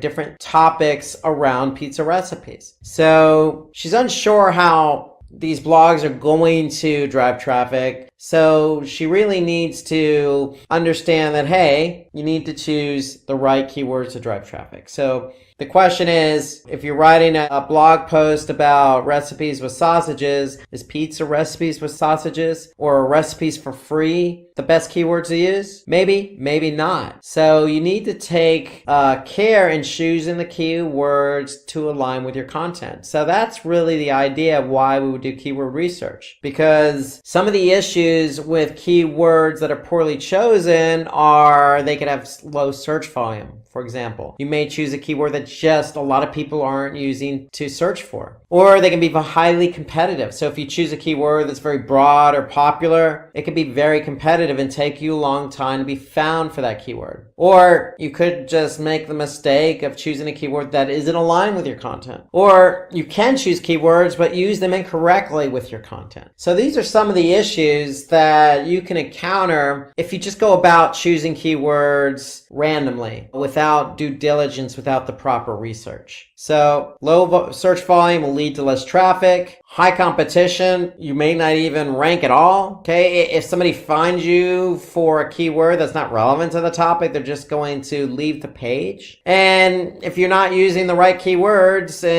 or if you are using the right keywords and not using them correctly in the content, then your pages may not even be found in organic search. So you really have to take care in choosing the keywords. To me, that's the most important step with SEO is keyword research. So we're going to talk about the types of keyword research then. So we have short tail keywords and we have long tail keywords. So if you write a blog post about pizza recipes, well, what are you going to choose? A short tail or long tail? So let's talk about short tail keywords first. So short tail keywords are keywords that are usually 3 keywords in a phrase or shorter. In some cases, it may be 2 keywords in a phrase or shorter. So short tail keywords usually have high search volume, which likely means higher competition. But what it also means, it could be lower conversions. Because short tail keywords, like for example, pizza recipes, could be considered a short tail keyword. But maybe somebody's looking for homemade pizza recipes or pizza recipes from their favorite Italian restaurant. So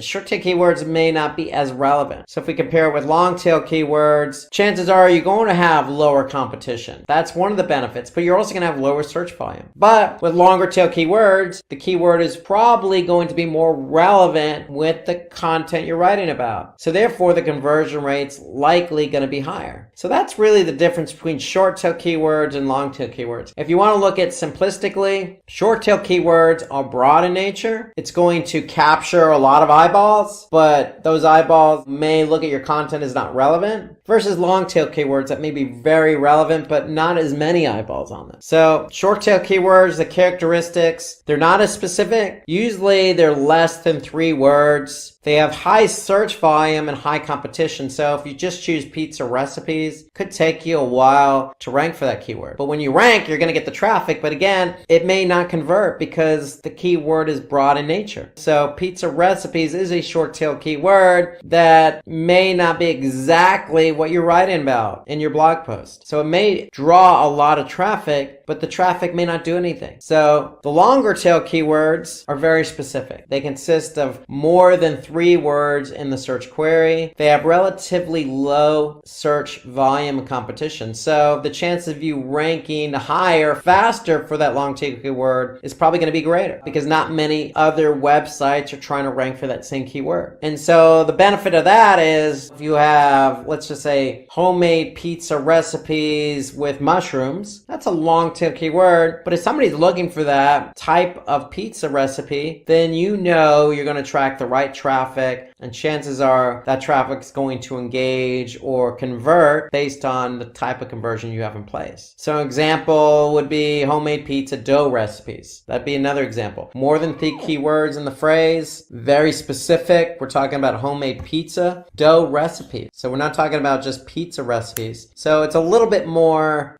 specific in nature, longer tail. So these keywords are used for targeted pages, including blog posts. If you're writing a blog post specifically about pizza recipes with homemade dough, then this is the keyword you likely would want to use versus just pizza recipes. So let's look at an example between a short tail keyword and a long tail keyword. And to accentuate the differences, we're going to use Google's keyword planner tool. So Google's keyword planner tool is located in Google Ads, the Google Ads platform. And when you're in the Google Ads platform, you can simply click on Tools and then Keyword Planner. And so what Keyword Planner allows us to do is get a sense of the type of volume that a particular keyword has. So what Google's Keyword Planner does is they show you the average monthly searches. This is the average monthly search volume of a keyword over the past 12 months. And so in this example, we're going to choose pizza recipes and homemade pizza dough recipes.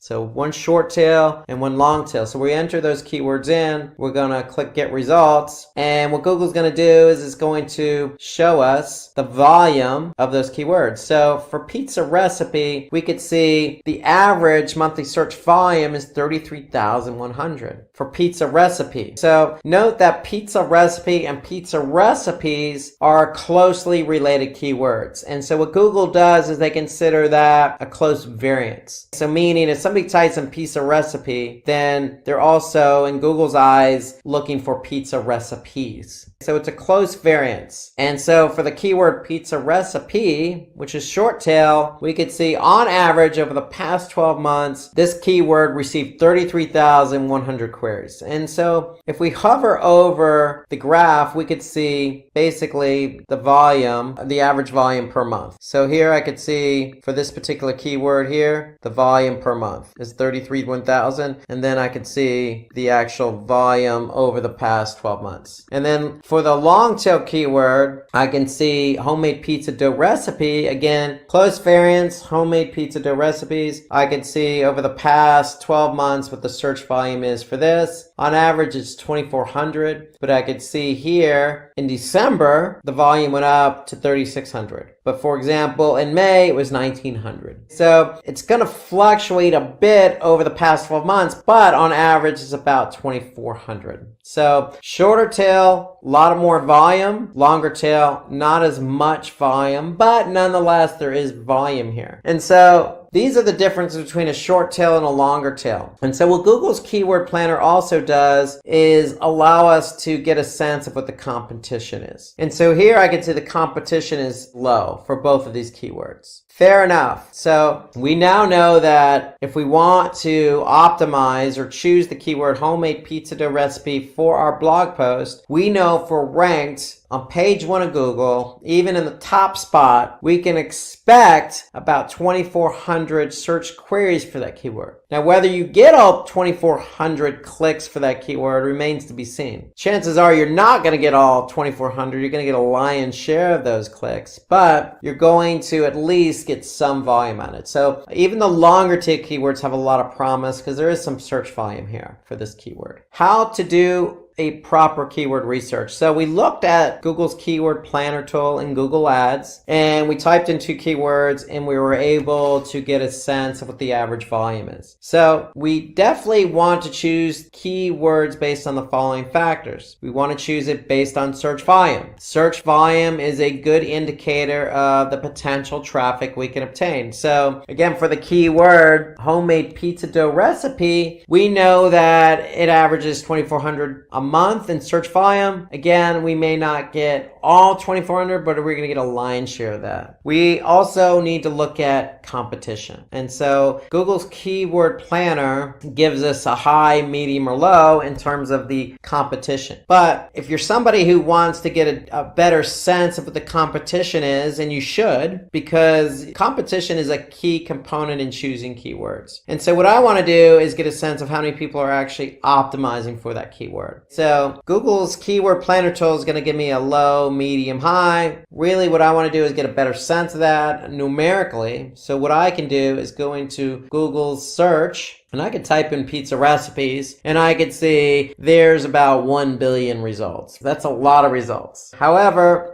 that means that every potential web page out there on the internet that mentions pizza recipes is going to be included in this number here. And so I want to get a better sense of who's optimizing for pizza recipes. So I'm going to put in the all in title syntax. And so what that is going to ask Google to do is tell me all the websites that have pizza recipes, the keyword pizza recipes in the title tag. So if I do all in title, colon, space, then pizza recipes, my result drops down to 336,000. So what that tells me is that there are 336,000 results with the keyword pizza recipes in the title tag. Now, if I want to focus in on my other keyword, if I choose my other keyword was a longer tail keyword, homemade pizza dough recipe. So if I type that keyword in, the homemade pizza dough recipe or recipes, remember close variants, and I just click enter or type the keyword in and hit my enter key, I'm going to get 35 million results. But again, is that really an indicator of the type of competition I have? No, because every listing that mentions homemade pizza dough recipes is going to be included in the search results. So I'm going to type in my all in title, colon, space, and then I'm going to get a better sense of how many websites have the keyword homemade pizza dough recipes in the title tag. And I get 2,160 different results. So here I can see the first result in the title tag, homemade pizza dough recipe. Second one, homemade pizza dough recipe. So these are sites or web pages that have that keyword in the title tag. So now I have a numerical number to work with. And so the thing you have to understand about SEO, specifically about keyword research, is you need to do research on a few different keywords, not just one or two.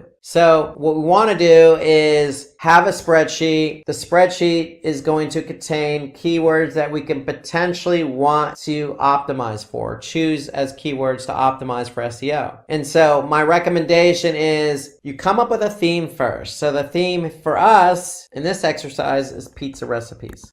And so that's our theme. So we chose the keyword pizza recipes. So the close variance here is pizza recipe. What was the volume? Well, we know the volume was 33,100 for pizza recipe. So what are we going to do? We're going to put that number in our volume column. What was the competition? Well, if we go back and type in pizza recipes, it was 683,000. So I'm going to type in 683,000. What was our next keyword? Well, it was pizza or homemade pizza dough recipes.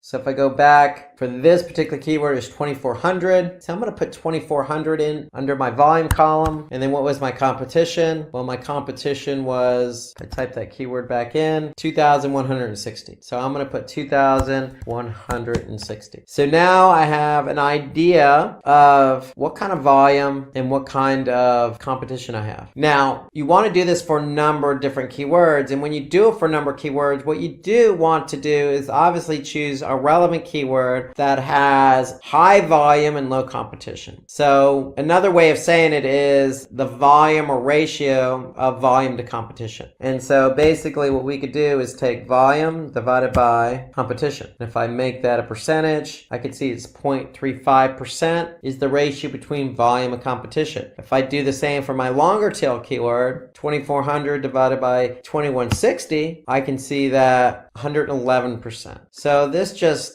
kind of proves the point that, yeah, I'm still going to get some volume, but I have a better chance of ranking for this longer tail keyword, homemade pizza dough recipes. So you want to be able to do that for a number of keywords and examine the volume, the competition, and the ratio between volume and competition for your themed keywords. In this case, pizza recipes. So relevancy, you want to choose keywords that are very relevant to the content that you're writing. And then again, commercial intent, what keywords are going to drive more conversions and revenue for the business? So when we talk about commercial intent, we're talking about, are you choosing keywords that are going to get somebody to do what you want them to do? So we could say, download pizza dough recipes. So if somebody's typing in the keyword download pizza dough recipes, then chances are they're going to find you, come to your site, and take action by downloading that pizza dough recipe. So you want to be able to also think about the intent of the keyword. Is it going to help you drive conversions and revenue if you're an e-commerce site? So search volume is the average monthly search volume made for a particular keyword and phrase. So we can get that number using Google's keyword planner tool in the Google Ads platform. We want to target keywords with high search volume that will help bring traffic to the website. We want volume, but we want to take into account seasonality as well. So that's where the Google's keyword planner tool comes in place, because if we go back, again, we can just hover over and we can get a sense of any particular trend going on or seasonality. So for example, if I saw large growth in the winter months and not much volume growth in the summer months, then that might indicate to me that this keyword is more popular during the winter time. So pay attention to the graphs that, the keyword planner tool gives you. Use them to your advantage to take into account seasonality. So a good example would be funny Halloween costumes. Well, we know that for Halloween, you're going to have a spike probably towards the end of September, all the way through October, and then it's going to drop after October 31st, which is Halloween. So that's an example. But in the case of pizza recipes, you may find that more people are choosing to search for pizza recipes during maybe the summer months versus the winter months. So pay attention to seasonality. It will affect search volume. So competition, based on our example, it's one of the most important key metrics. You don't want to choose a keyword that's highly competitive, because if it's competitive, then it's going to be harder to rank number one or even on page one of Google, depending on how competitive it is. So high search volume, low competition. In other words, the ratio between the two is the ideal combination. So going back to the spreadsheet, recommend you have that spreadsheet handy. Put your theme in place. Okay, theme pizza recipes. We use Google's keyword planner tool to find the volume. We use the all entitled syntax to find the competition. So we entered both of those numbers in and we get our ratio. And so when you have these numbers for a number of different keywords, you want to be able to choose that ratio of high volume, low competition, but always relevancy always trumps ratio. So always go with a keyword that is going to be relevant to your content. Don't choose a keyword that's not relevant. If you choose a keyword that's not relevant, it's not going to bode well for user engagement. So the difficulty of a keyword ranges from 0 to 100 in Google's keyword tool. So it's going to be easy, it's going to be medium, it's going to be hard. But my recommendation is also to get the numerical factor, and that's the all entitled syntax. And again, relevancy is what drives the traffic to your website, and keep the traffic there on your website. And also, not only will it keep the traffic on your website, but hopefully get that traffic to engage and convert. So that's the key about relevancy. You always want to choose keywords that are relevant to your content, even if it's sacrificing volume. Relevancy, again, trumps volume and competition. So always choose relevant keywords first. So when you do that, you're always almost guaranteeing that at some point somebody's going to find your content, because somebody out there might be looking for it. And if they do, you're going to get found, and then the engagement's going to be better. So understand your business, find keywords that are relevant to your business, and then focus on those keywords. That'll help you with getting the right traffic to your site. Always keep in mind the commercial intent. So these keywords are more specific and result in conversion rate. For example, buying is a good commercial intent keyword. So if you really want somebody to come to your website and buy, then focus on those types of keywords. In the case of the pizza recipes, maybe it's download could be our commercial intent keyword. Again, there may be low search volume, but those are the type of keywords you want to focus on because that's the type of traffic you want to drive to your site. So some other examples of commercial intent keywords are discount, deal, your coupon, shipping. Don't be afraid to use some of these keywords as part of your longer tail keyword phrase. Again, the volume may not be high, but the traffic quality is probably going to be better. So keyword research is the foundation for SEO. So if you have chosen your keywords properly, then if you do get ranked for those keywords, then it's going to lead to better engagement with some conversions. And so when we talk about keywords, we also want to talk about our primary and secondary keywords. So every page should have at least a primary keyword and then a secondary keyword to work with. So primary keywords are really defining the nature of your content. The secondary keywords are relevant to the primary keyword. So why do we choose a primary and secondary keyword?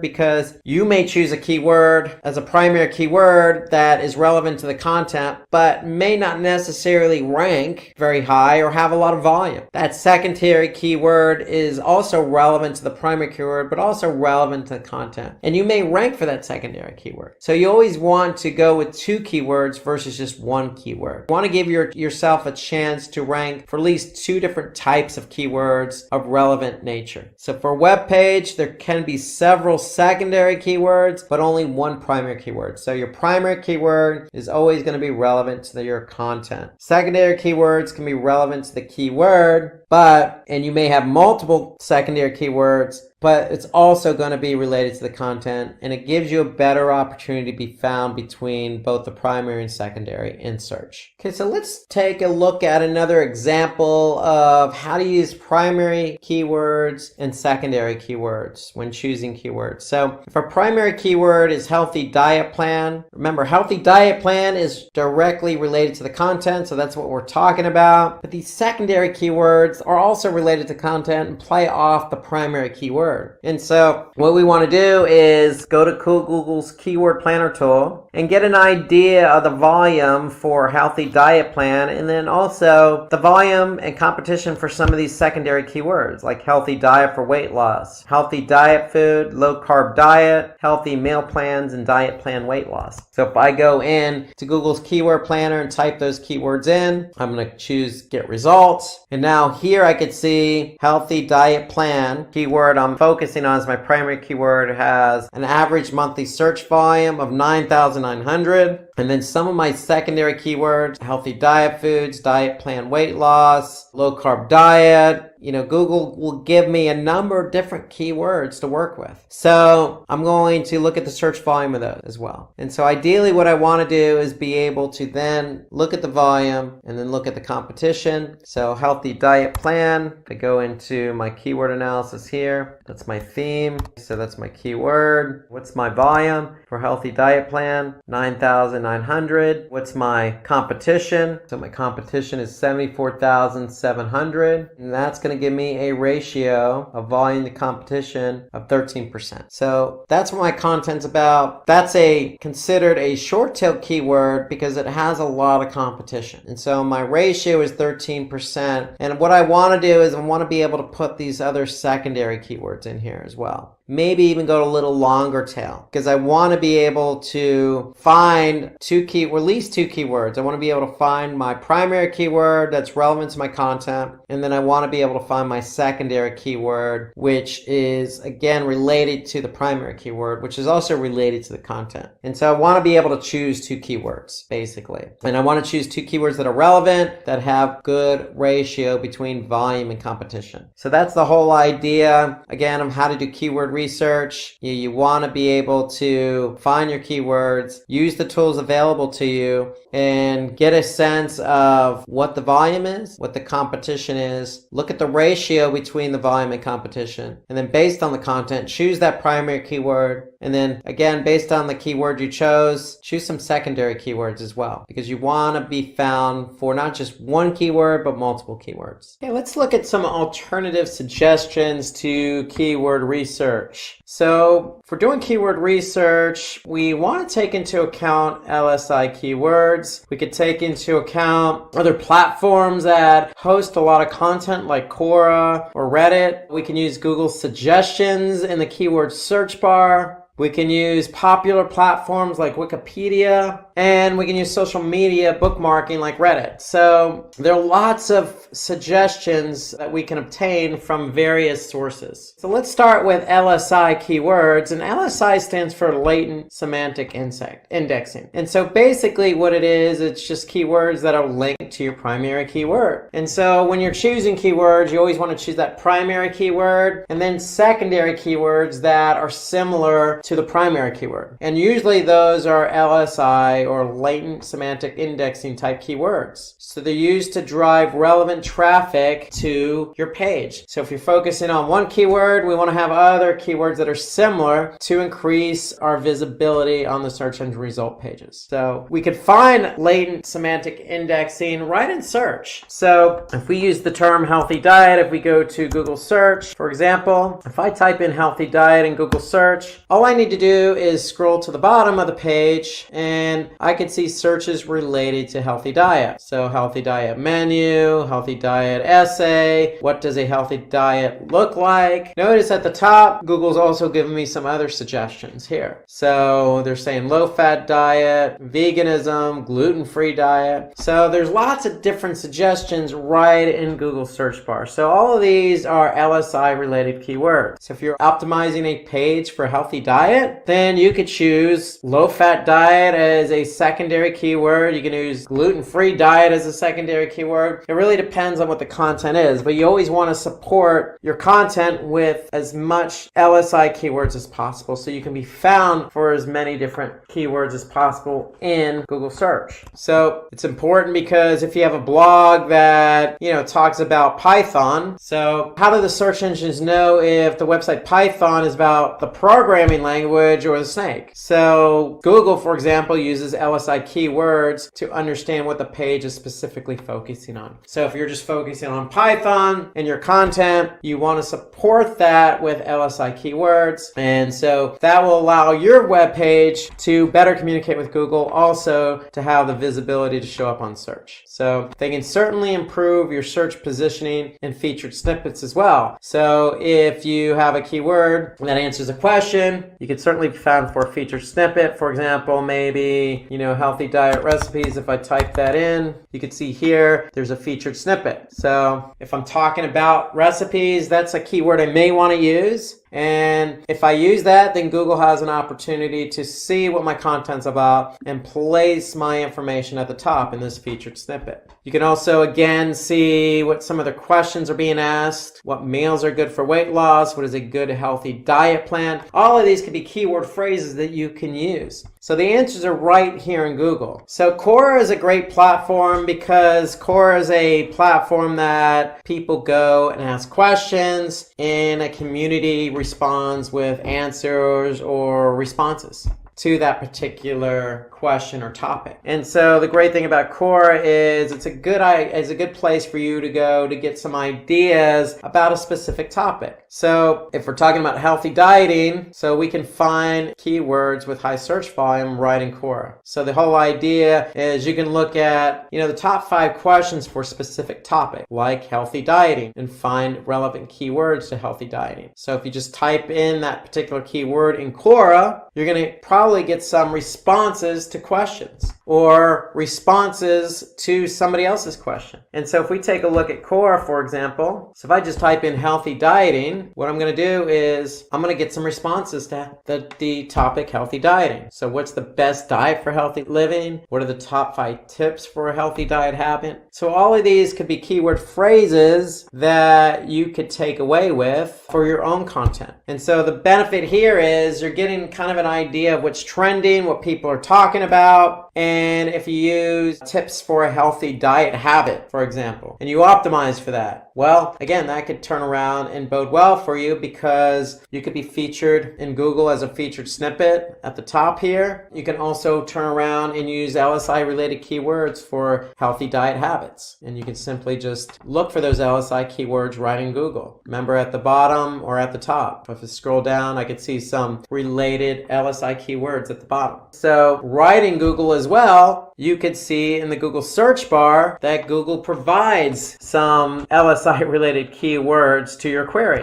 So if I go back here and type in healthy diet recipes, I can see here Google suggesting some other related keywords. Healthy diet menu, healthy diet for men, healthy diet foods, healthy diet for women. So these are all LSI related keywords that you can use to support your primary keyword and the content you're writing about. So we've talked about LSI keywords, where to find them. So they're found right here. They can be found at the top of Google and they can be found at the bottom. You can also then go to Core as well and get some ideas for the types of questions that are being asked. So if you ask a question and use that as your keyword phrase, then again, you have an opportunity of showing up for a featured snippet in Google just by doing some additional research within Google itself or on Quora. So according to Google, the autocomplete predictions are automatically generated by Google's algorithm without any human intervention. It's based on a number of factors, but the primary factor is how often past users have searched for a term. So Google collects all the keyword queries that somebody types in, and they're suggesting some of the most popular terms that people have typed in.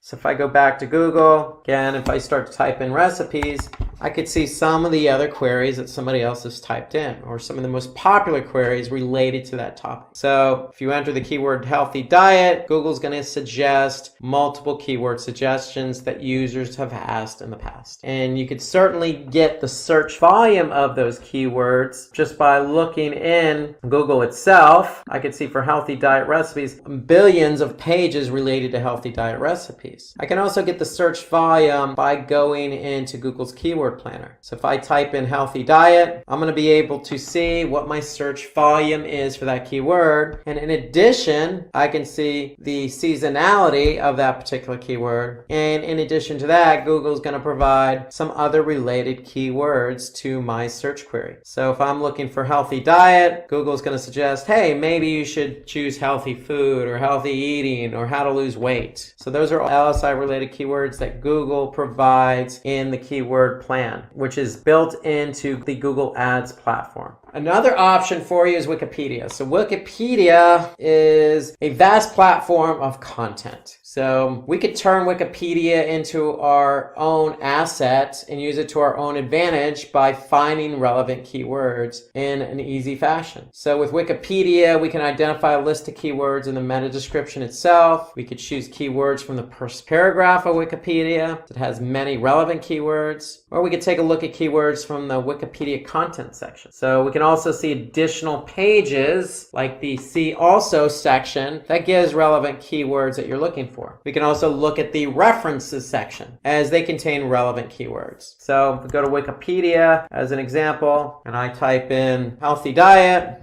into Wikipedia, here I can get, just in the first paragraph alone, I can see some additional keywords that I might choose to use, like micronutrients. I never knew that micronutrients was related to healthy diet, but Wikipedia is providing some information about what micronutrients is. And maybe I can use that as a keyword, an LSI related keyword to my content. So if I scroll down, I get the See Also section. So it might give me some information, food information to consumers, for example, dietary guidelines. I can look at categories like dietetics and diets. I can also look at the references section, so I can also see what information was provided, like health effects of overweight and obesity. I can look at diet and physical activity. So all of these are related to my main keyword, healthy diet. So the answers are right in here on the platform. They're just all over the page. So Wikipedia has an abundance of information. You just need to know where to look. So again, with Wikipedia, you can look no further than the first paragraph. You can look no further than the See Also section, the references section, category section. There's lots of information right on the page itself to help you get ideas for keywords. So if you Google your keyword with Wikipedia term in the search query and get relevant keywords from the title tags in the SERP. So you can also do that as well. So if I type in healthy diet Wikipedia in search, I can also get some information here as well. So people also search for healthy food advantages or healthy food habits essay or information about healthy food. All of these are related to my keyword healthy diet. So again, another bit of information for you to choose or look to choose some additional keywords for. So Reddit, it's a popular community where people post content and discuss a variety of topics. So that's what Reddit is. So with the help of subreddits, an individual can find relevant keywords with high search volume. So in Reddit, there's an easy way to find out keywords. They have a keyword tool called Keywordit. So Keywordit gives the average monthly searches for a particular keyword. So if we type a word in Keywordit and choose keywords from the auto-generated list, this tool will extract the keywords and give us those relevant terms with search volume. So if we go to the Keywordit and show an example of that, for example, healthy food, if I get keywords, I can see what keywords are relevant and the search volume of that keyword. So if I just type in healthy food, Keywordit tool is going to tell me some relevant keywords and what the volume is. So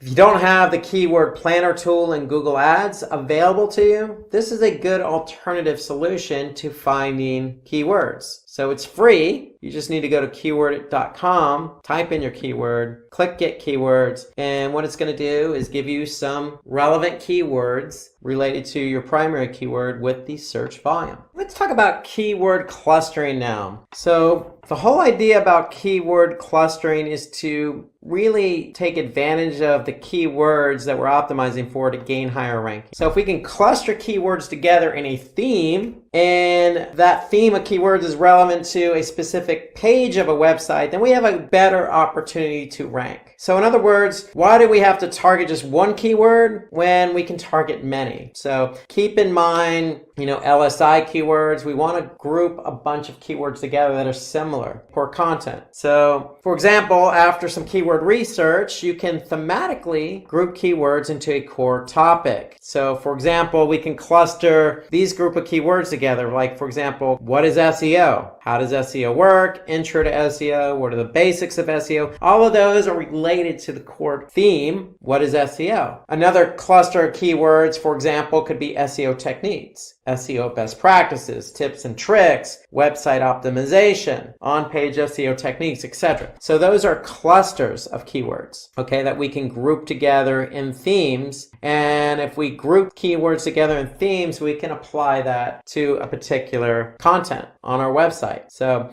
the whole idea behind clustering keywords, it's going to provide more diversity, more of an opportunity for us to be found. So that's the whole idea behind clustering. So some additional steps. Remember, stay up to date on industry news. So brainstorm your ideas first and identify a list of keywords, i.e. a theme of keywords that you can cluster together. And then you could determine the keywords that your competitors are already ranking for. So, for example, if we want to rank for the keyword SEO best practices, for example, we can use a tool called Keyword Moz. If I go to the Keyword Explorer tool in Moz and just type in SEO best practices, what it's going to do is it's going to give me some volume related to that particular keyword. But more importantly, what it's also going to do is it's going to show me what pages are already ranked for that particular keyword. So therefore, I can get a sense of who is already ranking for that keyword. So here I can see Moz, Medium.com, Alexa.com. So I can get a sense of what web pages are ranked for a particular keyword or group of keywords I want to rank for myself. So if we look at tools for keyword research, look no further than Moz.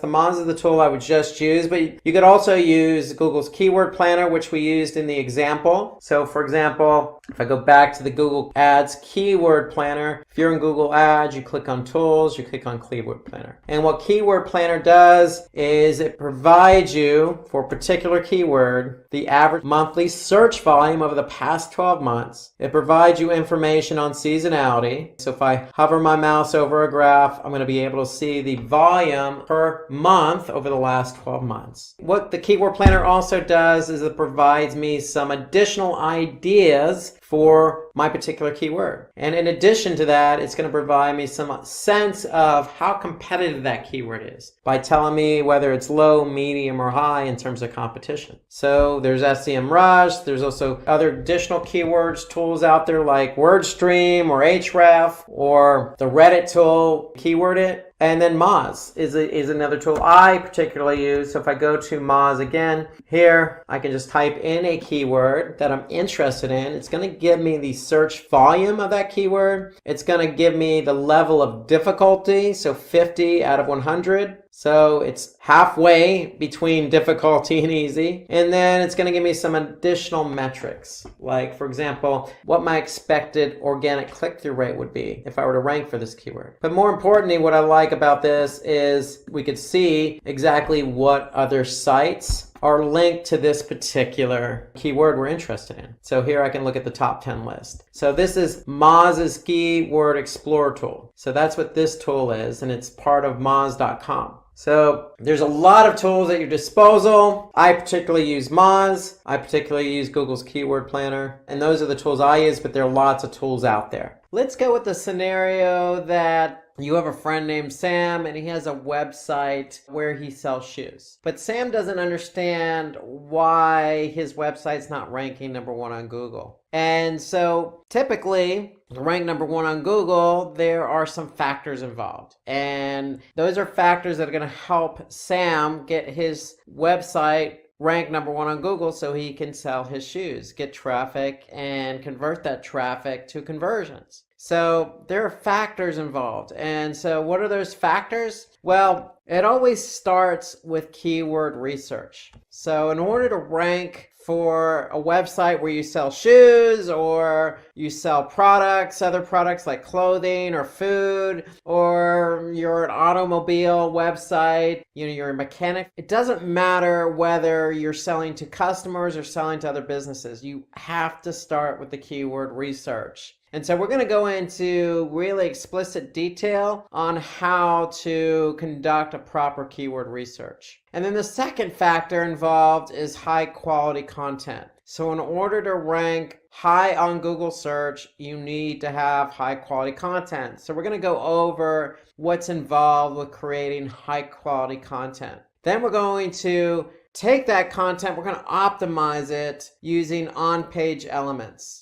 and website level factors. So we're going to take into account what's involved with your website and what's involved with specific pages on your website in order to rank #1 on Google. Then we're going to get into the off-site engagement. So when it comes to ranking on Google, you need to optimize your website and you need to do some elements off your website. You need to be engaging off your website, meaning on other websites. And so we're going to talk about what's involved with off-site engagement. So SEO being a major channel for most companies and websites where the opportunity to drive a lot of traffic is there. But you have to earn that reward. The reward is a lot of traffic, but you have to earn the reward, and there's a lot of work involved. And so ideally, what we want to do is follow what we call the 80-20 rule when it comes to search engine optimization and ranking on Google. And what do we mean by the 80-20 rule? Well, 80-20 means we're investing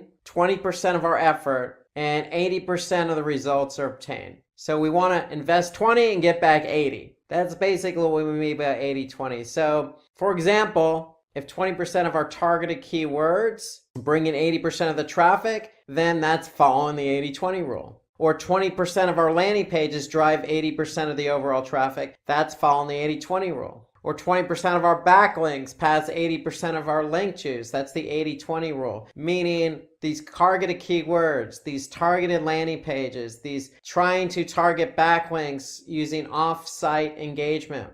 We want to put in 20% of our effort on those keywords, landing pages, and backlinks in return for 80% of the results. So without further ado, let's get started with the keyword research. Let's talk about that keyword research for a website with shoes. And it doesn't really matter what particular product you have. If you need to rank number one on Google, it all starts with the keywords, as I mentioned before. And so in this example, if you have a website where you sell shoes for kids, you're going to want to be found for certain keywords. So the obvious keyword here would be shoes for kids. Well, every keyword that you target has search volume associated with it. So that means when we talk about search volume, we're talking about how many people on average type in that keyword or related keyword on Google.com or Google search. And there's always an average number of searches associated with every keyword, and we call that search volume. How much search volume? So obviously, if we're going to target a keyword, we want to have as much volume as possible. However, there's always going to be competition for those keywords, meaning there's always going to be other websites who want to rank number one on Google for the same keywords. And we call that competition or difficulty.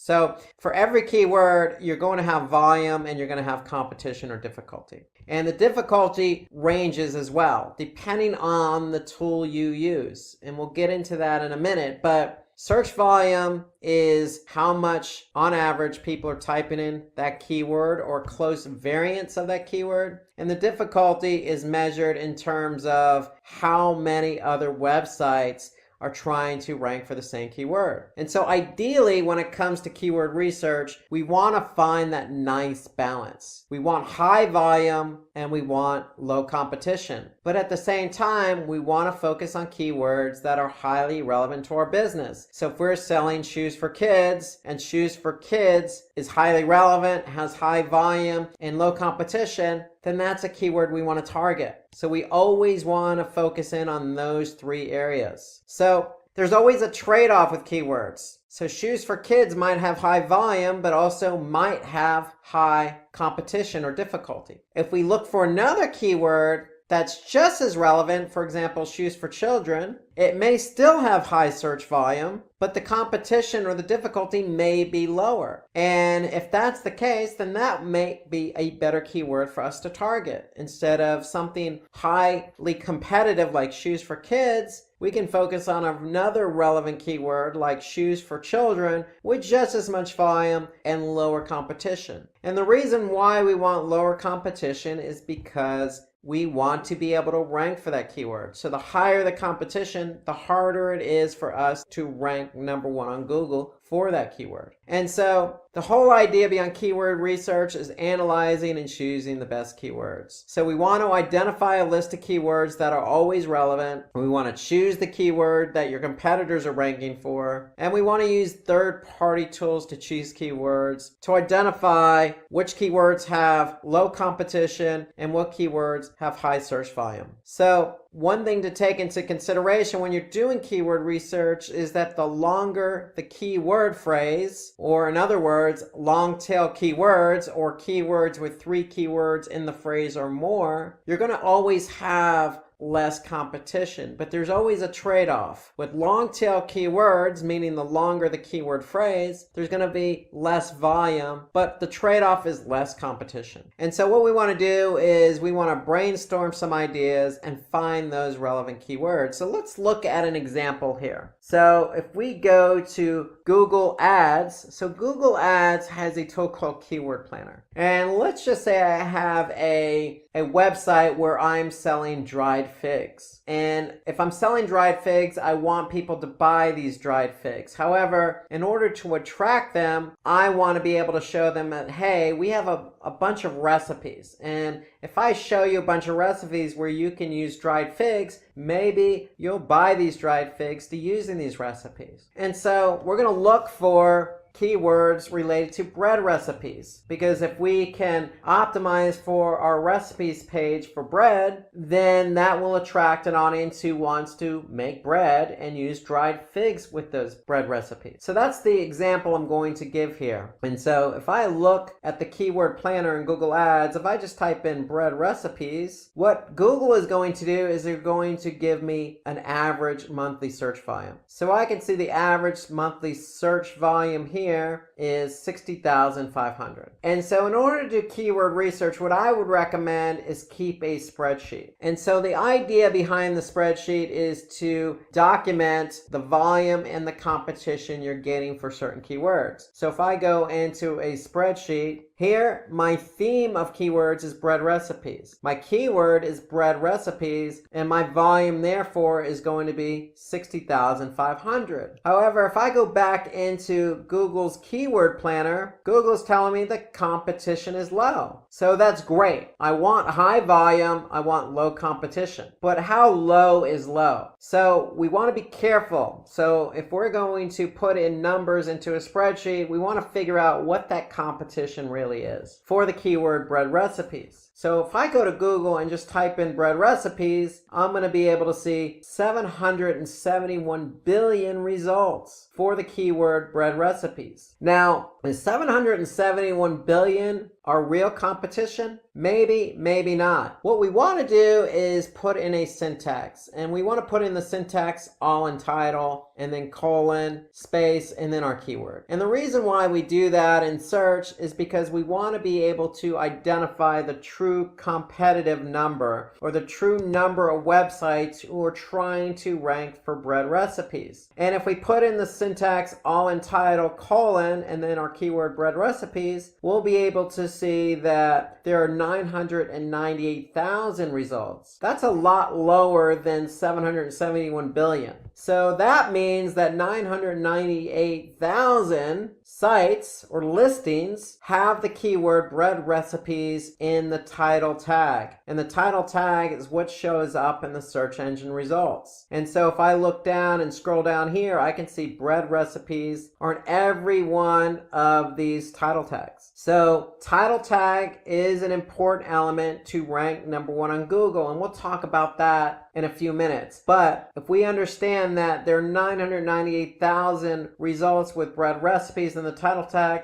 then this tells us that those are the websites who are trying to rank #1 on Google for that keyword, and therefore those are the websites we need to jump over in order for our website to rank #1 on Google. And so therefore I'm going to put in 998,000 in my spreadsheet as the competitive number. And so now I could see for the keyword bread recipes, I have 60,500, and if my competition is 998,000, then my KEI, or keyword effectiveness index, or in other words, the ratio of volume to competition, is 6%. So that's nothing more than volume divided by competition. So that tells me that my KEI, or my ratio between volume and competition, is 6%. So remember, we want more volume than we want competition. So anytime you do a keyword research, you're going to find a number of different relevant keywords. So if I go back into Google's keyword planner, if I typed in bread recipes, you could see that Google is going to give me a number of different keywords related to bread recipes. Let's just say I have another keyword that I want to think about optimizing for, being ranked on Google for, and that's banana bread recipe. Very similar keyword as bread recipes, except it's a little longer tail. Now, if I type in banana bread recipe in Google's keyword planner, now I can see the average monthly search volume has actually gone up. It's 368,000. I can also see the competition is low. So those are good signs. So now I can see 368,000. I'm going to go ahead and put that in my spreadsheet. Now I'm going to go into Google. I'm going to put in my syntax all in title. I'm going to put in banana bread recipe. I'm going to hit enter. And now I can see I have 233,000 results with the keyword banana bread recipe in the title tag. So if I look at the title tags, I can see banana bread recipe, banana bread recipe on all the listings in the Google search results. So that tells me I have 233,000 results that I have to jump over in order to rank number 1 on Google. So I'm going to put 233,000 in my spreadsheet. Now I can see my KEI, or my volume to competition ratio, is 157, 158%. And so to me, that's a lot better number to work with, or in other words, that's a lot better keyword because it's just as relevant and it has a higher ratio of volume to competition. So therefore, banana bread recipe is going to be a better keyword to optimize for in order to rank number 1 on Google. So that's the whole idea behind keyword research. You want to brainstorm ideas. There are plenty of tools out there. So the tool I recommend is Google Ads Keyword Planner. Google's going to give you how much search volume. They're going to tell you the competition, but then you're going to go into Google search. You're going to use the syntax all in title to get a more accurate read on the actual competitive number. And so to find out how keywords that your competitors are ranking for, you can use those keyword tools that I mentioned. Another tool that I use is Moz. So Moz, if you go to moz.com, they have a tool called Keyword Explorer. So if we just type in the keyword, for example, bread recipes, it's going to be able to tell us how much volume and the difficulty. So you can use other tools at your disposal. Figure out the volume and the difficulty. There are plenty of tools out there. But the one thing I would just make sure is you use everything at your disposal. So you can use social media to find the most shared article for a particular topic or keyword, like bread recipes. You could check other platforms that have a lot of shared content, like Reddit and Quora, where you can ask people about certain topics using keywords to figure out how much competition or volume there might be. You could stay up to date on industry news to get an idea of what types of keywords are trending. But when it comes to keywords and keyword research, remember, for every web page, we want to be able to pick 2 keywords. We want a primary and secondary keyword. So when we do keyword research and we enter all our keywords into our spreadsheet, we want to be able to have a number of different keywords. In this case, we're focusing on the theme bread recipes. We want to have different keywords because we want to be able to choose a primary keyword and a secondary keyword, because we want to be able to focus on multiple keywords for each page, because we don't want to put necessarily all our eggs in one basket, meaning we won't want to put all our emphasis just on one keyword to rank for. We want multiple keywords to try and rank for. So the primary keyword can define the nature of our business. The secondary keyword could be just highly relevant to our keyword. At the end of the day, we want to choose multiple keywords to try and rank on Google for that page. So for example, we have a blog and we're using ice cream recipes and we're blogging about ice cream recipes, we can have a primary keyword that is about ice cream recipes or homemade ice cream recipes. We're going to always want to find out what the volume and the competition is. Our secondary keyword could be built around other similar keywords like low-fat ice cream recipes or fat-free ice cream recipes or low-fat homemade ice cream recipes. Those are complementary keywords, just like our bread recipes and banana bread recipe. So one thing we want to do when we do keyword research is we want to be able to target one keyword per content when you can target many. We want to be able to target multiple keywords, not necessarily target one keyword. And so we want to be able to cluster keywords. So we don't want to target just one, we want to target multiple keywords per page. And when we talk about clustering, if we go back to our keyword research, what we're doing is we're clustering a bunch of keywords under the theme bread recipes. And so by looking at the volume, looking at the competition, looking at the KEI, we can choose different keywords for our page. And that's what we mean by clustering. We want to cluster keywords into a content theme. So why target only one keyword per content when we can target many? Because we don't want to put all our eggs in one basket. We don't want to target just one keyword. We want to target many. And so that means clustering your keywords into a theme and choosing multiple keywords for that particular page. And when we do that, we have a better opportunity to rank high on Google search.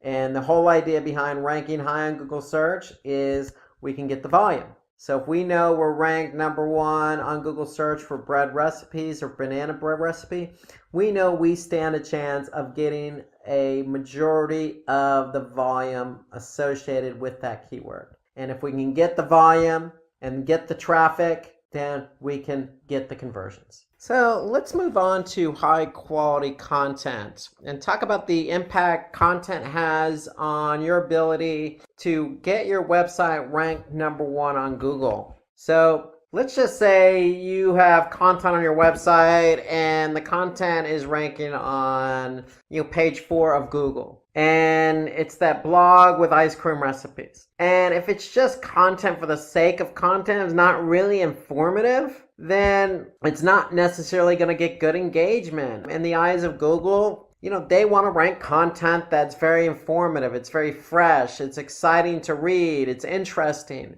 It's going to have good engagement. So if it's a recipe or an article about any topic, if the content is just not informative, then you're not going to get good engagement. And when you don't get good engagement, if people don't stay on the site to engage in the content and they just leave the website after landing on the page, causing a bounce, then the content is just going to continue to fall down the rankings. And we want to prevent that. We want to move up the rankings. We want to be number 1 on Google. We don't necessarily want to fall in the rankings for our content. So content is a key driver in being able to rank number 1 on Google. So if the content is on page 9, what can we do? Well, we want to be able to, take that content and do something with it. We feel like we did write engaging content, so let's go ahead and share it on social media. And to me, social media is a good platform to share your content because on social media platforms like Facebook, for example, you're building a community on that platform.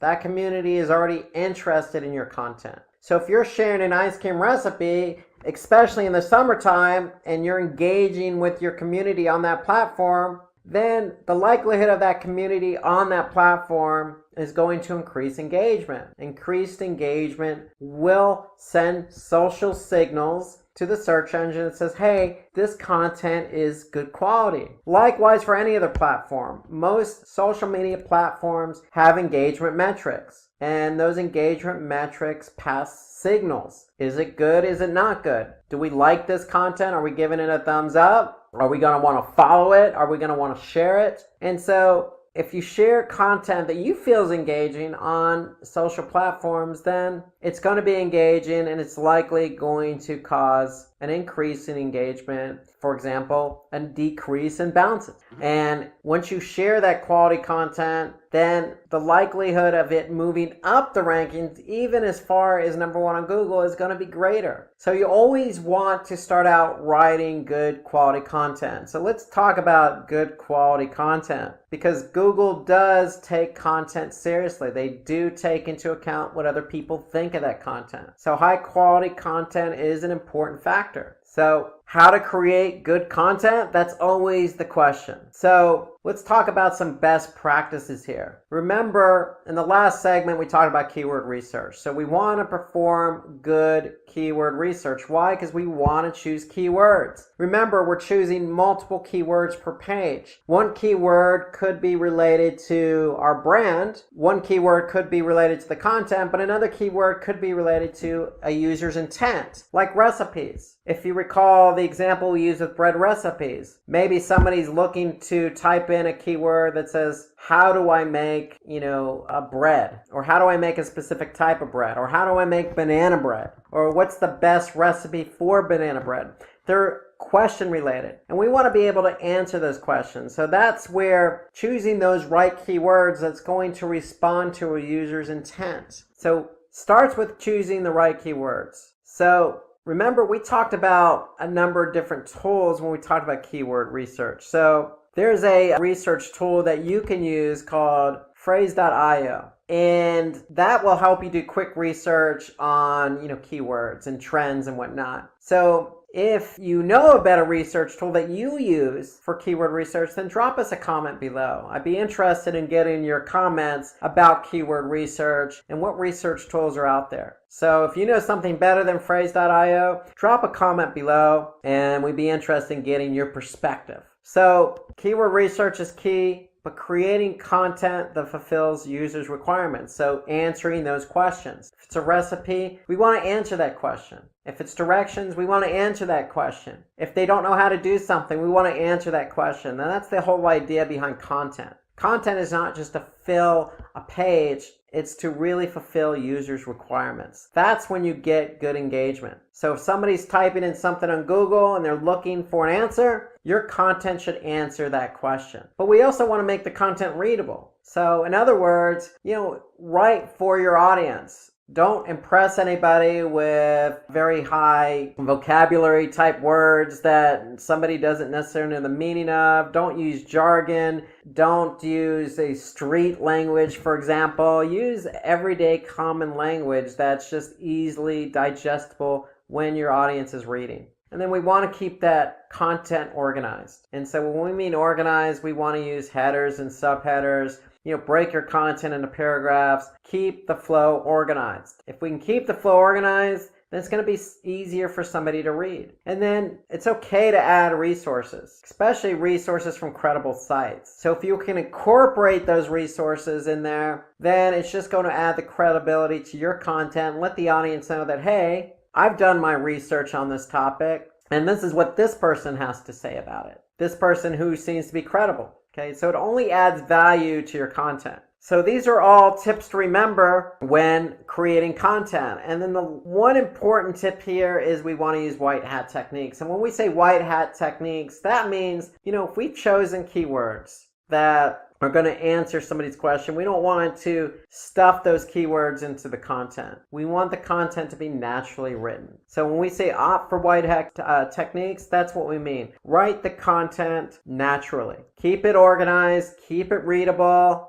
include third-party sources, and make sure it answers a question. So there are different types of content. So there's content where you just write words. It's all text-based. You could also use an infographic. An infographic is simply just a graphic that visualizes exactly what you're trying to explain. For example, if we want to write an article about how to write good, engaging content, we don't necessarily have to write all that out as a text. We can create an infographic. So for example, here's an infographic on 20 effective ways to basically not bore your readers, but write engaging content. So you could see this is an infographic. It's all graphically laid out. So infographics tend to be easier to understand because they're visual. They're easy for the end user to comprehend because there's generally no jargon. It's usually images that are portraying the point of what you're trying to get across. And so it tends to break it up, the monotony of just text. It's more visually appealing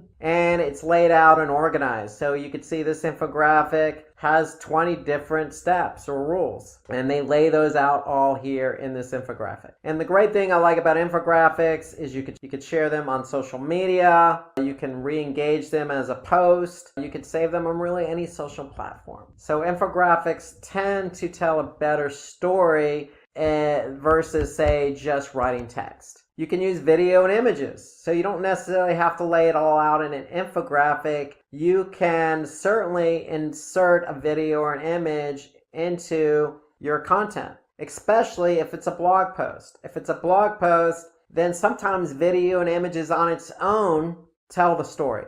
You don't necessarily need text to go ahead and tell your story. A video or an image, as they say, tells 1,000 words. And so images and videos are great to use in a blog post. So using different forms of content, you always want to review your content. When a user dwells on your web page for a longer time, Google will tend to think, okay, this person's engaged, so we're going to rank that favorably. So if you're using infographics, videos, and images, then the chances of somebody being more engaged are going to increase versus just text that's not well organized and written out in a way that somebody doesn't necessarily understand. So be creative in the types of content you use. So longer engaging content tends to bode well with search engines. So this is according to HubSpot. So the more word count you use, the more words you use, the chances of you ranking higher are going to be better. Just take into account best practices. You want to maybe break up the content with an image, organize it, make it engaging, use headers. So it's not necessarily just words, it's the words and how those words are written, how they're structured, the types of keywords you're using, how you're engaging with your audience. There's a lot of factors, again, those best practices we just went over. But the key is, if you have longer, more engaging content, then it's going to bode better for you on search engines. So a couple of steps to create high quality content. So you want to begin with a comprehensive introduction. So always introduce your content. Remember, the content should be relevant to the keywords. So if you're choosing keywords in your keyword research, think about answering that question. If somebody's typing in bread recipes, maybe they're looking for banana bread recipes. How to make the best banana bread, or how to make banana bread using dried figs. We want to be able to align our content with that keyword naturally. You want to create a title that's worthy, that's click worthy. So remember, if you're in Google search and you're doing search for something simple like bread recipes, we want to make something that's going to be engaging for somebody to click on, like easy perfect yeast bread, or easy crusty French bread, or something that's going to be engaging. The best bread recipes, or how to make the best homemade bread. Something that's going to draw somebody's attention to the title of that blog post. So we want to include LSI keywords. So what I mean by LSI keywords in your content, we mean, long tail keywords. Make it natural. Headings and subheadings should consist of keywords and variants. So if you're writing headers and subheaders, include the keyword in there. And that way, the content always stays relevant to the audience. Okay, shorten your sentences and paragraphs, so don't write long paragraphs. Remember, we want to break this up. We want to make it easy for the end user to read. And we want to always put internal links on our blog post. Why? Because if we have internal links, then if we have a link from one blog post to another blog post, or say our blog post to an internal page on our website, we want to make sure that it's relevant content. That way, if somebody's reading something and you have an internal link, let's just say from a bread recipes page to a banana bread recipes page, then they may find it interesting, click on that link and go to the banana bread recipes page. So it's keeping somebody engaged on your website. So putting in internal linking will help keep the end user engaged, because you're offering up links that's relevant to the content. You always want to break up that content with images. Okay, we want to use alt tags, meaning we want to pen the image with text, so that way if the image doesn't load, then at least the alt text will load.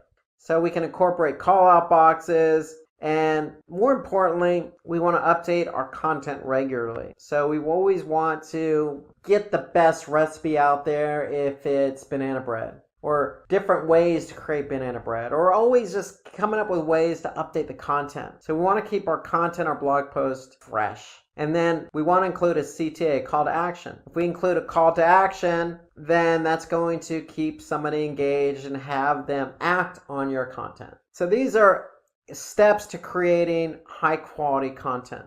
And so let's look at an example here. And this is a 3-month-old post on BuzzFeed. And it's 21 pictures that restore your faith in humanity. So it has a lot of likes, a lot of tweaks, and that means it's engaged. People are engaged when reading that. And so if we go and look at it as an example, we could see it on BuzzFeed here, 21 pictures that will restore your faith in humanity. So this was written back in 2012. Again, a lot of engagement. But if we look at it, we can see immediately that it's taking into account third-party sources. It's got some content, it's got images, it's being broken up by images. We could see there's call to actions on there in the form of social, so people can go ahead and share it if they like it. Okay. It includes videos, it includes images, third-party sources. So it's a good post because, listen, it's engaging content. It's probably answering somebody's question about humanity.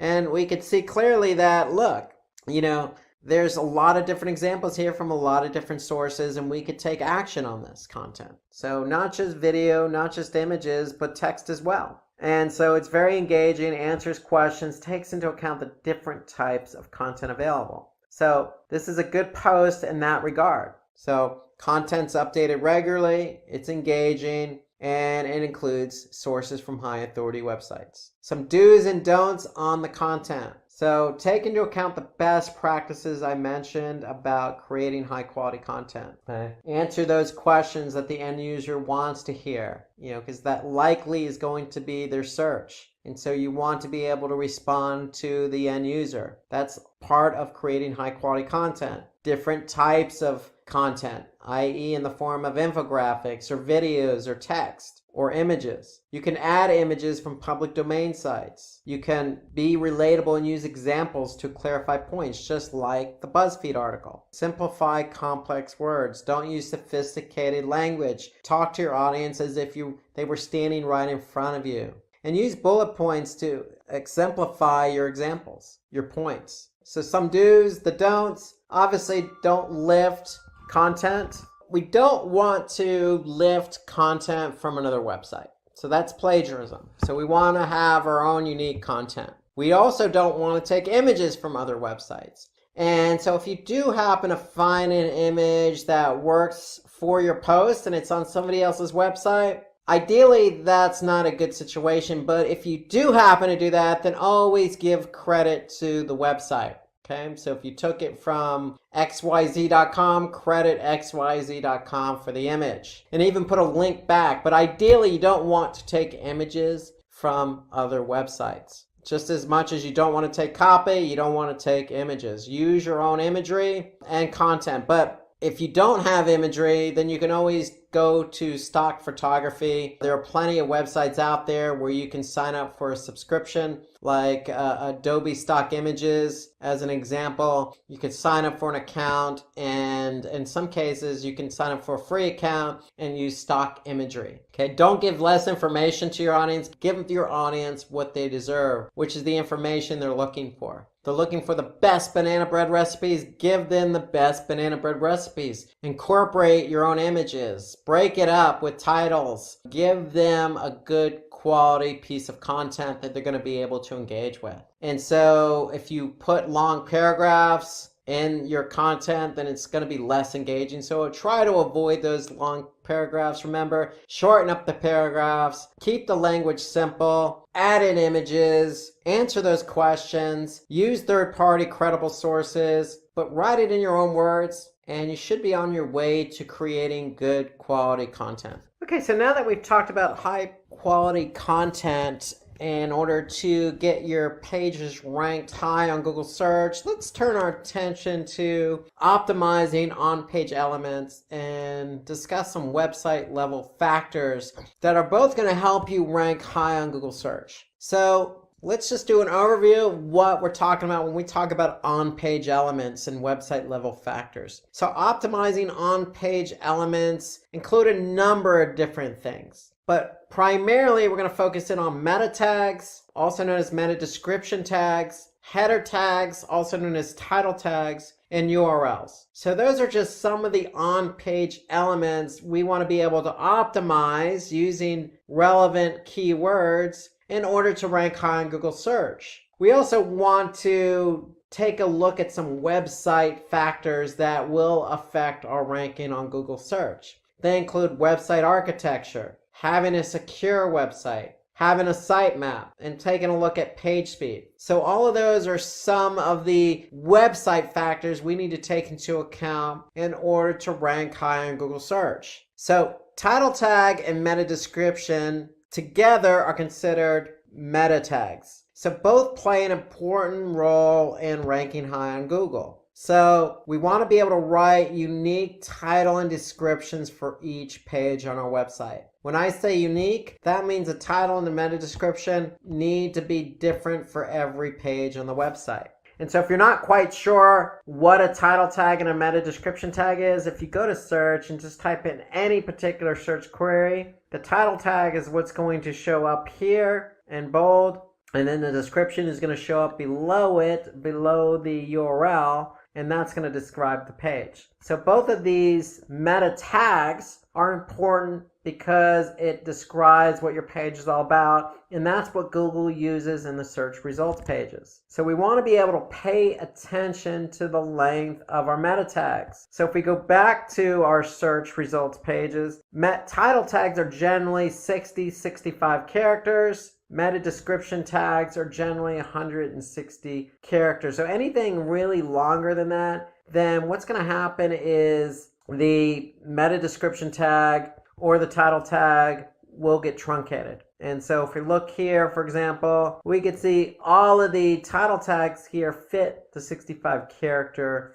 limit. But if you run over the character count on meta description, then Google is going to truncate the copy. So you want to stay within your parameters in order to avoid getting your content truncated. And so the other thing when we're writing title meta description tags, we want to minimize keyword repetition. So if we're optimizing for keyword, we don't want to necessarily just plug that keyword into the title tag and meta description multiple times. We want to make sure our title tags and meta descriptions are naturally written. So if somebody's typing for banana bread recipe with dried figs, we want to have a nice title tag and a description that is going to get somebody to respond based on their need. And so we definitely want to avoid keyword repetition, but we want to be able to use that keyword in the title tag. Because if you remember from the earlier segment, when we did the all-in title syntax to find out exactly how many competitors were using that particular keyword, well, we obviously want to use that keyword in the title tag because, again, the title tag is an important factor when it comes to search engine results. So we want to use the keyword, but we want to avoid stuffing or using it repetitively in our title tag and our meta description. We want the title tag and the meta description to describe the page, sound natural, but also be engaging, because the point is we want people to click on our link and go to our website from search engines. So title tags with numbers tend to result in higher click-through rates. This is according to Moz. So for example, if you just put in a title tag that says learn digital marketing, well, that may work, but if you put a number in there like 5 easy ways to learn digital marketing, that might get somebody to click on your link and go to your website. So having questions in your meta tags can also increase your click-through rate. For example, if you just put learn the importance of first page rankings, not too bad, but again, generic. But if you put it into the form of a question, how to rank number 1 on Google, it's more action oriented. It's going to get somebody to resonate with the question that they have. And that may be their query, how to rank number 1 on Google. And so these techniques will help you get higher click-through rates. And so according to Backlink, title tag with a keyword can improve site ranking. So remember, we want to include that keyword in the title tag. Even though we only have 65 characters, we want to include that keyword, but we want to avoid stuffing the keyword in there. We want to, again, make the title tag action-oriented, maybe with a number, maybe as a question, with the keyword in there once, naturally. Not easy to do, but that's the beauty of SEO. If you can follow these best practices and write a good title tag, then the chances of you improving in your search results are going to be greater. So having only one H1 tag in your post is going to be good. So remember, when somebody clicks on a link, so let's just say they do find a title tag engaging and they click on this link here and they go to that website, you want to start out with having that particular H1 tag, because the H1 tag, especially with the keyword in it, is going to signal to Google, hey, we're organizing our page, and because it's an H1 tag, it's important. We're structuring the page according to best practices. So having only one H1 tag in your post is definitely helpful. Having multiple tags, H tags in your post, help organize the page a lot better. So we want to add that targeted keyword in that tag. and your header tags should be relevant to the content. So if we go back to our example of the using dried figs with banana breads, well, the title says California Fig Banana Bread. And remember the last segment when we were talking about high quality content? Well, look no further than including a video into our content. So not only will this video help keep the engagement high, but it breaks up the monotony of the page. And it's from a third-party source, so it adds credibility to the page. So adding a video based on the last segment of high-quality content definitely helps with ranking high on Google search. So following hierarchical structure, that means putting those H tags in there. H2 tags help break up the content. And we want to avoid repetition of H1 tags on your different web pages of your site, meaning don't just put the same H1 tag with the same keyword in it and keeping it blasé. We want to make those H1 tags exciting to read, but also used appropriately to break up the content. So remember, all white hat techniques. We want to avoid hidden tags. We want to avoid stuffing keywords. We want things to be natural. We don't want things to be forced. And your H1 tags should be 20 to 70 characters. Don't make long H1 tags. So if we go back to our page example, a short, sweet tag here, California Fig Banana Bread. It's relevant to the content. It's short, sweet, and breaks up the monotony of the content. And more importantly, and again, any content you have on the page should always answer the user's intent. Remember, people are using search to answer questions, find information. Our content should be able to answer that for them. So, according to John Mueller, Senior Webmaster Trends Analyst at Google, header tags would definitely help Google for rankings in the search results. So we want to use header tags. So when it comes to URLs, we want to use hyphens and avoid underscores. So if we look at this URL here, this uses hyphens, fig and banana bread. So it's all broken up with hyphens. That's a best practice. Remember, canonical URLs.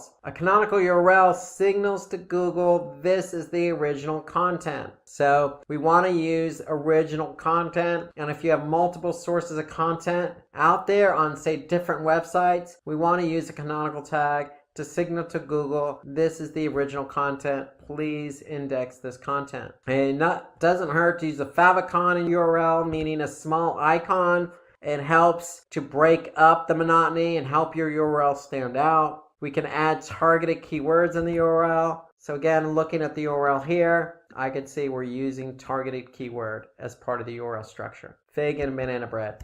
And notice the H1 tag is fig banana bread. So it's all consistent and it flows naturally. URLs that are no longer existing, then we want to be able to set up a redirect for those URLs, meaning a 301 redirect is a server response for Google that says, hey, Google, this page is no longer available, but we permanently redirected it to this page, which is now available. So that's what a 301 redirect does. It helps signal to Google and all the other search engines that if the page is no longer there, that's fine. You're just going to go to this page. This is the page that's permanently there now. And another thing we want to do here is if you have mobile URLs, you want to include those in the sitemap. And we're going to hit on that in just a minute. But all URLs should be mobile friendly as well as desktop friendly, meaning take into account those best practices. Keep your URLs short, use hyphens, put the keyword in that URL, and make it easy to understand. Want to avoid capital letters in the URLs. The URLs are case sensitive, so go lowercase. You should always go lowercase on the URL.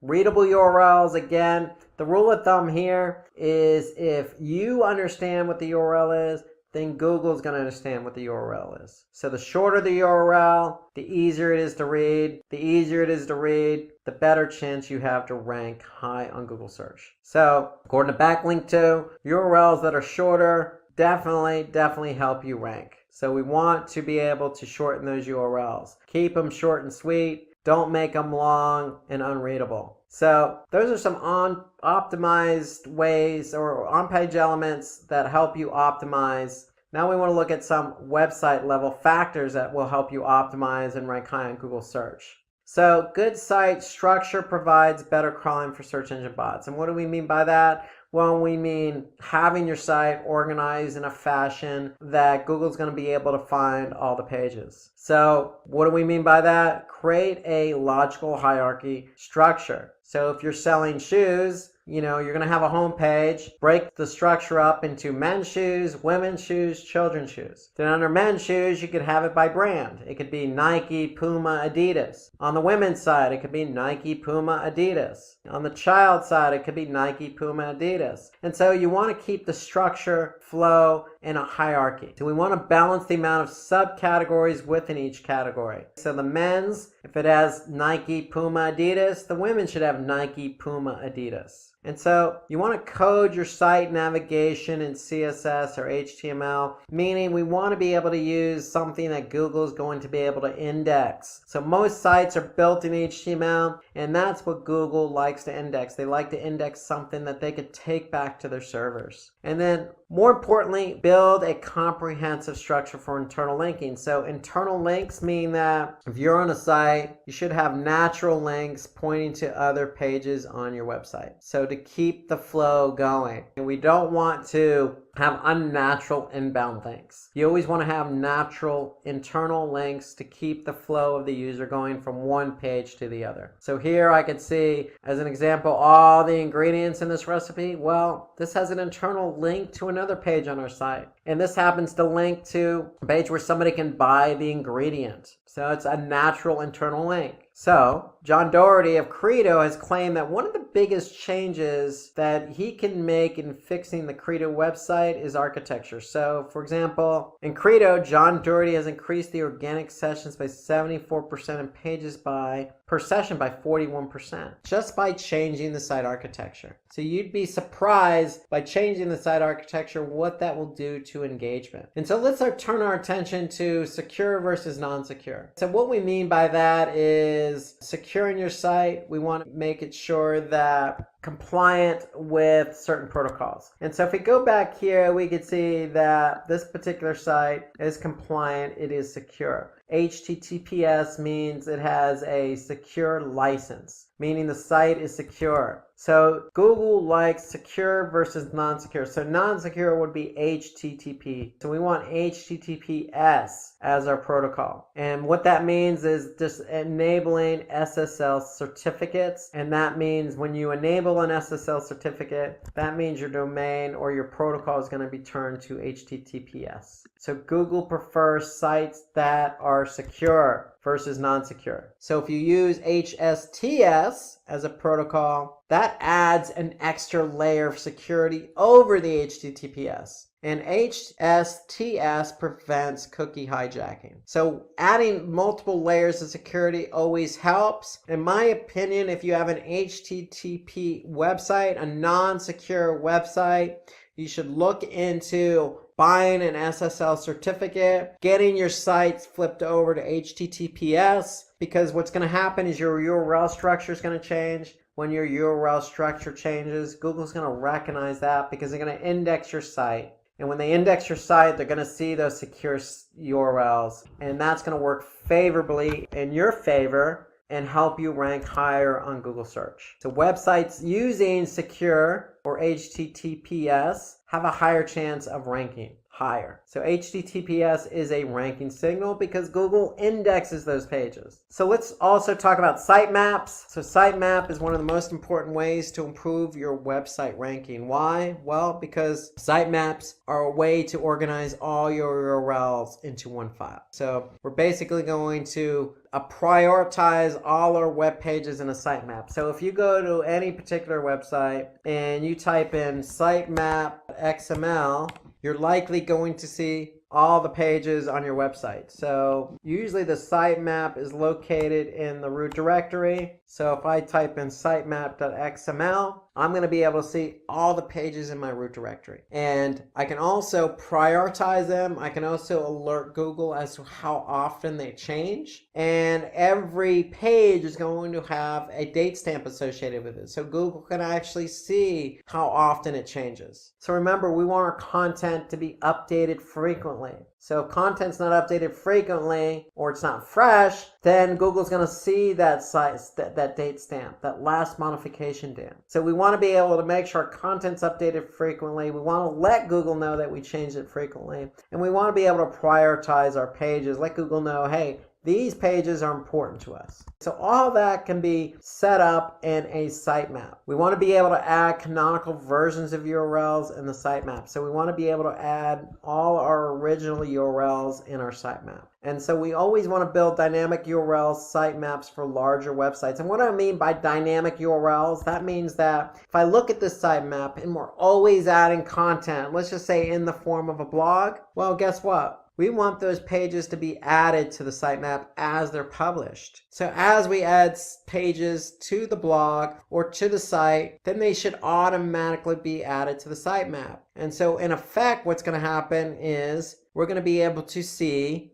the sitemap grow with more URLs. When the sitemap grows with more URLs, then that means then Google's going to index more pages. They're going to index more fresh pages. So they're going to be able to get those pages that are just published quicker. So that's the whole idea behind dynamic sitemaps, is we want to be able to capture all the URLs just as they're published. And we want to be able to maintain our sitemaps. And so I would always recommend a dynamic sitemap, but you can always create your own sitemap just by going to a tool called XML Sitemap. So if I just type in XML Sitemaps into Google search, here I could see XML Sitemaps generator, and I can be able, if I have a small website, just create a free and simple sitemap on my own. When XML Sitemaps creates it, or your platform creates a dynamic sitemap, either way, the sitemap's going to sit in the root directory. And then what we want to do in turn is let Google know where that sitemap is. So in Search Console, we want to be able to submit the sitemap. So you're going to add the sitemap, you're going to let Google know where it is. It should be in the root directory, and it should be called sitemap.xml. And when you do that, Google's going to be able to take those URLs and index them. So we could see we submitted 528 URLs, Google indexed 521. So one thing about URLs here is when we create a sitemap, we're putting all our URLs in there. We do not add no index URLs in your sitemap. And what that means is that any URL we don't want Google to index, we're just going to exclude from the sitemap. Okay, so we want Google to take all the URLs we want indexed and put them in the sitemap. So according to Edgy, using sitemaps for SEO can increase your website's visibility and help you get indexed. Why? Because what you're in effect doing is taking all your URLs that you want indexed, you're telling Google how often they're modified, you're telling Google which ones are important, and you're submitting that to Google. And so Google's going to be able to take all these URLs quicker, index them quicker, and when they're indexed quicker, you can get ranked quicker. And when you get ranked quicker, you can get traffic quicker. So that's the whole idea behind sitemaps. So let's turn our attention to page speed now. So one of the last factors for our website, besides architecture, making it secure, and adding sitemaps, is we want to take a look at how quick our pages load. Here are some tips in order to optimize page speed, because ideally the quicker a page loads, the more engaged the user is going to be. If it takes a longer time for the page to load all the elements of that page, then what's going to happen is the user is going to get impatient, maybe leave the website altogether or go to another page. And so we want to be able to optimize images. So any image that's of large size in terms of megabytes, we want to be able to optimize that, compress the image. So that's one way to speed up page speed. We want to use a simple website design. HTML with CSS or cascading style sheets. Just a simple design with simple a hierarchy and website navigation structure. So nothing fancy, nothing complex, just a simple website design with optimized images. We want to leverage browser caching, and we want to upgrade the server response time, meaning all your files are sitting on the server. So when somebody goes to a web page, the server is serving up all of those files, the images, the text, etc. And so we want the server to respond as quick as possible. So when it comes to page speed, we can look at the factors affecting page speed in Google Analytics. So if I go to Google Analytics and I go under behavior and I go under site speed and I go to overview, I'm going to be able to see what my average load time is for my site. And ideally, we want our pages to load as quick as possible. So that means anything under 4 seconds. Anything 4 seconds or higher, and it's likely the end user is going to leave the page. There's a correlation between page load time and bounce rate. And so what Google actually does is give you speed suggestions. So if we do have a page that loads slow, we can just go to speed suggestions in Google Analytics. And we go to speed suggestions, then Google's going to be able to tell us, hey, this particular page load fast, this particular page load slow, and if it loaded slow, why is it loading slow? So here we could see the home page, as an example, is loading on average of 7 seconds. Well, if we look here, they're going to give us some suggestions. So if I click on this page speed suggestions, it's going to load a report and a tool called Page Speed Insights. And basically what it's then going to do after it's done running is it's going to tell me all the ways in which I can optimize my pages. Not only for desktop, but also for mobile. So here I can see for desktop or for mobile, I can look at some ways in which I can optimize it to increase page speed. For example, sizing my images properly, server response time, reducing my server response time, avoiding multiple page redirects. So there's a lot of opportunities that we can do to speed up page load time. And all that's found in Page Speed Insights, and all that's found within Google Analytics. So remember, optimizing code, minimizing redirects, optimizing your images, upgrading your server response time, all of those are factors. And so again, you can go into Analytics, Page Speed Insights, and you can see exactly what Google is recognizing as what's lowering or slowing down your page load time. So Google takes site speed as one of the most important ranking factors. Why? Because they're going to rank pages not only with high quality content that are relevant to the keyword queries, but they want those pages to have a good user experience. So if somebody clicks on the page, then the user should be able to see that content fairly quickly. And so that's why it's such an important factor.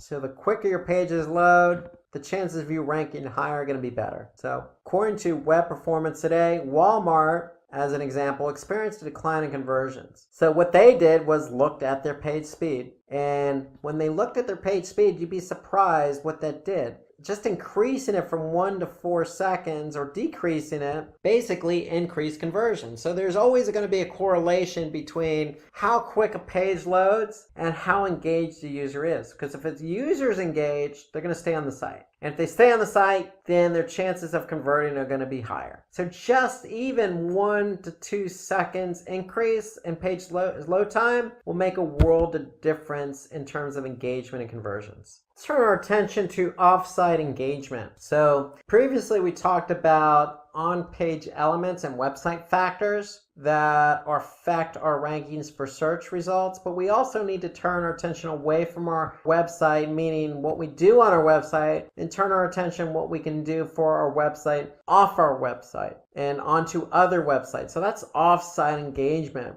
And so let's look at an example. So that ice cream recipes blog. So we did everything we possibly could. We updated the meta tags, the title tag, the meta description. We added H1 tags. We made sure the site architecture was sound. We submitted a sitemap. We made sure the page load was good and fast. So we did all the things we're supposed to do on our web page, but we're still not ranking. Well, what do we need to do? Well, we need to turn our attention away from our website into other websites. We call this off-site or off-page SEO. And we need to basically generate links from high-quality sites back to our site. So if we've done everything we can on our own website and we're still not ranking where we want to be, well, then we need to turn our attention to other websites. And so if we turn our attention to other websites and other websites that are relevant, other websites that are of quality, other websites that have high domain authority, then we're going to see an increase in rankings. So it's just a matter of getting quality links from quality websites that are relevant. That's what's going to move the needle on search after we've taken care of all the on-page elements. So more backlinks from high domain authority results in higher rankings. SEO is a combination between what we do on our website, meaning optimizing the page and making sure our website has good site architecture and follows the best practices in terms of sitemaps and page load. Then we need to turn our attention to the backlinking to improve our domain authority. So according to Backlinko analysis, off-site engagement is one of the most important elements for ranking #1 in Google. So you can't just focus your attention on updating the title tag and making sure the pages load fast. You have to turn your attention as well to getting backlinks from high quality sites. That's off-site engagement. And so gaining links, backlinks from multiple domains is vital. It's vital because they bring referring traffic to your site. They bring credibility to your site. But more importantly, Google's going to recognize the relationship between these sites and your website. And if these sites that have backlinks or links pointing to your site, and if they're of high quality, then we call that passing link juice. So it's going to bring quality to you in terms of organic search. So if we look at an example, if I do a search for banana bread recipe, there are 241 billion results for banana bread recipe. Why did this particular page from Simply Recipes rank #1? Well, we can turn our attention to Moz, and Moz has a report called Link Explorer. And so Moz's Link Explorer report helps us identify our own page authority, our own domain authority, and how many links we have from other quality websites. So if I put that particular URL into Link Explorer, and notice the URL here is short, even though it uses an underscore when it should use a hyphen, it's still ranked #1. And why? Because off-page elements help this page rank #1. Why? Their page authority out of 100 is 58. Their domain authority out of 100 is 82. And what does that mean? Well, that means that they have a lot of good links from other domains of high quality. They have 824 linking domains to this one domain. They have 3,600 inbound links, and they're ranking for a lot of different keywords. So if we scroll down, we're going to be able to see kind of a breakout, the quality of websites that are linking to them. So they have 19 domains with a domain authority of 91 to 100 linking to them. They have 15 domains between the range of 81 and 90. So what does that tell me? Between 15 and 19, that's 34 particular domains that are very high quality linking to them. And so we could see the breakout of the linking domains. We could see the top file links to the site, and we could see the page authority. So the Link Explorer report gives us an overview of what pages are linking to ours. And it also gives us an idea of what our own page authority and domain authority are. Because domain authority and page authority both need to be high in order for us to rank on Google search. And in order for it to get high, we need links from high quality sites. So that's the whole idea behind off-site engagement. So some of the off-site engagements are influencer marketing, meaning is there somebody out there on social who has a huge following? But not only do they have a huge following, but are they relevant to our product? For example, Usain Bolt, who's a famous sprinter. If we're selling shoes and we're selling Nike shoes, maybe Usain Bolt can reference us on Twitter or Facebook. That's influencer marketing, influencing people to buy our product. We can engage with audiences on multiple social media platforms like Facebook and Twitter. Meaning, if we're running a promotion on those running shoes, then we can promote that on Facebook. Okay, we can promote that on Twitter. We can also bookmark our webpage on popular bookmarking sites like StumbleUpon. We can also put our content on discussion forums like Reddit. We can join high PR quality Q&A sites, and post answers to questions related to our business like Quora.com. So we can engage in sharing our content and answering questions. So there's lots of ways to get links to your website. If you have a blog post as an example, you can make sure that maybe that content is shared on a similar blog post. So if you have an ice cream recipe blog post, well, maybe you can look at a dessert blog post and share your content on that particular blog post and have a backlink pointing from that blog post to yours as an example. And you can reciprocate. So the whole idea of content is sharing the content, but at the same time of sharing it, you're producing backlinks. And backlinks help domain authority. So not only do they help domain authority, but they improve the search rankings. So in Google's eyes, the higher your domain authority, higher the page authority. In Google's eyes, that means your page is important, it's credible, and we're going to improve it in the search engine rankings. It increases brand visibility. If we have our content on a highly engageable website, a highly popular website or a blog, it's going to lift our brand visibility. If we have Usain Bolt, who's a very famous sprinter, do some influencer marketing for us, then that's going to increase our brand visibility. So anytime we can associate with something that has some influence or some clout or high domain authority, then it's only going to increase our brand awareness and visibility. So again, it's going to increase our domain authority because of the association of passing link juice from one domain to another. It's going to then, as a result, increase referral traffic. Because if we're on a high quality website that gets a lot of traffic, then the chances of some of that traffic going to our site is going to be great. And again, it improves the credibility and trust of our website. And that's what we want. We want Google to trust us. And a way to build trust is by associating our website with other websites of equal or higher quality. So when we talk about offsite engagement, we want to do some guest posts on relevant websites. So if you have that ice cream blog, go to another blog like the dessert blog and do a guest post. So not only will that improve your brand awareness, but it'll generate a backlink and maybe drive some referral traffic. You can participate in forums and blog discussions like Quora.com or Reddit. Get your content out there. Start a discussion about a specific topic to engage users, build brand awareness, and generate that backlink. You can always put your site on a directory like Yelp, for example, or Yahoo directory. You could prefer testimonial link building, meaning if you serve products or offer up a service, well, somebody could provide a testimony on their website. Or you could just earn backlinks from relevant authoritative web pages like we mentioned Quora or Wikipedia, or there's plenty out there. So the idea is to associate yourself with high quality websites, but do it naturally. You don't want to force anything.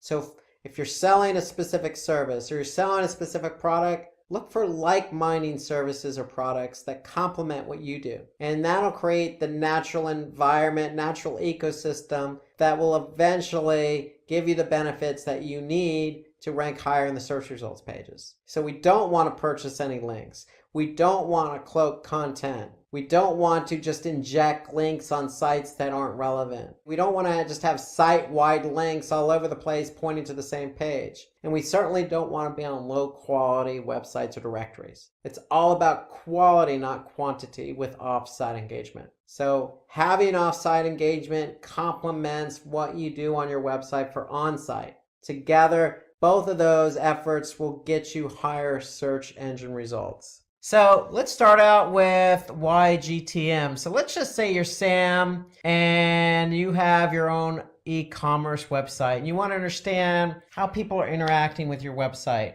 Well, Sam, today's world of websites contain a lot of interactivity, everything from videos to PDF downloads to commenting to form submissions to all sorts of chat functionality, interactivity going on throughout the website. So there's just a lot that you need to track outside of just page views. And so really what GTM does is they help you track all these things I just mentioned. Everything from somebody clicking on the play button of a PDF to somebody clicking on the submit button of a form to somebody entering in something on a chat function. So that's what GTM is. So why GTM? Because it helps us track all that interactivity. So all GTM is really allows you to really place a piece of Java code, which is just script, and this script that's added to a web page to collect information. So that's really what a tag is. It's just some script that gets put on a web page in order for you to collect information, like page views, clicks, etc. And they send it to third-party tools. Okay, so that's what GTM does. It basically allows you to take all these tags that collect information and you can use them in GTM. So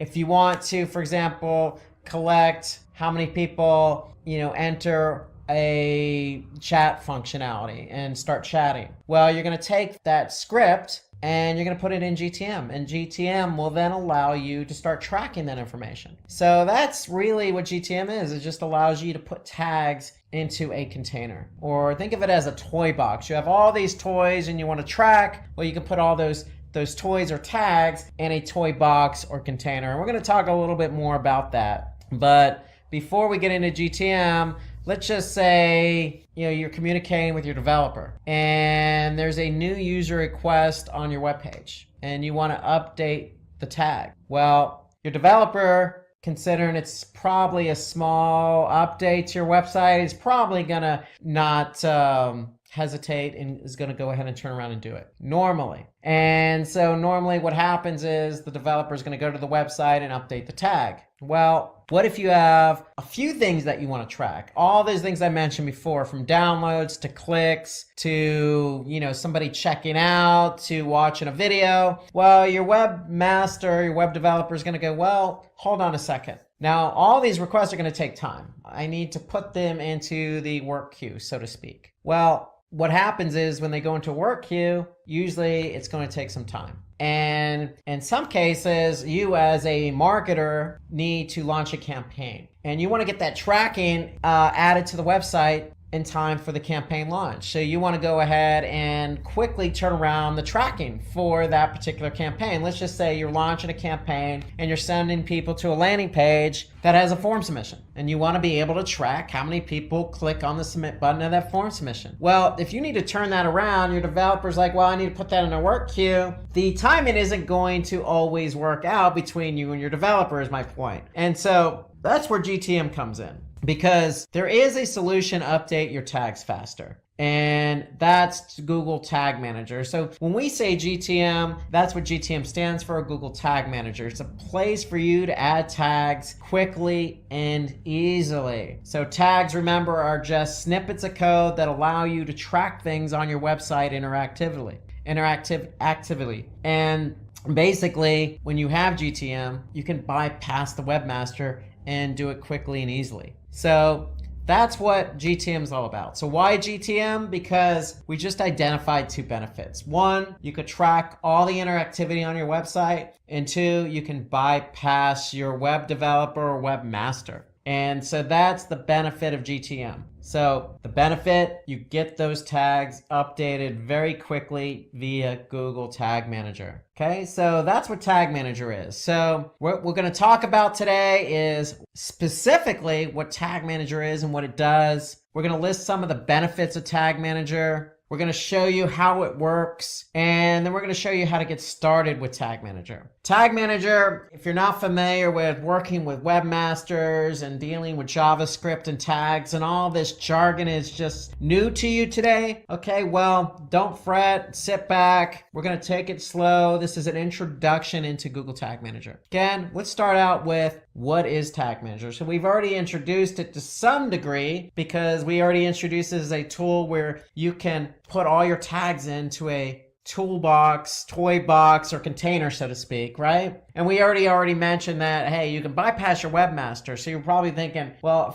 if you're not familiar with Tag Manager, how can I bypass my webmaster? Well, first of all, it's a free tool and it's a Google tool, hence the name Google Tag Manager. And it helps you really, that's the main point, is deploy and track tags on your website, bypassing your webmaster. So that's Tag Manager. And so examples of tags that can be deployed via Google Tag Manager are numerous. These are just some examples like Google Analytics, Facebook's pixel tracking, or Google Ads. There's no limit into the number of tags you can track in Tag Manager. There is no limit. You can add any number of tracking tags in Tag Manager. Okay, so some of the benefits, well, again, we just listed two. You can put any tag into Tag Manager and track that onto your website. And we know you can bypass your web developer or webmaster. And what it also does is it also allows you to test and deploy your JavaScript codes quicker. So remember, these JavaScript codes or snippets of codes are just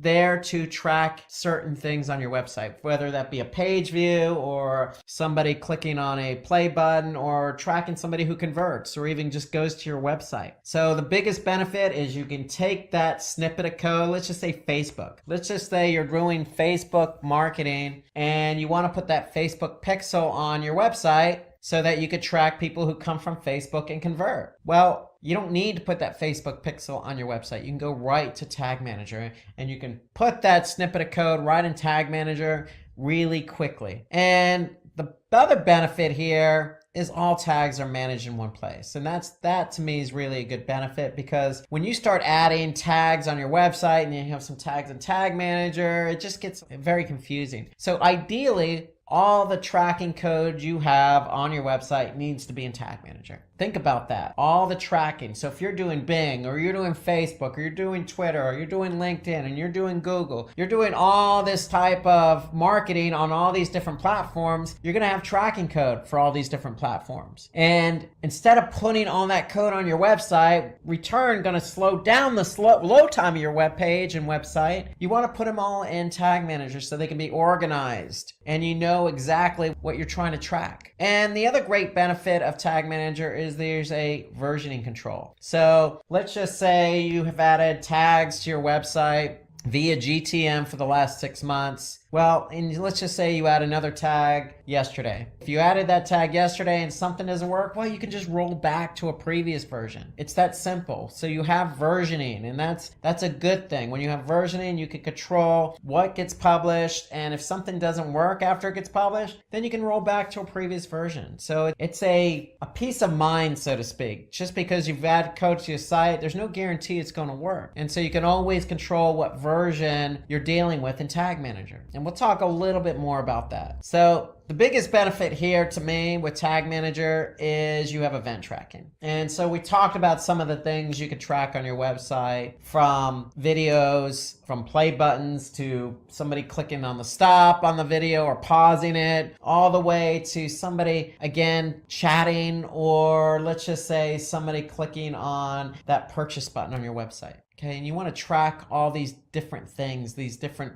interactivities and buttons. Well, event tracking is what you're going to use to track all those buttons. And to me, this is the biggest benefit of Tag Manager. And I'll show you some examples as we go along. And if we didn't mention it already, I'll mention it again. It is free. Tag Manager is free. There's no limit. So once you have Tag Manager going, you can add as many tracking codes as you want. There's no limit on the number of tracking codes you can add to Tag Manager. Okay, so it's free and you can use it to its fullest advantage. Okay, so it's also high security, meaning that it has different levels of permissions. Okay, so you can have somebody just go in and look at the different tags and tracking codes you have in GTM, or you can ask somebody who is very familiar with Tag Manager and can go in and add the tracking code to Tag Manager and then publish that tracking code when it gets added. So those are all the benefits. Let's talk about how it works now. Specifically, how does Tag Manager work? Because you're like, Rob, okay, again, a lot of jargon. You know, you got tags and JavaScript and versioning and publishing and all this other stuff. Well, I know I'm throwing a lot at you at once, but just bear with me here. Okay, so let's start talking about how it actually works. So you have a website, okay? Whatever that domain is, you have a website, and there's chances are on your website you have some form of interactivity, whether that be a video, whether that be a blog, whether it be a form submission. You have a website with some interactivity.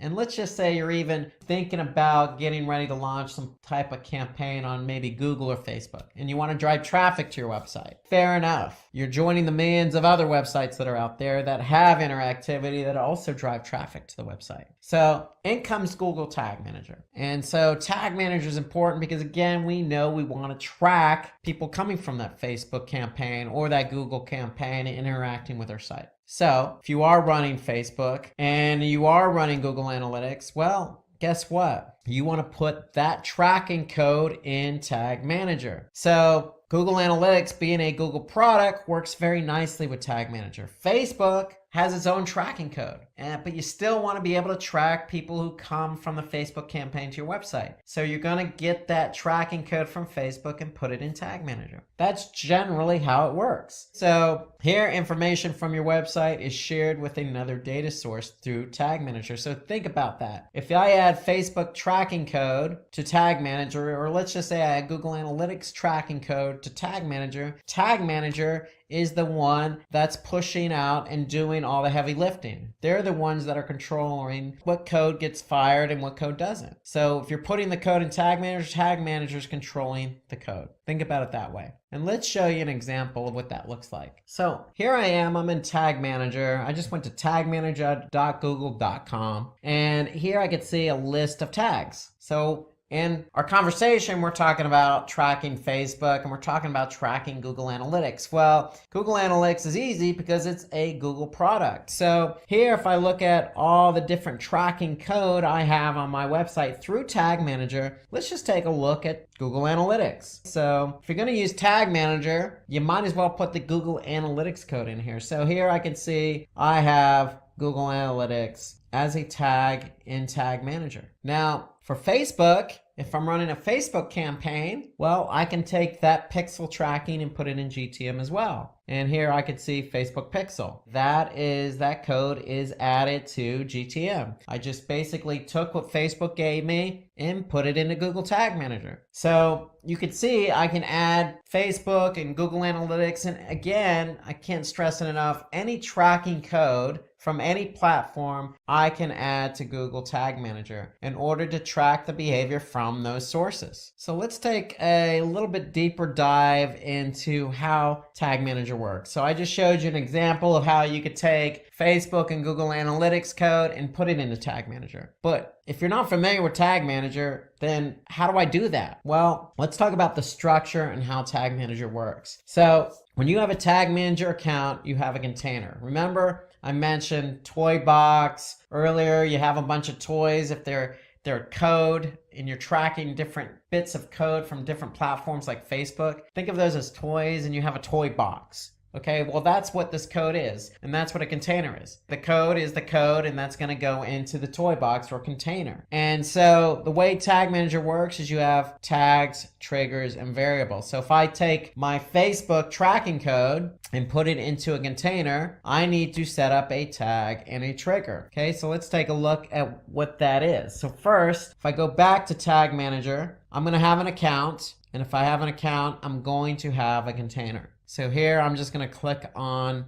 an account with a container, and a container is nothing more than what website you're adding the tracking code to. Okay, that's all the container is. We're just letting Tag Manager know this is the website we're adding all this code to. So you have tags, triggers, and variables. That's the structure of Tag Manager. So tags are just what it says, tags. What are we trying to quote unquote tag? Well, if it's Google Analytics, that's easy. Here I could see I have Google Analytics added. So if I click on Google Analytics, here's my tag. And if I take a little bit of a deeper dive there, since Google Analytics is a Google product, it integrates already with Tag Managers. It's pretty easy. I can just choose Google Analytics. Then I'm going to check page view, and that's my tag. Now, every tag needs a trigger. Okay, so I need to tell Tag Manager how or when to fire the Google Analytics tracking code. So in this case, I'm going to tell Tag Manager to fire on all pages. So if I get somebody, a visitor to my website, Analytics is firing on all pages. So whatever page that visitor lands on, Google Analytics is going to fire. So that's really what it comes down to,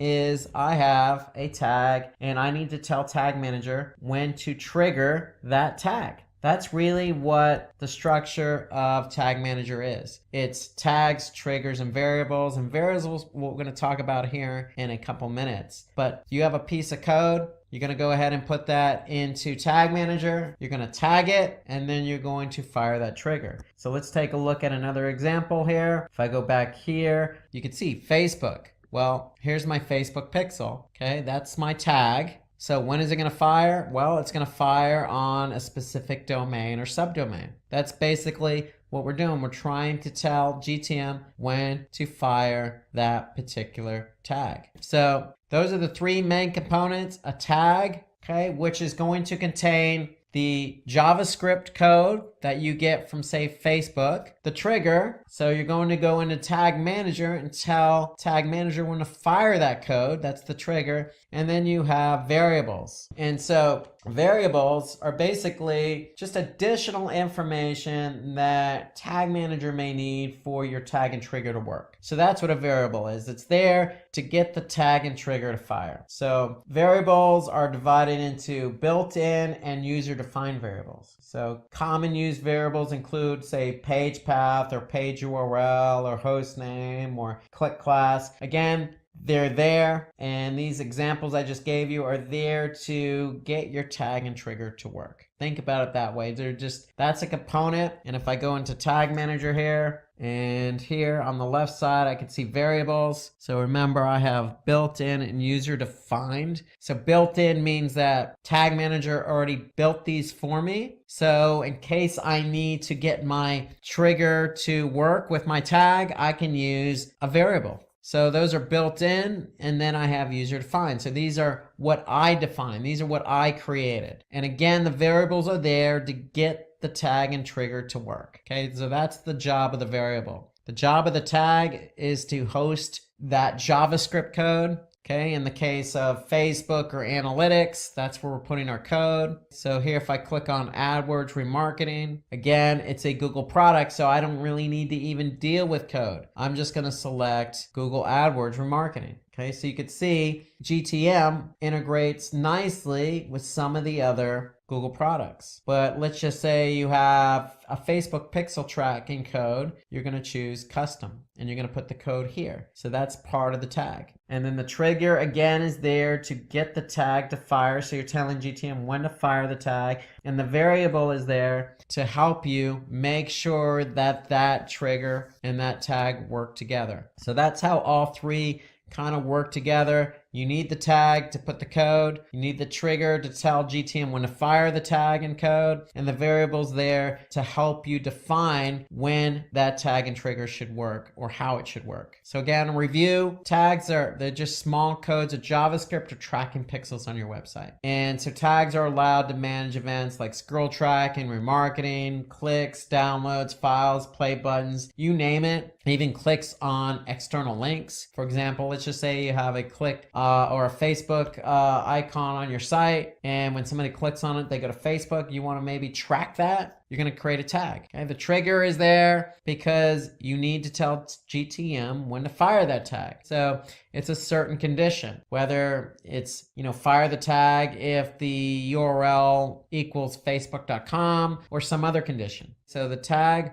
cannot be created until the creation of the corresponding trigger. So tags and triggers go together. You can't just create a tag and not have a trigger. Otherwise, your tag will never fire. And then the variable is there again. It stores the information when defining a trigger or transferring data to tag. So a variable has a variety of data. Okay, so you pick and choose the variable you want to use with that trigger. Okay, so you're making sure that by defining a variable, you're making sure that you're telling GTM how that trigger should be fired. So let's take a look at another example here of how all three play together. If I'm in this account, I'm in this container. If I look down here, I could see Google Optimize. That's another Google product. So what I'm doing here is I just chose Google Optimize as my tag. It's already integrated. So what does that mean? I don't even need to deal with any code. I'm just going to select Optimize. Well, we have the tag Google Optimize, but we need to tell GTM how to fire that. And so here we're going to tell GTM to fire it on all pages. So that's basically a very simple example because we're firing it on all pages. So if I want to look at something specific again, Facebook, here's my tag, here's my code. What's my trigger? Well, my trigger is it's going to fire on specific pages. How do I know that? Well, if I look at the trigger, here I could see the trigger is a page view, but I'm telling it to fire on this particular hostname. So the tag and trigger go hand in hand.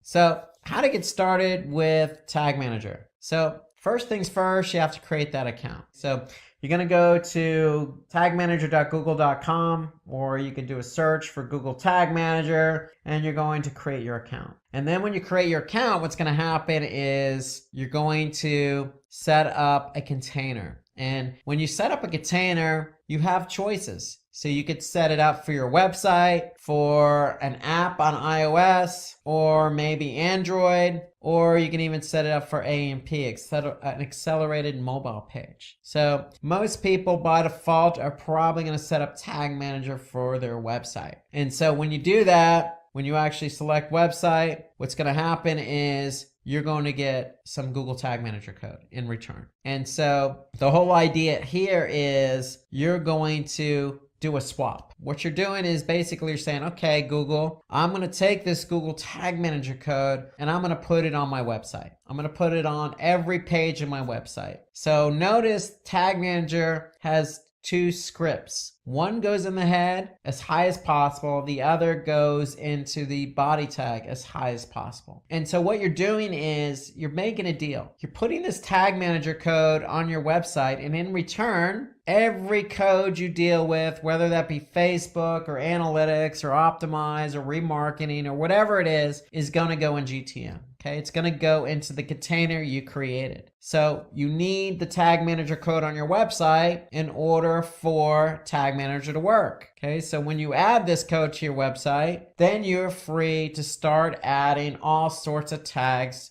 to your container. But if you don't have this tracking code on your website, then none of the tags you add to your container are going to work. So that's the idea behind the container. And then one thing I wanted to mention on the account is it's a Google account. So when you create your account, then make sure it's the same account you use with, say, Google Analytics or some other Google product. That's a good best practice, is always use the same email address when you set up your account so that it integrates nicely across all the different platforms. Meaning you can go from, say, Google Analytics right to Google Tag Manager in one browser without having to log out or log in. Okay, so when you create the account, you're going to create your container. If you choose web, then you're going to be asked to place code on your website. And when you place that code on your website, then you are free to start using Tag Manager. And that means you're free to start adding tags. Okay, so if you want to know more information about installing Google Tag Manager, then what I would recommend is visit the Quick Start Guide website of GTM. So again, if you're curious as to where that code is located in Google Tag Manager, well, when you create an account and you create a container, that container is going to have a specific ID. So if I click on that specific ID, here's where I can get my code. Okay, so again, when I'm logged in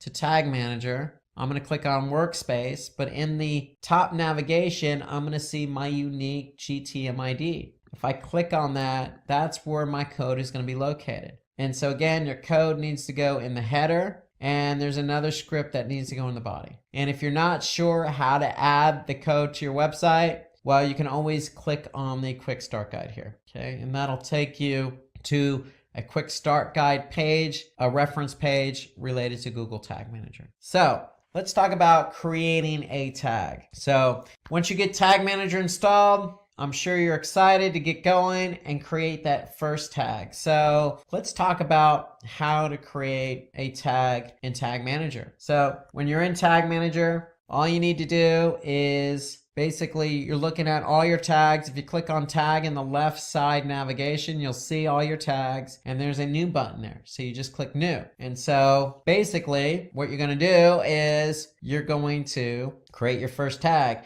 And so what I would recommend, once you get Tag Manager installed on your website, I would recommend setting the first tag up as Google Analytics. So that will get you going with tracking page views on your website when somebody visits your website. Okay, so ideally that's what you want to do. You want to get Google Analytics as your first tag in Tag Manager. So what I'm going to do is, because Analytics is a Google product, it's already integrated nicely with Tag Manager. So I'm just going to click on Google Analytics. It's going to be a page view. That's what I'm tracking. And now I have to set up a variable. And so what it's going to do, it's going to ask me to select a variable. And so what you're going to do is you're going to select new variable. And what you're going to do is you're actually going to go and add your tracking ID here. That's going to be your variable. So where do I get my tracking ID in Analytics? Well, if I'm in Analytics, I'm going to go to admin. And then under property settings, I'm going to see my tracking ID. And all you need to do then is go to Tag Manager and paste copy. First, you got to copy over that tracking ID. Then you're going to go to Tag Manager and going to paste it. And then that's going to create a variable for you. And then when you create that variable, you're going to see it in the drop down here. So I've already created it. And basically, that's your tag with a variable. Then what are you going to do? You're going to set up a trigger. So see, I have some triggers already set up. You're going to see a default trigger already set up for you, and that's going to be all pages. So ideally what you want to do is you want to select all pages in order for Analytics to fire on all pages. So that's what we're doing. We're setting up a trigger. We're basically telling Tag Manager, hey, if I get a visitor to any page on my website, then I want you to fire Google Analytics. So that's basically, in summary, how to set up your first tag. And my recommendation is your first tag should be Google Analytics. And when you set up Analytics, you're going to have to set up a variable for the tracking ID. And so you get the tracking ID again from admin, property settings, copy and paste that tracking ID over, save it. You have your variable. That variable is going to be included in with the tag. Then your trigger is going to be all pages. And there you go. You have your first tag, you have your first variable, you have your first trigger. So that's basically what you want to do. And once you've added that tag, once you've added that trigger, then the only thing you need to do now is basically publish the tag. And so anytime you save a tag, you're going to go ahead and submit it so that way it gets published. So again, what you're going to do is let's take a step back here. You're going to choose new tag. You're going to choose Analytics from the drop-down menu. You're going to choose page view. Then basically you're going to add your tracking ID so you could set up the variable. And then basically that's what you need to do. Okay, you're going to add that tracking ID, and then voila, that's your tag with a variable. And then once you've done that, then you're going to click submit. So when you click submit, you're basically saying, hey, I want this tag to go live now, this tag and trigger. And once you've done that, then Analytics is ready to go. And anytime somebody goes to your website on any page, Tag Manager is going to fire Google Analytics. So the great thing here is you have something called Google Tag Assistant, and that's an extension that works with Chrome. And so when you've actually added Tag Manager to your site, or you have Analytics running in Tag Manager, you can confirm if those tags are firing properly. So let's take a look at how Google Tag Assistant works. Okay, so if you just do a search for Google Tag Assistant, you're going to see here that it's basically just an extension that works in Chrome, and unfortunately it only works in Chrome browser. It doesn't work in any other browser. So go ahead and install that extension into Chrome. And when you do that, you're going to see this nice icon here in your browser. And now, if you go to any website and I click on Google Tag Assistant and I click on Enable, okay, so basically I'm loading Google Tag Assistant. And now once I refresh the page, I can see that this particular site has Google Tag Manager installed. And not only does it have Tag Manager installed, I can see that it's also has